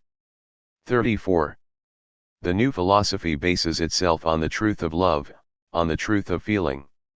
In love, in feeling in general, every human being confesses to the truth of the new philosophy. As far as its basis is concerned, the new philosophy is nothing but the essence of feeling raised to consciousness. It only affirms in the form and through the medium of reason what every real man admits in his heart. It is the heart made aware of itself as reason. The heart demands real and sensuous objects, real and sensuous beings. 35. The old philosophy maintained that that which could not be thought of also did not exist. The new philosophy maintains that that which is not loved or cannot be loved does not exist. But that which cannot be loved can also not be adored. That which is the object of religion can alone be the object of philosophy. Love is not only objectively but also subjectively the criterion of being, the criterion of truth and reality. Where there is no love there is also no truth. And only he who loves something is also something to be nothing, and to love nothing is one and the same thing. The more one is, the more one loves, and vice versa. 36. The old philosophy had its point of departure in the proposition, I am an abstract, a merely thinking being to which the body does not belong. The new philosophy proceeds from the principle, I am a real and sensuous being. Indeed, the whole of my body is my ego, my being itself. The old philosopher, therefore, thought in a constant contradiction to and conflict with the senses in order to avoid sensuous conceptions, or in order not to pollute abstract concepts. In contrast, the new philosopher thinks in peace and harmony with the senses.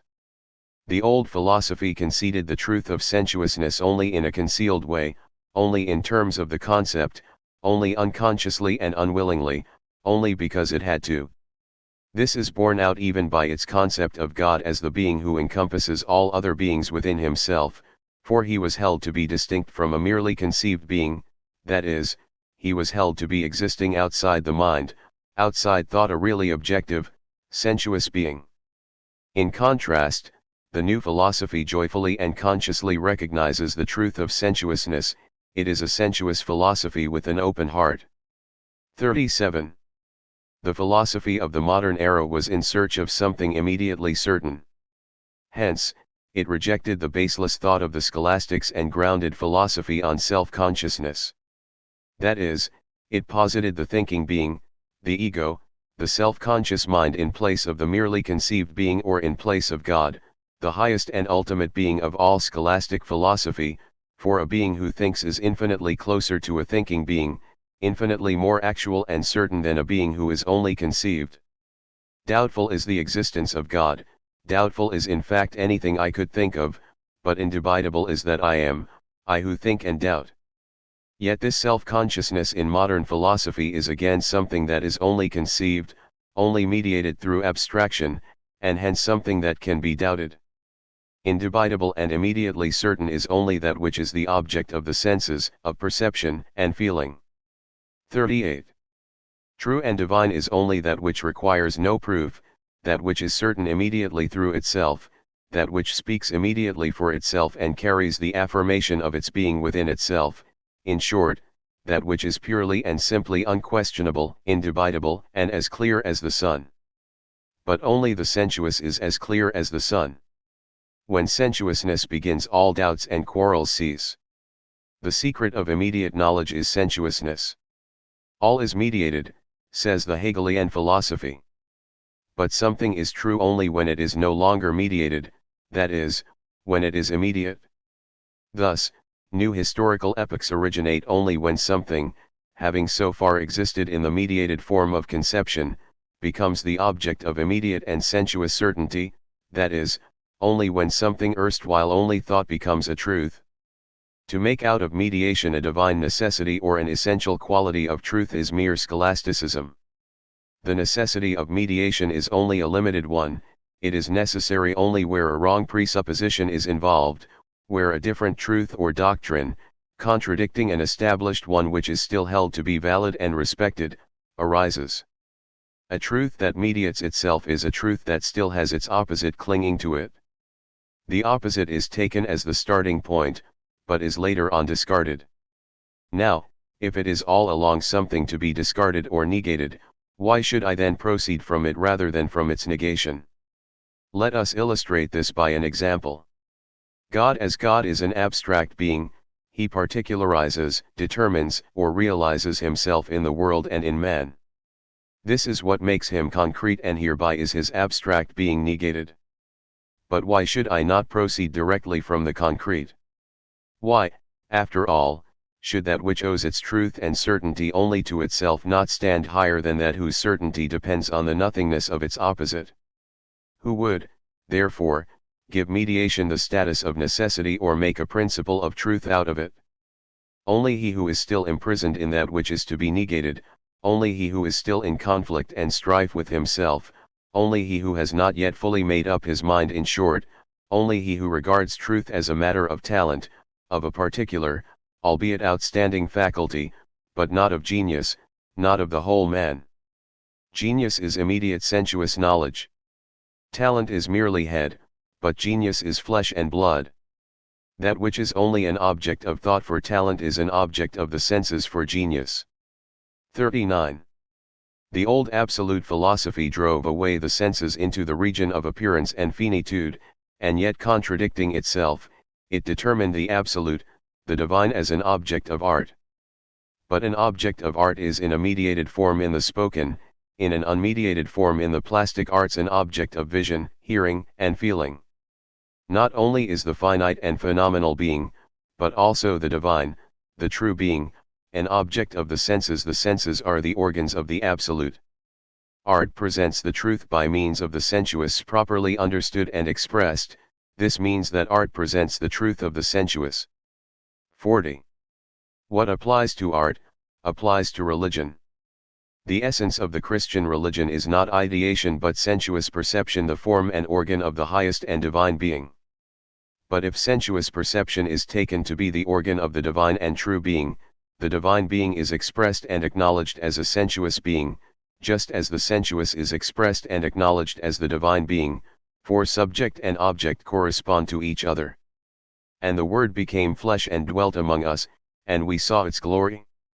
Only for later generations is the object of the Christian religion an object of conception and fantasy, but this goes together with the restoration of the original sensuous perception.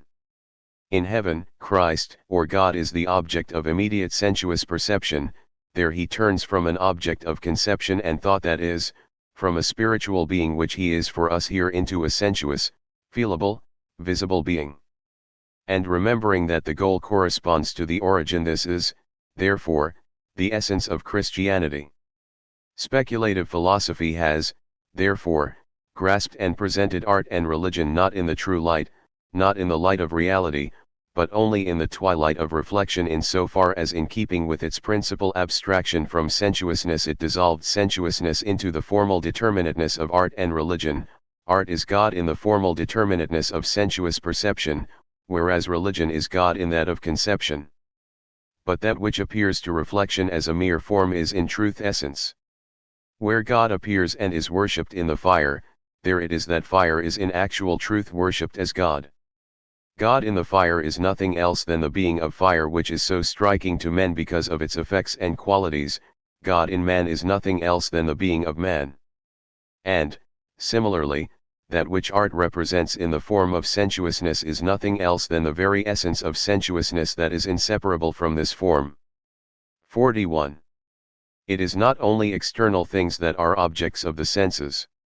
Man, too, is given to himself only through the senses. Only as a sensuous object is he an object for himself. The identity of subject and object in self-consciousness, only an abstract thought, has the character of truth and reality only in man's sensuous perception of man.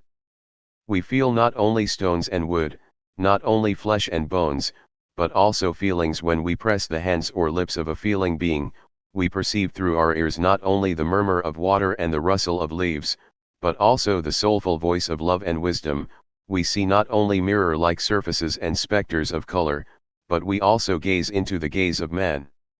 Hence, not only that which is external, but also that which is internal, not only flesh, but also spirit, not only things, but also the ego, is an object of the senses. All is therefore capable of being perceived through the senses, even if only in a mediated and not immediate way, even if not with the help of crude and vulgar senses, but only through those that are cultivated, even if not with the eyes of the anatomist and the chemist, but only with those of the philosopher. Empiricism is therefore perfectly justified in regarding ideas as originating from the senses, but what it forgets is that the most essential sensuous object for man is man himself, that only in man's glimpse of man does the spark of consciousness and intellect spring.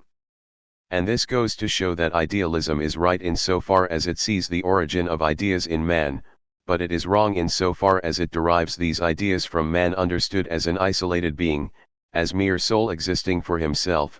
In one word, it is wrong when it derives the ideas from an ego that is not given in the context of its togetherness with a perceptibly given you. Ideas spring only from conversation and communication. Not alone but only within a dual relationship does one have concepts and reason in general. It takes two human beings to give birth to a man, to physical as well as spiritual man. The togetherness of man with man is the first principle and the criterion of truth and universality. Even the certitude of those things that exist outside me is given to me through the certitude of the existence of other men besides myself. That which is seen by me alone is open to question, but that which is seen also by another person is certain. 42. The distinction between essence and appearance, cause and effect, substance and accident, necessity and contingency, speculative and empirical does not mean that there are two different realms or worlds, the supersensuous world which is essence, and the sensuous world which is appearance. Rather, this distinction is internal to sensuousness itself. Let us take an example from the natural sciences. In Lin's system of plants the first groups are determined according to the number of filaments. But in the 11th group where 12 to 20 stamens occur and more so in the group of 20 stamens and polystamens the numerical determinations become irrelevant, counting is of no use anymore. Here in one and the same area we have, therefore, before us the difference between definite and indefinite, necessary and indifferent, rational and irrational multiplicity. This means that we need not go beyond sensuousness to arrive, in the sense of the absolute philosophy, at the limit of the merely sensuous and empirical. All we have to do is not separate the intellect from the senses in order to find the supersensuous spirit and reason within the sensuous. 43. The sensuous is not the immediate in the sense of speculative philosophy, i.e., in the sense in which it is the profane, the readily obvious, the thoughtless, the self-evident. According to speculative philosophy the immediate sensuous perception comes later than conception and fantasy.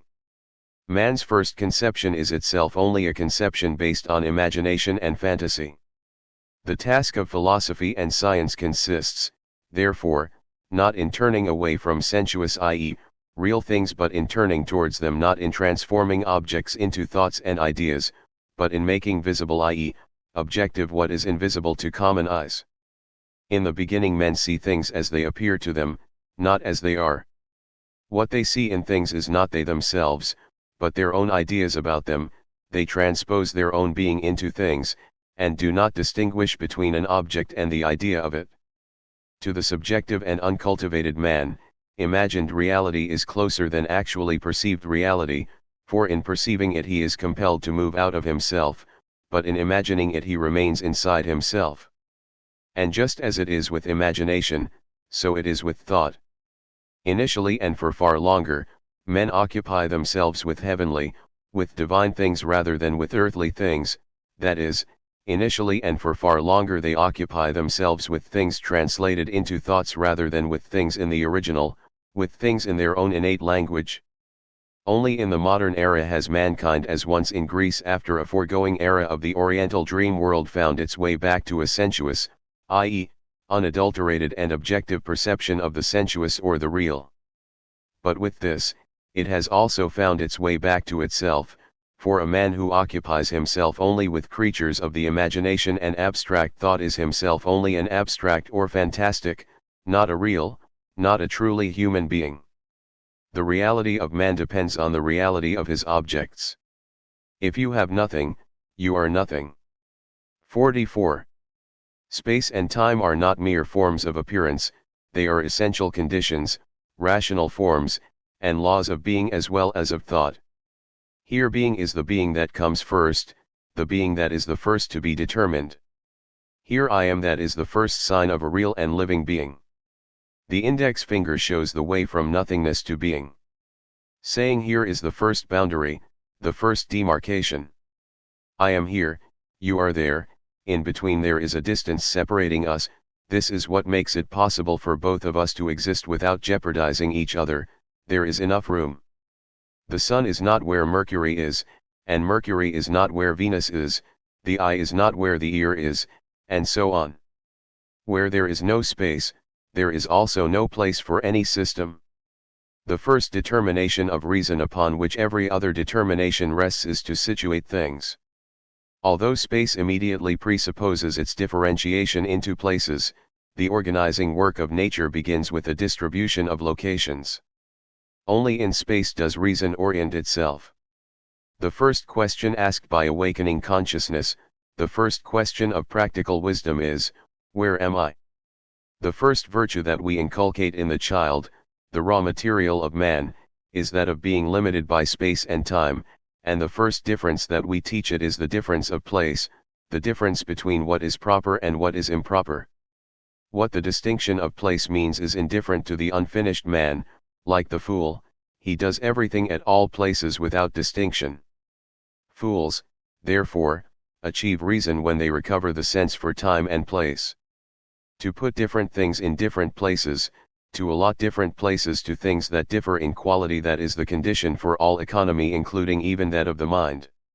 Not to put in the text what belongs to the footnotes, not to put at the beginning what is to be put at the end, in short, Spatial differentiation and limitation belong also to the wisdom of the writer. It is true that we are speaking here of a definite kind of place, but even so the question is nothing else than that of the determination of place.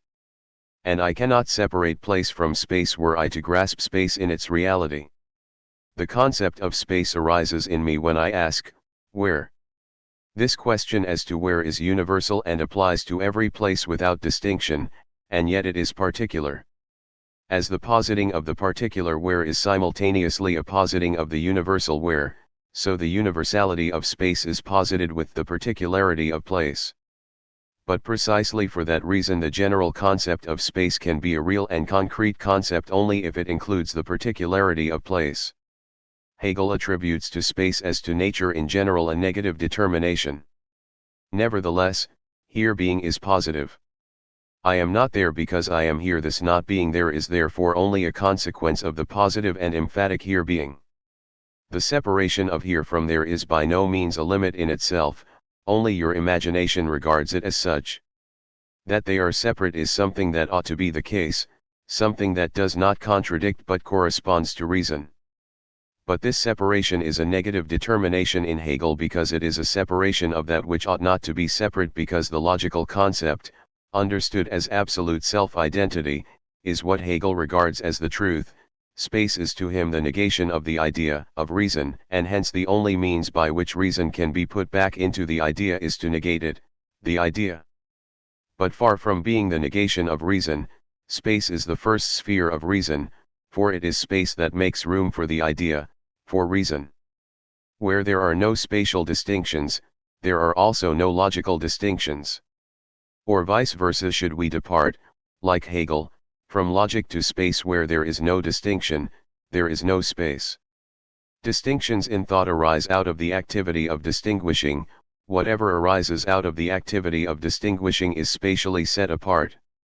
Spatial distinctions are, therefore, the truth of logical distinctions. But only that which exists separately can also be thought as forming a sequence. Real thought is thought in time and space. Even the negation of time and space, duration, must fall within time and space themselves. Only in order to gain time and space, do we wish to save them. 45. Things in thought should not be different from what they are in reality. What is separate in reality should not be identical in thought. To exclude thinking or ideas, the intellectual world of the Neoplatonists, from the laws of reality is the privilege of theological capriciousness. The laws of reality are also the laws of thought. 46. The immediate unity of opposite determinations is possible and valid only in abstraction. In reality, contradictory statements are always linked by means of an intermediary concept. This intermediary concept is the object to which those statements refer, it is their subject. Nothing is therefore easier than to demonstrate the unity of opposite predicates. All one needs is to abstract from the object underlying the predicates or from the subject of these predicates. Once the object has thus vanished, the boundary between the opposites also vanishes. Having no ground to stand on and nothing to hold on to, they immediately collapse and lose themselves in indistinction. If, for example, I regard being only as such, that is, if I abstract from every determination whatsoever, being will be the same for me as nothing. Determinateness is indeed the only difference or boundary between being and nothing. If I disregard that which is, what then is this mere is about?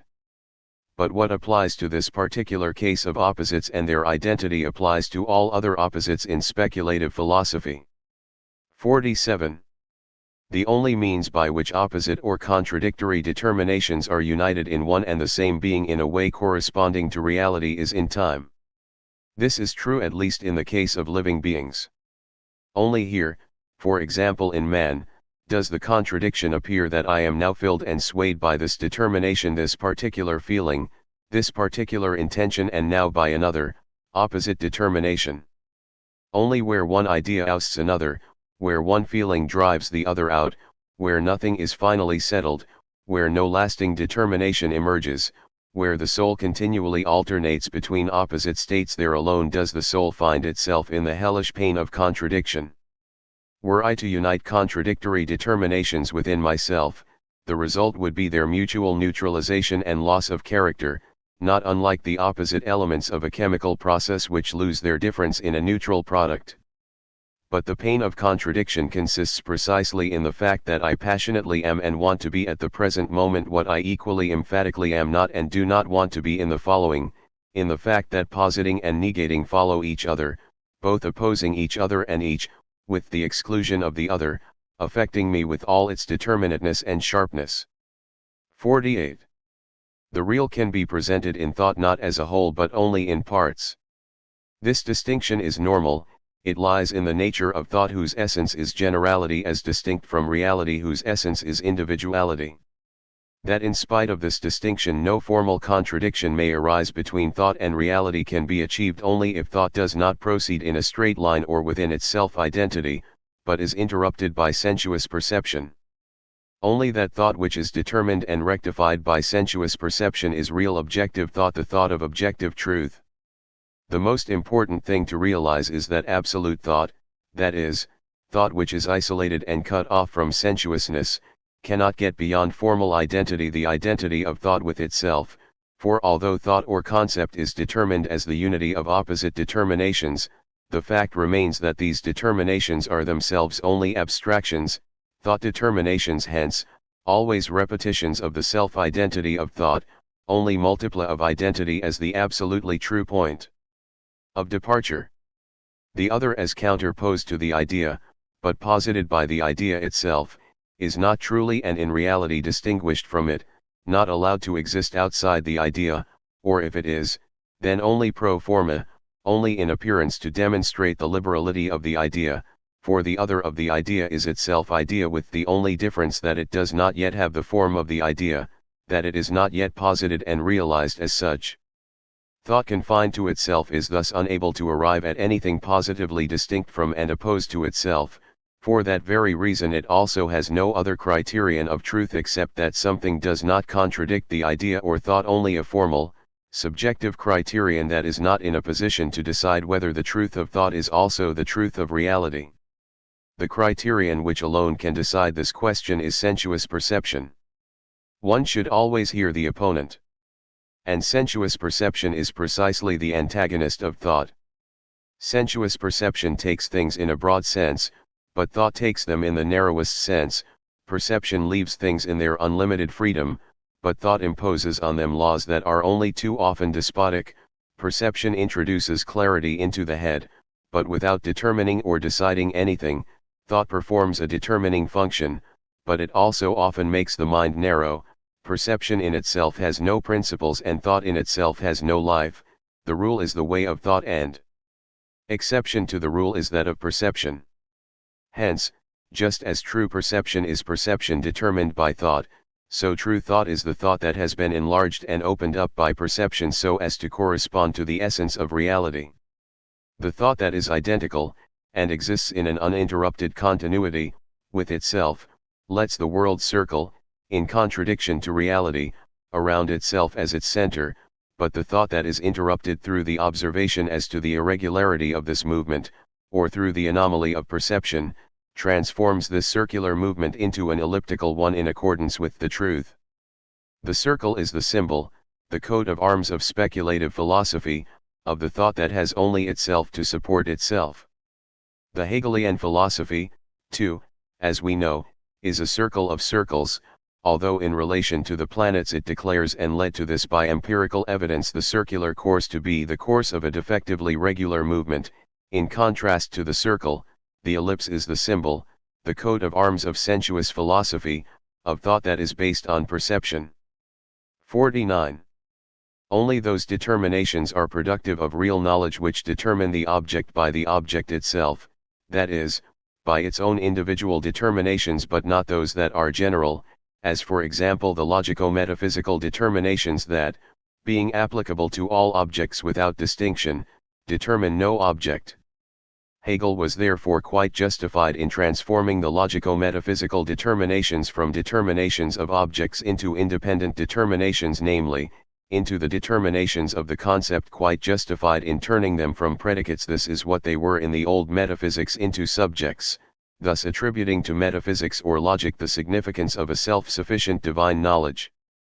But it is a contradiction when these logico-metaphysical shadows are made, in the concrete sciences in exactly the same way as in the old metaphysics, into the determinations of real things, something that is naturally possible only in so far as either the concrete determinations, that is, those that are appropriate because of their derivation from the object, are connected with the logico-metaphysical determinations, or the object is reduced to wholly abstract determinations in which it is no longer recognizable.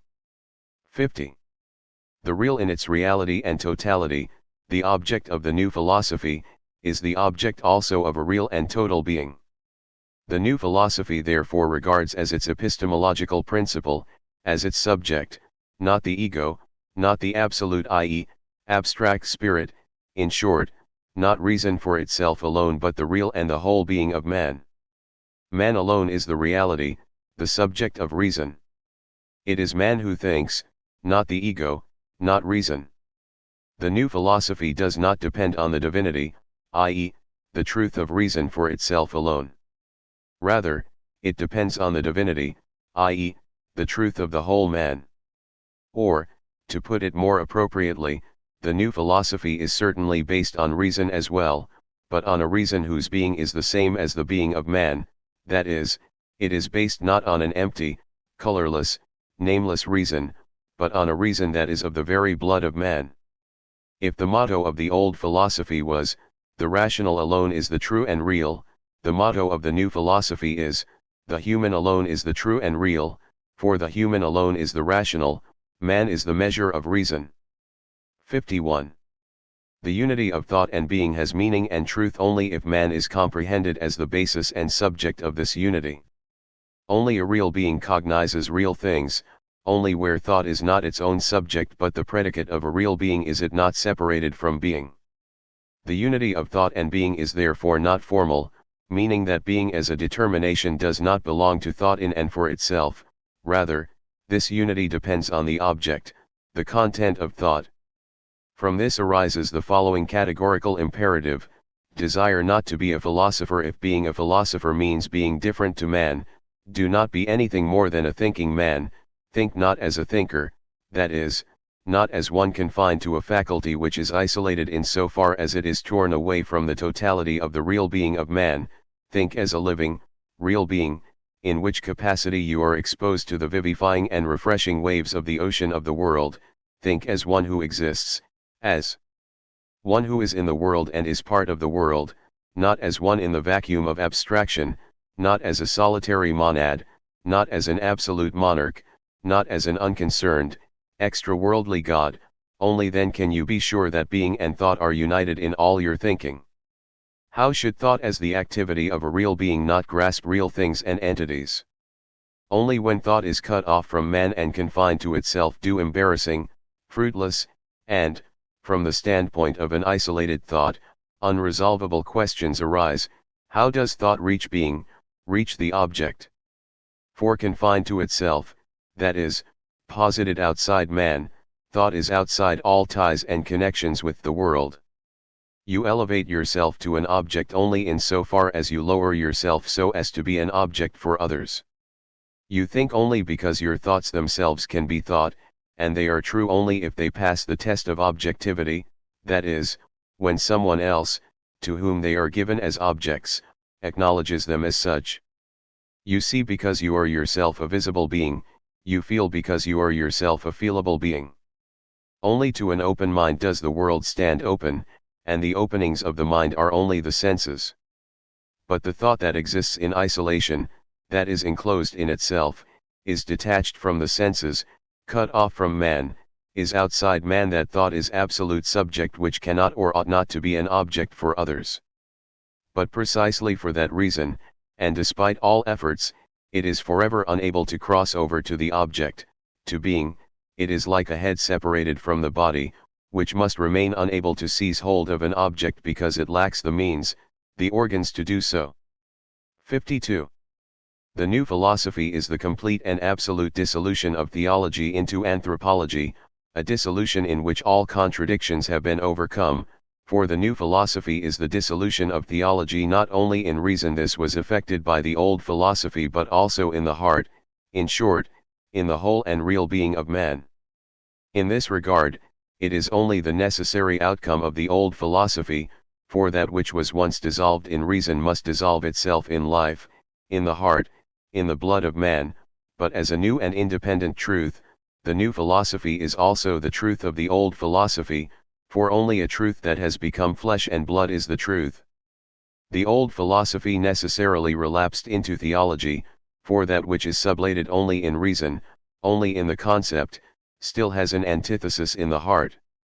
The new philosophy, on the other hand, cannot suffer such a relapse because there is nothing to relapse into. That which is dead in both body and soul cannot return even as a ghost.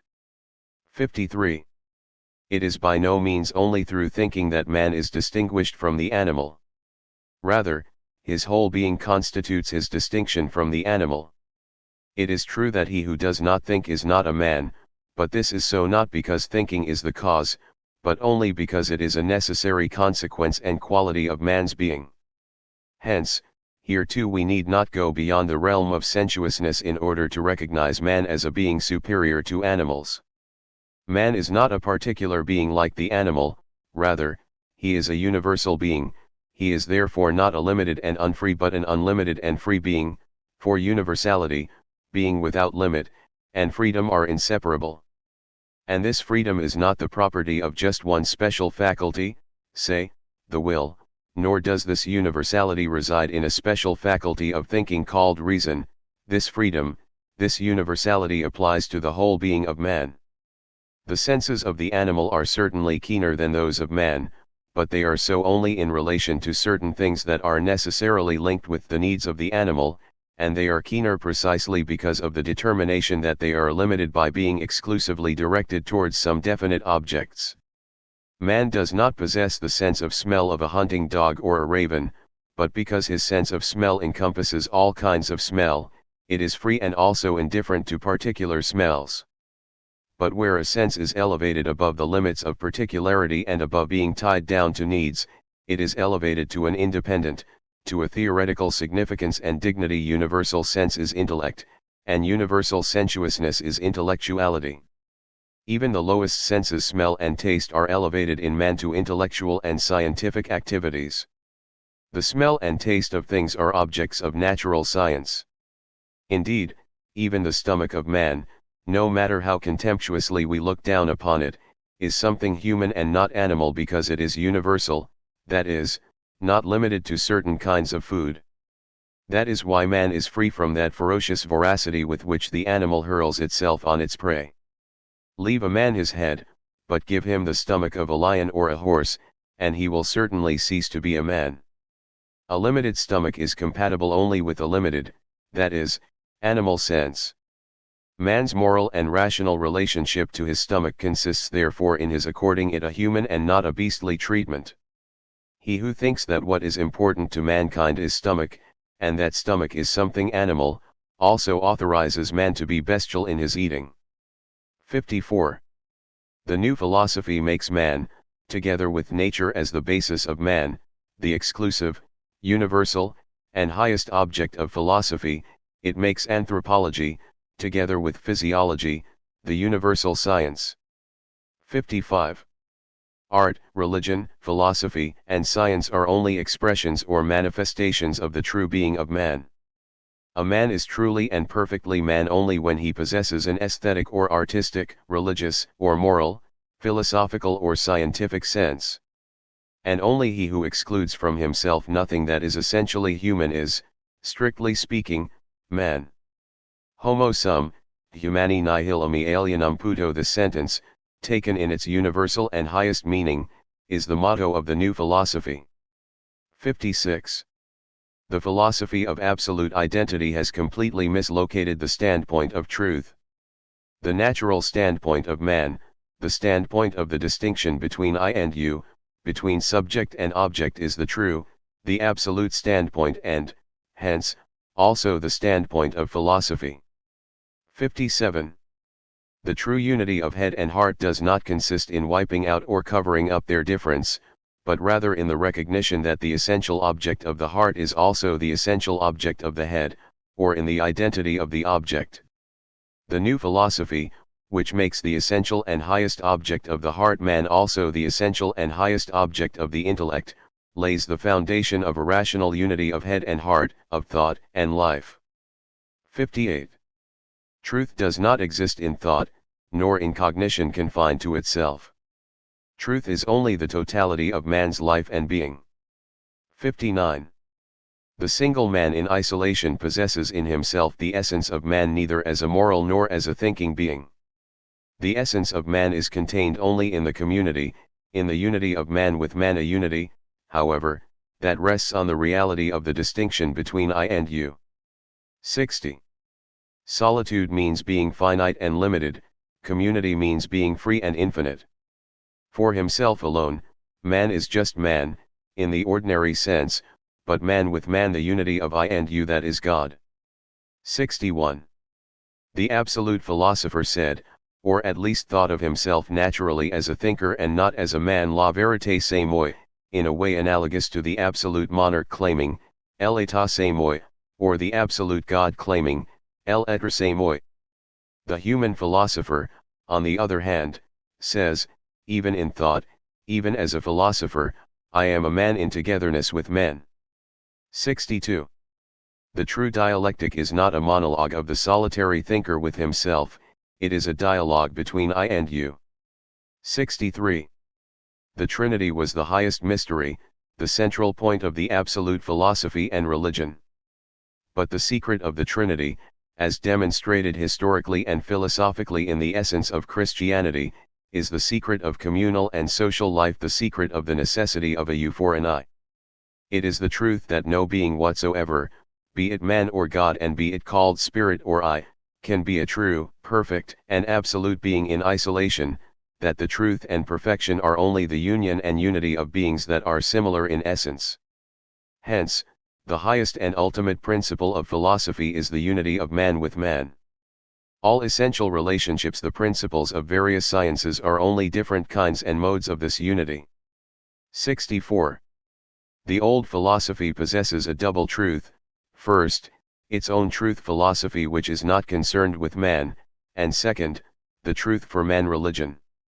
The new philosophy, as the philosophy of man, on the other hand, is also essentially the philosophy for man.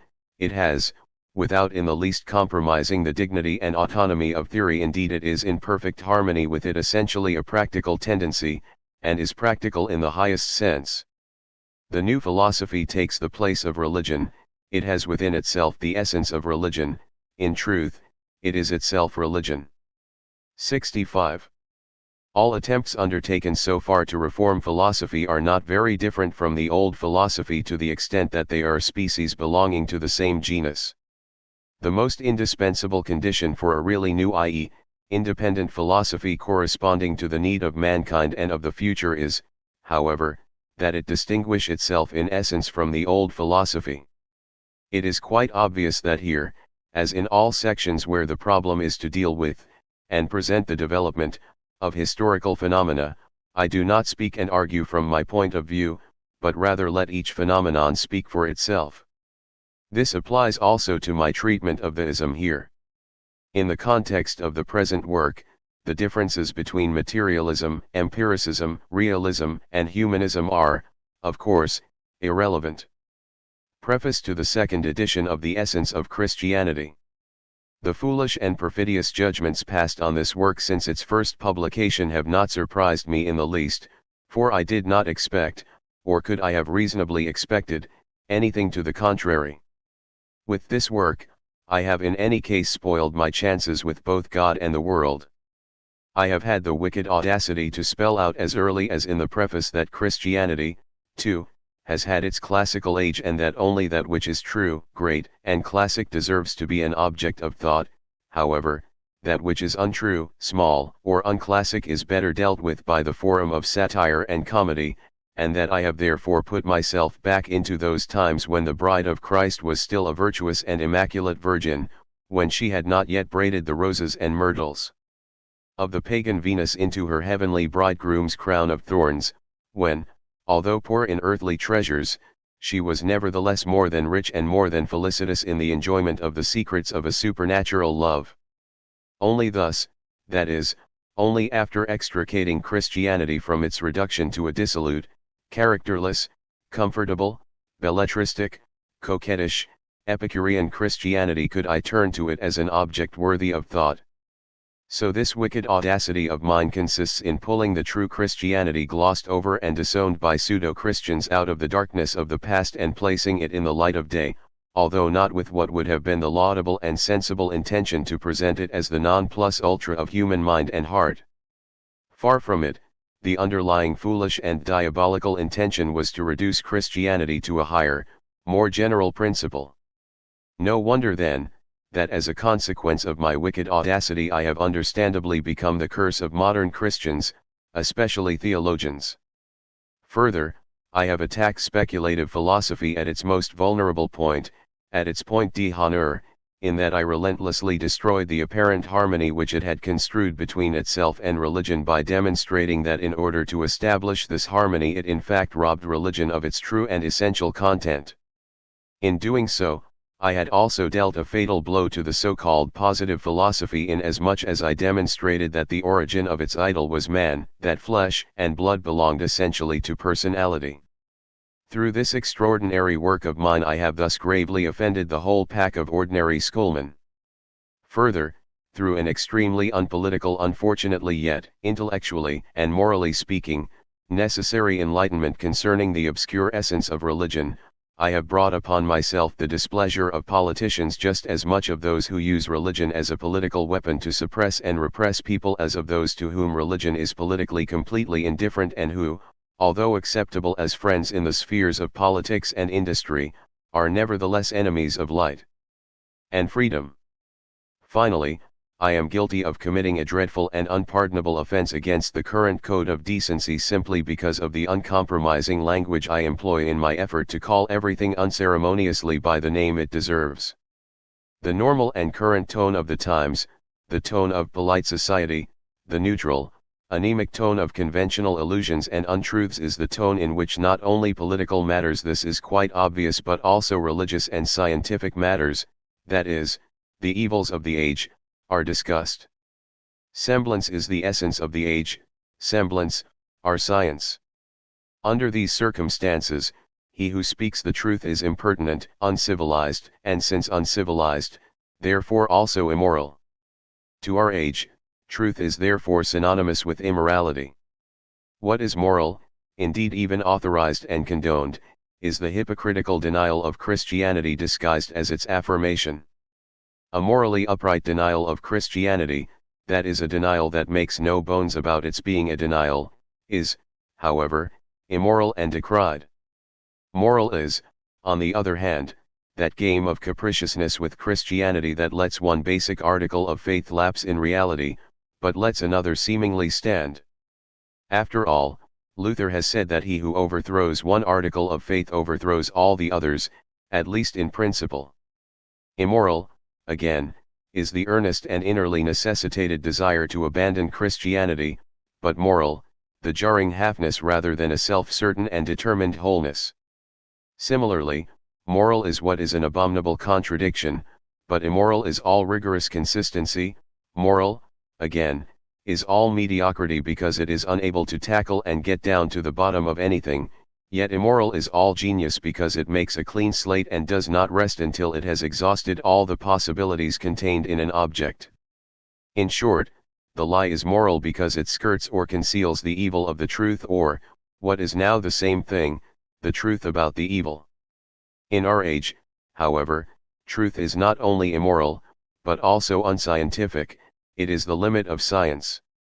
Just as the German maritime commerce on the Rhine stretches jusqu'à la mer, so the freedom of German science stretches jusqu'à la vérité. Whenever it reaches the truth, whenever it becomes the truth, science ceases to be science and becomes an object for the police. The police are the boundary between truth and science. Truth is man and not reason in abstracto, it is life and not thought that remains confined to paper, the element in which it finds and unfolds its existence. Hence, Those thoughts that pass straight from the pen into the blood or from reason into the heart of man are no longer scientific truths, because science is essentially a harmless but also useless toy tool of a reason turned lazy. It consists in being occupied with things that are indifferent to life and man, or even granting that it does not occupy itself with indifferent things, the fact remains that it is so useless an activity that no one will bother with it. These days, the necessary qualifications for a genuine, commendable, and kosher scholar, at least for a scholar whose science necessarily brings him in contact with delicate questions of the age, are a confused head, inactive heart, unconcern for truth, and spiritlessness, in short, a lack of character. However, a scholar who possesses an incorruptible sense for truth and a firm character, who with one stroke hits the nail on the head and gets straight to the root of an evil, who irresistibly pushes things to the point of crisis, that is, decision, such a person no longer passes for a scholar. God forbid. He is a hero stratus. Quick! To the gallows with him, or at least into the pillory. But better into the pillory, for according to the publicized principles of contemporary Christian state law, death on the gallows is obviously and indisputably an act of killing. However, to die in the pillory, the civil form of killing, is a highly political and Christian death for reasons of insidiousness and hypocrisy. To be sure, it is killing, but a killing that only has the semblance of killing. Semblance and nothing but semblance is the essence of the present age in all matters that are somewhat ticklish. No wonder, therefore, that this age of pretentious, illusory, and boastful Christianity has been so much scandalized by being confronted with the essence of Christianity. Christianity has become so degenerate and has been so much put out of practice that even its official representatives, the theologians, no longer know what it is. One only has to compare, if one would be convinced by one's own eyes, the charges brought against me by theologians concerning belief, miracle, providence, and futility of the world with the historical evidence I produce in my work, to wit, in this second edition, which has now been significantly enlarged so as to include corroborative references, to realize that these charges are directed not so much against me, as against Christianity itself, that their indignation over my work is only an indignation over the true content of the Christian religion, a content, however, which has become alienated from the meaning of this religion. No, it is not surprising that in an age that has apparently out of boredom resuscitated with affected ardor the worn out and now so petty opposition between Protestantism and Catholicism, an opposition which until recently even the tailor and the tinker had become oblivious of. No, it is not surprising that in an age that is not ashamed to pursue the dispute over mixed marriage as a serious and momentous matter, a work which proves on the basis of historical documents that not only the marriage between believers and unbelievers, but marriage as such is against true Christianity, that a true Christian, and obviously it is not the duty of Christian governments, Christian pastors, and Christian teachers to see to it that we are all true Christians, knows no other begetting than that in the Holy Ghost, that he is more concerned with populating the heaven rather than the earth, should be an infuriating anachronism in an age like the present one. No, it is not surprising at all. However, precisely because it was not surprising, the whole storm about and against my work has not disconcerted me in the least. On the contrary, it has led me to subject my work in all calmness to a rigorous historical and philosophical scrutiny, thus purging it as far as possible of its formal shortcomings and enriching it by taking into account new developments, by introducing further illuminating factors, and by incorporating additional historical evidence that is conclusive and irrefutable. Now that the ratiocinative course of my analysis has been reinforced and punctuated mostly at each step of the argument by corroborative historical references, it is to be hoped that my readers, provided that they are not stone-blind, will realize and be led to the conviction, even if reluctantly, that my work represents an authentic translation of the Christian religion from the Oriental language of images into straightforward, intelligible German. Indeed, my work does not wish to accomplish anything more than a faithfully sense-oriented translation, or, to put it non-metaphorically, an empirical or historico-philosophical analysis of the Christian religion designed to resolve its enigmas. The general principles I have premised in the introduction are in no way a priori or mere products of a personal speculation. Rather, they have emerged out of an analysis of religion. They are, like all basic ideas of my work, cognitive forms or categorical fixations of actual expressions of human essence and, indeed, of man's religious essence, and facilitate a comprehension of these expressions. The ideas contained in my work are only conclusions or inferences from premises which in their turn are not just ideas but, rather, objective facts, either present or historical facts which, because of their bulky existence in folio, could not have found room in my head. I completely and unconditionally reject absolute, immaterial, self-complacent speculation, that speculation which generates its material out of itself. I am worlds apart from those philosophers who pluck out their eyes to be able to see better. I, for my part, need the senses, above all the eyes, to think. I base my thoughts on materials that are given to us only through the activity of the senses. I do not produce the object out of the thought but, rather, the thought out of the object, for that alone is an object that exists apart from the brain. I am an idealist only in the sphere of practical philosophy, which means that I do not take the limits of the present to be the limits of mankind or the future. Rather, I unflinchingly believe that many things, yes, many things that are today looked upon by short-sighted and pusillanimous practical men as mere fantasies, as ideas that can never be realized, as veritable chimeras, will have acquired full reality tomorrow, that is, in the next century. A century from the point of view of the individual is just a day from the point of view of mankind. In short, I am an idealist only in the sense that I believe in the idea of the historical future and in the triumph of truth and virtue, that is, the idea has only a political and moral significance for me. However, in the field of strictly theoretical philosophy, I subscribe in direct contrast to the philosophy of Hegel, which holds exactly the opposite view to realism or materialism in the mentioned sense. The maxim of all hitherto existing speculative philosophy, all that is mine I carry with me, the old omnia mea mecum porto, I unfortunately cannot apply to myself. There are so many things outside myself that I can carry neither in my pocket nor in my head, and yet I must look upon them as belonging to me, that is, belonging to me not as an ordinary human being with him we are not concerned in the present context but as a philosopher. I am nothing more than an explorer of nature equipped with mind. However, an explorer of nature would be helpless without instruments, without material means.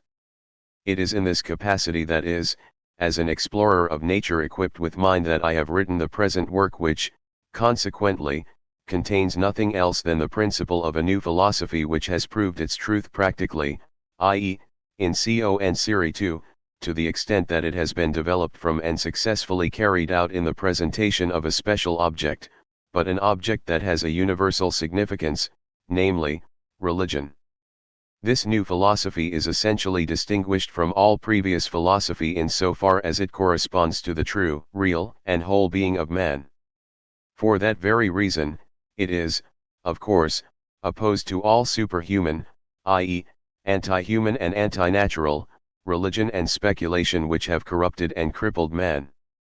It does not regard, as I have already said elsewhere, the goose quill as the only adequate organ for the revelation of truth, but also the eye and the ear, the hand and the foot. It does not equate the idea of a thing with the thing itself. It does not reduce real existence to mere existence on paper flowing from the writing pen. Rather, it keeps the two apart, and precisely by doing so arrives at the thing itself, that is, not at the thing as it forms the object of abstract reason, but as it constitutes the object of the real and whole man.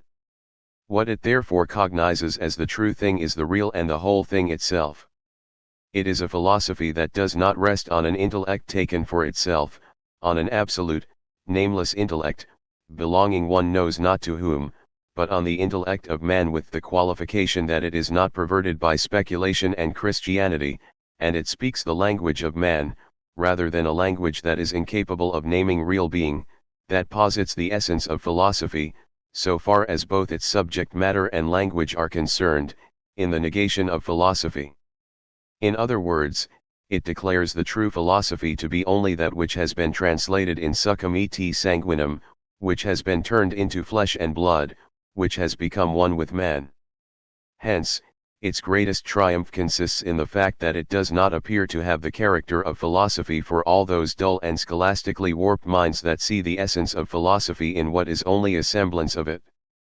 The present work is therefore a specimen of the kind of philosophy that has for its principle not the substance of Spinoza, not the ego of Kant and Fichte, not the absolute identity of Schelling, not the absolute spirit of Hegel, in short, no abstract, merely ideated or imaginary being, but rather the most real of all beings, the true ens realissimum man.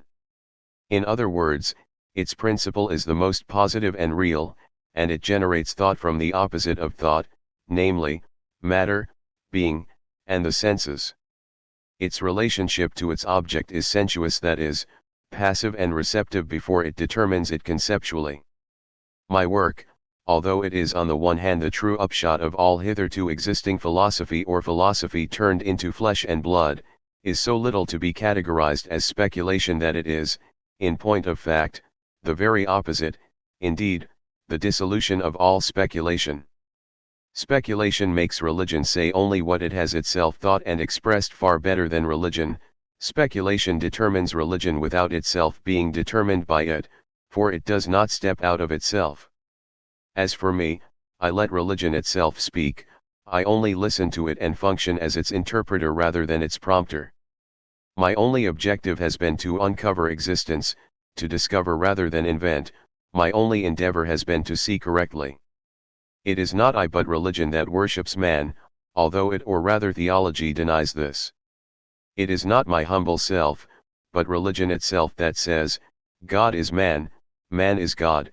It is not I but religion that denies the God who is not man but only an ens rationis, since it makes God become man and then turns this humanized God, who can feel and think like man, into the object of its worship and veneration. I have only betrayed the secret of the Christian religion, only extricated it from theology's web of lies and delusions, and I am certainly guilty of committing this sacrilege. If my work is therefore negative, irreligious, and atheistic, one must bear in mind that atheism, at least as understood in the context of their work, is the secret of religion itself, that religion itself, not indeed on the surface, but at bottom, not in its self-estimation, but in its heart, its true essence, believes in nothing else than in the truth and divinity of the being of man. Contrariwise, let one prove that the historical as well as rational arguments advanced in my work are fallacious. Let these arguments be refuted, but pray, not by juristic defamations, or theological jeremiads, by hackneyed speculative verbiage, or some similar miserable trash, but by reasons, and indeed by reasons which have not already been thoroughly refuted by me. To be sure, my work is negative, repudiatory, but, all said and done, only in relation to that which is unhuman in religion, not in relation to the human essence of religion. It consequently falls into two parts, one of which is mainly affirmative and the other, including the appendix, mostly but not wholly, negative. In both parts, it is, however, the same thing that is demonstrated, albeit in different or even contradictory ways. The first part reduces religion to what constitutes its truth and essence, whereas the second part treats them in a way so as to reveal their contradictions.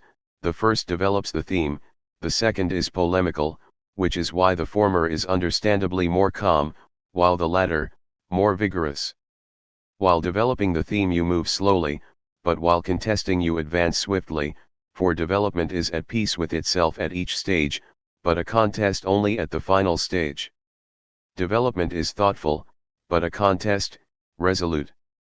Development requires light, but a contest, fire. Hence the circumstance that both parts are different even in form.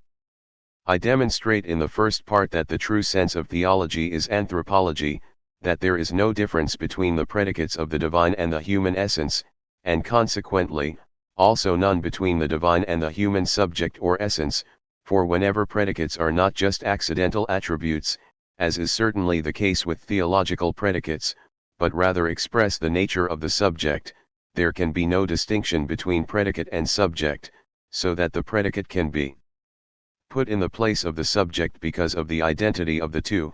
In substantiation of this, the reader is referred to the Analytic of Aristotle or even to Porphyry's Introduction.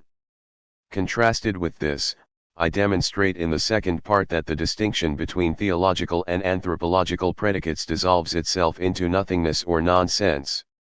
Here is a striking example. In the first part I prove that the Son of God in religion is God's Son in the same sense in which man is the Son of man, and I see the truth and essence of religion in the fact that religion grasps and affirms as divine relation that which is at bottom only a human relation. In the second part, on the other hand, I demonstrate that the Son of God, of course, not directly in religion, but only in a reflection of religion upon itself, is not a son in the natural, human sense, but in a manner entirely contradictory to nature and reason, and therefore nonsensical, and I find in such a negation of human sense and understanding the untruth of and that which is negative in religion. The first part is thus the direct, the second the indirect proof that theology is anthropology. Hence, the second leads necessarily back to the first since it has no independent significance. Its only aim is to show that the sense in which religion is taken in the first part must be the true one, because any sense to the contrary is nonsense. In short, I deal mainly with religion in the first part. I say mainly, for it was unavoidable not to include theology in it, just as it was equally unavoidable not to talk about religion in the second, whereas I deal with theology in the second, but not only with common theology as has been erroneously remarked here and there. Actually, I have, as far as possible, kept this trash away from me by confining myself everywhere to the most essential, rigorous, and necessary determinations of the object, as for example in the case of the sacraments to only two of them, and, strictly speaking, there are only two, restricting myself, that is, to the determination that lends general interest to an object and raises it above the limited sphere of theology. I deal in the second part, therefore, not only with common theology, but also with speculative theology or philosophy, as will be revealed even upon a cursory glance.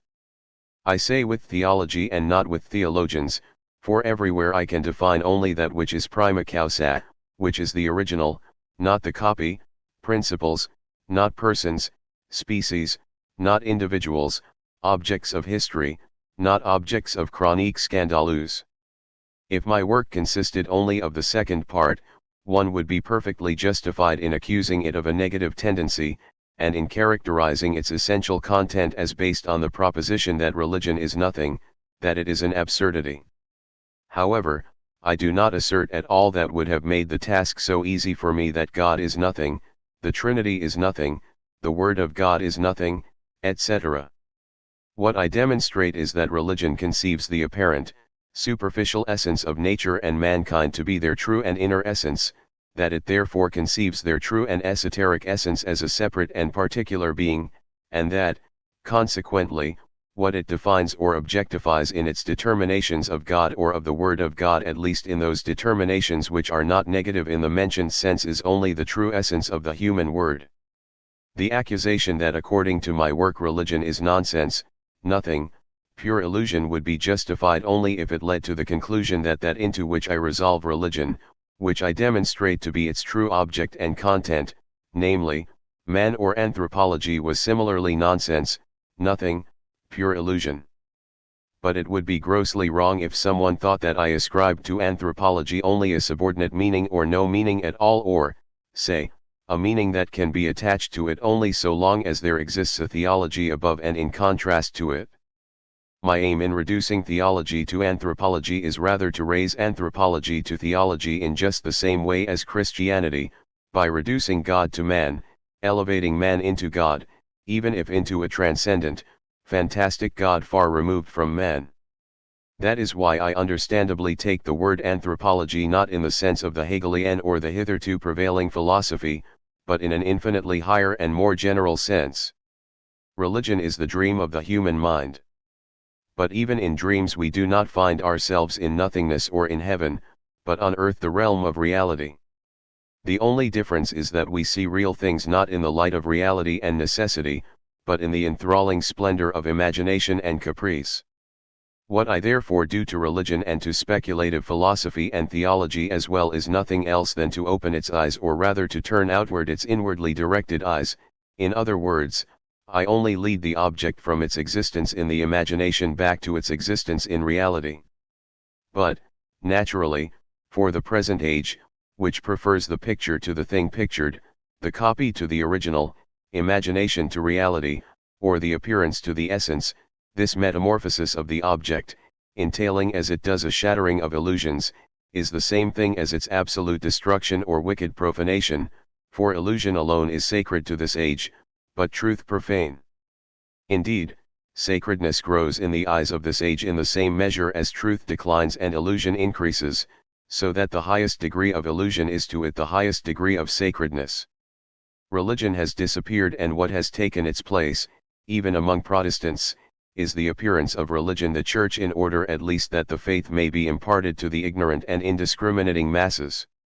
As if the Christian faith were still intact just because Christian churches exist today as they did 1,000 years ago, just because the external signs of faith are as much in vogue today as in earlier times. That which no longer possesses any reality in faith, the faith of the modern world, is faith only in appearance, is a faith that belies itself by not believing in what it professes to believe, and is, as has been sufficiently proved by myself and others, only an undecided and imbecile unbelief, is still to appear as sacred. Hence, the hypocritical religious indignation of the present age, the age of hypocrisy and illusion, over my analysis of the sacraments in particular. But it cannot be expected of a writer who does not covet the favor of the age, but rather seeks the truth, that he should have, or create the impression of having, respect towards an empty appearance, especially as the object so appearing is the culminating point of religion, the point at which religion becomes transformed into irreligion. So much in justification, rather than in excuse, of my analysis of the sacraments. With regard, moreover, to the real meaning of the analysis of the sacraments given, particularly, in the last chapter, I remark only that I illustrate here the essential content, the actual theme of my work, particularly with regard to its practical significance, by making use of a concrete example, that I here call upon the senses themselves to witness the truthfulness of the ideas contained in my analysis and demonstrate ad oculos, indeed, ad factum, ad gustum, what I have taught ad captum. Just as the water of baptism, the wine and bread of the Last Supper, taken in their natural power and significance, are infinitely more than in a supernaturalistic and illusory significance the object of religion in the sense of my work, namely, in an anthropological sense it is an infinitely more real and fruitful object of theory and practice than it is in the sense of theology, for just as that which in water, wine, and bread is or is to be communicated as something distinct from these natural things, exists as such only in conception and imagination, but not in truth and reality, so in the object of religion, namely, the divine essence as distinguished from the essence of nature and mankind, should the determinations of the former, viz., intelligence, love, etc., mean something different from what they mean in relation to the latter, exists as such only in conception and imagination, but not in truth and reality. This therefore is the moral of the fable, that, in contradistinction to theology and speculative philosophy, we should not make the determinations and powers of reality, of real beings and things, into arbitrary signs, into vehicles, symbols, and predicates of a being that is distinguished from them, that is transcendent, absolute, or, in other words, abstract.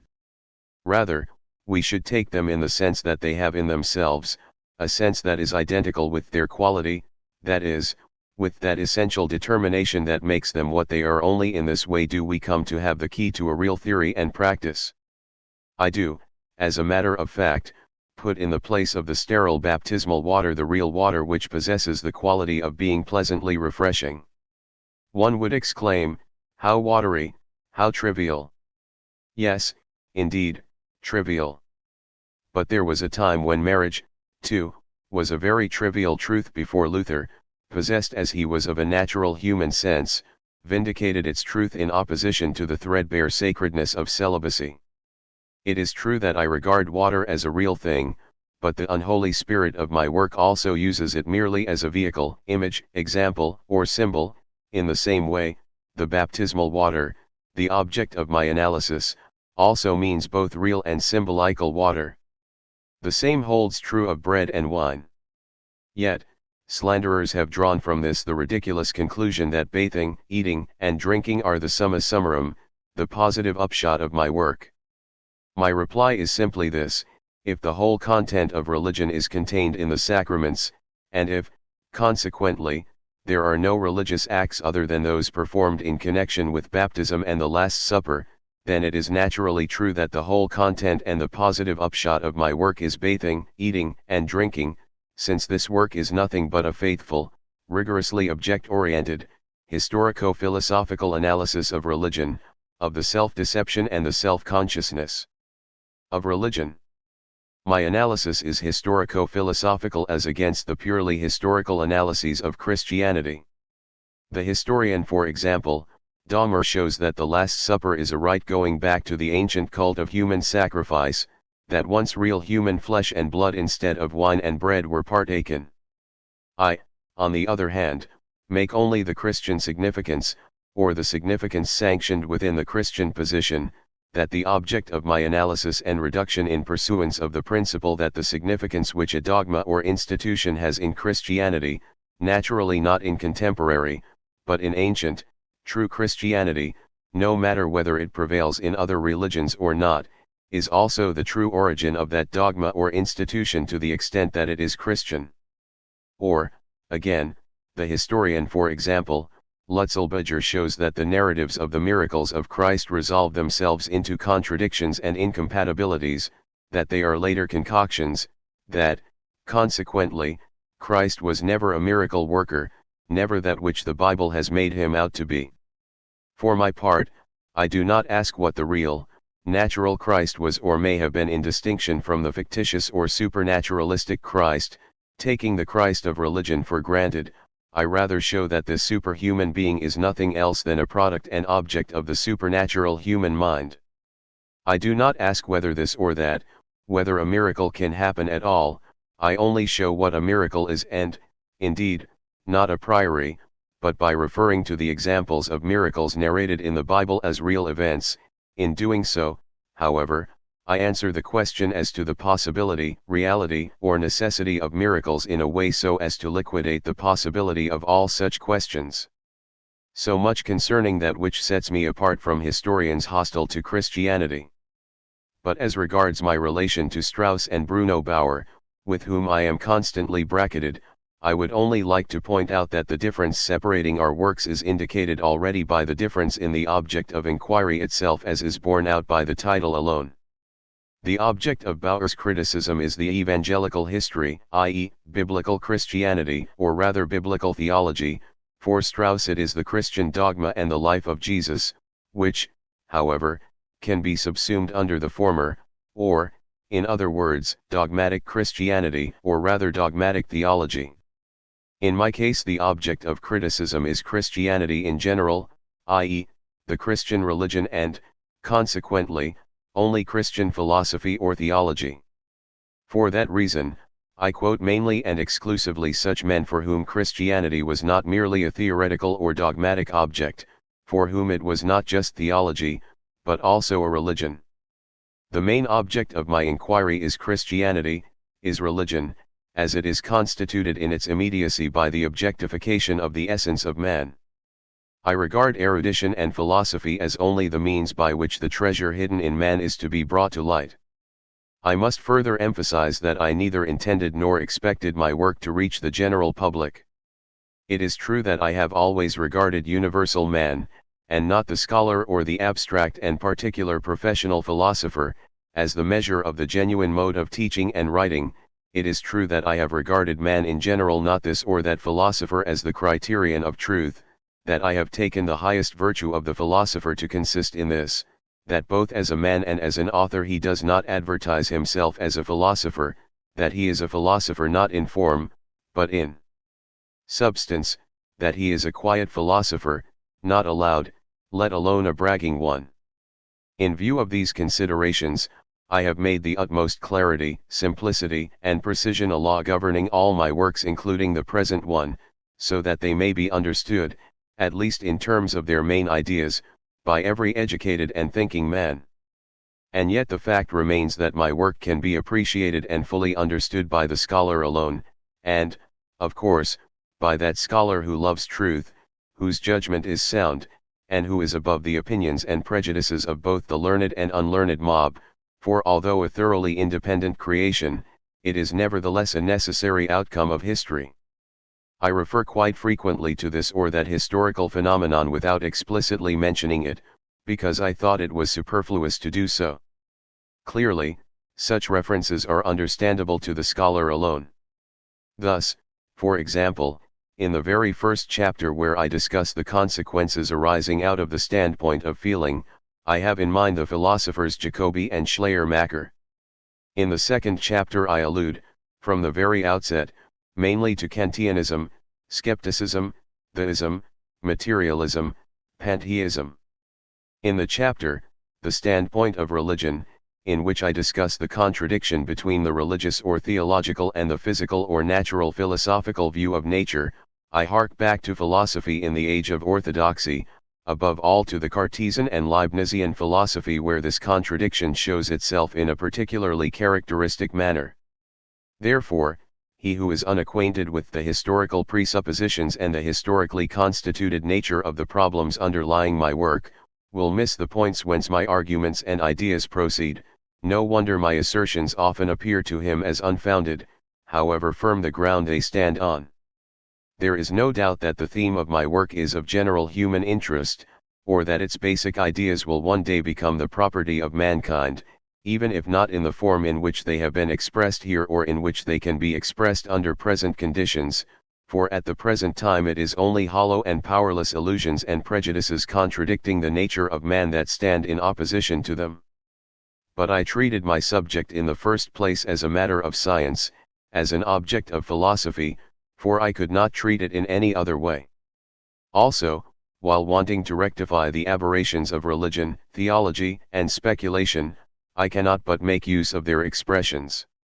Indeed, it must even appear as if I were myself indulging in speculation and theological thinking both are one and the same, although what I seek to do is to eliminate speculation, that is, to reduce theology to anthropology.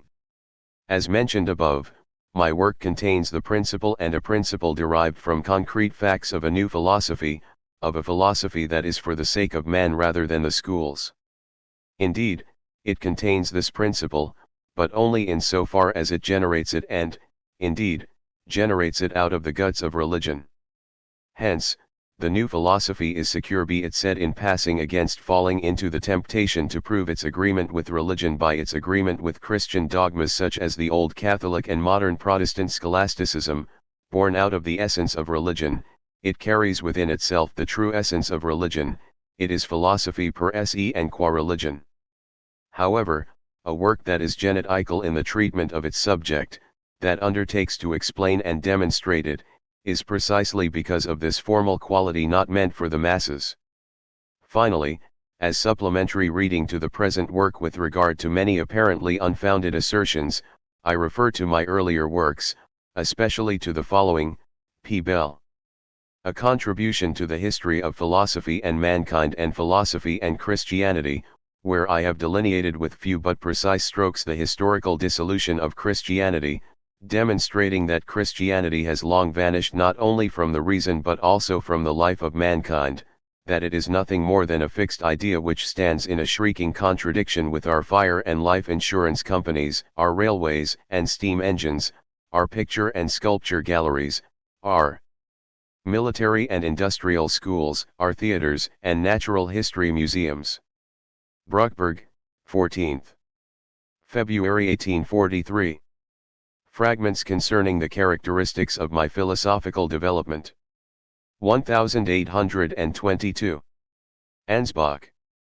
He who abandons the desire for worldly things and sets his mind on that which is not mortal, is so firmly anchored that no gale or thunderstorm can shake him in the least. Opitz. You should try to hide your virtues rather than your faults. Saint Bernhard.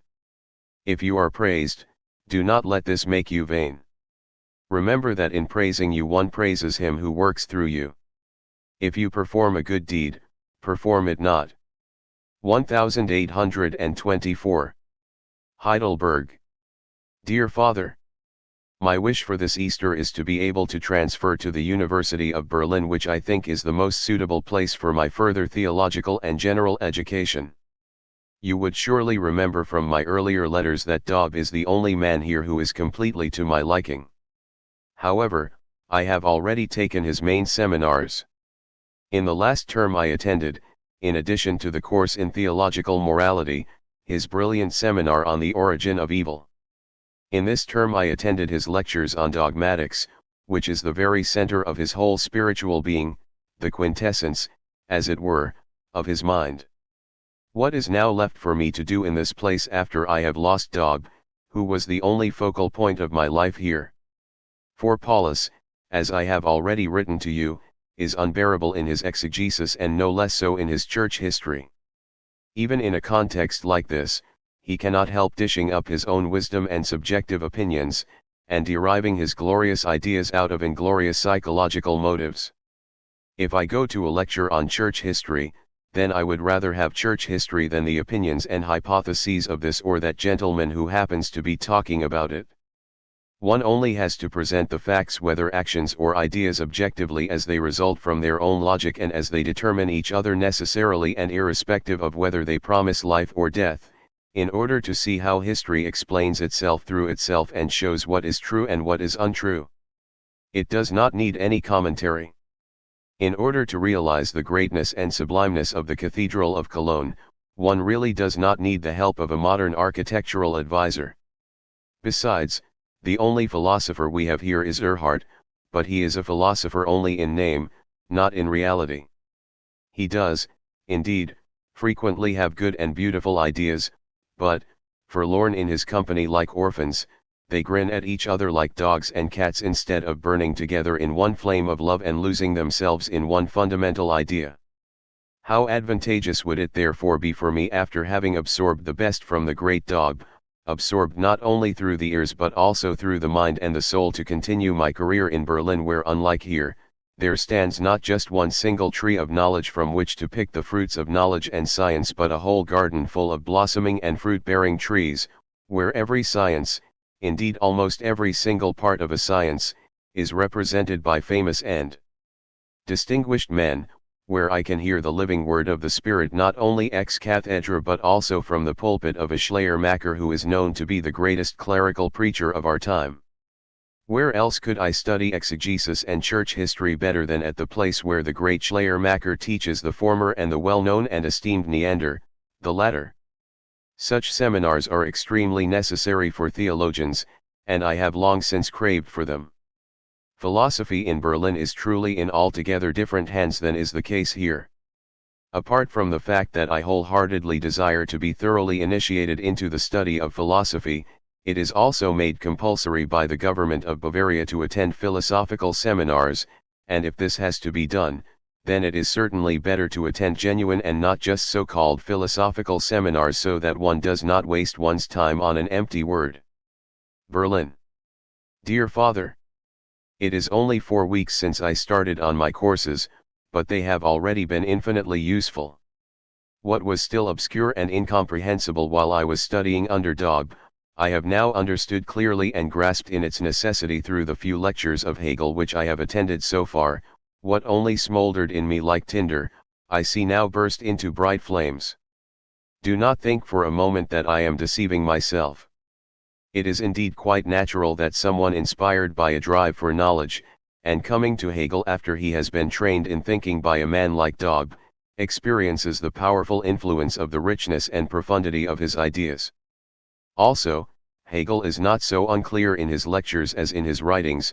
He is rather clear and easy to understand, for he makes allowance for his students' capacity to grasp.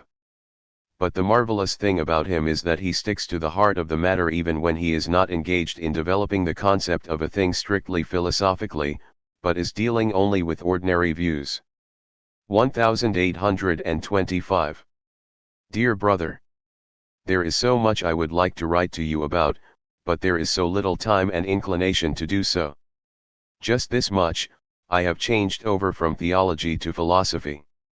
No salvation without philosophy.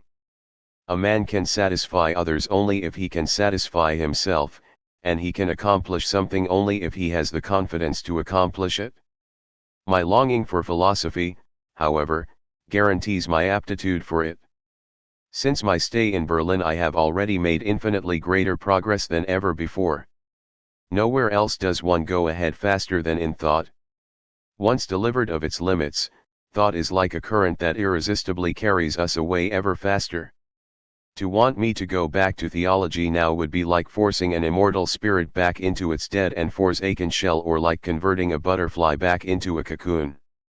1826. I have gone through the whole of Hegel. With the exception of aesthetics I have heard all his lectures, and those on logic even twice. But Hegel's logic is, as it were, the corpus iris, the Pandects of philosophy. It contains the whole of philosophy according to its principles of thought, both ancient and modern. Besides, it is the presentation of his method. But, of course, the most important thing is to acquire a mastery not only of the contents but also of the method of a philosophy. 1827 to 1828. Doubts. How is thought related to being, and the logic to nature? Is the transition from the logic to nature legitimate? Wherein lies the necessity or the ground for this transition? Although in the logic we see simple determinations, such as being, nothing, other, finite, infinite, essence, and appearance, go over into and supersede each other, in themselves they are abstract, one-sided, and negative determinations. But how can the idea, in its capacity as the totality encompassing all these determinations, be put in the same category with its finite determinations? The necessity of the logical progression lies in the negativity of the logical determinations themselves. But what constitutes the negative in the absolute and perfect idea? That it exists only in the element of thought. But whence do you derive the knowledge that there exists yet another element? From the logic? Not at all, for, out of itself, the logic knows only about itself and only about thought. In other words, that which is other than logic is derived not from the logic, that is, logically, but in a non-logical way.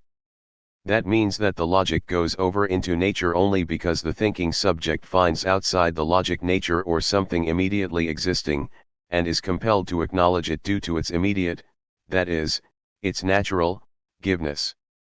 If nature did not exist, the logic, this immaculate virgin, would never be able to produce it out of itself. How is philosophy related to religion? Hegel is particularly keen to make philosophy agree with religion, especially with the teachings of the Christian religion. At the same time, he conceives religion only as a stage in the development of the spirit. The existing religions, however, contain innumerable things that are repulsive to and at odds with the truth, but, should religion then not be conceived in a more general way and the agreement of philosophy with it be sought in the acknowledgement and justification only of certain of its teachings? Is there no other form of agreement? In what way is Hegel's philosophy related to the present and the future? Is it not the world of the past in the form of the world of thought? Is it more than mankind's recollection of what it was but is no more? 1828. De ratione una, universali, infinita. What is common to all men is that they think. Thinking is not only what some possess but others lack, it belongs to the essence of man. It is, therefore, something shared by and common to all. Reason constitutes the humanity of man, it is their species in so far as they are thinking beings. But what here is the nature of the relationship between the species and the individual, essence and existence and reason and the thinking subject? Is this relationship of the same kind as that between the general and the individual, as for example, the relationship between nose as such and particular noses? Every nose is individual and particular, but the essence of a nose is not particularity, it does not lie in the fact that it is short or long, pointed or snub, in short, not in the fact that it is this particular nose but only in the fact that it is a nose. Apart from its particular quality and singularity, this particular nose is not different from another, essence is self-identical in all. But there is no such thing as the nose, it is an abstraction. There are only different noses, the self-identical being is here only an idea, a thought. The question now is whether every man also has an individual and particular reason just as he has an individual and particular nose. Is reason, too, an abstraction? No. Insofar as I think, that is, insofar as I am a thinking subject, the universal as universal and reason directly as reason are present and active in me.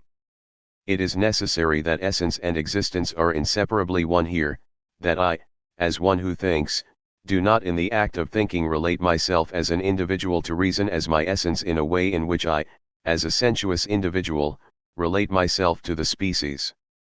In thought, I am pure essence. In thought, the difference between universality and particularity is abolished. Existing within the individual, reason at the same time exists in itself. Were it not so, it would no longer be reason and would fall into the category of sensuous being. It is not possible to abstract a general concept from reason that could be determined as species. Reason is inseparable from itself, it is its own species, it is pure self-identity, its essence is its existence, and its existence is its essence. What Plotinus says of the soul as such and the essence of the soul cannot be distinguished, for the soul is pure form, or what theologians say of God is true of reason. The essence of reason is not sensuous, because reason does not exist in the form of sensuousness, but rather in itself, that is, in the form of supersensuous essentiality and universality. Reason exists only in identity with itself, and its relation to existence is its relation to itself. In thought, as the act in which reason realizes itself, or as one who thinks, I am not this or that particular individual but rather no one at all, I am not a particular man but man as such, that is, not apart, different and separate from others, for I can be so only as a sensuous being, but I am one with all, that is, all men, precisely because reason as its own unity or as absolute identity constitutes the unity of all, for its existence, like its essence, is unity. The sensuous appearance of the infinite unity and universality of reason is language. Language does not make thought universal, it only shows or realizes what thought is in itself, namely, not my thought but that of all, at least as a possibility. 1829 to 1832. From the Lectures on Logic and Metaphysics at Erlangen. Gentlemen, I am going to talk to you about logic, but not in a way in which it is usually taught, although for the sake of completeness, I will be acquainting you historically with this as well. I will be presenting the theory of thought as theory of knowledge or as metaphysics. In other words, I will be talking about logic as it was understood and presented by Hegel, although not in his words but only in his spirit, that is, not like a philologist but like a philosopher. But at the same time I will treat logic not like Hegel, that is, not in the sense of the absolute, highest, and ultimate philosophy but only in the sense of the organon of philosophy. However, the organon of philosophy must itself be or generate philosophy, and the organon of knowledge must itself be or generate knowledge. Logic, in the sense of metaphysics, is a necessary result of the history of philosophy so far. The most adequate introduction to logic is, therefore, a presentation of the history of philosophy. 1830. Thoughts on death and immortality. What is important now, above all, is to abolish the old dichotomy between the here and the beyond, so that mankind may concentrate on the world and the present with the whole of its heart and soul, for only this undivided concentration on the real world will again produce new life, great men, and great sentiments and deeds. Instead of postulating immortal individuals, the business of the new religion is rather to postulate men who are mentally and physically healthy. Health has more value for them than immortality. Only for the most wretched is the world wretched, and only for those who are empty is it empty. The heart, or at least the healthy heart, finds complete fulfillment here. a new religion, if it were again to set a future or a beyond as a goal for man, would be just as wrong as Christianity. The new religion cannot be the religion of thought and deed that lives in the eternal present, it can only be that of feeling and fantasy, for only fantasy is the organ of the future. It cannot be a step forward, but only a step backward, for already Protestantism, in its own way, has reconciled religion with the real world. The carriage of world history is small, just as one cannot get into it if one is not on time, so one cannot find a place in it unless one discards the utensils belonging to the old historical household and retains only that which is most necessary and essential. To those who, dragging their utensils along with them, emigrated with bias out of Preen, bias must certainly have appeared very abstract and negative. However, there is no other way for philosophy to emigrate out of Christianity than as of bias out of Preen. He who does not agree with this, that is, he who wishes to abandon positive Christianity but at the same time keep intact the ideas of the Christian beyond, even if with certain modifications, is better advised to stay completely within Christianity. 1834. Humorous and philosophical aphorisms. Hand in hand with my abstract scientific works, provided the Spirit permits, there should appear at the same time writings that should impress upon mankind the love of philosophy, and that, born as they are out of life, should have a bearing on life. What I have in mind in this connection is a peculiar genre.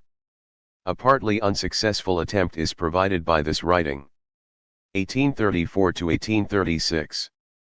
Diaries. Religion is the first love, the love of the youth, the love that believes that its object would be desecrated through knowledge. Philosophy, on the other hand, is conjugal love, the love of the man who possesses and enjoys its object, but thereby, naturally, also destroys all the charms and illusions that are linked with the mystery-mongering of the first love. To believe in Christ means not to be distracted from believing in man and his essential goodness in spite of the faults of one particular man and the sad experiences we have with single human individuals. Christ, as a human individual, was man as such. Belief in Christ is belief in man. The faults of man exist in order for him to recognize and develop his virtues in opposition and contradistinction to them. The faults of men are only the stranded projects of virtue, they are only virtue's pangs of conscience which it creates out of too severe demands. The secret of virtue is habit. You blame me for my faults. You wretched grumbler. If you took away my faults, you would also take away my virtues. The faults of men are only their virtues incognito. Behind the mask of this particular fault, there is a virtue. The well-known statement, "better is the enemy of good," is particularly true of our religious and moral theories of perfection. We are supposed to become more perfect, but this means in truth that we become ever more imperfect. Man's imperfection indispensably belongs to his perfection. What you regard as deficiency is, seen from the point of view of nature, perfection. In virtue, it is man who expresses himself; in fault, it is nature. Fault is the reaction of nature against the stiff rule of morality. The faults of men are often better than their virtues. Let me tell you this: the greatest fault in your life was that you never did anything wrong, that you never committed a sin. There are certain natures which only sin can redeem and make free. Guilt and sin are simply inseparable from man, they are so interwoven with the concept of life that any beings that we conceive as independent of them are beings only of our imagination. Although not so in the Bible, the tree of life is in reality the tree of the knowledge of good and evil. Do not grieve over your faults. Faults are unhappy virtues, virtues that lack only the opportunity to show themselves as such. Talk as much as you like about the vanity of man, human nature, however, shows also phenomena that are nobler and contradict this. For example, the fact that we look upon the other person as better and more perfect than us, at least in moments when we see his good qualities in full light. In such situations we are so moved and shocked that we appear to ourselves as nothing. It seems to us as if the other person has devoured all that is good without leaving us anything except the feeling of our own shortcomings. Of nothing are we more unreliable judges than of our own faults. Hence we can free ourselves from the reproaches of conscience, which result from mistakes we have committed, only by confessing them to our friends. We make a mountain out of that which to them is only a molehill. Reason exists in life in the form of real man, the you is the reason of the I. Truth speaks to us from the other person and not from our own self, which is imprisoned in itself. The love of the other person tells you what you are, only to the eyes and hands of the lover is the true being of the beloved revealed. To know man is to love him. Whereas with the ancient philosophers love was an illegitimate child begotten with the concubine of nature, with modern philosophers it is the legitimate daughter of their philosophy. Woman has been accepted into the community of the spirit, she is the living compendium of modern philosophy.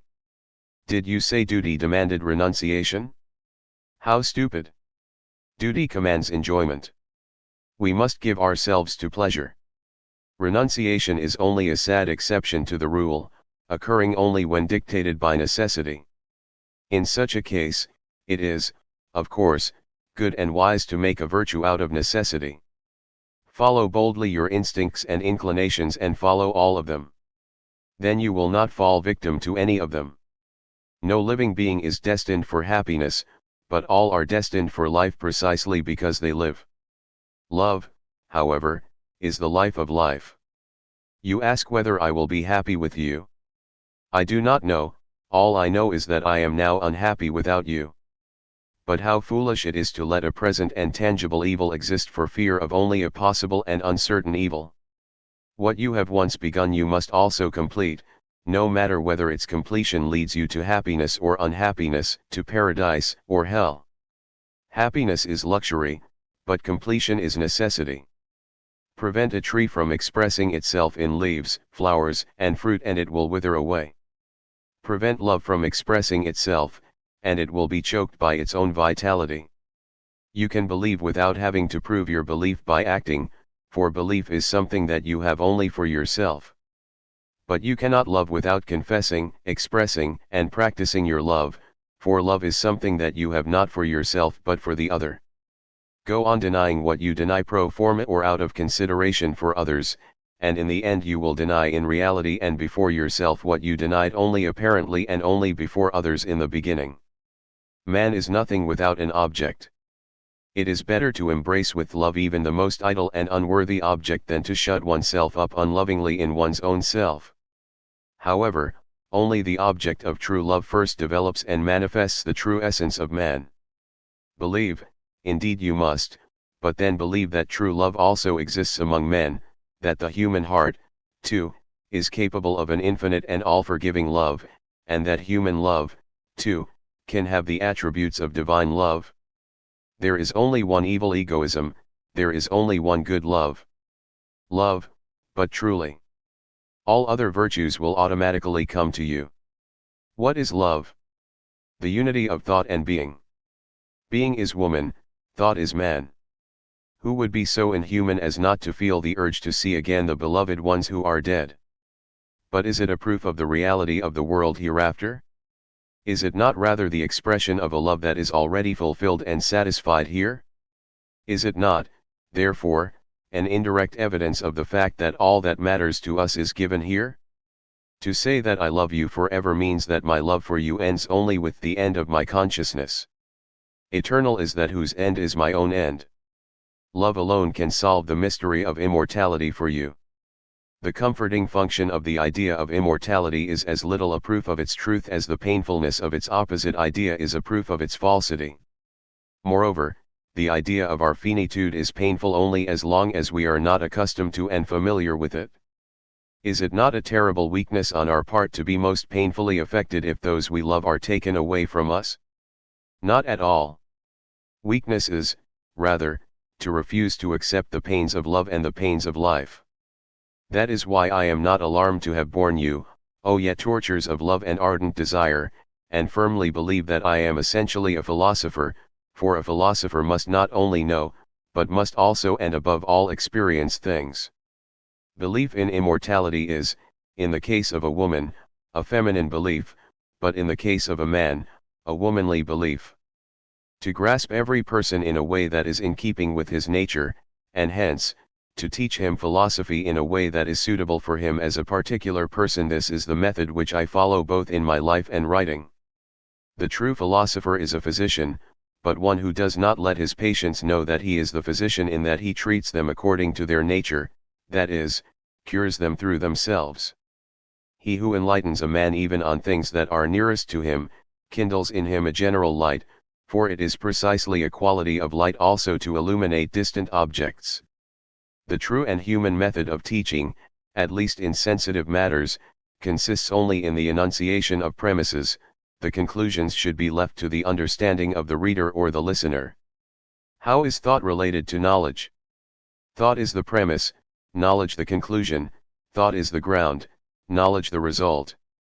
It is better to expect of oneself too little rather than too much.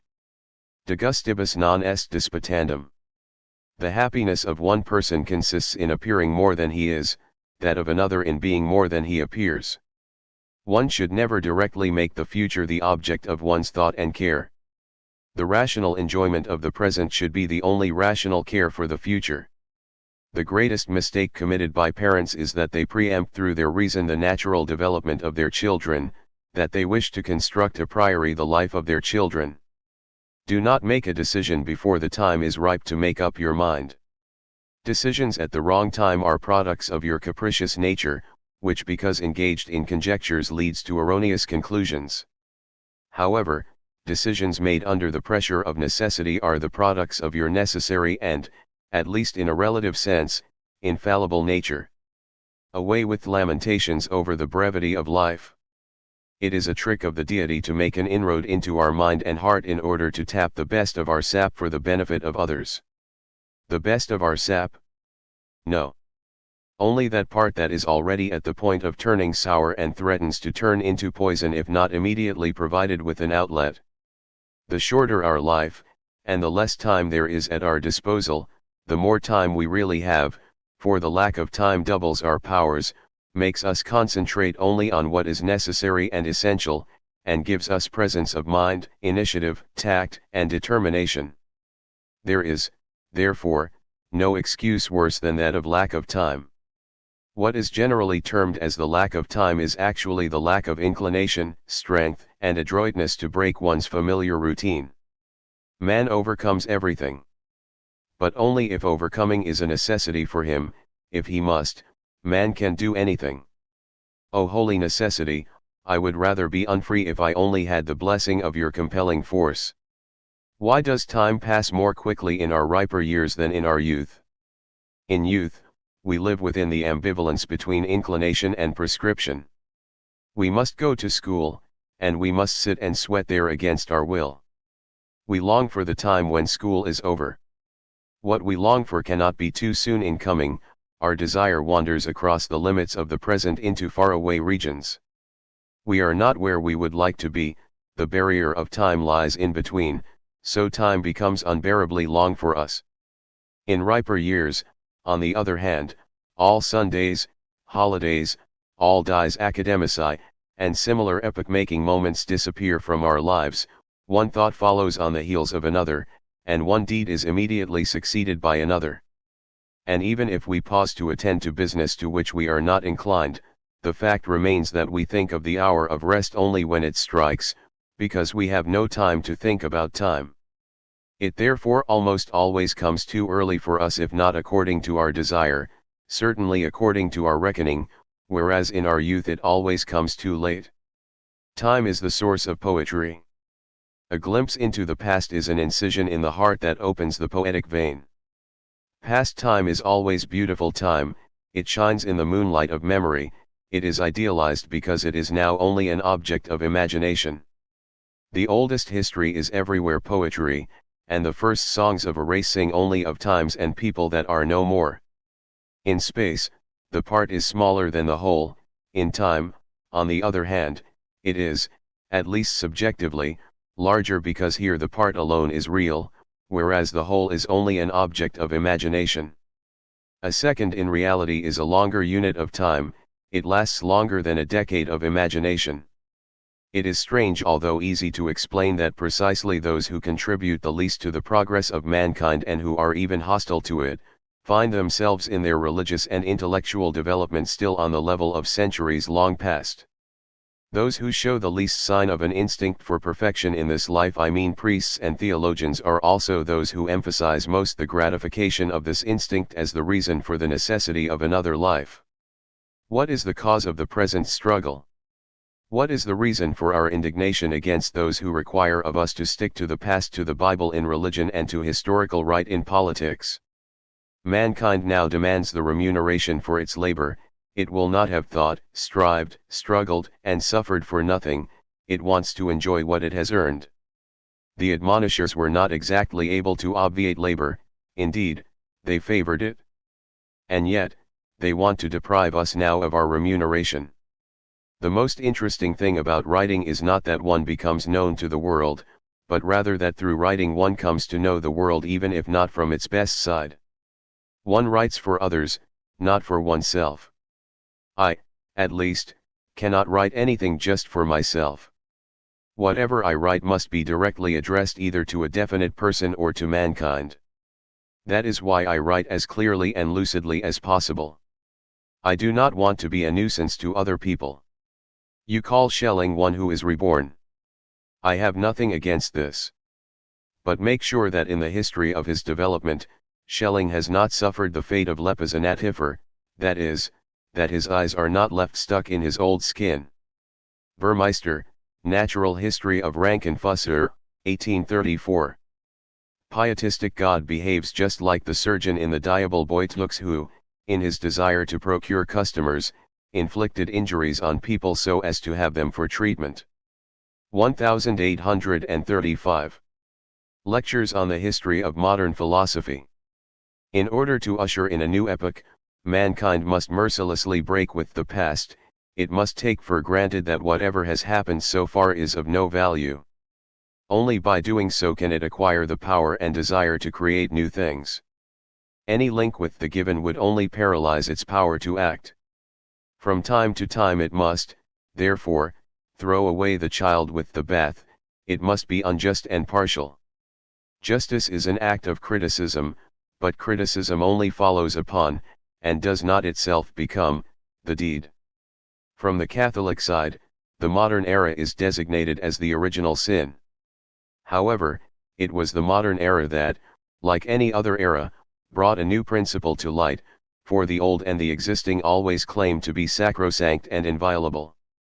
As the original sin, the modern era is, however, beneficial in its consequences through the gracious decree of God, but beneficial in itself because of its necessity. And Eve, who robbed man of the paradise of Catholic innocence and seduced him to pick the forbidden fruit from the tree of knowledge, was none other than sensuousness or matter. The modern era distinguishes itself from the Middle Ages only by the fact that it raised matter, nature, and the world to a divine reality or truth, that it grasped and determined the divine and absolute being not as distinct from the world, nor as transcendent and heavenly, but as real and identical with the world. Monotheism is the essence of the Middle Ages, pantheism is the essence of the modern era and its philosophy. We owe all the great discoveries and achievements of the modern era in arts and science only to the pantheistic view of the world. For how can it be possible for man to be enthusiastic about the world if the world is an entity different and excluded from God, an ungodly entity? All enthusiasm is indeed deification. 1836–1841. Bruckberg. Once Berlin and now this village. What an absurdity! But perhaps not quite so after all, my dear friend. Look, here at nature's own source, I am finally washing out the sand that the official philosophy of Berlin had thrown not only into my pineal gland, that's where it belongs, but, alas, also into my eyes. What logic is, that I learned at a German university, but what optics is the art of seeing that I learned first in a German village. The philosopher, at least as I understand him, must be a friend of nature. He must know her not only from books but also from a face-to-face acquaintance. For a long time I craved for a personal acquaintance with her. How happy I am to be at last able to satisfy this desire. Although nature here is limited and poor, is what Leibniz said not perfectly true, on dun mal de limites, à la riche set but de la nature, lorsqu'on, ne reconnaît pas l'infini en tout et l'exact expression du plus grand dans le plus petit. Nature everywhere links the most beautiful and the most profound to that which is ordinary in the human sense. A man therefore thinks in harmony with nature and follows her method if he links the highest objects of thought with the most common needs and phenomena of nature. Even in the intestines of animals, he finds spiritual food and material for speculation. All abstract sciences mutilate man, it is natural science alone that restores him in inte grum and demands the whole man with all his powers and senses. The ancient peoples understood nothing without a sensuous sign that, in their opinion, confirmed their undertaking. A deep meaning lies at the core of this pagan superstition. We must, at least in all critical actions, consult not only the ego but also the alter ego or the external world. We can be sure of the success of an action only if it is justified. It is justified, however, only when the inner and the outer, will and fate, inclination and external necessity coincide. Hence, that was my last application for professorship, 1836, but as could be anticipated, with no success. Surely, this is an omen that is easy to interpret. A new period now begins in my life. Now I am entitled to pursue what I feel is my vocation. My innermost will has now been turned into an external necessity. Now I can pay homage to my own genius and devote myself limitlessly, freely, and recklessly to the development of my own self. Body and soul must always be together. What one denies mentally one must also deny bodily, otherwise life is a contradiction, an untruth. Would not your being at a university involve you in a contradiction with your essence, that is, would it not be an obvious lie? Is your philosophy compatible with theology? But is not philosophy, as taught at our universities, ex officio a devotee of theology? Leave me in peace. Only as long as I am nothing, am I something. The spirit must now emancipate itself from the state as it once emancipated itself from the church. You can now achieve the immortality of the spirit only at the cost of a citizen's death. 1841 to 1845. The essence of Christianity. My dear fellow, let me tell you that if ever someone was called upon and entitled to pass a judgment on religion, then that person was I, for I have not only studied religion in books but I have also become acquainted with it through life, indeed, not only through the life of others who demonstrated to me the causes and effects of religion from its good as well as its bad side, but also through my own life. Religion was already an object of praxis for me before it became an object of theory. What one has only in one's head becomes a fixed idea, and one never gets rid of it. What one truly identifies with oneself, that is, what one transforms into flesh and blood, however, passes away and is preserved only according to its substance, for blood always changes and renews itself and does not tolerate fixity. In this sense, even today, there exist devil's fingers, amenities, and innumerable monsters in the heads of scholars long after they have disappeared from life, becoming the flesh and blood of other and more noble animal races. All men are equal before God. Yes, indeed. In religion, as is proved by history, no distinction is made between civilized and primitive peoples, between the wise and the foolish, between the cultured and the vulgar. Hence, beware not to uncover the secrets of religion if you do not want to be exposed to insults by both the common and the distinguished, the learned and the unlearned rabble. Oh, these sharp-witted critics! They want to judge the character of my writings and are ignorant even of their formal qualities. They do not realize that I use the homeopathic method in the treatment of my patients, that I express the principles that guide me not in words but in actions, that is, only in the application of those principles. They are unaware that I quite often talk negatively about what is positive, that I express myself generally in an inauthentic, enigmatic, ironical way. My greatest triumph, to the chagrin of all philosophical pedantists and learned philistines, is to clothe the earnestness of necessity in the play of chance, and to rarefy the stuff out of which folios are made into the fragrance of an epigram. How is my earlier standpoint, that is, the standpoint of philosophy and Christianity related to the essence of Christianity. In the former, I took Christianity only in the sense in which it is taken by itself, in the latter I take it also in my sense, that is, in the sense of anthropology. The Christ who means exclusively the divinity of Christ the man has a different sense from the Christ who means the divinity of man in general, the divinity of every man. To anyone who fails to realize this distinction, my book must remain an irreconcilable contradiction. Is the essence of faith according to Luther for or against Luther? It is just as much for as against Luther. But is it not a contradiction? Certainly, but a contradiction that is necessary and lies in the nature of the object. Which attitude or which religion is the religion of love? That wherein man can satisfy his soul through his love for man, wherein the riddle of his life is solved, and wherein he finds the final aim of his existence fulfilled. This final aim, love, is something that the Christian seeks in faith, that is, outside love. You shall love the Lord your God, with all your heart, soul, mind, and strength. That is the noblest commandment. Equally, you shall love your neighbor as yourself. But how can the second commandment be equal to the first, if the first claims the whole of my mind and strength? What is left of my heart for man if I am required to love God with the whole of it? How can he, who does not love his brother whom he sees, love God whom he does not see? Thus asks the Bible. I, on the other hand, ask, how can he, who loves his brother whom he sees, love God whom he does not see? How can both the love for a sensuous and finite being and the love for a non-sensuous and infinite being exist in one and the same heart? Only a real being, that is, only that which is an object of the senses, can also be an object of real love. To lay down one's heart for a being that exists only in faith and fantasy is to sacrifice real love to imaginary love. Christianity is the Middle Ages of mankind. That means that we are still living in medieval barbarism. However, the birth pangs of a new era have begun of late. What good can come from Nazareth? Thus think always the pundits and the know-alls. However, the good, the new, comes always from a quarter whence it is least expected, and it is always different from what one had expected it to be. The new is always received with contempt, for it takes shape in secret. Its obscurity is also its protecting spirit.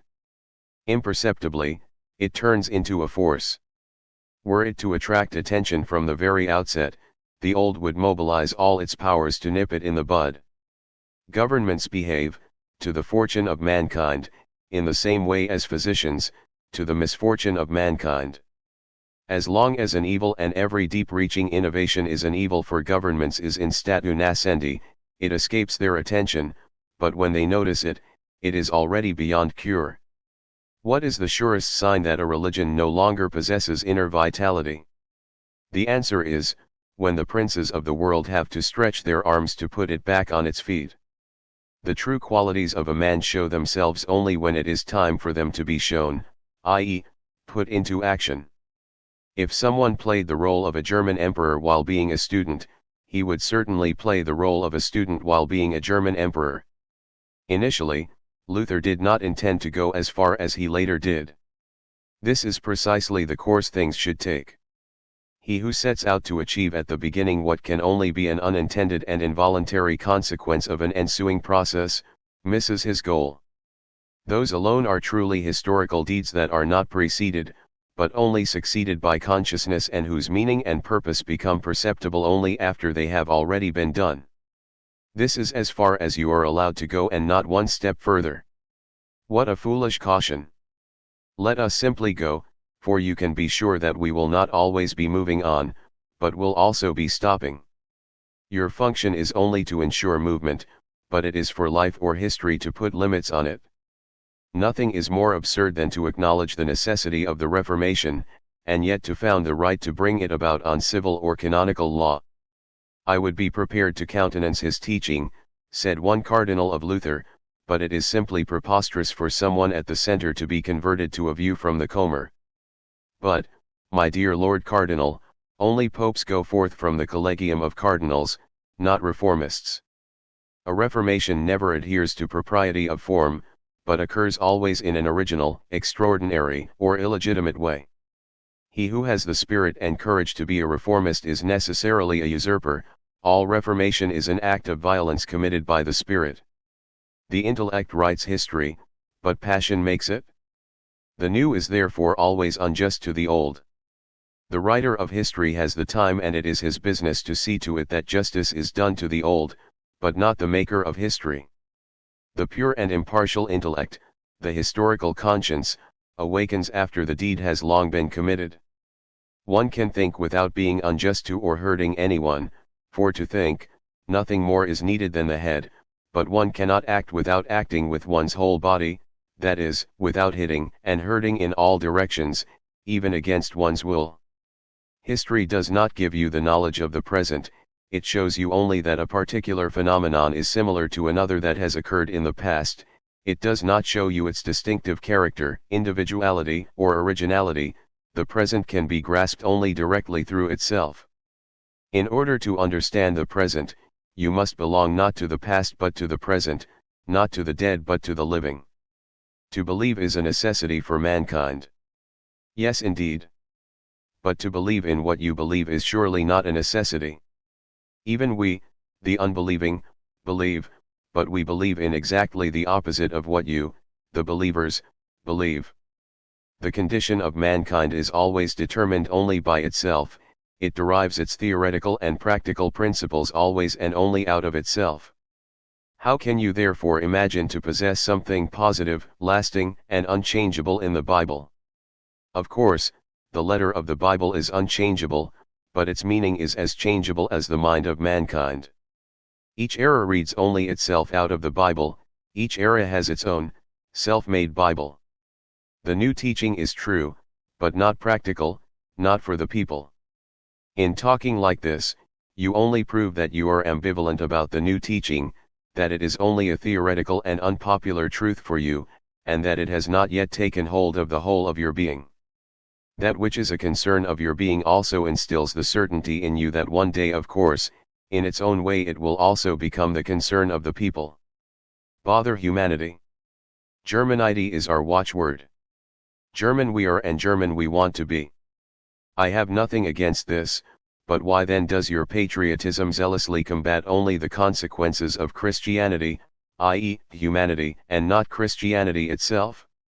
Christianity, however, does not teach that God and the German are one, but only that God and man are one. In practice, men are on the whole so much the opposite of what they are in theory that it would be better to raise human hate rather than human love to an article of doctrine and faith. Whereas now men love one another in religion, i.e., in theory, but hate one another in practice, they would then perhaps hate one another in theory, but love one another in life. The sensuous deed is the essence of paganism, but the spirit, the abstract word, is the essence of Christianity. The Word of God has ultimately no other meaning than the divinity of the Word, just as the Holy Script, has no other meaning than the holiness of the Script. This essence of Christianity, however, has been grasped and realized only by the deeply Christian Germans. That is why the Germans are, and have, everything in word but nothing in deed, everything in thought, but nothing in the senses, everything in the spirit, but nothing in flesh, in short, everything on paper, but nothing in reality. 1843 to 1844. Principles of Philosophy. God was my first thought, reason the second, and man the third and the last. The subject of the deity is reason, but the subject of reason is man. The fear of God is the beginning of wisdom but not its end. Objective spirit. What is it? My spirit as it exists for others, as it exists in my works. But is this objective spirit also not subjective spirit?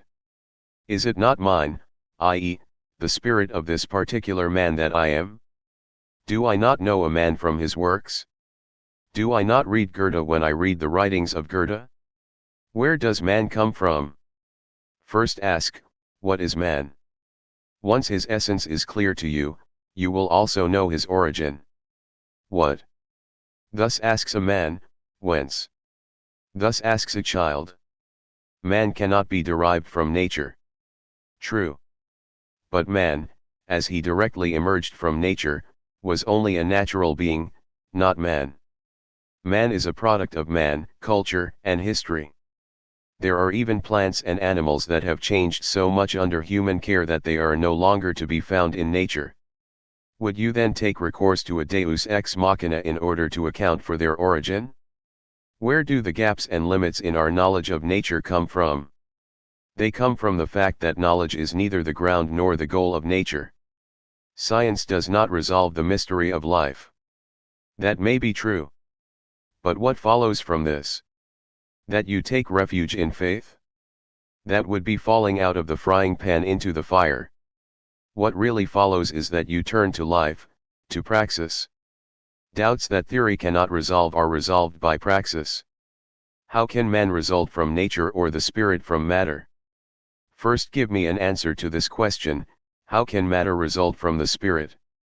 If you can't find an answer, at least a rational answer to this question, you will realize that only the opposite question goes in the right direction. Man is the highest being of nature, I must regard as basic, and proceed from the being of man if I wish to understand the origin and development of nature. Quite right. Precisely in man, however, understanding does not come before years. In him, matter precedes the spirit, unconsciousness precedes consciousness, purposelessness precedes purpose, sensuousness precedes reason, and passion precedes will. You presuppose man without much ceremony. How can you accuse me of doing this? Unfortunately, it was only through the negation of man that I arrived at man. I posit man after having realized and shown that the being which is presupposed in contradistinction to nature as the condition of man's existence, has its own source and condition of existence in man. The way I posit man is therefore no less assertive, it is mediated through the negation of negation. Do you know when you philosophize by yourself and without making any presuppositions? You do so at the time when you take the empirical as given prior to philosophy and intuition prior to thought, and given not in an imaginary and illusory way as in speculative philosophy, but rather as in actual truth and practice. He who consciously and intentionally presupposes nothing, tends unconsciously to presuppose as true precisely what he is first required to prove as true. Only a man has a truly genetical thought whose final position stands in direct contradiction to his conscious beginning. The first must also be the last. Quite right. But precisely because of that you must, if you begin with intuition truly and not just pro forma, ultimately come back to intuition. Wherein, therefore, lies my method. In reducing all that is supernatural to nature by way of man, and in reducing all that is superhuman to man by way of nature, but always only on the basis of experiential, historical, and empirical facts and examples. What do I take as my principle?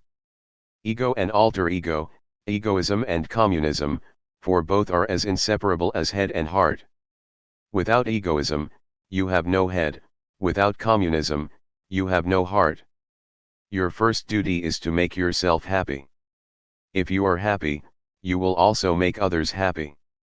A happy man can only have happy people around him. If you outright condemn egoism, that is self-love, then you must, in the interest of consistency, also condemn the love for others. To love means to wish and do good to others and, hence, to recognize as legitimate the self-love of others.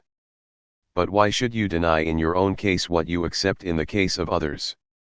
To make philosophy the concern of mankind is the attempt with which I began. But whoever starts this way necessarily comes in the end to the position where he makes man the concern of philosophy, where he supersedes philosophy itself, for philosophy becomes the concern of mankind only by ceasing to be philosophy. Once I held thinking to be the purpose of life, but now I hold life to be the purpose of thinking. True philosophy does not consist in making books, but in making man. No religion, that is my religion; no philosophy, that is my philosophy. What am I? Is that your question? Wait till I am no more. Only fragments. This means nothing as a whole, nothing in a completed form. Why? partly because I have no time for and interest in my past, and partly because relevant documents and notes are either lost or have wandered into other hands. Thus, for example, the immediately following excerpts are the only remnants from the most indifferent period of my life, namely, from my gymnasium period, which came to an end in 1822. Hence more influential moments are not represented in this collection of fragments, others are only faintly indicated. LF for the sake of your own glory, but for the glory of him whom you owe the power to do good. Yours is only the ability to sin, whatever good you perform comes from God. Saint Augustine.